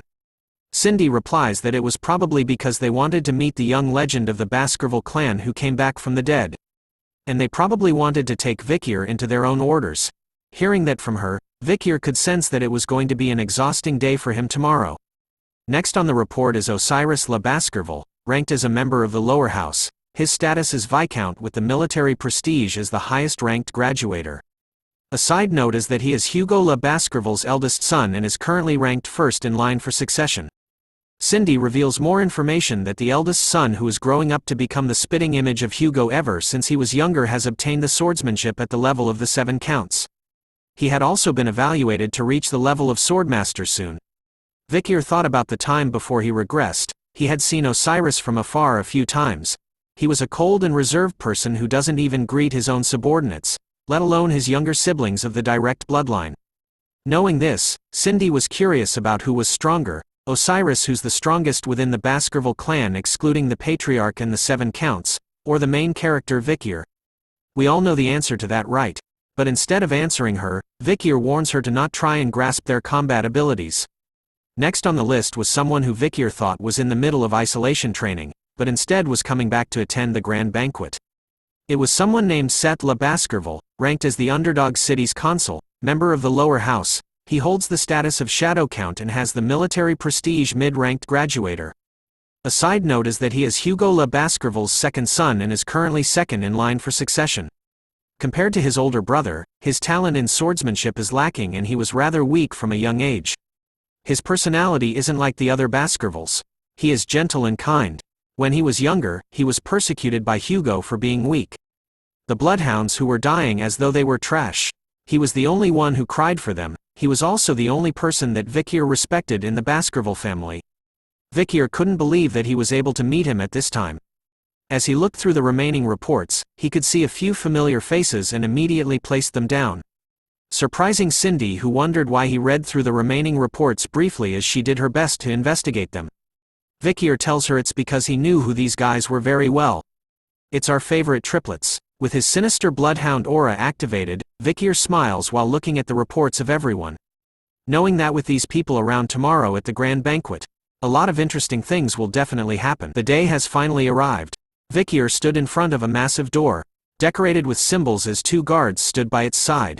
As he slowly opened the doors to the room, he was greeted by a bright light.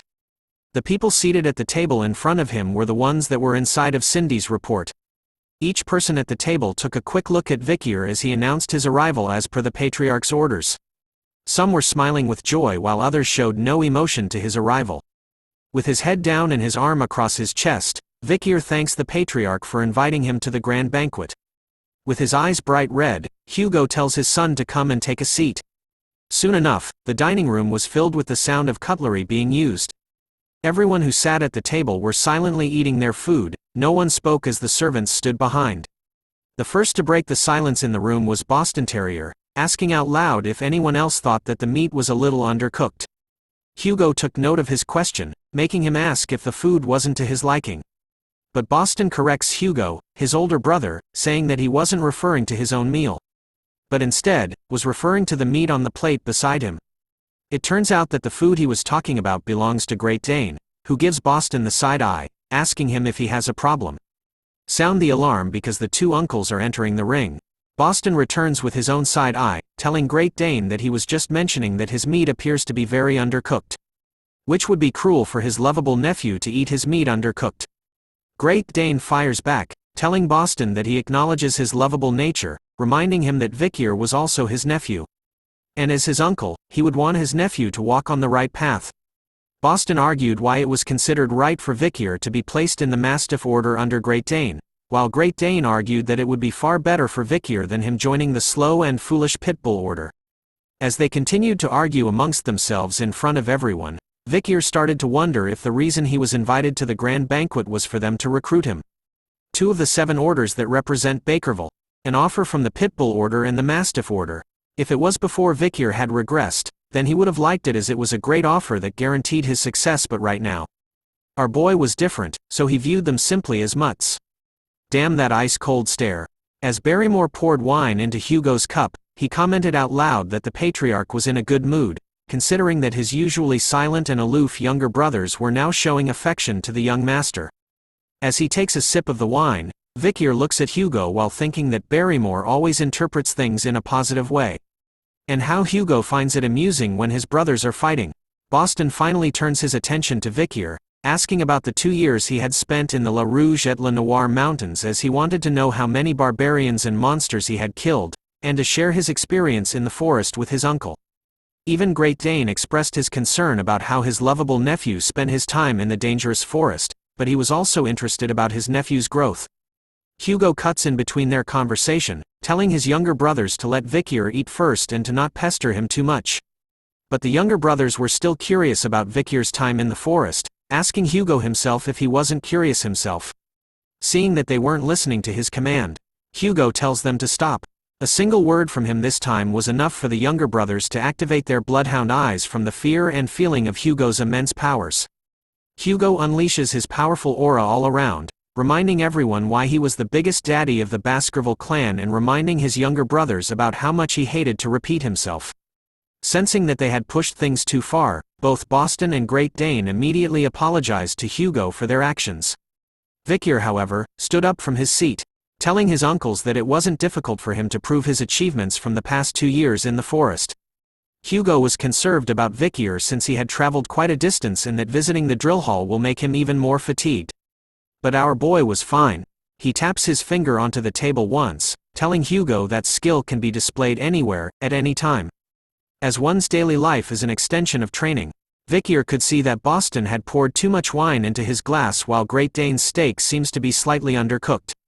Closing his eyes with his finger sill on the table, Vikir unleashed his aura, just from the tip of his finger, sending it flying towards the cup of wine and the plate with steak. In an instant, the steak was cooked better while the wine was boiling. Boston and Great Dane immediately went to check on their wine and steak. Both were impressed by what Vikir had done to their wine and steak in an instant. The uncles were quick to notice that by placing his finger on the table, Vikir had used mana to cook the meat and warm the wine. They couldn't believe that he had reached the mid-ranked graduator at the age of 17, when one usually reaches that stage at 33. Hugo continued to sip his wine silently as the uncles exclaimed out loud that he must be proud to have a son who has mastered all these techniques.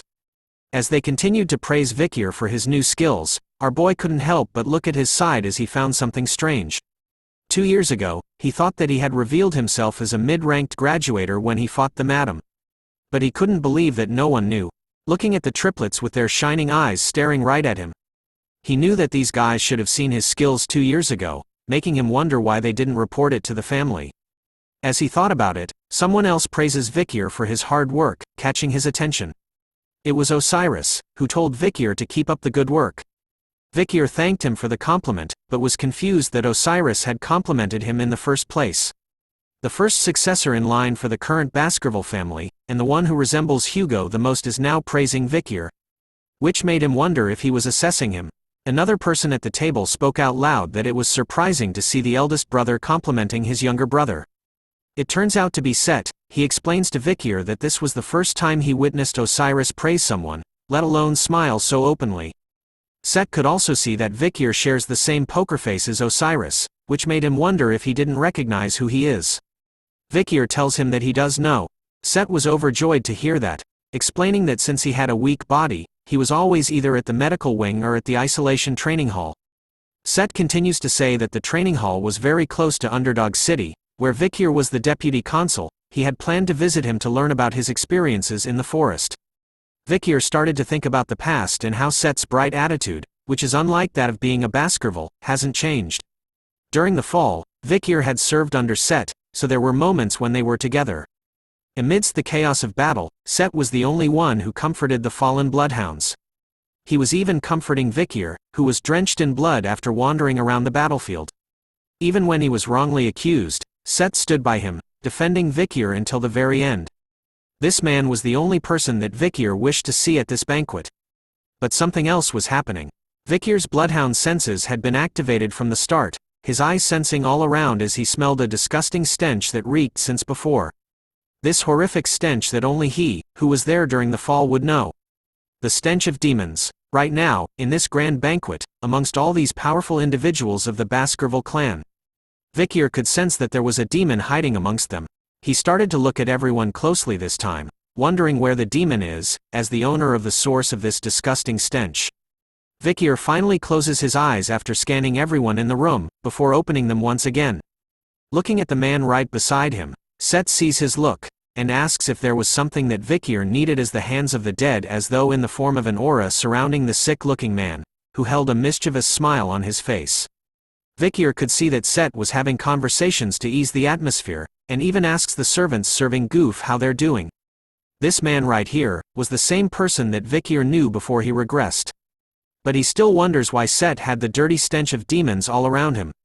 Set then spoke out loud that he had heard about Vikir taking over as the deputy consul of Underdog City while he was gone. He continues to speak about how he even heard that the citizens who liked him had protested for Vikir to take over permanently, so when Set himself returned back to Underdog City, he was hoping that it would be great if they would work together. Vikir continues to stare at Set in silence, before placing his own glass of wine towards him. Telling Set that he looks forward to it, as they clink their glasses of wine together, hoping to be in each other's care, Vikir takes a peek at his own glass afterwards. He couldn't see Set's reflection in the glass at all, which meant that Set is dead and that a demon had possessed his dead body. Vikir then wondered if he should reveal this fact to everyone right here at the grand banquet. But he changes his mind, because if he does reveal that truth, then they would ask for Vikir to provide proper evidence first. So in order to do that, he needed to get away from this and gather more information first. As Set continues to ask Vikir about which order he was going to join, all Vikir could think of was that the smell of demons was really suffocating. Set continues to talk about how he thought that the Doberman Order's uniform was cool when he was younger, but Osiris cuts him off, telling him that they haven't even finished eating yet. He was already chatting away. With a slight red glow in his eyes, Osiris warns him to stop bothering Vikir with his small talk and to finish his dinner first. Set was taken aback by the sudden request from Osiris, but Vikir was glad, because thanks to him, he was free from the smell of demons. Now it was Hugo's turn to speak. He asks Vikir about the meal, to which he responds that it was very good. Hugo was glad to hear that and informs Vikir that he has something he would like to discuss with him while he is at the main house, and orders him to visit the office later on. Vikir pauses to think about the sudden order but agrees to it anyway. The grand banquet had finally ended and Vikir was now roaming outside the main house. As he continued to walk by himself, Vikir felt tired after the 5-hour-long dinner, and how he had to eat with all those powerful people. He had also heard about how the official paper for the academy entrance had arrived at the Baskerville clan. He concluded that that must be the reason why Hugo had summoned him to the office, because of the academy entrance. But as he thought about this, a figure appeared high above, wielding a sword. All of a sudden, a huge wave of bloodhound-filled aura attacks were sent flying towards Vikir's back. Our boy was quick to notice it as the Baskerville's 6th technique, wondering if he should just overpower it. But as he gripped his own sword, he decided not to, as he revealed his skill level as a mid-grade graduator. So he couldn't go beyond that. In response to the sudden attack, Vikir quickly turns around and answers back with the Baskerville's 4th technique. But it was enough to completely stop the sudden attack as it still launched towards him. So Vikir decides to take on the remaining attack by absorbing the rest of it with the River Styx's blessing in his aura. But before the sudden attack reaches him, it suddenly stops by itself, leaving Vikir stunned as he gazes at the one who unleashed the attack. A huge laugh was heard from the figure standing above. It was revealed to be Boston, who was impressed by how much Vikir had grown up, since there was a 2-tier difference between their techniques and yet he had endured his attack. Boston immediately leaps down to Vikir, asking Dane if he was right about how his eyes didn't deceive him. Dane appears right behind Vikir, like that creepy uncle during family reunions. He tells Boston about how he couldn't believe that he had actually swung his sword in the main house, making him no different from the barbarians. Dane continues to scold Boston for attempted murder, such a barbaric thing to do, and if Hugo knew about it, then at the very least Boston would have been on probation for several months. But Boston was happy with his actions, telling Dane about how he could say such things about an uncle's love towards his nephew. He reveals that he had adjusted the attack so it would disappear right in front of Vikir so he wouldn't get hurt. Sensing that the trial was over, Vikir slowly places his sword back into its case while the uncles continue to argue with one another. After insulting each other's orders, Boston fires back with a personal attack, revealing that Dane was someone to beg to be saved when he gets a small cut on his belly. Dane retorted back that since Boston was so chunky all over, then his flesh wouldn't even get cut. The uncles decided to take action over words this time, as each of them pulled out their own swords, declaring that whoever wins the duel between them would get Vikir to join their orders. Seeing how their fight had evolved, Vikir immediately turns around to escape from them, thinking about how bothersome they were being. As he walked away from his uncles, he thought about how the attack from before wasn't that strong. The 7 counts strongest attack, the highest grade graduator's Baskerville 6th technique. Vikir was also the highest grade graduator, but he knew about the 7th technique. And if you were to add the River Styx's blessing and the demonic sword Beelzebub, then our boy was extremely confident that he could at least go up against 2 of the 7 counts together. Nothing beats plot armor, but on the way home, he encounters the now group of triplets, who stood in front of him this time. Instead of speaking, the triplets immediately went to their swords on their waists, drawing the blade out. Vikir sees their actions and activates his bloodhound eyes and his hand readied, thinking about how the triplets knew the difference between their powers. So he had no choice but to kill bloodhounds who bare their teeth without knowing their place. But what he thought would happen didn't happen at all. Instead, all three of the triplets kneeled down in front of Vikir, with their swords pointed at their own feet. Looking at what they were doing, Vikir knew that their actions represented the pledge. It's a position that makes you vulnerable to a single press and your sword will penetrate through your foot. That means they're putting their life in the other person's hands. Seeing their sudden actions, Vikir could only ask them about what they were doing. All three triplets repeated the same words with the same facial expression. I want to pay off my debt. The first triplet explained that after being attacked by Vikir when he was 9, he began to fear him. The second triplet acknowledged Vikir when he hunted the Cerberus, while the last triplet was amazed with Vikir for when he had slain the troll. Finally, for their final reason was when Vikir went toe-to-toe against the giant monster of the forest, Madame Eight Legs. That was the moment when all three of the triplets felt a sense of awe and reverence. So, on the day they had barely escaped with their lives, that was when the triplets decided then that they will become the 3 spears of Vikir van Baskerville from today onwards. And so, the triplets asked Vikir to please become their master whom they, the bloodhounds, would serve forever. After revealing their true intentions, Vikir thought about the time before he regressed. These guys were the ones that had captured him when he ran away after being framed. The triplets were also known as Hugo's 3 spears. And Vikir knew that they were just bloodhounds who were carrying out their orders. But just because of that, his feelings towards them haven't disappeared. So he simply walks past the triplets without an answer, leaving them with a disappointed look on their faces. But before he left them completely, he told the triplets that he didn't need things like pledges and that they should discuss things like this next time since he was tired now. Vikir intended to use them as much as he wanted. He informs them that the fact that they were together, and what will happen in the future cannot be revealed. His words brought a smile to their faces as they shouted out understood. In unison together, after hearing their response, Vikir thought about how Set's body being taken over by the demons wasn't a variable he was expecting. So he needed to ask Cindy to investigate this thing quickly, because no matter what happens, he needed to kill the demon. But before that, he needed to do something else.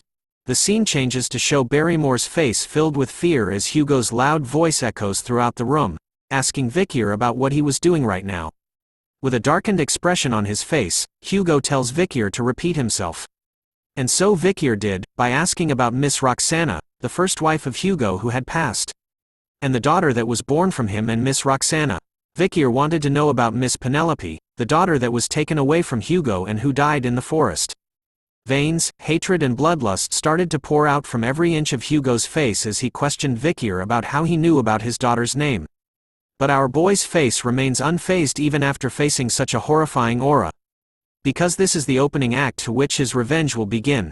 Begin this part with the view of the main building of the Baskerville clan where the patriarch and main family stay. Hugo passes on an envelope across the table, telling Vikir about how they have received a notice from the academy. He reminds Vikir about their past promise from before, that he would enter the academy when the time comes. Reading the letter inside the envelope, Vikir could see that it was a notice from Colossio, a notice for the students of Class 20. Looking at it, he was right in his thought, that this was the reason why Hugo had summoned him here. The largest educational institution that the Grand Empire Rock is facilitating, the academy called Colossio. If you manage to graduate from the academy, you would be able to start the elite course at the Imperial Palace or even a higher floor.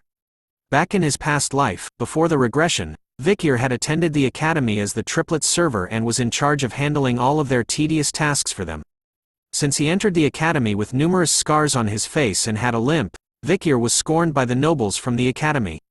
But in his current life, those bad memories of the academy didn't bother him now. Hugo wanted to know if the triplets, whom Vikir had asked to go with, would be alright. He was also curious on whether there was anyone else beside them that he would like to take with him. Before answering Hugo's question, Vikir wanted to ask about something else. He recalled that 2 years ago, due to him going missing, Hugo had received a letter stating that he will obtain a huge benefit from the Morgue family, and that Vikir would be given a reward. So he asked Hugo if he was right. Hugo replies that he has and wanted to know what that something was that Vikir wanted. Vikir tells him that he wanted Hugo to share a story as the reward, which got Hugo's attention. Seeing his reaction, Vikir takes it that he had permitted him to ask. So our boy, at point blank, asks Hugo about his dead wife and daughter, straight to his face. Vikir's question was horrifying enough to make Barrymore panic and tremble with fear as he heard what Vikir had requested from Hugo. Hugo, on the other hand, had taken a moment before asking Vikir about what he had just said to him. So our boy replies back, with no fear in his eyes. He asks Hugo about Ms. Roxana, the first wife who has passed, and the daughter that was born from Hugo and Ms. Roxana. Vikir wanted him to tell him about Miss Penelope as well. A whole mixture of emotions started to stir within the all-powerful Hugo, as his face was darkened, wondering how Vikir knew those names. He unleashed the bloodhound red fury eyes, scolding Vikir and wondering the reason behind his question. Hugo was going to be extremely furious if he found out that Vikir was asking out of petty curiosity. In a calm manner and with his hand across his heart, Vikir calmly tells Hugo that he needed to first hear his answer in order for him to reveal the reason behind the sudden questions. He assures Hugo, who was in an explosive angry state, that the questions were not due to mere curiosity. Hugo's thoughts about his first wife whom he met through an arranged marriage, and his eldest daughter who was kidnapped by the barbarians. That's all crucial information that Vikir needed in order to reveal Pomerian's existence to Hugo. There was also the hard-to-believe fairy tale that Barrymore had told Vikir about when he was much younger. The story about how Hugo was an affectionate family man who loved his first wife, Ms. Roxana, very much. But Vikir was sure that he couldn't let Hugo meet Pomerian based on that. This was something that he needed to check for himself. After hearing Vikir's reply to his question, Hugo continued to remain silent for some time. After some time had passed, he finally opened his mouth, gripping his chest tightly, and his face darkened to the point where you couldn't see his facial expression. The ice-cold bloodhound demon that everyone feared in the family started to tell Vikir about how Roxana was the only darling who he loved with all his heart, and that his precious daughter, Penelope, was his most precious treasure. This sincere and lovable answer was enough to stun Vikir to the point that the artist had to draw him in another art style. Vikir couldn't believe that the word darling had actually come out from Hugo's mouth. Hugo continues on about his story, telling Vikir honestly that Roxana and him were not in an arranged marriage. He revealed the fact that Roxana was a commoner who had nothing. He could still remember the day that they first met clearly. It was love at first sight. Wow, I didn't expect Hugo to have a K-drama moment. Hearing the story from Hugo, Vikir could sense that he was going to start from the first time he met her. Hugo continues on about his past love story, revealing that his love with Roxana was very difficult. She had tried to distance herself from him because of her humble background, so Hugo decided to abandon everything and went with her. Whoa, turns out that Hugo was a hopeless romantic and gigachad. Because for her, Hugo was willing to throw away everything, not only his physical body but his soul too. Vikir interrupted Hugo as he was telling his story. He was grateful for sharing that with him, but he wanted Hugo to go to the next point quickly. But Hugo interrupts Vikir, shouting at him with the word but. And continuing on with his love story, he tells Vikir that his love with Roxana was put to the test once again. In order to capture them, who were on the run, the Baskerville family had sent pursuers. For the sake of protecting Roxana, Hugo fought with his life on the line and with everything he had. They had walked a thorny path, covered with multiple attacks and dead bodies, was the path they had to walk where no one blessed their love. Hugo recalled that they had thought about giving up, but they persevered due to their love for each other. Akathut, that was only the start to their harsh beginning. Hugo and Roxana managed to break through to their disagreeing parents and had gotten married. Hearing the sweet tale of Hugo's love story was enough for Barrymore to shed some tears. I feel you, brother. And so, through Hugo's and Roxana's resolve, their precious daughter Penelope was born. His loving wife and daughter beside him, Hugo wanted to protect this happinesses that he obtained after through such much suffering and struggling. But this is where things start to get dark. After giving birth, Roxana's health started to deteriorate instantly. In the end, she left the world and left behind their young daughter Penelope. Thankfully, Penelope grew up to be a bright and charming child.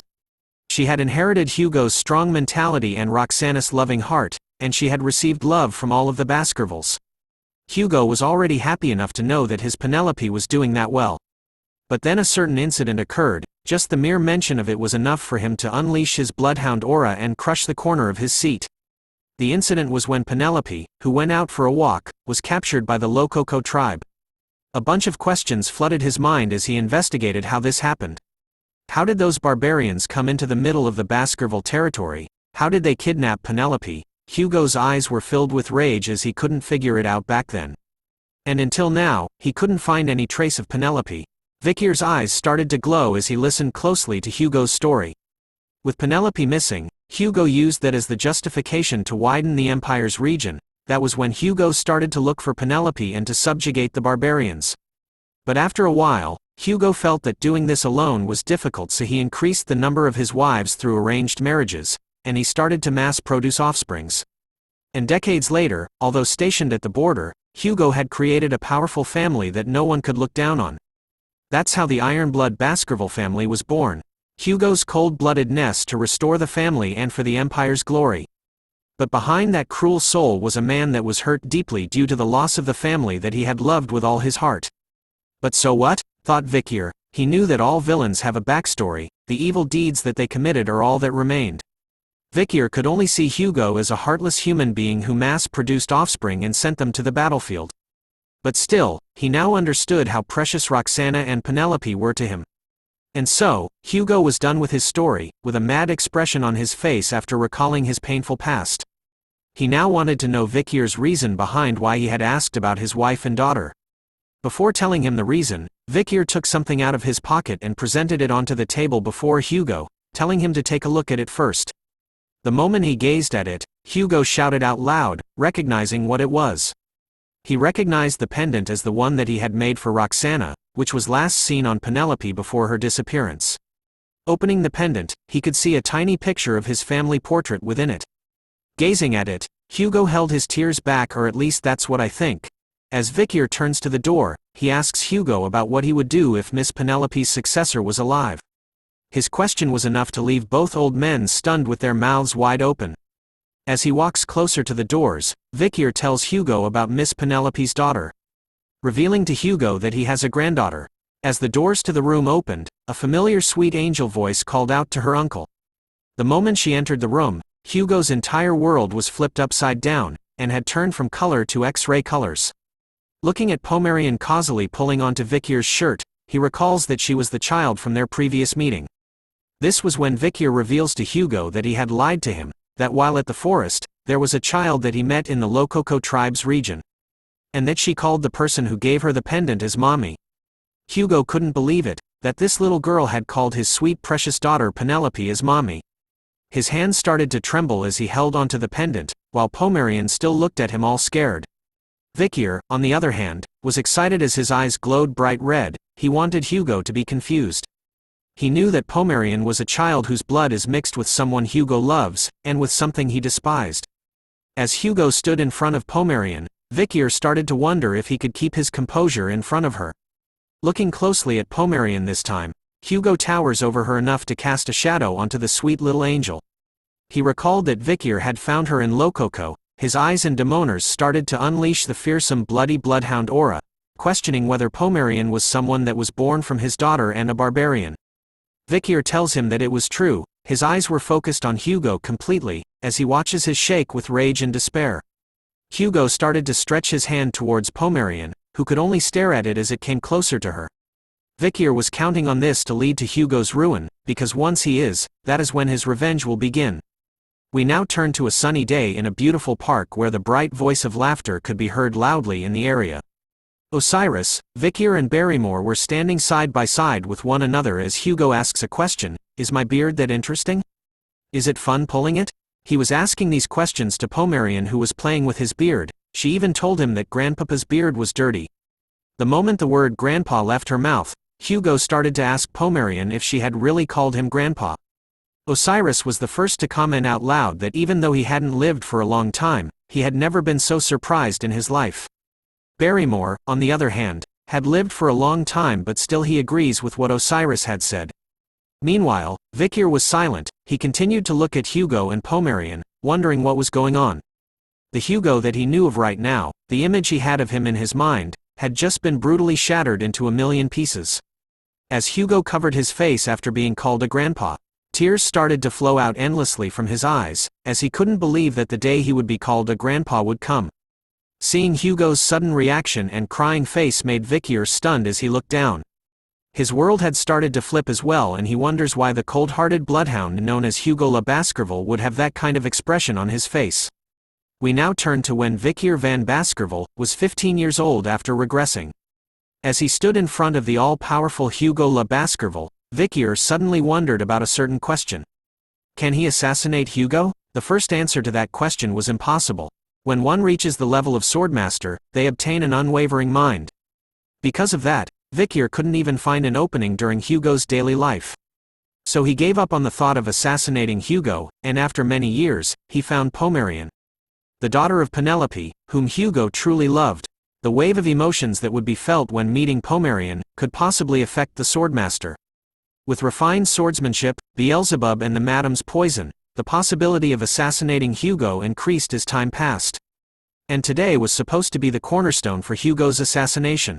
But as Vikir looks towards his target that he was planning to kill, he wonders why Hugo was laughing right now, as though he was happy.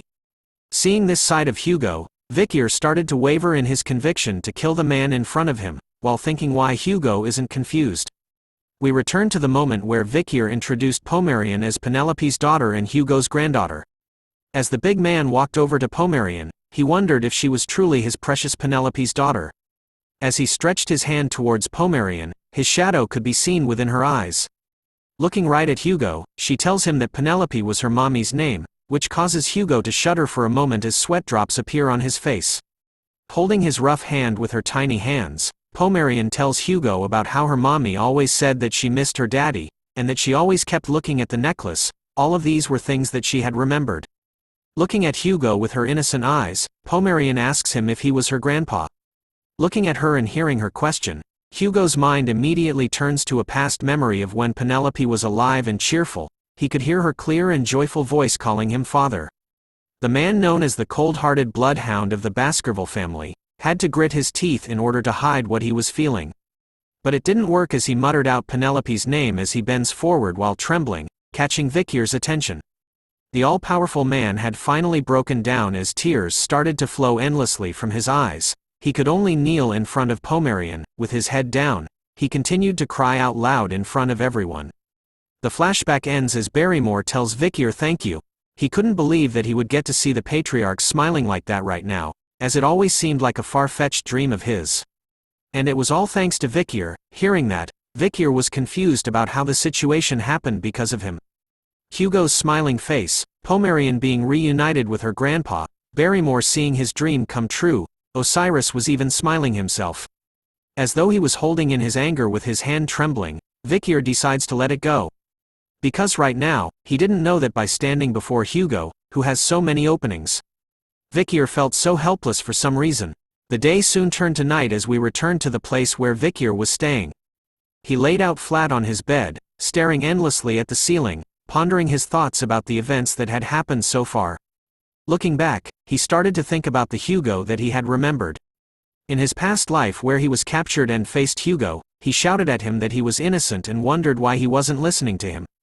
Vikir wanted to know if Hugo was really going to blame him for all of the Baskerville's sins.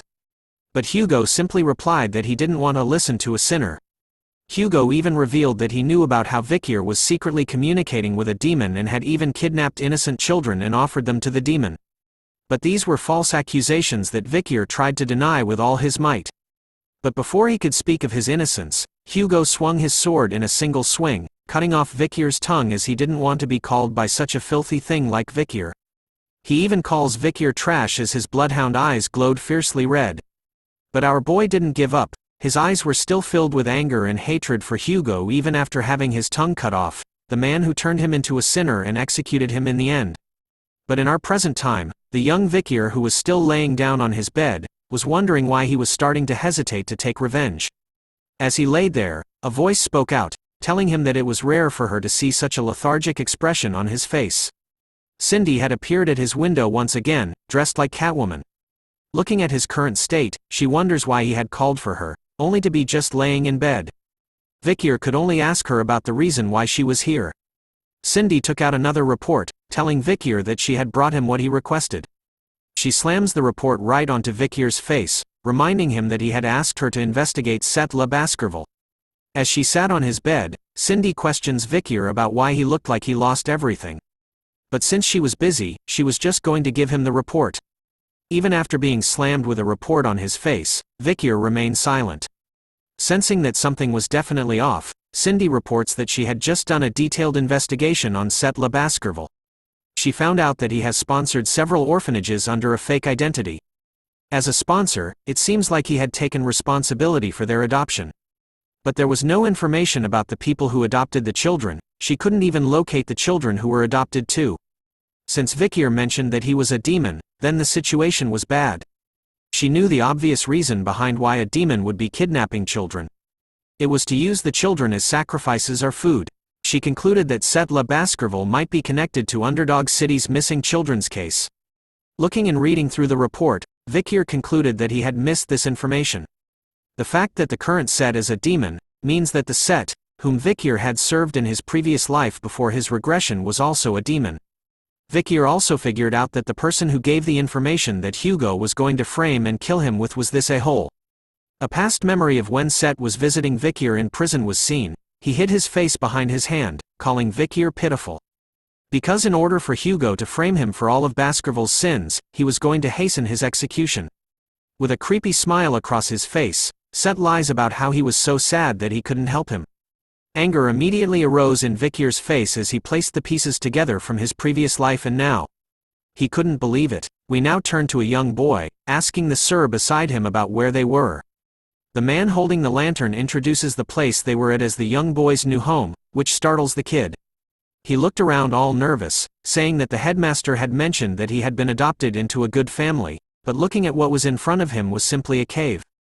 It turns out that the man was Set Le Baskerville, who tells the young boy that there seems to be a misunderstanding. As his appearance started to change, Set tells the young boy that the cave isn't the house he'll be staying in, but the place he will be going to. Set's appearance had completely changed as the young boy looked at him with fear in his eyes and confusion everywhere. Set's appearance had completely transformed into a demonic being, with a single eye in the center and sharp fangs all around with tentacles. Ew, just ew. The young boy could only stare and do nothing as tears filled his eyes. His last word was calling out for his mommy, as Set devoured him completely, leaving behind only blood and the shoes that the young boy wore previously. As he regains his human form, Set could only smile and mention that children sure are the tastiest. Set licks the blood off his face, smiling as though he was turned on by eating kids. After all, he couldn't help himself. It turns out that this was no longer Set Le Baskerville, but actually a being who was a part of the demon's 10 elite corpses, the 10th corpse, known as Andromalius. Back in the same cave from where the young orphan was last seen with Set. We now see a throne present, deep within the cave as a figure sits on it.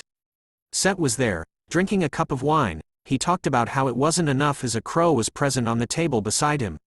He was thinking about how the human supply wasn't enough, making him question if he should foster humans like animals, turning them into livestock and creating an organization. This was no longer Set of the Baskerville clan, but instead was Andromalius, the 10th corpse who belonged to the demon's 10 elite corpses. Looking at the crow with multiple yellow-red eyes on the table beside him, he asks about what it thinks and calls the crow as 8. It turns out that the small crow, with its creepy eyes, was actually the 8th demon of the demon's 10 elite corpses.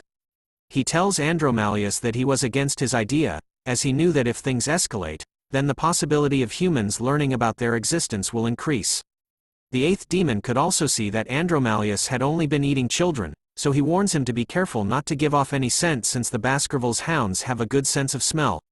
It turns out that Andromalius had been eating a huge amount of children as tiny skulls and skeletons surrounded them in the cave. After hearing the 8th demon reply, Andromalius didn't like the nagging but assured him to not worry about that since he had casted a trap, so that they couldn't enter the cave. Andromalius then informs the 8th demon that at their current rate, in order to gather enough magic power to open the gate, he would need to suck human blood for 12.5 more years. Hearing the complaint, the 8th demon warns Andromalius not to stir up something that was worth noticing among the human beings. The 8th demon questions him on whether there was anything else going on within the Baskerville clan. Andromalius paused for a moment before reporting with a no. He told the 8th demon that he was going fine and that he just needed to do the same with the Morgue clan. Hearing that there was nothing new, the 8th demon reminded Andromalius that as the 10 elite corpses, they just needed to focus on opening the gates that would lead to downfall. Since they were the links between the human and demonic realms after all. Before dissolving into a black liquid, the 8th demon left Andromalius with these last words. All of this is for the downfall of humans and the 10 elite corpses. Looking at the black liquid left behind, Andromalius took another sip of his drink made from human blood, revealing the fact that he couldn't report that Hugo had become an idiot for his granddaughter. And that in order for the demons to weaken the Baskervilles, who will pose a threat to their plans, they needed Hugo to maintain his coldness, ice in his veins style. Andromalius needed Hugo to keep treating the young Baskervilles as perishables, so it won't cause a fuss when he takes them. As he got up from his throne, he thought about how it wouldn't mess with the plan, but he wasn't sure if things will turn out well now. Andromalius knew that all the blame lay with a certain bastard, Vikir van Baskerville. The man, the myth, the legend.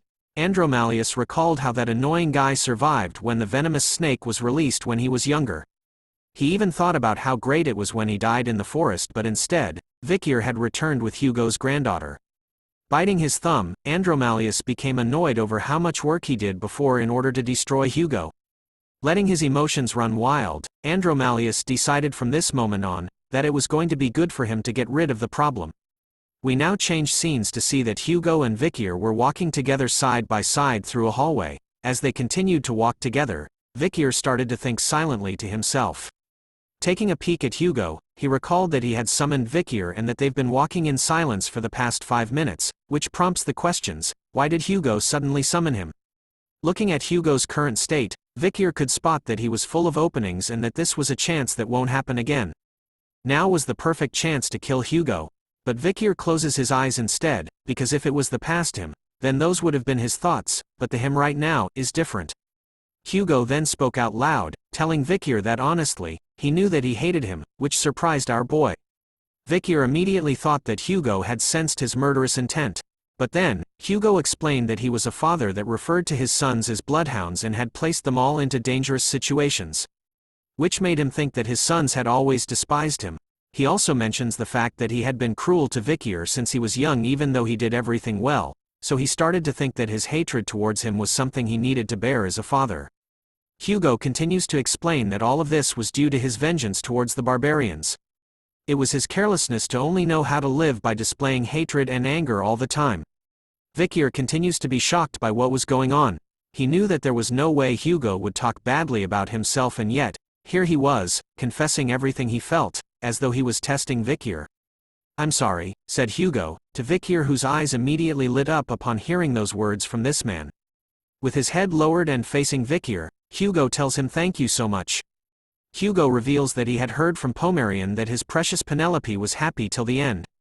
Knowing that his precious daughter was happy during her final moments, Hugo's heavy heart was lifted a little. He felt like he had been saved as an image of his happy family crossed his mind. So Hugo bows to Vikir. For the first time in history, he thanks the boy for bringing Pomerian to him and wanted to give him anything he wanted in exchange. He wanted the reward not to be a bloodhound's reward but a gift of thanks. But as he mentions those words, Vikir's expression was dark. He started to think about how he had a vague suspicion ever since he regressed. He recalls the past memory from when he was younger and when Hugo encouraged him to do well in the interim evaluation, and how during the exam he had ordered for a stop just in case it was dangerous for Vikir. Even after receiving a wound, Hugo showed concern by telling Vikir to treat the injury as a lesson. Even now, he would call Vikir son, and believed in him. So the question, is the Hugo in front of me different from the Hugo I know? Popped into Vikir's mind as he figures out that the cold Hugo may not even exist anymore. Which was a strange thing that happened after he had regressed. But because of that, our boy was confused about his life. For the past 17 years, he had only thought about revenge, but now, he was able to forgive Hugo. The person who framed him might not have been Hugo, but the person who ordered his execution and didn't trust in him was definitely Hugo. Revenge and forgiveness, between these two choices, which one does Vikir choose, as he stares at the current Hugo? Before deciding on that, Vikir needed to do something else first, so he told the patriarch to lift his head. So he asks about what Hugo said about his reward being anything he wanted. Hugo looks up, and confirms it to be true. And so, Vikir decides on his reward, believing that after that, he would decide on what to do with Hugo. We now turn to the demon, tying Pomerian's hair in the courtyard. Andromalius asks her if it was great to be in the Baskerville clan. Pomeranian happily tells him that since Uncle Vikir was here along with Grandpapa Hugo and Uncle Osiris, But then Andromalius asks her why she didn't mention his name and wanted to know if she knew his name, which made her think for a while. After a brief moment, Pomerian calls him Uncle Set. A servant appears behind them, reminding Set that he hasn't started his isolated training. He turns to the servant, explaining that he wanted to see his niece before he started. But the servant reminded him that the patriarch had ordered for no one to approach Pomerian. But Set ignored those orders, saying that he knew about it but wanted it to be a secret between him and Pomerian, who happily agreed to keep it as a secret between them. As he continued to touch Pomerian's hair, Set couldn't help but comment about how nice it was. He recalls how it reminds him of Sister Penelope, but this comment catches the attention of the servant. As she questions Set on how it was possible for him to meet Miss Penelope before, as she was sure that he wasn't even born back then. Her questions cause Set to stir for a moment. Realizing that he had made a mistake, Set reveals his true form as Andromalius, causing the back of his head to reveal the demonic side of him while he tells the nanny that his father was looking for her. The nanny could only stand in fear as her eyes began to tear up from facing the powerful demon. As she let out a shriek, Pomerian started to turn around as she heard it. But then she notices that the granny is gone. Andromalius was busy eating the nanny as Set explains to Pomerian that she had something urgent to do. He then asks Pomerian about whether she likes Grandpapa Hugo, to which she happily says yes. Set also knew that Hugo likes Pomerian very much, as he recalls with a sinister look on his face about how Pomerian truly looks like Hugo's dead wife and daughter. With his hands stretched out this time, forming a mouth with multiple sharp teeth in between, he reaches out to our sweet little angel. Wondering how much it would destroy Hugo if he was to kill Pomerian right here and now. But before he could take a bite out of Pomerian, a voice calls out to Set. It was Osiris. Appearing at the right time, he questions Set about the whereabouts of the nanny and why he was here. Set was annoyed and quickly hid his demonic form. As Pomerian excitedly greets Osiris, Set explains that the nanny wasn't here when he came, so he decided to look after Pomerian, who was alone. Accepting his explanation, Osiris warns Set that Hugo will be enraged if he knew about this and that it would be best for them to keep this as a secret from him. He continues to tell him that he should head back to isolation training now. Set replies back with a smile on his face that he would start it again next week, but in his thoughts, he swears that one day, he was going to kill Osiris. Osiris stares at him for a while before placing his hand onto Set's arm, revealing that he was worried about the fact that he was pushing himself too much. And informs Set that if he needed help, he could come and find him anytime. But Set's attention was drawn towards Osiris's hand, which was on his arm. His face was instantly filled with annoyance about how Osiris mentioned that he was worried about him. He recalled that it was because of him, that he was being pressured by their father, Hugo, and that it was because he was being compared to Osiris, who was a genius. Set knew that if he didn't exist, then life would have been much kinder to him. Being immersed in his sadness, Osiris calls out to Set, which brings him back to reality.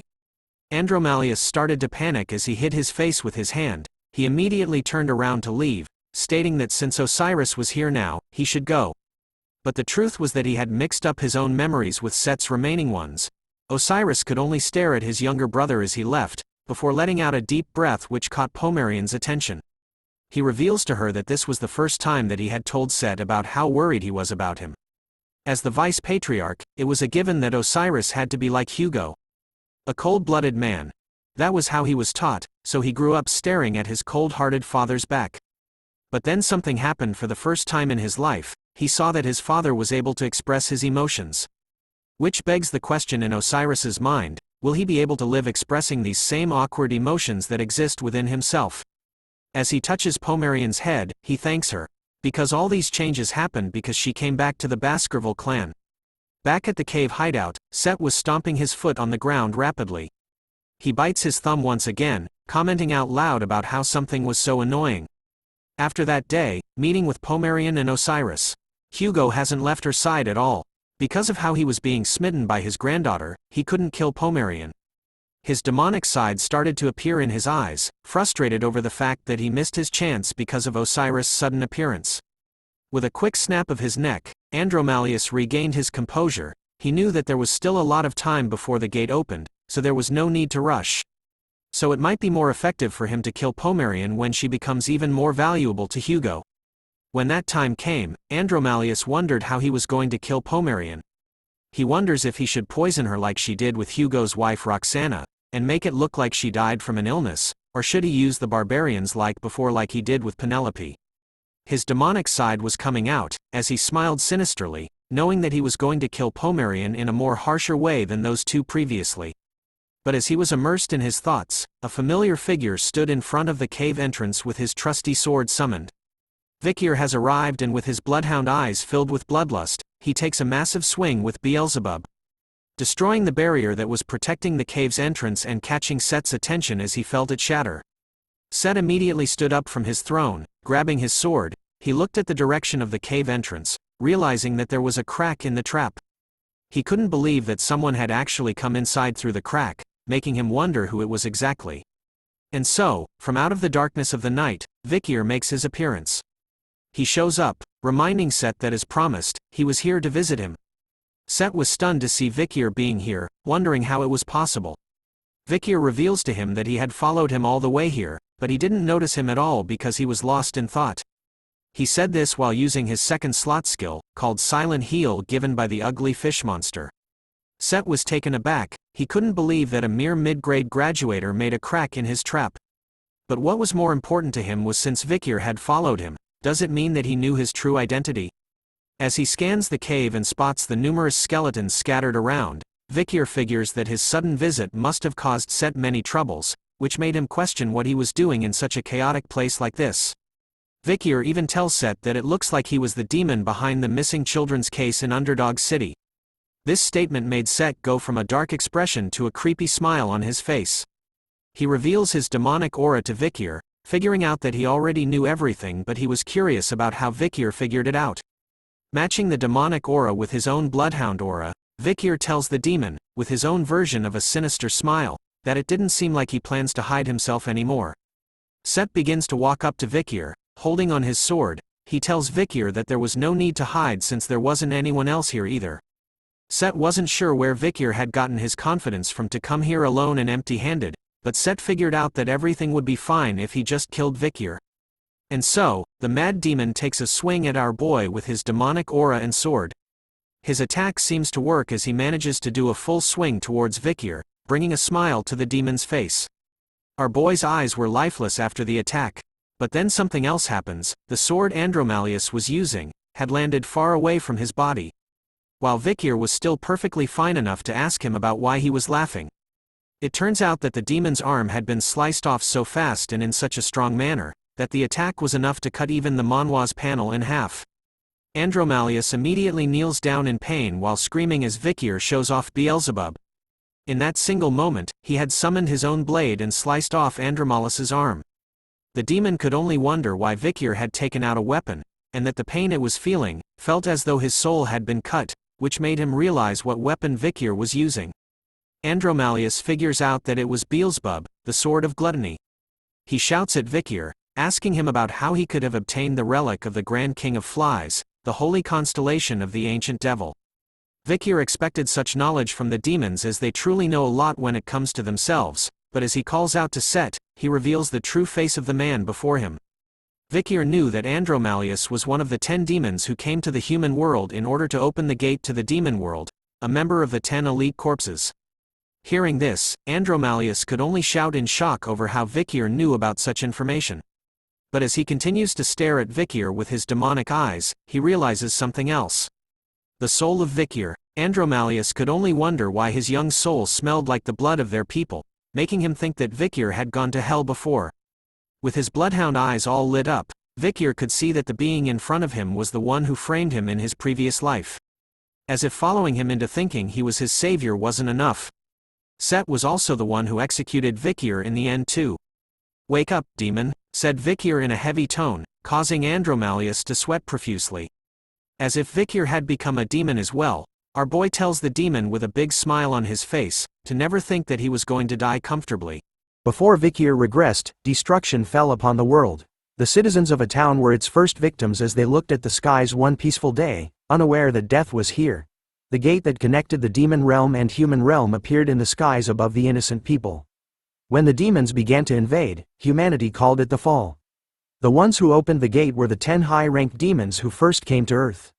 Known as the 10 elite corpses. During the long war against the demons, Vikir had the misfortune of meeting one of the 10 elite corpses on the battlefield. His first reaction upon facing the demonic creature was fear and shock. Because the outcome of his battle against it was simply miserable. Surrounded by his fallen comrades, Vikir could only cling onto his sword as he watched the one of the 10 elite corpses flex on top of the cliff. Out of the 671 people who joined the battle, 666 died. Out of the 5 survivors, 4 had lost their minds, so there was only one particular survivor. And the reason behind his survival was a simple one. According to the demons, they wanted the total number of humans they killed to match the number 666. What a flex! So the overwhelming power of the high-ranked demon of the 10 elite corpses was destruction itself. Back in the present, Vikir stares down at Andromalius, thinking that he couldn't believe that he was meeting one of those powerful 10 elite corpses right now. And approximately 10 years earlier. But something else was catching his attention. The endless amount of small skeletons, covered in blood, was everywhere in the cave. As he looks at them, Vikir wonders if Andromalius was devouring young children. But then the sudden laughter from Andromalius makes Vikir, whose bloodhound aura was running rampant, turn his attention back to the demon. Andromalius was snickering to himself as he could see how enraged Vikir was after seeing all the dead children's corpses. Using his hand, Andromalius shows off and reveals to Vikir that the children were still alive in his stomach. Which made him wonder if Vikir wanted him to bring them back to life. Using his hand to form the face of one of the dead children, Andromalius points it towards Vikir. Using the dead child's voice, Vikir could faintly hear the child, asking him to save him and that he misses his mommy. Seeing this disgusting act enrages Vikir even more as his eyes glowed more reddish. With another swing of Beelzebub, Vikir had sliced off Andromalius's remaining arm, causing him to scream in pain as he kneeled before Vikir even more. Our boy then tells him to stop talking as he knew that there was no way the dead could come back to life. Andromalius starts to panic over the sight of both his arms being missing, but then he smiles, revealing his completely regenerated hands and arms to Vikir. As he calmly stands back up, he tells Vikir about how he knew he had as many secrets as he did. Recalling that even Osiris, who was called a genius, only reached the level of a mid-rank graduator at the age of 30. And yet, here stood Vikir, who had reached the very same rank but at just the age of 17, signs of being an irregular. Andromalius's arm started to change form as he continues to state some facts, such as how Vikir possesses the devil's holy constellation known as Beelzebub. Which meant that there was a possibility that there was a big variable in the future. Revealing a demonic blade made from his own arm, Andromalius decides and reveals to Vikir that he needed to kill him right here and now. But our boy ain't no pushover. He stares at the demon head-on, flexing Beelzebub on his arm. Vikir tells Andromalius that the only one dying tonight was him. And so, the 2 sons of the Baskerville family, one from the La side, while the other came from the Van side, stood against each other in silence, in the center of the cave, surrounded by the skeletons of multiple children as the moonlight lighted their battlefield. Within a second, the sons began their fight, cutting and slashing one another endlessly, unleashing waves of the bloodhound aura everywhere. The 2 of them seemed to be on equal footing as either one was able to repel and attract one another's sword attacks. After exchanging multiple blows with one another in a mere few seconds, not a single blow has landed on either son. Andromalius started to smirk in the middle of their battle, thinking to himself that since Vikir's middle name was Van, it meant that there was a significant difference between them as he was named La.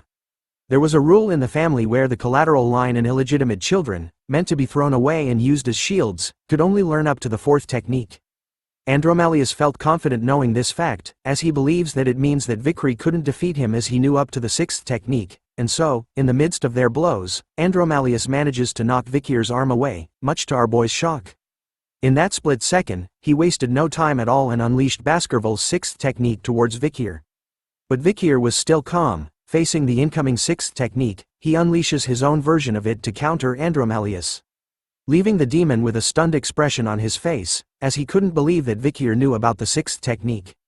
But a smile still creeps on his face, as a sharp tentacle comes out of the side of his face. This was a surprise that he had prepared in advance as Andromalius had already predicted that Vikir would be hiding more things about himself. Instead of being surprised by the sudden new attack, Vikir's eyes were already locked onto it as the sharp tentacle reached inches away from his eyes. Using Beelzebub on his arm, Vikir unleashes even more of his bloodhound aura, covering the sword completing in it. Our boy unleashes his own surprise, catching Andromalius off guard as he fails to block Vikir's new and sudden attack.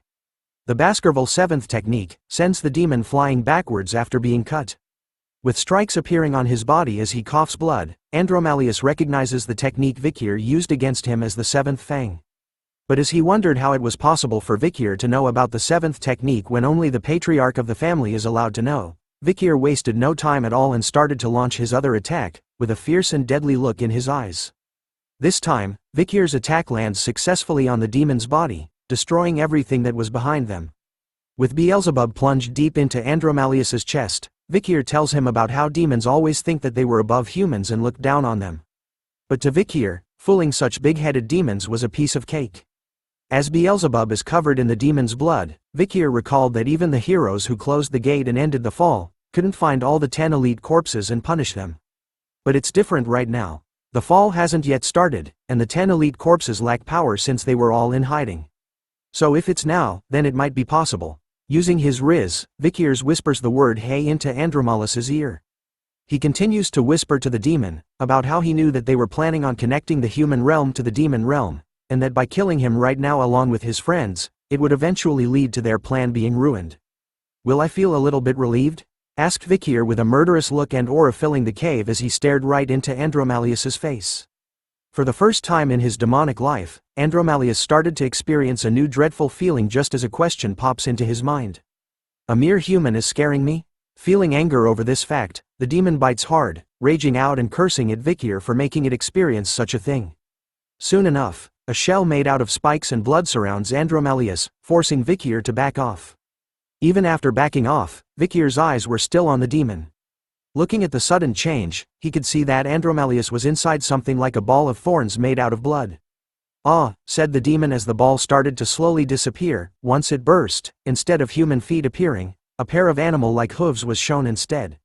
The demon couldn't believe that he, Andromalius, would show a mere human like Vikir his true form. Oh my word, Andromalius has completely shed Set's human form and revealed his real demonic side. Emitting a deadly purple aura now. Guess this guy never skips leg day, look at those thighs man. The demon continues to show off his new form, even telling Vikir that he acknowledges that the extent of his power was unexpected. Summoning snakes like Medusa, Andromalius ends the chit-chat with a sudden snack attack. Kind of reminds me of Orochimaru from Naruto. The snakes all locked onto their target, Vikir who simply stood still as they reached closer to him.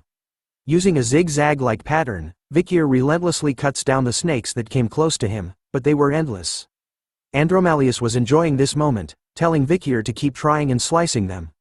Vikir does as he says, leaping, doing backflips, in order to dodge the snakes while cutting and slicing them apart, making his way to Andromalius. But as he charges forward, Vikir is unaware of a single snake that manages to slip past his defenses. The snake manages to land a deep bite onto his shoulder, before Vikir slices off its head. Seeing this brought a smile to the demon's face, as he announced that with a single bite, it was all over for our boy. But Vikir simply looks at the bite marks on his jacket, telling Andromalius that he didn't know what he meant that it was over since he had just received a small injury. This time, a mouth with sharp fangs appears on Andromalius's palm within his hand. Endless blood absorption, said the demon as the blood from Vikir's body started to escape through the snake's bite from before. Andromalius was literally eating the blood inside of Vikir's body, controlling and pulling it to him using the mouth on his palm. He finally reveals his true ability, the ability to control blood. As long as he stood up against a living creature, Andromalius believes that his ability is undefeated. That is until he faced our main character, who is currently calmly looking at his blood leaving his blood at a fast rate. But still giving off chill vibes about it. Meanwhile, Andromalius was telling Vikir that if he loses all of his blood, then he was going to shrivel up and die. As he continues to take in Vikir's blood, Andromalius reveals that his ability, endless blood absorption, was the power of a half-immortal. As long as there are living organisms around him, who are injured, he will never die. Vikir was still calmly looking at his blood leaving his body. But then he starts to smile, before breaking into a laughter, angering Andromalius who shouts at Vikir about why he was laughing, wondering if he had lost his mind. Using his hand to hide his laughter, Vikir reveals that he finds it funny to see a demon enjoying himself when he doesn't even know what he was absorbing. It turns out to be true as the demon started to cough blood out all of a sudden. Andromalius kneels onto the ground in pain, wondering what was wrong with the blood after finding out that it wasn't ordinary. Seeing his reaction, Vikir asks the demon if he wants to see something cool. Using Beelzebub, Vikir makes a small cut across his wrist, letting it drip heavily onto the ground in front of Andromalius, who realizes that there was poison in Vikir's blood as it melts the ground the moment it touches it. But that wasn't the end to the magic show. Vikir shows off his fully regenerated wrist after he had cut himself. This sight leaves the demon stunned, as he couldn't believe that there was a human who has this level of regeneration of that level.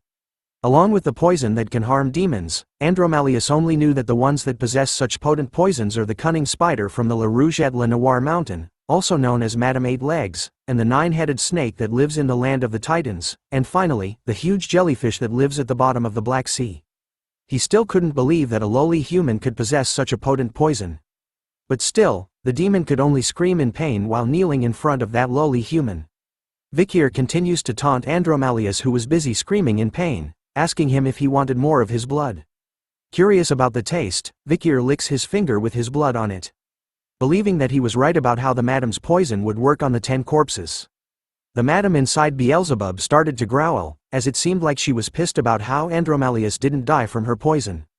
But this interaction proves something to Vikir, with the Baskerville 7th technique and Beelzebub's abilities, who had also reached the rank of highest-ranking graduator, can definitely defeat the 10 elite corpses. Feeling that death was close after that last attack from Vikir, Andromalius realized that he was too strong to face him. Thinking about how the hell did a monster like Vikir become this strong? In his mind, the demon decided that his priority right now is to survive and tell the other corpses about Vikir. So he needed to recollect the mana he had dispersed all around. And so, the barrier that was preventing people from entering the cave disappeared. Vikir could sense the change as he turned back to look at the entrance, believing that Andromalius had released the barrier. But as he looked back, the demon started to smile again. "Let water turn into blood," it said. Soon enough, massive amounts of water started to pool together, forming a ball in the air behind Vikir. As they formed a ball, the water started to turn red, as blood. Vikir looks at what was happening, figuring out that Andromalius also had the ability to turn water into blood too. Even though he doesn't have all his power, he figured that a high-ranking demon is still a high-ranking demon. Making a quick decision, Vikir cuts his wrist once again, and pours his blood into the pool of water.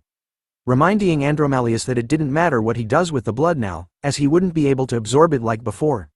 But the demon had a different plan in mind, revealing to Vikir that infusing his blood into the water so that he couldn't absorb it was useless. Because he didn't turn the water into blood to absorb it. Instead of being absorbed, the blood water started to float in the air, forming balls all around Vikir. "Arise, my blood knights," solo leveling reference anyone? After saying those words, the blob of blood water started to melt and dripped onto the cave grounds. Emerging out from it was a monster made of blood. Soon, Vikir was surrounded by the Blood Knights in every direction. With the appearance of the Blood Knights, Andromalius reveals to Vikir that they could use the Baskerville 6th technique, which he learned himself. The demon was confident that even though Vikir could use the 7th technique, he was sure that he couldn't go up against all the Blood Knights, who can use the 6th technique. I guess this demon has never heard of plot armor. With murder in his eyes, Andromalius was going full demon mode, promising Vikir that he was going to kill him and then kill everyone he loves one by one. Leaving our boy with these final words as he silently remains surrounded by all the Blood Knights. Regret going against the 10 corpses. Hearing that the Blood Knights could use the 6th technique, Vikir figured that things were getting slightly dangerous for him, so he started to look for something in his pocket. After all, he didn't exactly prepare for this kind of situation. In a flashback to the time he was walking with Hugo, Vikir was asking Hugo about the reward which was given to him, which was anything he wanted. Our boy takes out a whistle in his hand and looks at it. As he shows the whistle off to Andromalius, who becomes frightened upon seeing it, Vikir asks the demon if he knew about this particular whistle since he had lived in the Baskerville clan. The demon started to sweat even more as he realized that Vikir was going to blow on that very whistle in his hand. With a smirk on his face, Vikir didn't hesitate at all and took a deep breath in. Before blasting into the whistle with all his might, sending shockwaves throughout the cave and outside of it as well. A familiar but powerful figure was nearby, standing on the cliff as though waiting for Vikir to use the whistle. With a strong grip on his sword, the moment the whistle was blown, Andromalius was set into a full panic mode as he immediately ordered all the Blood Knights to kill Vikir quickly. As the Blood Knights obeyed the demon's command, Vikir reveals that the whistle he had just blown had the power to use the orders of the Baskerville clan, and that the black whistle also had another function. It allowed him to utilize the entire Baskerville clan force. As Vikir mentioned that function, A red line appears in the cave, and outside of the mountain as well, destroying everything in its path. Just the impact of that sudden attack was enough to blow every Blood Knight away from Vikir.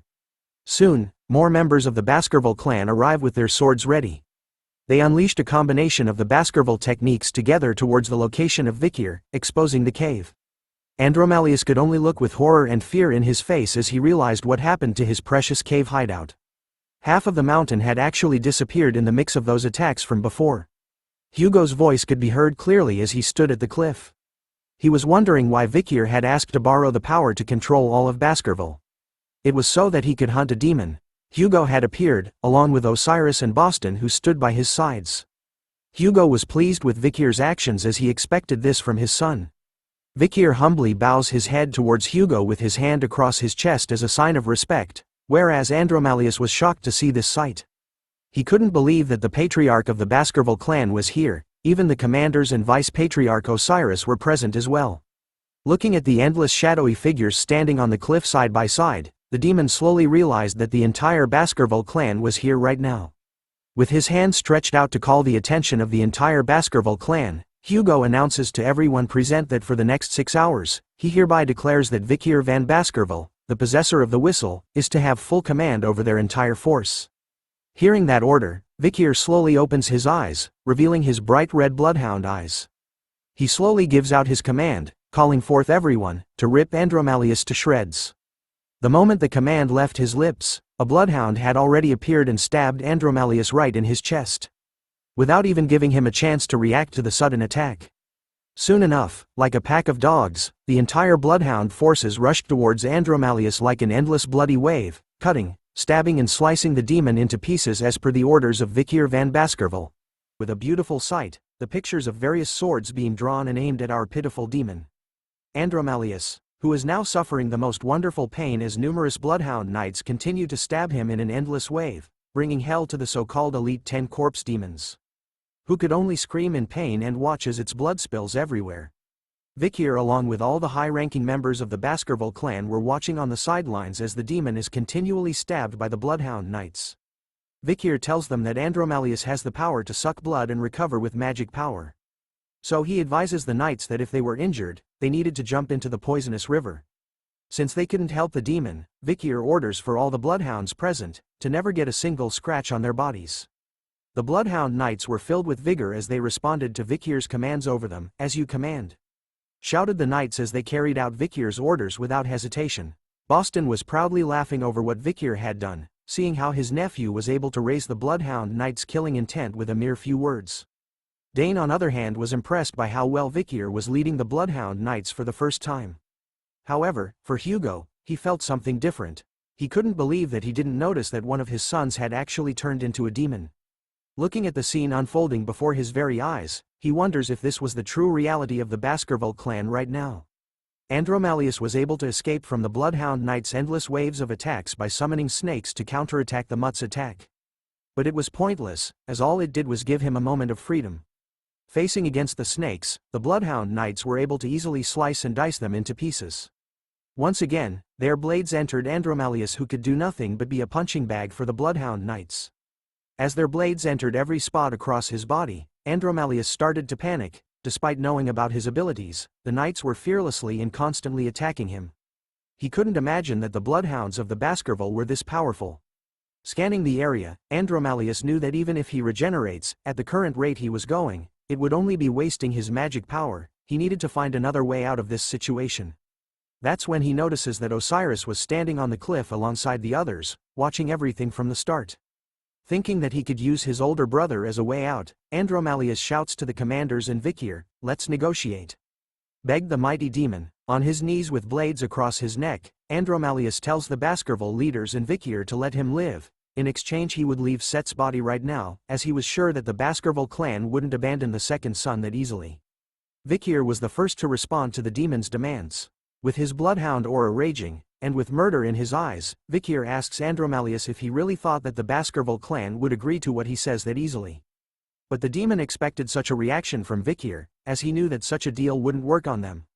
But all he needed was support from a single member, which was why the demon shouted out for Osiris.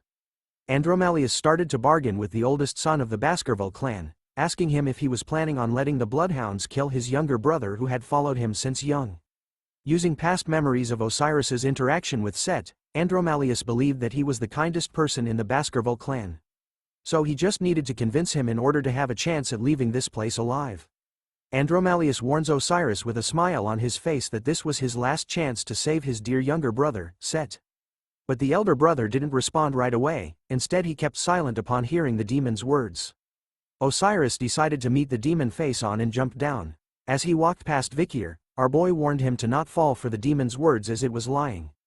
But Osiris simply walks past everyone, without muttering a single word. His steps soon come to a stop.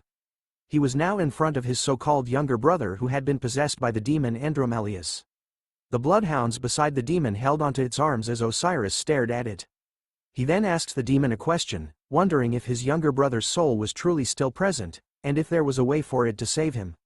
Hearing this brought a smile to Andromalius's face as he realizes that Osiris had fallen to its trap. Using its shape-shifting abilities, Andromalius changes his true form back to Set's face. Using his voice as well, he tells Osiris, "Dear brother, I'm still alive." He even apologizes to Osiris for selling his soul to the demon. Explaining to everyone present that he only did it because of the times when they were compared together and judged by their father, Hugo. Those times were hard for Set who was weak at the time. Using Set's voice, Andromalius continues to beg to Osiris, telling him that he truly regretted selling his soul to the demon, and that despite all of that, the chaos that occurred up to now was something that he was willing to take the blame for. With a painful expression on his face as tears run down his eyes, Set begs his older brother for a chance to atone for his sins. Despite hearing his younger brother's voice and painful expression on his face as he begs for forgiveness, Osiris simply answers back with a swing of his sword. The eldest child of the Baskerville clan had personally beheaded his own younger brother's head, the second son of the family, with his own hands. Osiris had done it out of kindness, telling his younger brother that this was the only thing that he could do for him, even though it would leave him with bitter feelings. But as Set's head rolled onto the ground, it started to move on its own as Osiris made his way back to the leaders of the Baskerville clan. As Osiris sheathed his sword, Vikir tells him to not blame himself, as Set's soul had already passed on and that all of this was just the acting of Andromalius. But Osiris still felt guilty, blaming himself for allowing the demon to approach Set with such intentions. He only regretted the fact that as the eldest son of the family, he should have looked after Set properly when they were younger. But looking at the endless amount of children's skeletons scattered on the ground, Osiris felt that it was too early for him to feel sorry about the corruption and death of their bloodline. Right now, he was saddened over the children who were to become the future of the Baskerville clan, were instead sacrificed to a demon as meals. As the vice-patriarch, Osiris could only feel embarrassed by not knowing about all of this, and that he had been dancing in the palm of the demons for so long. But as they were talking, one of the bloodhound knights spotted something happening with Set's head. It was flying in the air above them, trying to escape. Andromalius was happily laughing to himself, after transforming Set's head back into its true form along with wings and a tail this time. He continues to look down at the Baskerville clan, calling them idiots. He reveals to them that the opening of the gate had only been delayed, which couldn't be helped, but he was sure that his older brothers will do better. The demon couldn't help himself, and told the Baskerville clan that he was going to come back and kill them once his body recovers. Vikir and Osiris could do nothing but watch as Andromalius was too far up in the sky for any of their attacks to reach him. Too bad that the demon forgot about a really powerful somebody. Hugo takes over, reminding his two sons, Vikir and Osiris, about the lesson of how a swordsman should never show their back. Talking about shitting his pants, Andromalius started to experience a whole new level of fear as he looked at Hugo. The demon was confused about what he was feeling right now, as it was certain that Set had completely died, and yet, for some reason, he could still feel the same fear that Set felt towards Hugo, who right now is charging up his bloodhound powers. As Hugo lets out a deep breath with his eye glowing bright red, Andromalius realizes that what he was feeling was just genuine fear felt towards a powerful being. Unleashing his own sword for the first time in this manhwa, every single member of the Baskerville clan had their eyes on Hugo, who finally takes a single swing towards the demon flying high in the sky. But as he lets out that single swing, for a moment nothing happened. Only silence could be heard. Andromalius started to regain his confidence, after seeing that nothing happened after Hugo took a swing at him. He started to taunt Hugo, telling him that even if he was a swordmaster, there was no way he could reach him this high up. But too bad, the demon was unaware of what was happening to the skies behind him. Because that single swing from Hugo was enough to smash everything to pieces in front of him. Cutting and slicing everything, from the ground to the skies and finally the manhwa panel that it was drawn in. Cut marks appeared all over Andromelus's face as he slowly bled, unaware that he was already dead. As he fades into nothingness, the demon was left speechless, as he never thought that he would die to a mere human being. Vikir was left feeling a bit nervous as he witnessed Hugo in his true form as the Sword Saint. Looking at the once dark skies, it was now shining brightly, as Hugo was powerful enough to rip the skies to shreds. This is the power of a swordmaster's sword. After a few days, a notice was posted in the squares of all the territories managed by the Baskerville family. The Baskerville family investigated the truth about the missing children's case and related serial incidents and started the process of compensation. This was the announcement of the investigation about missing children's case and compensation. Our goal is to disclose the truth about the missing children's incidents that occurred between the imperial calendar BC year 10 to AC year 19. And compensate accordingly, as per the special Vikir law, paragraph 1 clause 4. Because of this announcement, every citizen of the clan went into shock. Although the news about a Demon King ranked demon had come to Earth wasn't revealed, it was announced frankly that this horrific incident, regarding the missing children, was the doing of the Baskervilles family's second oldest son. Not long after that, the trial began for Set's mother, Newt.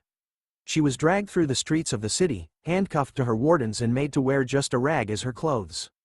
Including the charges of poisoning the children's rooms, poisoning the first wife, kidnapping the patriarch's eldest daughter and assisting Set to kidnap the young children, she was eventually sentenced to immediate execution for a total of 1642 charges.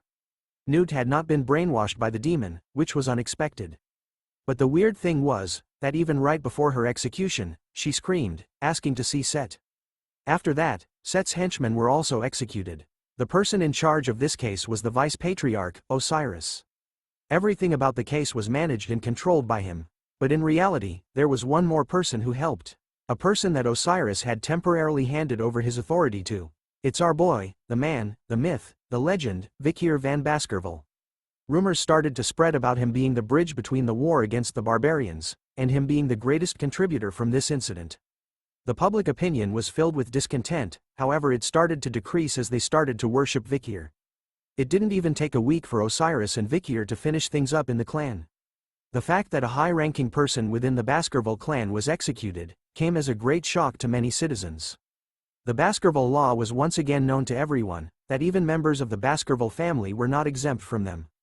After all the bloodshed and cleaning up, we returned to a peaceful moment with our sweet angel. Hugo had her sitting on his lap as he asked her about what had changed about Grandpa. Hearing his question, Pomerian couldn't help but think about it seriously. With her sharp eyes, she spotted what was different about Hugo this time. She shouted and pointed out that Grandpa's beard was gone. Hugo was happy to hear that, asking her what she thought about it. Pomerian couldn't help but giggle, saying his face looks so empty now. As Osiris and Vikir stood side by side near the doors, our boy couldn't help thinking about how chaotic it was in the Baskerville clan, but looking at Hugo and Pomerian now, it felt like nothing had ever happened. Well, since everyone and everything that's related to Set had almost been purged. Now the traces of the demon have vanished from the Baskerville territories. Vikir had also commissioned Cindy to get information about the other demons, so if he waited, he was sure to get results. But Cindy was kind of against finding the locations of the other Demon King ranked demons, since she only had one life to live. As the brothers continued to stand side by side, Osiris thanks Vikir for a job well done. He also reminded Vikir about how it looks like his entrance to the academy had been delayed due to the incident with Set, so he tells him to prepare for it soon. But Vikir was against it as he knew that the family was still in chaos. Osiris assures Vikir that he didn't have to worry about the family, as this was Hugo's decision as well. Hearing that, piques Vikir's attention, as he couldn't believe that Hugo was sending him to the academy in this current situation. He believed that using him to clean up things would be more effective, so Vikir could only wonder what Hugo was planning on doing. Osiris started to smile, revealing to Vikir that Hugo was probably worried about how he would be swept up in the battle for power. Osiris continues to tell Vikir that recently, he had felt like he had gotten to know his father. And that Hugo was just bad at expressing himself, but he was worried about Vikir. Once again, as the person closest to their father, Osiris assures Vikir that what he said was true and that he could be trusted. Hearing that, Vikir didn't reply and instead turned to look at Hugo, who was now braiding Pomerian's hair under the guidance of Barrymore. As he was done with the braiding, Pomerian couldn't help but smile and giggle over how well it was. Seeing them so close together, Vikir slowly realized that he had been looking through the lens of the past again. In his previous life, he had lived it with a collar around his neck. Watching Hugo's back closely from behind as he held his leash, following as he was led by the collar. Which was why, the Vikir back then, didn't know that Hugo also had a collar chained around his neck, and he too, was being led somewhere by something. The things Vikir knew were starting to change slowly. The experience he gained from meeting with the Morgs, barbarians and in the city, finally meeting with Pomerian. And the despair he saw, when Hugo found his missing granddaughter, and having to fight against a Demon King rank demon. And finally, the present scene that was happening right now in front of him, where Pomerian was reunited with her grandfather that she adored so much. But the biggest change so far was from Hugo, who now smiles without holding back. This was the expression he had when he didn't have a chain around his neck. And so, Vikir knew now that the Hugo that he wanted to get revenge on, no longer existed in this life. Meaning it so, that the past him, is finally free and no longer restrained by the chain of hatred and revenge. With the peaceful and sweet scene of today, Vikir couldn't help but smile, knowing that his past revenge was no longer needed in this life. He announces to Osiris that he was going to the academy next, which was something he accepted as a good and wise decision. But even though his past hatred and need for revenge was gone, it wasn't over for Vikir. As he grabbed onto his leash once again, he knew that he couldn't just let go of it yet. Because the one who truly held the other end of the leash, the ones hiding in the darkness, were the demons of the other world. Wrapping his chains around his arm, Vikir was determined as he had a new goal in this life. Thus, his true revenge has only just begun. The scene changes to a town in the nighttime. Everything seems peaceful for a moment. Before the clock tower started to bang from the inside. Soon enough, a demonic human being smashes their way out of the clock tower, destroying it in the process, while chasing after a familiar hooded Assassin's Creed figure. As they both landed safely onto a nearby rooftop, the demon was confused by what was going on as it welded its massive arms made out of hands, asking the masked figure about who he was. The demonic human was confused on how the stranger was able to figure out that he had made a deal with the demon. The demonic human then charged towards the masked figure, who simply stood still, summoning Beelzebub onto his arm. "Who am I?" asked the masked figure to the demonic human as he unleashes a mad wave of cuts onto it, removing his arms and hands from the demonic human's body. As it suffers in the air, the masked figure leaps high above it in the night sky, before stomping its life out of existence, ending the fight by smashing the head of the demonic being to pieces.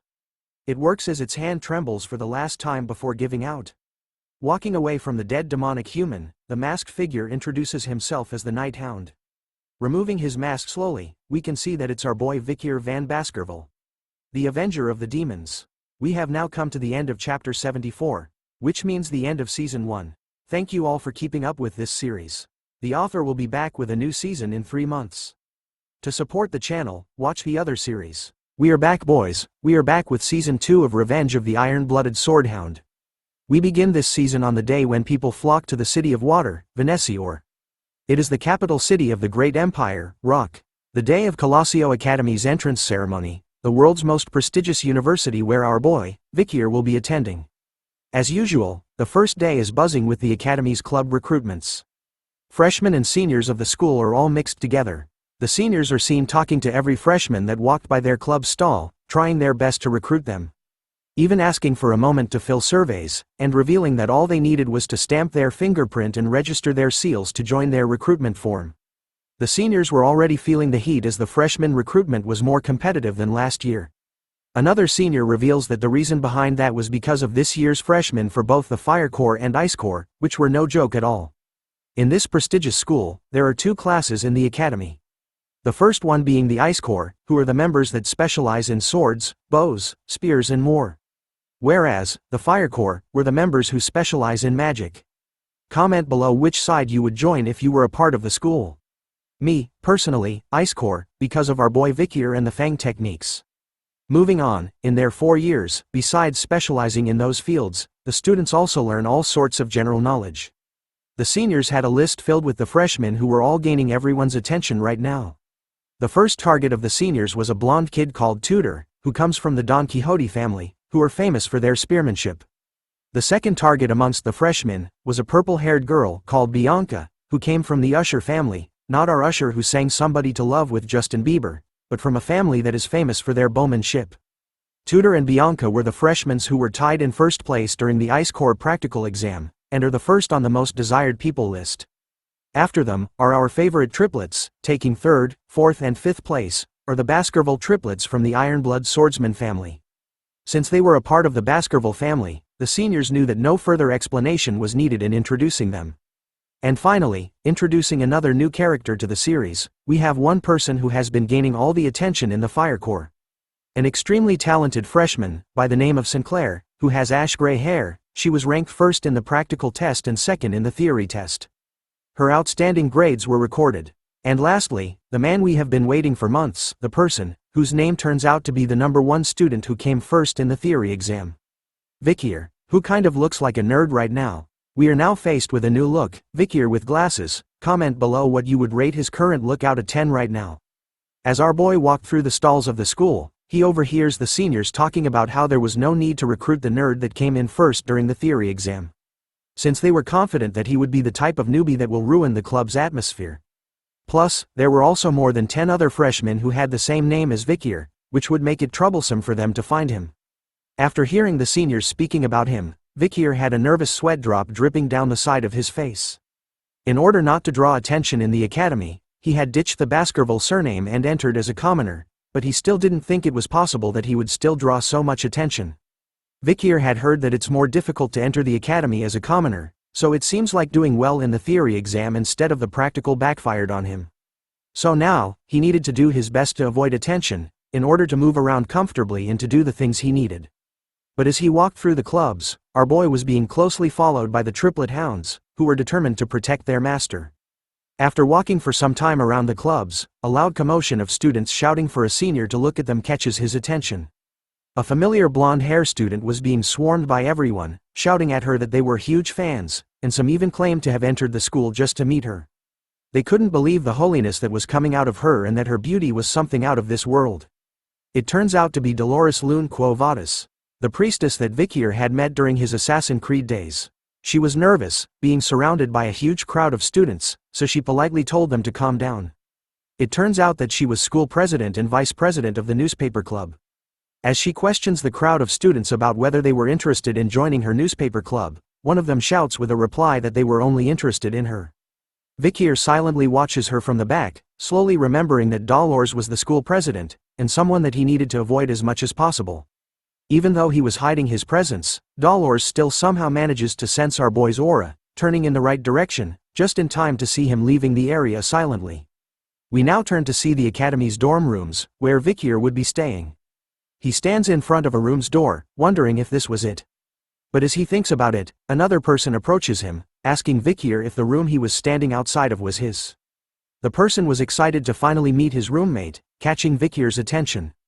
Vikir's roommate turns out to be a young-looking boy, with a bowl haircut, who introduces himself as PG. Vikir was stunned by the excitement coming out from PG, as our boy actually remembers him from his previous life. Before Vikir had regressed, PG was always a kind guy who helped him and gave him things, while he was here to support the triplets. But Vikir also remembered that PG was being bullied by his wicked roommate back then, which was the start of the numerous misfortunes that would eventually lead to his end. As they entered the room together, Vikir hoped silently, in his heart, that whatever happened back then, wouldn't come back to this lifetime. PG was excited, informing Vikir that he could choose any bunk bed that he wanted in the room. He even asks our boy if he was going to the freshman welcome party after dinner. Sensing that it was a stupid question, PG reveals that the party wasn't compulsory but all the freshmen would be going there, since if he couldn't get close with his peers or seniors, he expected that their 4 years in school would be difficult. But Vikir replies with a simple nope, I'm not going, which leaves PG in a completely shocked state. He tries his best to change Vikir's mind about not going, warning him that if he doesn't, the seniors will single him out, and that will eventually lead him to become a loner amongst his peers. He doesn't stop there, he even tells Vikir that a lot of their distinguished seniors were going to come to this orientation. Even the Saintess Dolores was coming too. He also mentions their peers, Tudor, the eldest son of Don Quixote, and Bianca, the eldest daughter of the Usher family, which Vikir should have heard about. But that's not all, he even mentions that the Baskerville's triplets were coming, who were all talented. Along with, somebody called Sancho from the North Mercenary Guild, who rejected the top spot at Varangian to come to their school instead. He finally mentions Sinclair, the student who passed the exam with the highest score at the Magic Tower, and who also came in first for the Fire Corps. Vikir couldn't help but be overwhelmed by the sudden information bomb that came from PG. In his mind, he recalls that PG was also great at collecting and analyzing information in his previous life too. After bombarding Vikir with all the knowledge in his tiny head, PG hopes that it changes his decision about not going. But our boy was cold as ice, replying back with the same old answer, a simple nope. Bringing horror and shock to PG's face as he wonders why Vikir still wouldn't go, even after knowing about what would happen to him. But our boy doesn't care, turning around to leave and explaining that he just didn't want to go. He waves PG goodbye and tells him to have fun, leaving him stunned but impressed, as PG vowed to be as cool as Vikir one day. Deep within the night as the moon shines brightly, a familiar figure stood high above on the roof of a building, basking in the moonlight. Down below where he stood, a small hint of light could be seen in the alleyways between the buildings. A group of thugs were gathered around a barrel used for fire. The one sitting on the bench was arguing to his two companions, saying that he was relieved that he didn't have to hear those children whining anymore. He continues to complain to them, revealing that all their storerooms had been filled with children recently, making the other two wonder why all the children were coming to them and that a carriage had arrived at dawn and taken all of them. One of them heard that the children they had taken were all headed to an orphanage in Quo Vadis, but the thug sitting on the bench warns him to not say anything more, since curiosity kills the cat. As they were talking, another person approached them, with blades on his back. He orders them to stop chit-chatting amongst themselves and to stand guard properly, if they want to get properly paid for their useless existence. Ouch, talk about a mean boss. This man with slashes down his eyes and his tongue sticking out is called Ron Batison, nicknamed the Flesh Grinder. The thugs were obviously afraid of him as he walked past them. He continued to trash talk them, literally calling them pieces of trash and telling them that they don't possess any fighting spirit. He knew that as a graduator, these pieces of trash, who were low-rank mercenaries, without an ounce of mana in their bodies, could never do anything against him. Ron continues to wonder to himself if there was anyone strong that he could slice up, but as he was talking to himself, a familiar voice asks him if his name was Ron Batison. Thinking that it was one of the low-rank mercenaries who dares to speak his name with their weak lips, he immediately grabs onto his sword to give him a spanking. But upon turning around, he finds all three of them completely knocked out around the barrel of fire. The man started to feel afraid, as he didn't even hear a single sound from when they were knocked out. The voice continues to speak to him, revealing his full name to be Ron Humbert Batison. Recounting that 4 years ago, he had killed his neighboring family and used them as sacrifices, while contracting with a known demon. The voice continues to recall Ron's history, after sacrificing the family. He had joined the Northern Guild Association, and had gathered information to give to the demon he contracted with. As the final nail to the coffin, the voice reveals that Ron had extracted information from the Mankind Allied Forces. While he was on guard duty, he used a hand mirror and revealed the location of the platoon's camp. Even after hearing all the things he had done, Ron tells the voice to stop saying useless things and to show himself instead. Agreeing with his request, our boy finally makes his appearance in his Assassin's Creed outfit, right behind Ron. Revealing that because of Ron, the alley platoon was slaughtered. Finally sensing that someone was behind him, Ron didn't reply back, but simply swung his twin swords as hard as he could at where Vikir was standing. He thought he had felt the sensation of cutting something, which made him confused as it was too easy. It turns out to be true, because in the next moment, both of Ron's arms were sliced away from his shoulder in a second, before he could even respond to the attack. Vikir is already done with him as he returns Beelzebub back into his hand, after appearing behind Ron once again and slicing both of his arms instantly. Leaving Ron on the ground, crying and screaming in pain over the loss of his arms. He starts to beg for mercy, telling Vikir that he didn't know about the Mankind Allied Forces, which made him wonder why he was doing this to him. Our boy simply replies that Ron didn't know about it, because it hadn't happened yet. He holds Ron by his hair, and stares right into his soul, revealing that he knows that he had contracted with a demon, and wants the information on the contracted demon. But as soon as Ron starts to speak, telling Vikir about how he didn't know, the shape of his face starts to twist and bend, in an ugly way. The next thing Vikir knew, Ron's face had become all swollen and exploded into a bloody mess. Looking at the current state of Ron, Vikir noted that another one had died with their head exploding. He then takes out a notebook, with words written on the pages, some were covered in a black stroke line. With a bloody finger, Vikir crosses out another name with the blood, noting that Ron makes the third in the row. It turns out that the book our boy is holding is called The Blacklist, This was something that was created with the memories of his past life and with the help of Cindy's investigation. The blacklist contains information about the demon worshippers who sided with the demons and betrayed mankind. Before the time of the fall, Vikir needed to kill them all. He recalled that the 3 demon worshippers he encountered so far had all died with their heads exploding before he could kill them. Thinking about it deeply, Vikir concluded that this was the demon's skill. Which means that the demon they contracted with was hiding within the capital. And that it was one of the 10 elite corpses who had done the contracting with the humans. As we continued into the night, the bell of a church started to ring. With each chime, the sounds of slashing were hidden. We turned to a random building in the town, where Vikir stood near the balcony. Behind him were endless amounts of bodies, each having a part of their body sliced off, their blood splattered everywhere, from the floors to the walls and to the ceilings. Absorbing Beelzebub back into his hand, Vikir wonders if the amount of demon worshippers he had slain so far had reached number 29. Based on everything so far, he concluded that they were either dead, or if they mentioned the demon they had a contract with, their heads would explode. Which makes it look like a condition of the demon contract. Crossing out the names in his blacklist with a pen this time, Vikir noted that he wasn't able to get any information about the elite corpse's location, which means that this was going to be a long and excruciating fight for him. In the end, he didn't expect to get anything on his first day. As the night continues, Vikir wonders if he should return to the academy right now. And so our boy leaps across the roofs of the town's buildings, eventually crossing over the walls of the academy.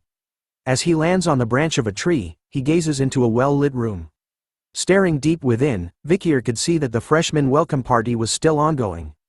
As he leaps down from the tree, and dusts the dirt off his pants, our boy wears his nerd disguise once again. Thinking that he should stop by at the party just in case. Inside the freshman welcome party, the students were happily talking to one another and eating the food from the buffet table. Even the triplets were enjoying themselves, chugging down huge cups of beer all at once, leaving everyone around them impressed. Dolores was once again surrounded by her fans, who screamed at her, proclaiming their love for her. Tudor was surrounded by the ladies while Bianca was pouring glasses of wine for her seniors as a sign of respect. Vikir stood alone in the back, analyzing the situation. He notices Tudor and Bianca in the party. He didn't know that they were in the same year as him. In his previous life, the great heroes who led mankind to victory with Karmas morgue during the time of the fall. One of them was the person who stood at the front line of the battlefield and took charge, from one of the 7 greatest families, the Azure Spearman family, Don Quixote's genius. Tudor La Mancha Don Quixote, the blonde playboy right now. And the archer who defeated countless demons, from one of the 7 greatest families, the mystical Archer family, Usher's genius, not Justin Bieber, but Bianca Faux Usher. Besides those 2, Vikir was able to recognize a lot of faces he saw on the battlefield. He smiles to himself over this sight, as he didn't expect that he would see them like this. But as he looks around the party again, he wonders if Karmas morgue had entered the academy too. But as he did, PG was shaking as someone asked if they should get some music going. It turns out that PG was being bullied by a senior who was forcing him to sing right now. Vikir could spot our little boy surrounded by a whole group of seniors that were bigger than him. As he refused to sing, a female senior approaches him this time, bringing along a massive jug of alcohol and telling PG that if he doesn't want to sing, then he has to drink this entire cup in one go. Tears started to form around his eyes as PG questioned the senior about how he was going to drink all of it. But the seniors didn't care about what he was feeling, repeating to PG that he should just drink. Sensing that he couldn't back away from their request, after all, they were his seniors, our little man decided to do as they wanted. And begins to chug down the massive jug of alcohol they had brought for him in one go. As he continued to try his best to drink most of it, the seniors were laughing at him, and mocking PG by telling him that he was doing a good job. But before he could finish all of it, he threw up on the floor. Instead of helping him, the seniors continued to make fun of PG, calling him a crazy bastard for vomiting, which they found disgusting. As he tries his best to catch his breath, PG could hear the seniors making up a new nickname for him. They decided to call him the Vomit Pig. In his time of need, a hero appears. Our boy, Vikir, uses his own cape to cover the vomit that was on the floor, surprising the seniors. As they wondered who this nerdy boy was in front of them, Vikir looks over to PG, deep in thought. Thinking about him in his previous life, Vikir knew that PG had dropped out of school because he couldn't endure the bullying. Instead of graduating, he had become a low-ranked government official and lived a tough life while looking after his parents. The next time Vikir had met PG was when they were at the front line of the war, after the time of the fall had started. PG was one of the few people who had the balls to volunteer to go to the front lines. With his amazing strategy and information analysis, he had saved multiple lives. One of those lives was our boy, Vikir. It turns out that this little man was one of the few people that Vikir had respected as a friend. Still stunned upon seeing Vikir, our boy tells him to return to the dorm room first, as he was going to take care of things here. Vikir couldn't just stand idly by while his friend gets humiliated. A senior places his hand onto Vikir's shoulder, asking him about what he was doing and if he was crazy for interrupting a senior when they were talking. The senior takes it a step further, slapping Vikir's face repeatedly till it turns red, asking our boy if he was PG's classmate from Ice Corps Class B, after seeing our boy arrogantly step in like he was confident. But this senior made a huge mistake, as the triplets of the Baskerville clan finally made their appearance once again. All three of them had their eyes lit up with bloodhound aura, fueled by anger, as they witnessed the senior slapping their master. Vikir was still calm and collected. As he pushed his glasses up, his own pair of bloodhound eyes started to light up as he stared at them. The triplets immediately calmed down after recalling the warning they had received from Vikir. He told them before that he was going as a commoner at the academy, and that he would kill them the moment they reveal his identity. A female senior joins in, telling her friend that they shouldn't be rough on the freshmen and instead, they should treat them nicely as their seniors. She then comes up with a nice idea, saying that it would do the trick for them. She offers Vikir a chance. The seniors were willing to let both of them go, if he could drink all of the alcohol that was in the jug in front of them. Not wanting to pull our boy into his problems, PG tells Vikir that he was actually fine, but he ignores his words, and without hesitating, grabs onto the jug of alcohol. And started to pour it down his throat, surprising everyone around him. The female senior was giggling to herself, knowing that the jug was a mixed drink with high alcohol content, containing vodka and rum. So she was confident that there was no way a human could drink more than 1 liter of it at once. But she underestimates our boy, as he continues to chug down the drink without stopping, leaving the seniors all stunned and shocked. After some time, he slams the empty jug onto a nearby table, wiping off the remains on his mouth. Without wasting any more time, Vikir grabs onto PG and leaves with him, simply telling the seniors that were stunned by what they just saw, a single word, bye. But before they could leave peacefully, the same senior that was slapping Vikir's face grabs onto his shoulder, telling him to wait. The moment he does, Tudor and Bianca were the first to experience a horrifying and powerful feeling crushing them. The aura that our boy had been hiding up to now. With an ice-cold stare, and his eyes lit up, Vikir looks at the senior, asking him if he wanted anything else. But the senior was too stunned to speak, shaking from head to toe as his mouth was left wide open. That's when Dolores makes her appearance, asking everyone present about why it was so chaotic over here. The seniors were quick to cover their tracks, telling her that a freshman had vomited and that they were going to take care of it. Dolores senses something was wrong, and warns them that they couldn't treat the freshmen cruelly as they needed to uphold the image of the academy. Seeing that she was taking care of things from here on, Vikir hurries away with PG in his arms. The triplets on the other hand were impressed by their master, after witnessing the things he had done, giving him 3 thumbs up and calling him cool. Tudor and Bianca were both staring in the same direction, and thinking that they were mistaken about what they felt earlier on. But another student with white hair stood between them, smiling to herself over and was impressed by something. Her eyes were sparkling as her face was filled with blush. It turns out to be Sinclair, the freshman who ranked first in the Ice Corps practical exam and ranked second in the theory exam. She watches closely as Vikir leaves the party with PG, thinking to herself that she had found someone nice. After the incident at the freshman welcome party, we come to the next day, where at the academy, the Ice and Fire Corps attend classes together. Through this method, a competitive structure is created for the confident elites. This increases focus among students and it is the academy's policy. The man who looks like Professor Snape from Harry Potter, closes the book in his hand. Which marks the end of his lecture on the culture of the barbarian tribe. This Snape wannabe is the combat theory professor known as Vinci Morgue, from the Morgue family. As he continues to talk to the students, he asks them a question, which causes most of them to avoid eye contact with him in order not to catch his attention. The professor states that with the basis of the discovered locations of the barbarian tribe, he wanted to ask if there was anyone in the classroom who would like to tell him about the barbarians' hypothesized location of their stronghold. Even Tudor, who belonged to the Ice Corps and was ranked first in the practical exam, had some trouble with the professor's question.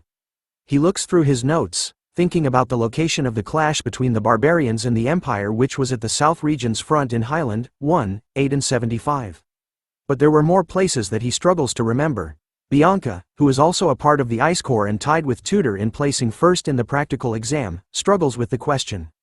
Thinking about it deeply, she knew that the areas where the Empire and the Baloch tribe clashed were all in low-altitude locations, and considering that it was a trough, she concluded that the Barbarians' tribe's stronghold would be in a region with low altitude as well. But as the two people who ranked first in the practical exam struggle to come up with an answer, Sinclair bursts in. Raising her hand high in the air while radiating a bright aura all around her, catching everyone's attention as she screams at the top of her lungs that she was going to answer. Sinclair belongs to the Fire Corps, is currently ranked first in their practical exam, and ranked second in the theory exam. Looking at the student who happily raised her hand to answer, Professor Vinci concluded that she was Sinclair, ranked first of the Fire Corps, and told her to go ahead and reveal her answer to everyone in class. Sinclair spoke about how in the military, according to the published academia, the location of the close fight between the Barbarian tribe and the Empire were in Highlands 1, 4, 5, 7, 8, 30, 75, and 207.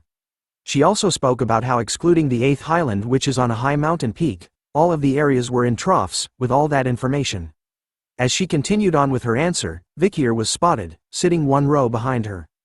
But his eyes were closed as PG stared at him. Instead of sleeping, Vikir was deep in thought. Going through his mind were the events of last night. Yesterday marked the 29 times he had slain demon worshippers in the city. Something they had in common was that they all possessed a severe stench of demons, and before they died, their so-called faces exploded into a bloody mess each time. Face and explode. With these two facts, Vikir thought that if that was the skill of the elite corpse that was hiding in this capital city, then there was only place he could think of that it would be hiding itself in. He concluded that he needed to ask Cindy for her help in investigating the area around the place he had in mind, but as he was thinking, PG immediately calls out to Vikir, tapping onto his shoulder in order to grab his attention. Upon opening his eyes, our boy could see that everyone in the class had their eyes focused on him. Professor Snape was furious, stating that the Ice Corps weren't as good as the Fire Corps, as he couldn't believe that there was a student who would dare sleep in the first class of the semester. Flexing his glasses, Vikir responds back to the professor, telling him that he wasn't sleeping. His reply shocked PG. Upset over our boy's arrogant reply, the professor grew even more furious, asking Vikir to reveal his name to him. After knowing his name, the professor stated that everyone in the class saw that his eyes were closed. But our boy was quick with his reply, telling the professor that his eyes were closed, but it didn't mean that he was sleeping. Hearing that kind of reply, the professor eats a humble pie and tells Vikir that he was mistaken. Our boy said it was understandable, making the professor even more furious as he wondered what kind of psycho had entered the academy this time. Failing to break Vikir over his responses, the professor decides to move on. He tells the class that because of the answer that Fire Corps rank 1, Sinclair gave, the Fire Corps have gained 1 point out of 10 for behavior points.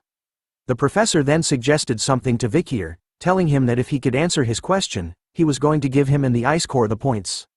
However, the professor warns Vikir that if he answers the question wrongly, he was going to give the entire Ice Corps students negative points instead. Our boy simply shouted back that his suggestion was unfair, but the professor didn't care anymore and presented the question. He wanted to know the location of the Empire's military and where the Baloch fought. With that location, he wanted Vikir to tell him where the Baloch tribe's stronghold is. Sinclair was stunned by the professor's sudden question. She knew that compared to other tribes, information on the Balochs was hard to come by, making the question extremely difficult. Bianca, on the other hand, was pissed off at Vikir's arrogant attitude towards the professor, calling him an idiot in his mind, as she believes that everyone in the Ice Corps was going to be at a loss because he couldn't answer the question. Taking the question in mind, Vikir thought about for a while. A memory of the Baloch tribe, dancing around a campfire while smiling and having meat in their hands came into his mind. He remembers his barbarian family along with the precious memories he had made with them. Just the thought of them makes our boy smile. And so, he calmly answers back to the professor, revealing the location of the fight between the Balochs and the Empire. He spams everyone with accurate information and a strong possible location of the Balochs' stronghold. His answer was enough to stun everyone who heard it in the classroom. After ending his answer, Vikir knew that after the Alman incident, the Balochs had actually shifted their stronghold, so telling the class about their old place was no big deal. But his answer was still considered incredible, as PG was left stunned with his mouth wide open upon hearing it. Even Professor Snape was impressed by Vikir's answer as it was exactly spot on. He wonders how it was possible for our boy to know about the thesis that hasn't been verified by the academic world. But as he continues to think about Vikir's answer, the professor soon recalls that a student with the same name had recently placed first in the theory exam. And so, the professor decides to give Vikir 10 points for his answer, while giving the rest of the ice corps 1 point each. But after finding out that Vikir had placed first in the theory exam, he decides to humble him by not overlooking the fact that he had closed his eyes during his lesson. So the professor decides to minus 10 points from Vikir. Sinclair was looking at our boy. In her mind, she didn't even notice him because of how common the name Vikir was. Even in his nerd disguise, our boy couldn't hide his aura as she continued to gaze at him, while he stood tall, basking in the rays of the sun. Even Tudor was drawn to Vikir as he continues to stare at him from across the classroom. The other students were talking amongst themselves, realizing that Vikir was the one who placed first in the theory exam, but some didn't care, as all of them almost had a negative score in points. They seemed to believe that Vikir was only a nerd, which makes them want to go and punch him in the face. Looking at our boy, Tudor couldn't help but smirk, after finding the smartest person when it comes to theory. But he wonders how useful that would be during the practical lessons. We now change scenes to a large football-like field, where the students were playing a game called Run Flat, which uses a special type of ball and gloves. It's a sport with 20 people on each team. Points are acquired when the ball is in the other team's goal area. It's against the rules to use mana and weapons. Besides that, it is a game where any method can be used to score goals. The match starts off with a player stomping the ground hard. It turns out to be Tudor, who smashes through the defense line of the opposite team with ease. As he carries the ball to score, he declares to everyone that he was the best when it comes to run flat, and that this was his time to shine. The girls in the stand cheered him on, commenting about how hot he was, while Bianca was annoyed, calling the sport barbaric. As Tudor reaches closer to the goal of the enemy team, a familiar three-headed group appears to block his way. It turns out to be the triplets from the Baskerville family. They stand against Tudor together, calling him an arrogant bastard and daring him to try and break through them. Instead of being afraid of the rumored Ironblood swordsman family's troublemaker triplets, Tudor was excited. Much to the triplets' surprise, he didn't face them head-on. Instead, he weaved past two of them easily, leaving them shocked. But before reaching the end, the last triplet makes his appearance, telling Tudor to hand over the ball. Instead of answering back, Tudor simply prepares his left hand, and within a second, a bright blue light appears from it. Wasting no time at all, he slams his fist into the triplet's body, causing what looks like a Rasengan attack to appear on his stomach, knocking him out of his way completely. He tells the triplets that if he had decided to face them head-on, then he was going to lose it all. With only one person alive on the enemy team, Tudor makes a mad dash to the goalpost. After witnessing the powerful move he did, the other students were amazed by him as they could see how strong he was even without any mana or weapons. They had also heard rumors that he was Don Quixote's run-flat prodigy, which was expected of the Ice Corps ace. Running to the goal, Tudor was thinking to himself that there was no point in memorizing theories. As a true fighter, all he needed was the strength to win. But as he continues to run, he notices something in front of him. It turns out to be our boy Vikir, who was the only member on his team left standing in the way of Tudor. Tudor recognizes Vikir as the student who responded back to Professor Snape in this morning's lecture. Our boy was actually annoyed by what was happening right now. He had told the triplets not to send Tudor on his way, and decided to step aside to let him score. But there's a twist. Instead of aiming for the goalpost, Tudor actually decides to mess with Vikir. Thinking that with this body slam, he was going to help Vikir focus more on training his body than studying. Unfazed by what was happening, Vikir showed no reaction at all to Tudor's sudden attack. Instead, he simply stood still, resulting in Tudor falling through the air after he crashed into Vikir. Like a car hitting a wall, it turns out that the impact from crashing into Vikir was enough to knock him out. His face was completely blurred, showing no signs of life. Even Bianca and Sinclair couldn't believe what was going on as they witnessed this sight from the stands. Vikir turns his head to look behind, only to see Tudor finally landing onto the ground with a heavy slam. Thinking about what had just happened, Vikir initially planned on dodging Tudor, but instead, he questions why this blonde kid would just run into him first. Before he could make sense of things, our boy simply fell to the ground as well, moaning loudly in pain because in his mind, he was going to pretend to be injured. The sleeping blonde prince laid on the field completely flat on his back after the incident with Vikir, his face covered in sweat. Moments later, his eyes suddenly opened wide. Tudor was surrounded by his fellow students, as he continued to lay on the ground, confused by what had happened to him. The voices of his classmates asking him if he was okay didn't even register with him, as he wondered what he was doing right now, whether he had fainted or actually fallen asleep during the match. He started to remember what he was doing before seeing the scene in front of him.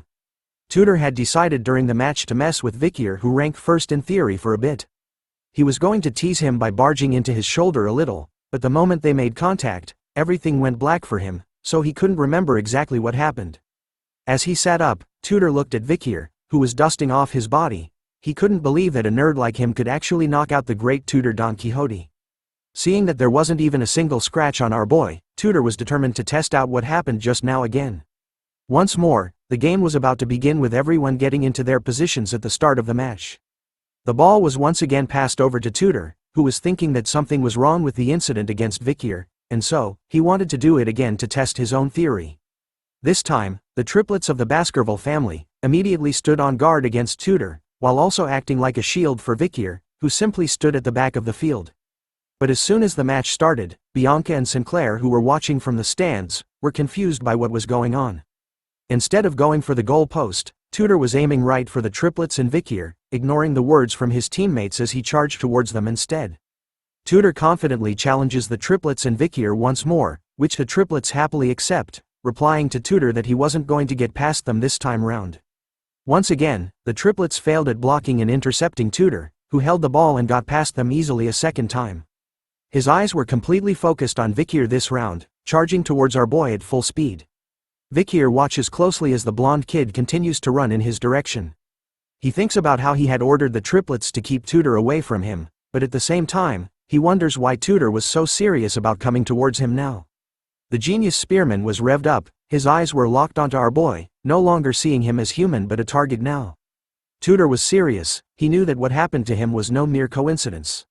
So he decides to use the Azure Spearman family's run-flat secret technique, Saint Spear Tackle. Yes, this powerful family actually created a killer move for a ballgame. An avatar of a knight with a powerful lance was summoned behind Tudor as his eyes turned completely blue, determined to smash into Vikir and send him flying in the air this time. Even though such a powerful force was coming straight to his face, Vikir was actually pretty calm, pretty demure. His glasses were showing no signs of fear at all. Soon enough, we cut to black once again. In the next moment, the same gray-hair scarred-faced student appears above Tudor, asking him if he was awake again.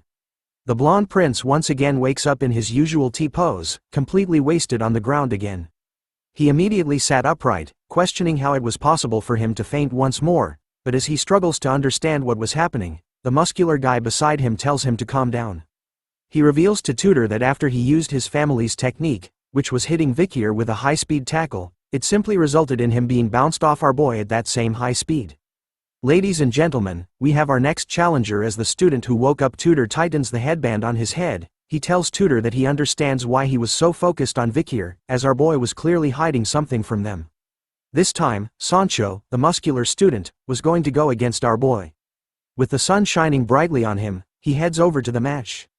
Telling Tudor that as a man and a friend, he couldn't just watch and do nothing after seeing him get beaten twice by Vikir. This is the transfer student who came from the Mercenary Guild Association in the north, Sancho Barataria. Due to his overwhelming physique, he is not considered eligible for his age group in his league, so he decided not to play run flat. Basically, this guy was too overpowered to play a ball game. But because of Vikir, he changes his mind. As he held onto the ball, Sancho talked about how in the frozen land of the north, newborns of the elderly who are on the verge of death, fight desperately. It means they're all warriors. It's round 3 for the triplets this time as they faced off against the giant.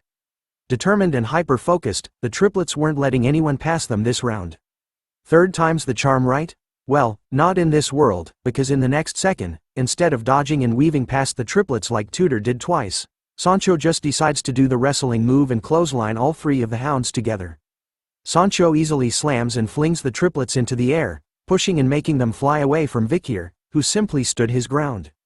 As they flew past their master, our boy was pissed off this time. His eyes were glowing red behind his glasses, whispering to the triplets if they wanted to die. The triplets could only cry as they flew past their master once again, apologizing for their third failure in a row while in the air. Even after sending 3 people in the air, Sancho wasn't stopping his attack. He charges straight at Vikir like a bull. His face was filled with determination, just like how Tudor was from before, in order to reveal what Vikir was hiding from them. Our boy, on the other hand, was still emotionless even before a giant that was rampaging towards him. Just inches away from him this time, Sancho readies himself, telling Vikir that he was going to see if he could endure his full power this time. With his hand raised up high in the air, Sancho lands a full blow onto Vikir's stomach with all his might, causing a loud bang. But the moment he got into contact with our boy, all he could feel and sense was that he was hitting a huge mountain of stone. The feeling in his arm was shocking to Sancho, who was known for his powerful strength. His hand was shaking as he tried to move Vikir by a little bit. Even after being hit by Sancho's full strength, Vikir didn't feel anything at all. Instead, he was thinking that he should play along with what Sancho wanted. So he purposely jumped backwards with a bit of strength, pretending that Sancho's attack had actually done something to him. In order to make sure it was right, Vikir created skid marks on the field with his body, even crashing into the ground like the triplets did. The other students who were watching were amazed by what they witnessed. They couldn't believe that Sancho had broken through the enemy team's defense.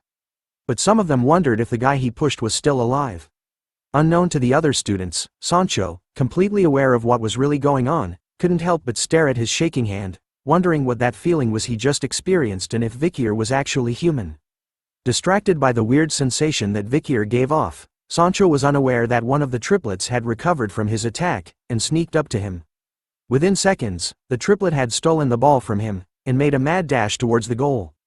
Before long, the referee blows the whistle, announcing the end of the game. It turns out that thanks to the triplets, Vikir's team had won the match. As the team continued to congratulate the triplets on their sneaky win tactic, Vikir finally got off the ground and started to dust himself off. But then someone pours a bottle of water onto his head. It turns out to be Sancho, who praises Vikir as he knew that he was the secret contributor to Class B's victory. Even Tutor was impressed by our boy, who retired because of their win. He reveals that he had initially planned on teaching Vikir a lesson during the practical lessons because he was jealous, but then came to a realization of how shameful that was, and apologies to our boy for his rude actions from before. Sancho was even more interested in Vikir, asking him about what exercises he did in order to have such a solid build. He even thought that Vikir had used mana during the match. Taking off his headgear, Vikir reveals that he was just a commoner, and didn't have an ounce of mana to use. Tutor was sad to hear that, calling it a shame. If he had received proper training, combined with his current blessed body, then he was sure that Vikir would have been an expert like him. As the three of them chat, Tutor's cheerleading squad arrives, calling out to them to use the towel they brought to wipe their sweat. Once again, the ladies' man was doing his business while Sancho hands Vikir a towel to use. The Azure Spearman family's hero, Tutor, and the mercenary guild's ace, Sancho. One day, they will become heroes who will save mankind by hunting an endless number of demons during the time of the fall. As he took off his glasses, Vikir couldn't help but smile to himself. After all, he found it strange to see that these two gentlemen had a past like this. The moment he reveals his face, everyone around, from guys to girls, were all stunned by what they were looking at. Even Bianca and Sinclair were blushing hard, while watching from the stands. As our boy wipes the water from his head, basking in the rays of the sun. His toned body etched into his stretch, revealing the fine lines and curves. Everyone couldn't believe how handsome the nerd they knew was underneath the glasses he wore. Unknown to Vikir, he didn't know that from this point onwards, his days at the academy were going to become more troublesome. The scene changes to nighttime, where we chance upon a mansion. A man with a purple goatee was horrified by something, as Vikir's voice could be heard. Revealing that this man is Lloyd Dokeseller, 52 years old. Wearing his Assassin's Creed uniform, you guys know that it means it was demon hunting time. Multiple dead bodies surrounded the two of them, with the floor covered in blood as pieces of meat were flung everywhere. Vikir cornered the man to a statue, revealed as the leader of the information house and the headmaster of the orphanage. Vikir knew that Lloyd had conspired with the demon he was hunting, and sold children from high-ranked families. "Did you think you would go unnoticed?" questioned Vikir as he threatens him with Beelzebub. Lloyd was horrified to see the kind of aura that Vikir was showing off. Due to its solid nature, Lloyd thought that Vikir was a swordmaster. Hearing that, the man was almost right. Vikir's aura was pretty much in a solid state, but is still closer to liquid. To be specific, he was currently at the highest level for a graduator. Instead of slicing him into bits, Vikir offers the man a chance at redemption. Telling him to work with him in order to catch the demon, and if he does, Vikir was willing to compensate him accordingly. Even at death's door, Lloyd hesitates to help. As Vikir waited for a reply from the man, something happened. A huge piece of a building was flung in the air right above them. It soon crashes and destroys the very place they were at. Vikir was quick to dodge the impact of the building, and immediately looked up to see a shadowy figure, lighted by the moonlight, standing on the remains of the building that was thrown at them. A nasty green aura started to float around our boy. It turns out that this was the overwhelming energy that he had sensed from afar. Looking at the strange figure who wore a mask, while wielding a hammer made out of human faces. Vikir questions him, "Are you the elite corpse?" Even after being asked a question, the mysterious figure didn't say a single word to Vikir. Instead, he simply leapt off the rickety and broken building where he stood. Soaring across the sky, the figure raised his massive hammer, forged out of human face skin. He swiftly swung it down hard towards Vikir, who easily dodged it by moving to the side, but not before the forceful impact of the hammer obliterated the place he was at before. The figure, seeing that its first attack failed to kill our boy, quickly switched his stance on the way he handled his hammer. He grabbed it nearer to the head this time and went into a ferocious close swing at Vikir, who once again dodged by bending it backwards like Beckham. Now face to face with the disgusting hammer by a few inches, Vikir noticed that the figure was adopting a strange battle stance. With a twist at the handle of the hammer, the figure lunged it straight towards Vikir's head, almost decapitating him completely. But all the attacks couldn't land on our boy, as he simply bounced effortlessly away from him this time. Standing on guard, Vikir was able to quickly analyze the unique characteristics of the opponent he was fighting right now. He could sense the aura of a high-ranked graduator emanating from it and noticed that the figure uses the religiously holy Quo Vadis bludgeoning technique that was seen just moments ago. Combining all these facts together, Vikir realized that the mysterious figure in front of him was not the elite corpse he had been hunting for these past few days. This made him wonder, did a demon infiltrate the religiously holy nation? But knowing them, he knew about how they had their own corrupt sectors too. This made him think that the guy in front of him right now was simply a servant who works under the 10 elite corpses. Unsummoning Beelzebub back into his hand, Vikir tells the figure that if he kills him, then he might be able to meet the 10 elite corpses. Him coming here was perfect for our boy, since he was getting annoyed from having to constantly get rid of trash like before. But this time was different, he could actually let loose for a while. After saying that, the man with the hammer leapt gracefully into the air again, hoping to land a blow onto our boy. This time, there was an impact. The sound was loud enough to send shockwaves through the air. It turns out that instead of using his blade, Vikir was going in for close combat. He blocked the massive hammer strike by just using one of his legs, doing a horizontal leg split, Jean-Claude Van Damme style. Instead of your typical shouting of the word, "What?" the masked figure simply lets out a grunt noise, surprised that its attack was stopped by a single leg. But wait, there's more. Vikir was on the attack this time. He charged his arm with the blood-red aura of the Baskerville power. In just 1 second, he managed to land 5 Rasengan-like injuries onto the masked figure's body, before ending the attack with a powerful right hook to the side of its ribs. Sending it flying into the nearby abandoned building. As it enters the building, the masked figure seems to be able to withstand Vikir's powerful blows. Wasting no time at all, our boy also leaps into the building, following closely behind. As the masked figure tried to prepare another attack with a swing of his hammer, our boy was way faster. In an instant, he snapped the arm of the masked figure so fast that it couldn't even react to the attack. With only its right arm on the hammer, Vikir teleported behind it in an instant, with swift and deadly precision. He elbows and knees the masked figure's only remaining working arm, breaking it completely like its other arm. Even after breaking both of them, Vikir isn't done. He flips over, grabs its shirt, and flings it to the other side of the room. It turns out that his final throw had meaning behind it, as the masked figure was impaled by a sharp iron pipe that was hidden in the building's walls. The only sound it could make was some grunting noises as Vikir slowly walked over to its side. Looking closer at its exposed chest, he could see huge scar marks all over and the word, Afibo, imprinted on its skin, which makes him think that that was its name. Seeing that Afibo could no longer escape, Vikir starts to question him, asking him about his master and the person responsible for making him this way. But no human words came out from his mouth, only the sounds of groaning. Hearing him struggle to answer, Vikir could sense that the person who made him this way might have been controlling what he could say. Reaching out to the steel rod that impaled Afibo, Vikir lets him know that interrogation can also come in other forms, besides words. Twisting the steel rod, Vikir tells Afibo while causing him even more pain that he was going to slice his body into smaller pieces, along with his intestines, bone structures, and injuries. All the information he needed was in the freshness of the blood in his veins and the concentration of his mana. Those things would tell Vikir a lot of things. And so, as the night goes on, in this beautiful moonlight, Vikir tells Ephibo that the interrogation of his life was about to begin. After the interrogation went on for quite some time, Vikir could hear the sounds of someone calling for help coming from the rubble in the middle of the square from before. So he went to check out what it was. Upon lifting up the rocks, he saw that Lyad had actually somehow survived the attack from Ephibo, where he threw the building at them from the start. Knowing that he was actually a poison seller, Vikir reminds the frightened man that if he wanted to live, then he should know what he has to do, which was to tell our boy everything he needed to know. Unlike before, Lloyd was actually considering helping Vikir, asking him if in exchange he would spare his life, but Vikir warns him that it would depend on the type of information he provides. As the two of them were busy negotiating, another mysterious figure appeared, standing high above on a building nearby and watching the two of them closely.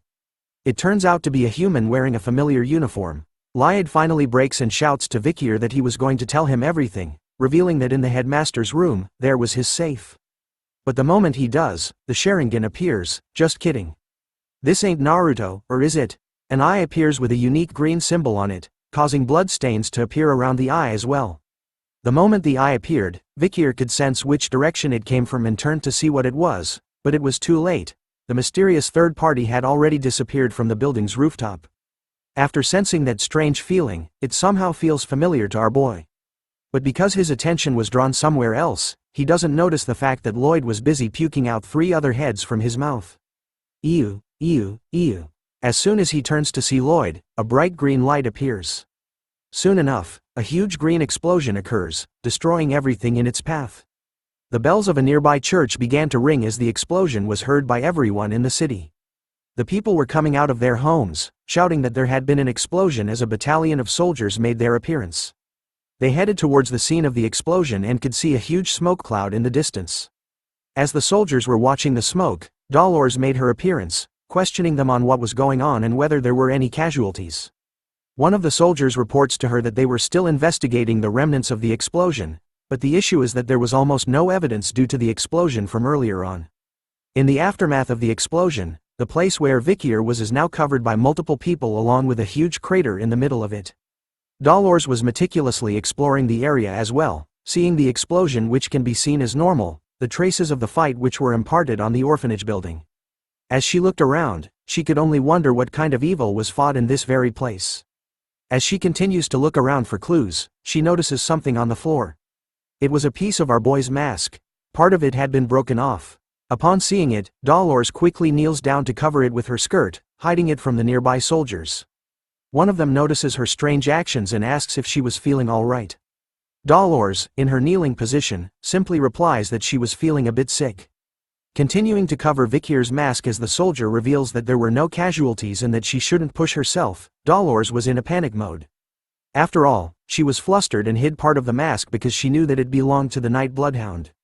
We start off this part back with Professor Snape, who appears with an annoyed look on his face as usual. It turns out that we're back in the classroom, where a giant scorpion-like creature, the size of your mama, oh snap, lies on the table beside him. It turns out that the professor was finding out which student was responsible for writing a specific report that he was sent, and discovers it to be his least favorite student, our boy, Vikir.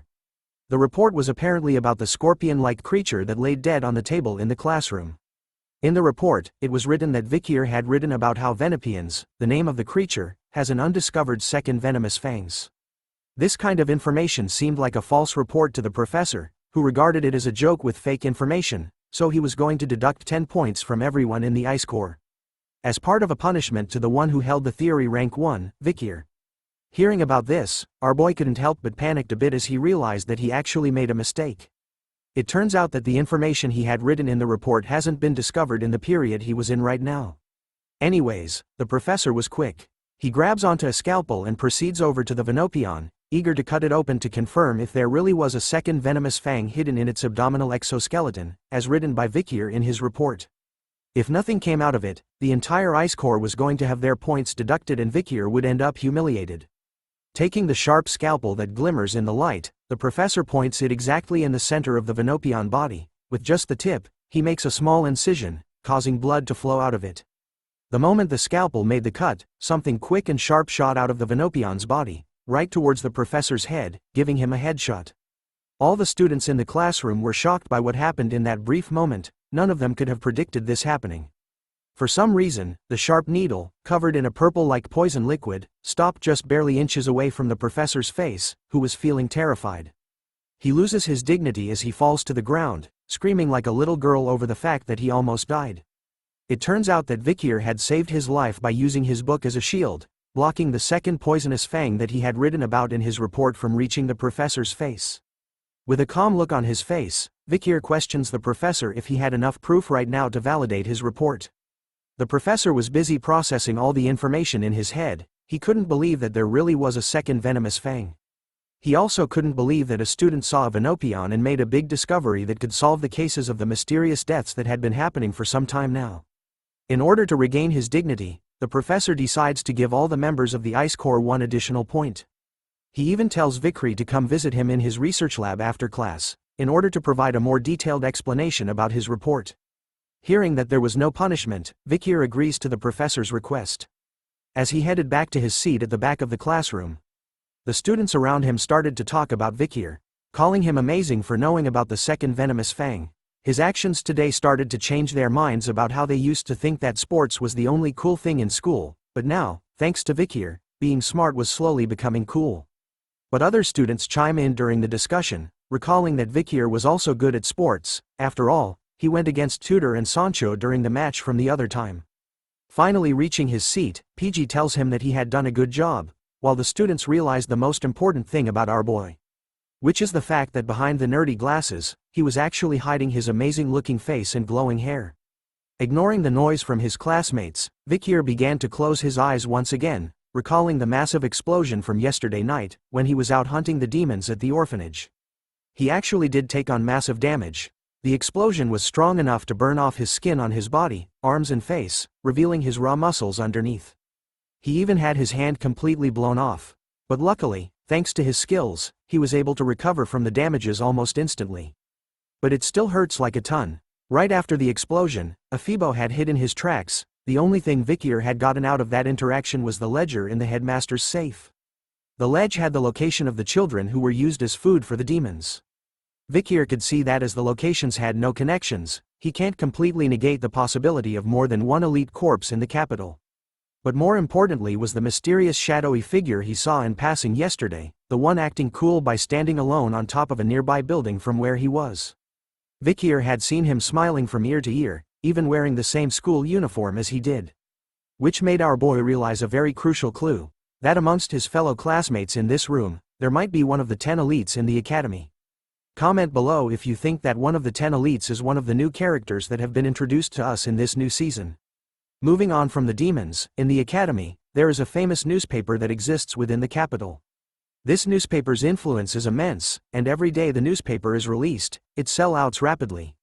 This is all thanks to the academy's newspaper club called Lucian, and the glorious president in charge of this excellent club is someone we are all familiar with. Hint: she has blonde hair and a wing-like head accessory. Yes, it turns out to be third-year Academy student president of Lucian, Dolores Lune Quo Vadis, who is excitedly welcoming the new members of her club. She knew that if they applied to Lucian, which is rumored to be difficult to enter, means that they were persistent to a certain level. So she excitedly orders for their introductions to begin. The first new member turns out to be first-year Academy student, Tutor La Mancha Don Quixote, who tells everyone that he wishes to become an elite in both his class and in the club. The second new member turns out to be first-year Academy student, Sancho Barataria, who tells everyone that he hates how people think he was just a big dumb brute, so he entered the club to become an intellectual. The third new member is first-year Academy student, Sinclair, who tells everyone that money and information usually come hand in hand when it comes to power, but she ensures them that she entered the club because she thinks that information is more important. The fourth new member is first-year Academy student, Bianca Faux Usher. Her introduction was simple, telling everyone that she simply chose the club with the clearest vision, and that she was going to do her best. The fifth member is our boy's boy, first-year Academy student, PG, who stutters in his introduction, but nonetheless, he shouts out loud that he enjoys gathering and analyzing information, which made him think that the newspaper club was the best fit for him. The last member to join is our boy, first-year Academy student, Vikir, who lacks excitement in his introduction, simply tells everyone that it was a school rule that everyone must join a club, so he simply followed PG. But in truth, he had a secret agenda. Lucian, the famous newspaper club of the academy, was a place where he could easily obtain information. But that there was a catch: the Saintess is here with him, making things slightly uncomfortable. After his introduction, Dolores singles him out of everyone, telling Vikir that he couldn't be a Lucian report with that half-assed attitude he showed. But as she scolds him, the member behind her notices something. She quickly brings out a newspaper article and shoves Dolores out of the way. In an excited tone, she questions Vikir if he was the one in the newspaper, as she actually found him familiar, and couldn't believe that such a famous student would join their club. It turns out that the club had written an article about our boy during the match. The title is Exclusive. Who is the Ice Corps freshman who appeared in the run-flat match?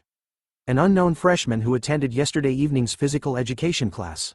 Looking at the article, Vikir remained silent while Tudor laughed out loud, pointing out that person captured in the photo was our boy. Even Dolores was clueless about when this report had been released. It turns out that the girl beside her was called Anna, a third-year academy student, and also the vice president of Lucian.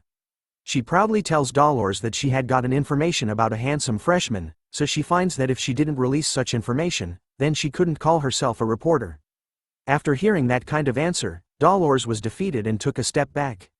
Anna took over the introduction, revealing to the first years that the second-year students had already gone out to collect news, so she decided to start their activity with everyone that was present here now. 2 articles were presented, with the day, month cancelled out. It was actually something that happened at the dawn of last night. A suspicious unidentified assailant appeared and burned down a certain orphanage in town, down to the ground. Everyone in the club was now sitting around a table, reading articles presented to them. PG was the first to know what it was, and questions if the article given to them was about yesterday's explosion in the capital.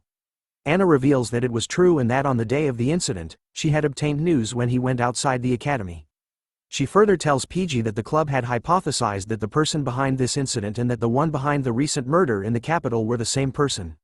What's shocking about the incident at the orphanage was that the majority of the children's bodies at this organ gauge had been identified. After hearing about it from Anna, PG quickly whispers into Vikir's ear, asking him if he thinks that the mysterious person they were looking for was the one responsible. Our boy didn't reply back, but simply thought that the dead children's bodies were the doing of the demon that he was hunting. After revealing all the information about the incident, Anna decides that it was time for them to determine the headline of the article they'll be sending out. Everyone started to write down their ideas about what would be the best headlines, from the birth of a terrible villain greater than the appearance of a monster causing chaos outside the academy, what are the Imperial Guards doing, an unparalleled villain and a challenge to the Quo Vadis family, the children who died suspiciously. Who is the one behind this? After some time, Bianca was reading through what everyone wrote, and said that none of them were impactful enough. Tudor agrees with her words, wondering if it was because the villain's name was still unknown. Giving examples for cruel criminals who have nicknames like Jack the Ripper and Bluebeard were given to them. Anna calls out Tudor's idea for giving the villain a nickname good, which immediately made him give out his idea of a nickname, which was the Death Scythe Shadow Master. Which Anna immediately rejects, calling it a shit nickname and sending Tudor down into a sadness spiral. And so, the group started to come out with various nicknames, ranging from the explosion demon that brings misfortune, which was too long, so another suggestion was the orphanage killer, which sounded impactful, while another suggestion was Mr. Terrorist. As the group started to debate against one another over which nickname was best suited for the villain, Dolores was eerily silent, not speaking a single word during the entire discussion. The first words she spoke during this session were the words, "The Night Bloodhound." It turns out that after reading about the incident in the article, she recalled the mask that she had picked up at the scene, which definitely belongs to the Night Bloodhound, making her wonder why he was there at that time. After seeing him in person, she found him as a type of person that didn't want any type of rank or wealth. He even diligently treated the people of the slums who had the Red Death. She could see that his devotion and love towards the poor people were real. Because of those actions, Dolores had thought that Vikir had stolen the Saintess tear for a great cause, but his appearance at the scene of the incident made her question his true nature, making her believe that he might have really killed the headmaster and the children at the orphanage. But she believes that what she saw at the slums was accurate and that he wasn't evil. If the Night Bloodhound is a criminal, then she was sure that he would have his reasons. Distracted by her thoughts, Anna actually hears the name Dolores had spoken out by mistake, which catches her attention. Looking up to the table, she saw that everyone was staring at her. They all liked the nickname of the Night Bloodhound as it was a barbarian tribe's naming style, which sounded really violent. The rest of the group agrees with the nickname, finding it gloomy and negative, perfect for a criminal. Dolores immediately covers her mouth, embarrassed that she had mistakenly mumbled the Night Bloodhound's name out loud to everyone. Seeing that the nickname was settled, Anna suggested the title of the article to be "Who is the Night Bloodhound?" That's filling the capital with fear. But Dolores was quick to defend the Night Bloodhound, reminding Anna that the Lucian articles must only contain the truth, and that it hasn't been confirmed yet if that person is the criminal. As the president and vice president battled it out, Tudor turns to Vikir, asking about his opinion on something. Tudor wanted to know about Vikir's thoughts on whether the Night Bloodhound was evil or not. Our boy simply replied that he didn't care about that, but in his mind, he couldn't believe that he would hear the Saintess say the name of the Night Bloodhound out loud like that. Not accepting the answer that he didn't care, Tudor goes in for a hug, forcing Vikir to choose if he really had to. Seeing that Tudor wanted a real answer, Vikir thought about it seriously for a moment. So he changed his answer and spoke these words. "What I know for certain is that they're not virtuous, so they're evil."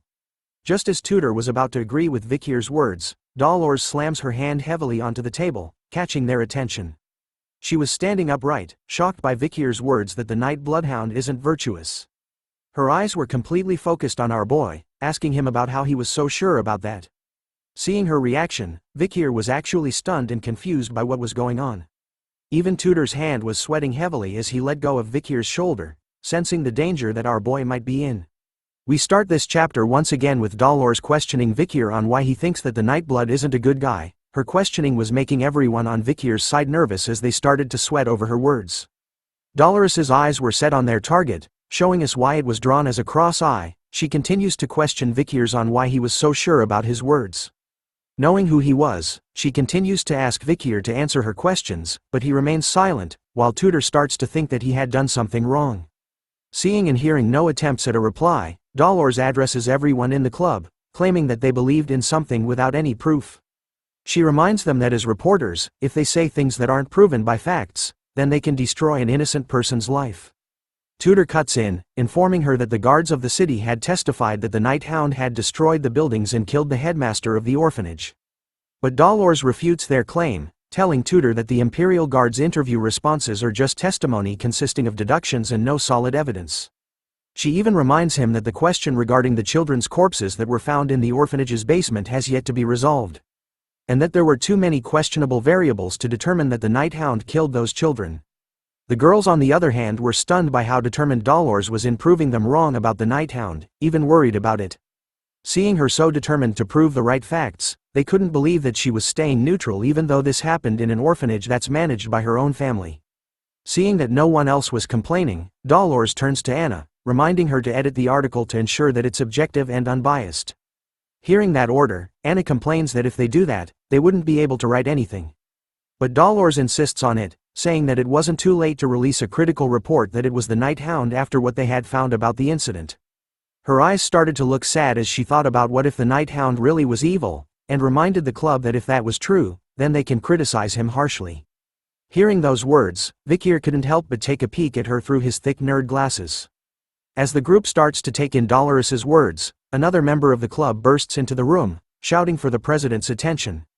The member reports to her that the club advisory was asking for her, stating that the reason was because he wanted her to re-edit the report and state that the Night Hound was a bad person. Hearing about the request, Dolores started to feel stressed, and replied back to the member that she was going to talk to the club advisor, since he likes making articles into headlines. After settling things in the room, Dolores left with the member to seek out the club advisor and his request. As she left, Tudor was impressed by their president, calling her a girl boss. Hearing that, Vikir couldn't help but reply that Dolores had been that way since a long time ago, which confuses Tudor. In Vikir's mind, Dolores looked the same as when she led the Holy Knights on the front lines of the battlefield during the fall before he had regressed. She wore mighty armor and her holiness radiated in a bright light all over. She could be seen on the battlefield, ushering new commands to the Holy Knights, ordering them to push forward as she blesses them with her holy light. She would often complain about the troops, a sign that people these days have weak faith. She even scolds them when she finds them messing around their breaks, telling them to save lives instead. She reminded them that back in her days, if a demon had appeared, then they would just jump in to help.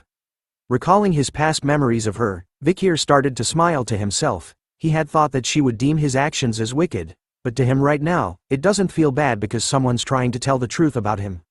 In his heart, he quietly thanks the Saintess for her help, as she argues with the club advisor over his request, who turns out to be Professor Snape. Moving on, in the earlier mornings, a siren started to blare loudly. As it continues to ring, PG awakens from his beauty sleep in a groggy state. The moment he raises his body upright, Vikir greets him with a good morning. Vikir was already up and ready, dressed in his school's exercise clothes and stretching, while PG was still rubbing his eyes, greeting good morning back to our boy. In this academy, everyone has to wake up at 6 a.m. When the alarm sounds, the stupidest head to the training area in front of the dorms. The students then participate in the exercises, following the instructor who stands at the front to wake themselves up. They start off their day with a light jog. After their morning exercises, the students will go their separate ways. Some would catch up on their sleep, some would go and take a bath, and some head straight to the cafeteria.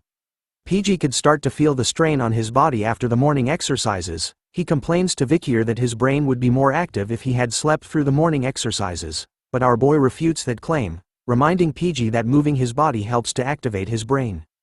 But that wasn't what PG wanted to hear. He didn't want to be proven incorrect. Tutor cuts into their conversation, telling Vikir that he wasn't going to be popular with the girls if he didn't act so empathetic, and suggests that he practices it by being empathetic to PG. But hearing that suggestion, PG humbly declines the idea. Tutor then comes up with a new suggestion, asking if everyone is free this weekend, as they should have fun by going into the city. PG likes the idea behind it as there was actually a book he needed to buy. Even Sancho chimed into the conversation, saying there was a restaurant that he wanted to try in the city too. Hearing that it was okay with the rest, Tutor turns to ask Vikir. Pausing for a moment, our boy declined the invitation, saying that he needed to volunteer on the weekends. The group was stunned to hear that Vikir needed to do volunteering. PG reveals that our boy had received too many deductions. Hearing about that, Tutor realized that it was probably from Professor Snape, who would pick on Vikir all the time, even if he didn't do anything wrong. Hearing them talk about him, Vikir couldn't help but remain silent. So he moves on from the group, telling them to go to the city without him this time. But the moment he left them, the group started to chase after our boy, changing their plans because all of a sudden, they found volunteering fun. PG calls out to Vikir, telling him that his friends, they couldn't let him do it all alone. Sancho even reminds them that the more, the merrier. But as they followed behind Vikir closely, Tutor started to realize something unusual, drawing Sancho's attention as well as asking what it was. Tutor tells him that when Vikir is around, he naturally gravitates towards him. It was as though Vikir had the aura of an older brother. Hearing that, Sancho adds in, saying that even though Vikir was a quiet boy, he has that Sigma Riz about him that simply exudes charisma. Back when he was a mercenary, Sancho felt that such people were natural leaders. Even PG understood what the boys were saying about our boy. He couldn't help but smile to himself. After all, he found Vikir amazing. Amazing people like Tutor, from the physically great Don Quixote family, and Sancho, the transfer student from the Northern Mercenary Guild, approached him first. Vikir was also kind. He had helped PG at the entrance party when he was having a difficult time, and he was perfect in his studies and training. PG felt that as long as he was with Vikir, then he had a feeling that everything he does in life would be possible. But as they walked along the corridors, Vikir's bloodhound bloodthirst leaked out. He looked to the side, eyes red and unleashing his murderous aura. Since he was standing right beside him, PG immediately started to feel afraid when he saw Vikir this way. Ignoring everyone else's presence, Vikir could sense the disgusting aura that the demons gave off, covering the entire walkway they were in. The stench of this horrible aura was coming from a group of a guy and two girls walking away from them. Vikir continues to monitor that group as they slowly walk away from him. Knowing that PG was basically a human dictionary, Vikir asks him if he knew about other students well, and if specially, he knew about the guy that walked past them just moments ago. Jolted by the sudden request, PG asks if Vikir was talking about the guy between the two female students a moment ago, as he knew that guy well. Apparently, he was the most handsome guy in this school, a sophomore called Bane Kodzak. Vikir started to grit his teeth hard. After all, he didn't think that they would be this active within society. A member of the 10 elite corpses was right in front of him. As the suspect started to move further away, Vikir started to think about his choices right now, whether he should start the fight, but thinking about it, he decided not to as there would be a lot of casualties. Especially his group, where he couldn't allow the future heroes to get hurt. Sensing that something was off about our boy, the three guys were worried about him, asking Vikir about what was wrong. Our boy simply tells them that he wasn't feeling well, and that he was going to rest. Before engaging in a fight against one of the 10 elite corpses, Vikir decides to gather information first. He moves away from the group, using the skill in his second slot called Silent Heel Mushusu. Like Superman removing his glasses to change clothes, our boy did the same, while thinking that he should follow Bane closely behind. But because he was distracted by his thoughts, he doesn't see Dolores coming down the stairs beside him, resulting in a clash between the future titans. A loud scream from Dolores catches the attention of the boys as they gasp in shock over what happened.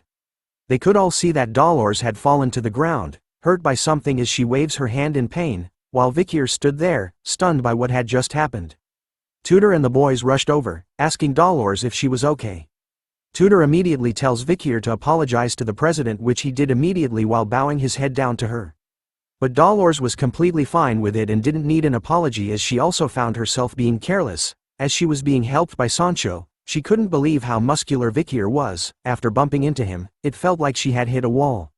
Looking at our boy as he wears back his glasses, she notices that she couldn't sense his presence at all either, making her wonder who Vikir truly is. Seeing that there were too many people gathered here today, Vikir decides to postpone his plans of following and tailing Bane. Knowing that he was probably the one of the 10 elite corpses. Deep down the academy staircases, Bane could be seen leading the 2 girls into the darkness. Even the girls started to feel that something was off about this place, so they questioned him on why he had brought them to such a dark place. Instead of answering their worries, Bane simply tells them that he had some sad news which captures their attention completely as they were worried about him. He starts to tell the girls a story, about how recently, a certain guy had showed up in the school, and since then, he had been messing with him, and because of him, he hasn't been able to eat properly. The girl on his left was quick to defend Bane after hearing the story, telling him that if he was being bullied then she wouldn't forgive the guy in his story. He continues on with his story. Knowing about that guy, Bane decided to go see who he was one day, but he was wearing his school uniform by mistake, so he ran away instead. So the guy might have seen that he was one of the academy students. The girl on his right side was even more determined, telling Bane that if the guy comes to the school, then they'll stop him, as the 2 girls were always on his side. Hearing about how good these girls were to him, Bane thanks them, telling the girls that their hearts were as beautiful as their faces, and that they would always be together. From now on, that is. The moment he said those words, Bane immediately grabbed onto the faces of the 2 girls with his bare hands at the same time. He started to recall the pandemic mask-wearing bastard. Bane knew that he had the skill of a high-ranked graduator, so he was sure that our boy didn't die from the explosion like that. He could also see the way Vikir was attacking the places that were connected to the location he had eaten people from before. Which made him realize that Vikir was a human that was able to sense the presence of a demon. As he said this, the 2 girls' faces started to morph and change all over. They started to beg Bane, but he ignored them completely. It turns out that Bane is really the demon that Vikir had been hunting for. His demonic side started to appear as he absorbed the girls' faces into his hands. Taking in all the facts, Bane realized that Vikir might be the one who has something to do with Andromalius's death. As he said this, the girl's eye and mouth appeared on the side of his face, begging for someone to save her. It is revealed that Bane's true name is Dantalion, the 9th corpse of the demon's 10 elite corpses. After figuring out who amongst the students could be part of the elite 10 corpses, we return to see Vikir staring at something deeply, his attention completely drawn to it as someone speaks in the background. It turns out that our boy was back in the newspaper club room. It turns out that Anna was speaking to the first years. She was complaining about the numerous incidents that kept happening in the town recently. She continues to speak to the first years, revealing to them that she and Dolores had summarized the cases that had happened within the academy itself. Since they didn't have a lot of members available right now in Lucian, they wanted the first years like them to step up and fulfill this role instead. As she said this, Bianca and Tudor were distracted by the numerous cases written on the pieces of paper on the table in front of them, their eyes drawn towards them with a worried expression on their faces. Even Dolores was slightly worried as she read the report in her hand. Anna continues to give out orders to the young bloods, telling them to choose a case from one of the papers on the table. Their goal this time was to collect information and to write an article. Once done, they were to bring it back to the club. As each member of the first years started to look through the papers regarding the incidents in the academy, PG was nervous, thinking that this was going to be his first article since entering Lucian, while Bianca, after reading quite a few of the cases, couldn't believe that there were this many, making her question what was going in the capital lately. One of the papers had the title, "The Terrorists' Forewarning." A terrorist had warned that they would poison the river of Venesior, the capital city of Rock. Another report was titled, Missing Handsome Theater Actor. The theater actor called Mr. B disappeared on his way home after his play. It is highly likely that a stalker fan is behind this incident. Another report was titled, A Mysterious Murder Case. The head of a family has disappeared. Another report was titled, Murder Case. The murder that shall not be named. A certain person will be executed after hurting multiple people in the streets. They have said they were not behind it and are still pleading that their face had changed. Finally, the last report was titled, A Rapid Increase in Missing People. A sudden increase in missing people in Venezuela. No suspects have been found. Is the night bloodhound behind this? After reading all the reports, Vikir went to select one for himself. The incident report he picked was a missing persons case inside the academy. According to the report, 3 academy students have gone missing. Those 3 have always been seen together, so there are a lot of witnesses. Did they run away because of love? After reading the report, Vikir's immense bloodhound aura started to rupture, his eyes glowed with hate. Looking at one of the missing students in the report, he recognizes him as the guy he was chasing after yesterday, one of the elite corps's potential suspects. We now change scenes to the middle of the night, in one of those random buildings. We see a husband and wife sleeping together in the same bed. But for some reason, the husband was wide awake at this late time. He slowly rose up from his bed, not disturbing his wife who was soundly asleep. He then sat in a chair beside a window. It's revealed that his eyes were not normal, it was green, like those of the elite 10 corpses. Looking across the room, he asked someone a question. It turns out that he wasn't alone in the room at all, he had 4 members in front of him. He questions the group on whether they had found out something about the pandemic mask wearer who's interfering with their plans so far. It turns out that one of the members was Hugo, who Vikir had fought in the previous nights. He silently mutters his report back to the husband. The second subordinate of the 9th corpse was called Geronto, who has red hair. Another subordinate was called Heva, who silently muttered and gave his report, while holding a massive pair of scissor-like weapons. The last of the group was a subordinate called Fido, who remained silent. It turns out that the husband is actually the real 9th corpse of the demon's 10 elite corpses, called Dantalion. He takes notes of their reports, realizing that they hadn't seen the mask-wearing vigilante since that day either, which made it seem like he was being very careful now. Transforming his hand into pieces where eyes and noses could be seen, Dantalion tells his followers that it couldn't be helped and to widen the scope of work from now on. Within a mere second, something shoots out from his demonic hand, hitting all 4 of the subordinates' faces at the same time. It turns out that Dantalion was going to share his faces with them, causing their current faces to morph and change to what he wanted them to wear this time. As the 4 subordinates wore new faces, Dantalion issued a new order, telling them to go into the areas with more light and find the person who was wearing the pandemic mask. But as he gave the order, the door to the room slowly opened. In a twist of fate, his wife had actually woken up from her sleep, and found him in this room. She looked confused, questioning Dantalion on what he was doing so early in the morning, and wondered who the other 4 people were in this room. The demon simply looked at her, not uttering a single word at first.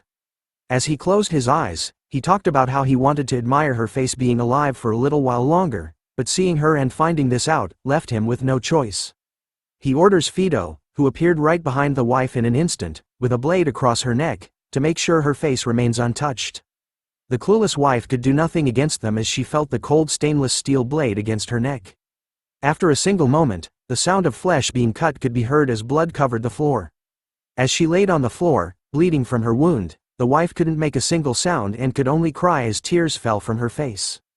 Dantalion didn't feel anything about this and continued to talk to his team about how the plan to open the gate has gradually been delayed due to Andromalus's death and the person who was wearing the pandemic mask. As he sat in his chair, Dantalion started to morph and change his own face, calling their current situation annoying. After his face changed, he ordered Fido to follow him, as they needed to see someone special. His face is finally revealed, as he scratches his chin, thinking that he should go and relieve his pent-up stress. The scene changes once again, this time, to a place with a slight holy feeling to it. Dantalion appears once again, this time, with a smile on his demonic face while wearing a cross on his neck and a priest outfit. Someone stood in front of him, asking him about why he was smiling. Dantalion replies that he simply couldn't help himself. After all, he had the beautiful saintess standing in front of him. It turns out to be Dolores, who wasn't amused by his remarks, as she tells him that she didn't come to see him to joke around, calling him as Sir Quilty. Brushing her remarks aside, Dantalian tells her that he was worried because her visits have become scarce lately. Dolores tells him that recently, there have been a lot of murders and missing people, which was why she has been busy since she was covering them. Hearing this, the holy man could see that her club activities have gotten busy, as the world was becoming a more and more brutal place to be in. As he smiles at her, Dantalian knew that the one responsible for all these horrible things was him. Looking at him, Dolores couldn't help but feel nervous about something. She knew the man before him as Quilty Loon Indulgentia, the head of the Indulgentia family, the collateral bloodline to the Quo Vadis family. They were currently volunteering in managing Quo Vadis's resources at the orphanage, monastery, and hospital, but they were also supporting the exemption system that erases the wins of the sinful rich. So she knew that this two-faced person in front of her was definitely hiding something. As he leans closer to her face, Dantalian questions Dolores about why she needed to speak with him. She reveals to him that she came here to request for the exemption system to be abolished. She found it wrong to exempt a person from all their sins just because they were wealthy. He refutes her statement, saying that there was nothing wrong with the system as the exemption policy has been in the church up until now. He also found that donating a large sum of money was already a large form of punishment. But Dolores wasn't budging from her stance. She counters his argument by stating that sins are something you must expose yourself for in front of God, and forgiveness was only given once you have received the appropriate punishment. With the holy light radiating brightly behind her, she ends her argument, saying that the people affected by the exemption system cannot be saved. Her final words left Dantalian speechless as his mouth was left open. But he quickly closes it, turning away from Dolores, and reminding her that he was simply following the church's doctrine, and that her best course of action was to speak directly to her father, the leader and cardinal of the church. As he continues to face away from her, Dantalian tells her to return, since he heard that the academy students were coming here to volunteer today. So there was no need for them to have a fight within the Quo Vadis family in front of her juniors. Dolores accepts his proposal, but tells him that she would come back later so they could discuss this matter even more. As she left the church, Dantalian's transformation was leaking out, his face was riddled with multiple eyes as he looked back at her, grinning widely. His demonic side was going haywire as his thoughts were filled with how beautiful Dolores looked. He had almost given in to his impulses and collected her face, but he needed to hold himself back, clenching his teeth so hard that they bled. He saw Dolores, the saintess, as the finest product that he had discovered in this world. Dantalian wanted to collect her face when her face was in despair, after the chaos descended into this world. He continues to tremble with his impulses, holding himself back, as he wanted to open the gate as soon as possible. He begs his fellow brethren to hurry and descend the chaos into this world, so he can claim what he wants.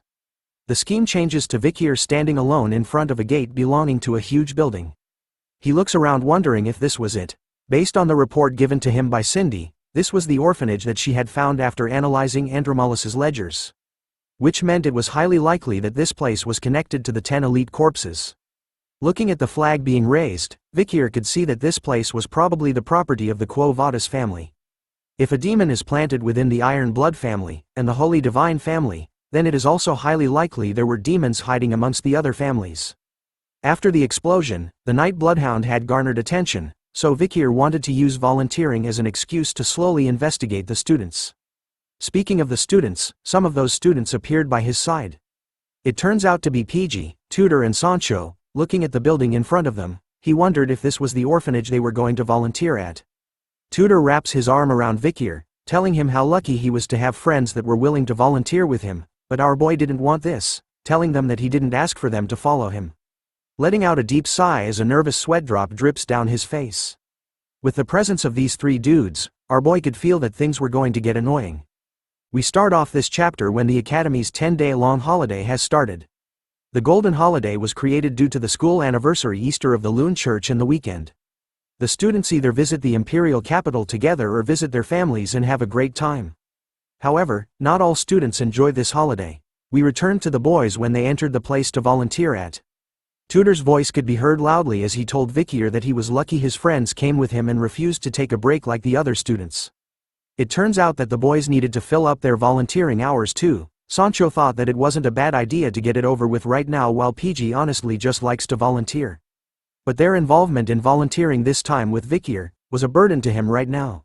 Looking around the place, Tudor guesses that the place they were at was the Indulgentia orphanage. He was impressed by it, as it was on a different scale since it's the largest orphanage in the imperial capital.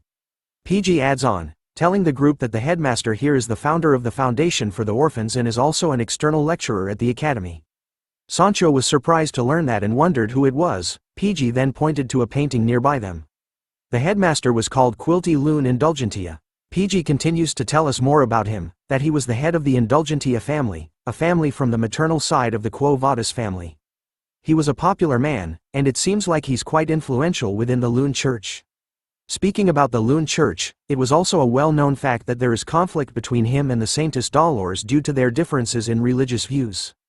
As they listened closely to the story, Tudor complained and was bothered by it. After all, he didn't want to get caught up in a fight between the families. Vikir was chilling at the back as usual, thinking about what PG said, and about the popular headmaster of the orphanage. He decided that he was going to find out what this man was like once he got to know him. After wandering around, the group found themselves with the church people. A nun stood in front of the student volunteers, as the orphanage children hid behind her. As she stood there, she told the students that she would like it if the volunteers could be teachers to the children for the next 10 days, the same duration as the golden holiday. With a bright smile on her face, she tells the students that if they looked after the children well, then they would never forget their kindness in this lifetime. But as she tells them to treat the children with the heart of a parent, the boys are distracted by something as they all nervously stare in the same direction. Tudor points out the issue, asking why Bianca and Sinclair were here with them as they appeared by their side. Bianca immediately took offense to Tudor's question, responding with a disgusted grunting noise. Bianca justifies their presence in the orphanage, telling Tudor that they were here to volunteer, and that she should be the one asking them what they were doing here. But our boy simply replies to her that a hero doesn't need a reason to do good deeds. His reply irks Bianca as she couldn't stand the hero thing, which was expected of a Don Quixote. While Tudor and Bianca were fighting with their words, another person was sure that their meeting here by coincidence must be fate. PG and Vikir stare at a familiar gray-haired girl in front of them. Sinclair appears, with a joyous smile on her face and a bright aura radiating from her body. She looks at Vikir all happy to see him here.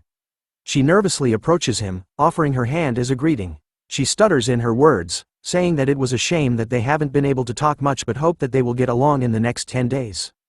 Vikir hesitates at first, but shakes her hand, hoping for the same thing. The moment they held hands, Sinclair rejoiced, vowing never to wash her hand over again. As she basks in her new treasure, PG whispers to Vikir, telling him that he had a piece of information for him. He reveals that he had seen Sinclair seek out the person in charge of assigning volunteers and make a request. She even inquired where Vikir was going to volunteer and asked to be assigned in the same place as him. Which could only mean one thing. Vikir thought about what PG had told him, making him think that Sinclair had approached him under the pretense of it being a coincidence, so right now he needed to be wary of her. After dealing with Sinclair, Vikir turns his head to look around. His eyes were scanning the area, which made him notice that the headmaster of the orphanage wasn't here in attendance, which made it suspicious. But as he was wondering where the headmaster was, the nun announced that it was time for the children to choose their teacher. Upon hearing those words, the children became super active and rushed forward with great energy. Tudor immediately held 2 kids in his arms, overjoyed by how outgoing the kids were. Sancho was already giving some of the kids piggyback rides, while Bianca couldn't believe how cute the kids were. Even Sinclair was surrounded by children as she read them a funny story from a book. Our boy, Vikir, on the other hand, was giving off that Ohio skibbity riz, as he questioned 3 kids on what their names were. Hearing that from him and seeing him, the kids could only have tears in their eyes and fear in their throats. Soon enough, they immediately turn right and run towards PG instead. As he comforts the children, PG tells Vikir to smile a little as a piece of advice. Thinking about it, Vikir was stunned by his interaction with the kids. After all, he didn't know because Pomerian, our sweet little angel, listened to him pretty well, but now, talking to children was pretty difficult. But as he thought about how to interact with the kids, a little kid with blonde hair catches Vikir's attention as he spots her. But then he notices that she had actually run out of the venue. It turns out that the little kid was chilling by herself at a nearby pillar. She wore a sad and depressed expression on her face, as though she was bothered by something. Vikir suddenly appears by her side. His sudden appearance shocks the little girl. He tells her that he too gets stuffy after being in a place filled with lots of people. He continues to tell her that if he isn't careful, then people might think negatively of him, so he questions the little girl on why she left the place by herself. Instead of answering our boy, the little girl simply turns her head away, making Vikir realize that his plan on talking to her had failed. As he thought about it, he remembered Ayan, who told him that if he asks questions like he usually does, then the child won't reply, so instead, he should ask while smiling. Looking closely at her name tag this time, Vikir kneels down in front of the child, calling her by her name, and with a gentle smile on his face this time, he asks her if Perry is her name. Seeing this side of Vikir, the little girl's eyes opened wide as she blushed hard. But once again, instead of replying to him, she ran away from him this time. Seeing her reaction, Vikir could only wonder if he looked bad while smiling, but another person appears beside him, telling him that the little girl didn't run away because she hates him. It turns out to be the Saintess Dolores, who had seen everything. She tells Vikir that she didn't know that he had such a kind side to him, even though he was pretty gruff this entire time. Dolores reveals to him that Perry's heart had been hurt before, so she closed it this time. As a result, she had developed aphasia, a disorder that affects the way you speak, and hence, she lost her voice. Vikir could only ask what had happened to her, but Dolores didn't know the exact details. All she knew was that Perry was born in the orphanage, and in the past 13 years, she has met countless volunteers who have passed through the orphanage. At first, everyone approached Perry in a friendly manner, but after one day, they stopped coming due to their busy schedules. So Dolores figured that Perry had gotten tired from getting attached to someone in a short amount of time and then grieving their disappearance for a long period of time. But as he thought about Perry's story, the appearance of a third party coming out of the shadow made our boy panic for the first time, as he felt something shiver down his spine. Sweat started to drip down his face as he stared at what it was, while Dolores was going to ask Vikir to take care of Perry based on the way she reacted with him. But he instantly covers her mouth in a single move. The next thing we know, the two of them had disappeared from the hallway as two other men appeared. The guy in green was complaining to Quilty that it has been ages since they last saw each other.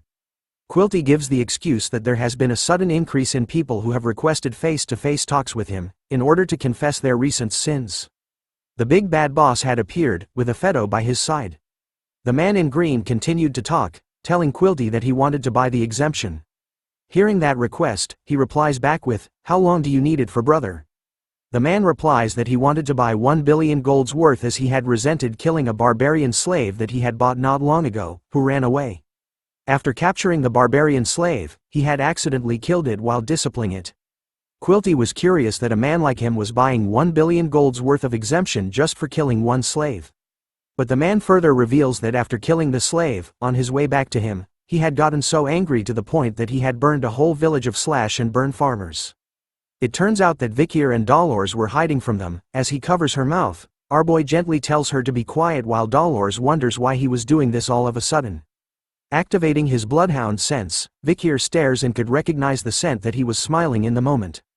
Looking at Quilty and the man beside him, Vikir recognizes the smell as the same one he had smelt back at the academy. The two men remained unaware of Vikir's presence, talking about how 500 million was enough to justify his actions, while the man in the green assures Quilty that the other half was a top that he wanted to give to the god that was pardoning him for his sins.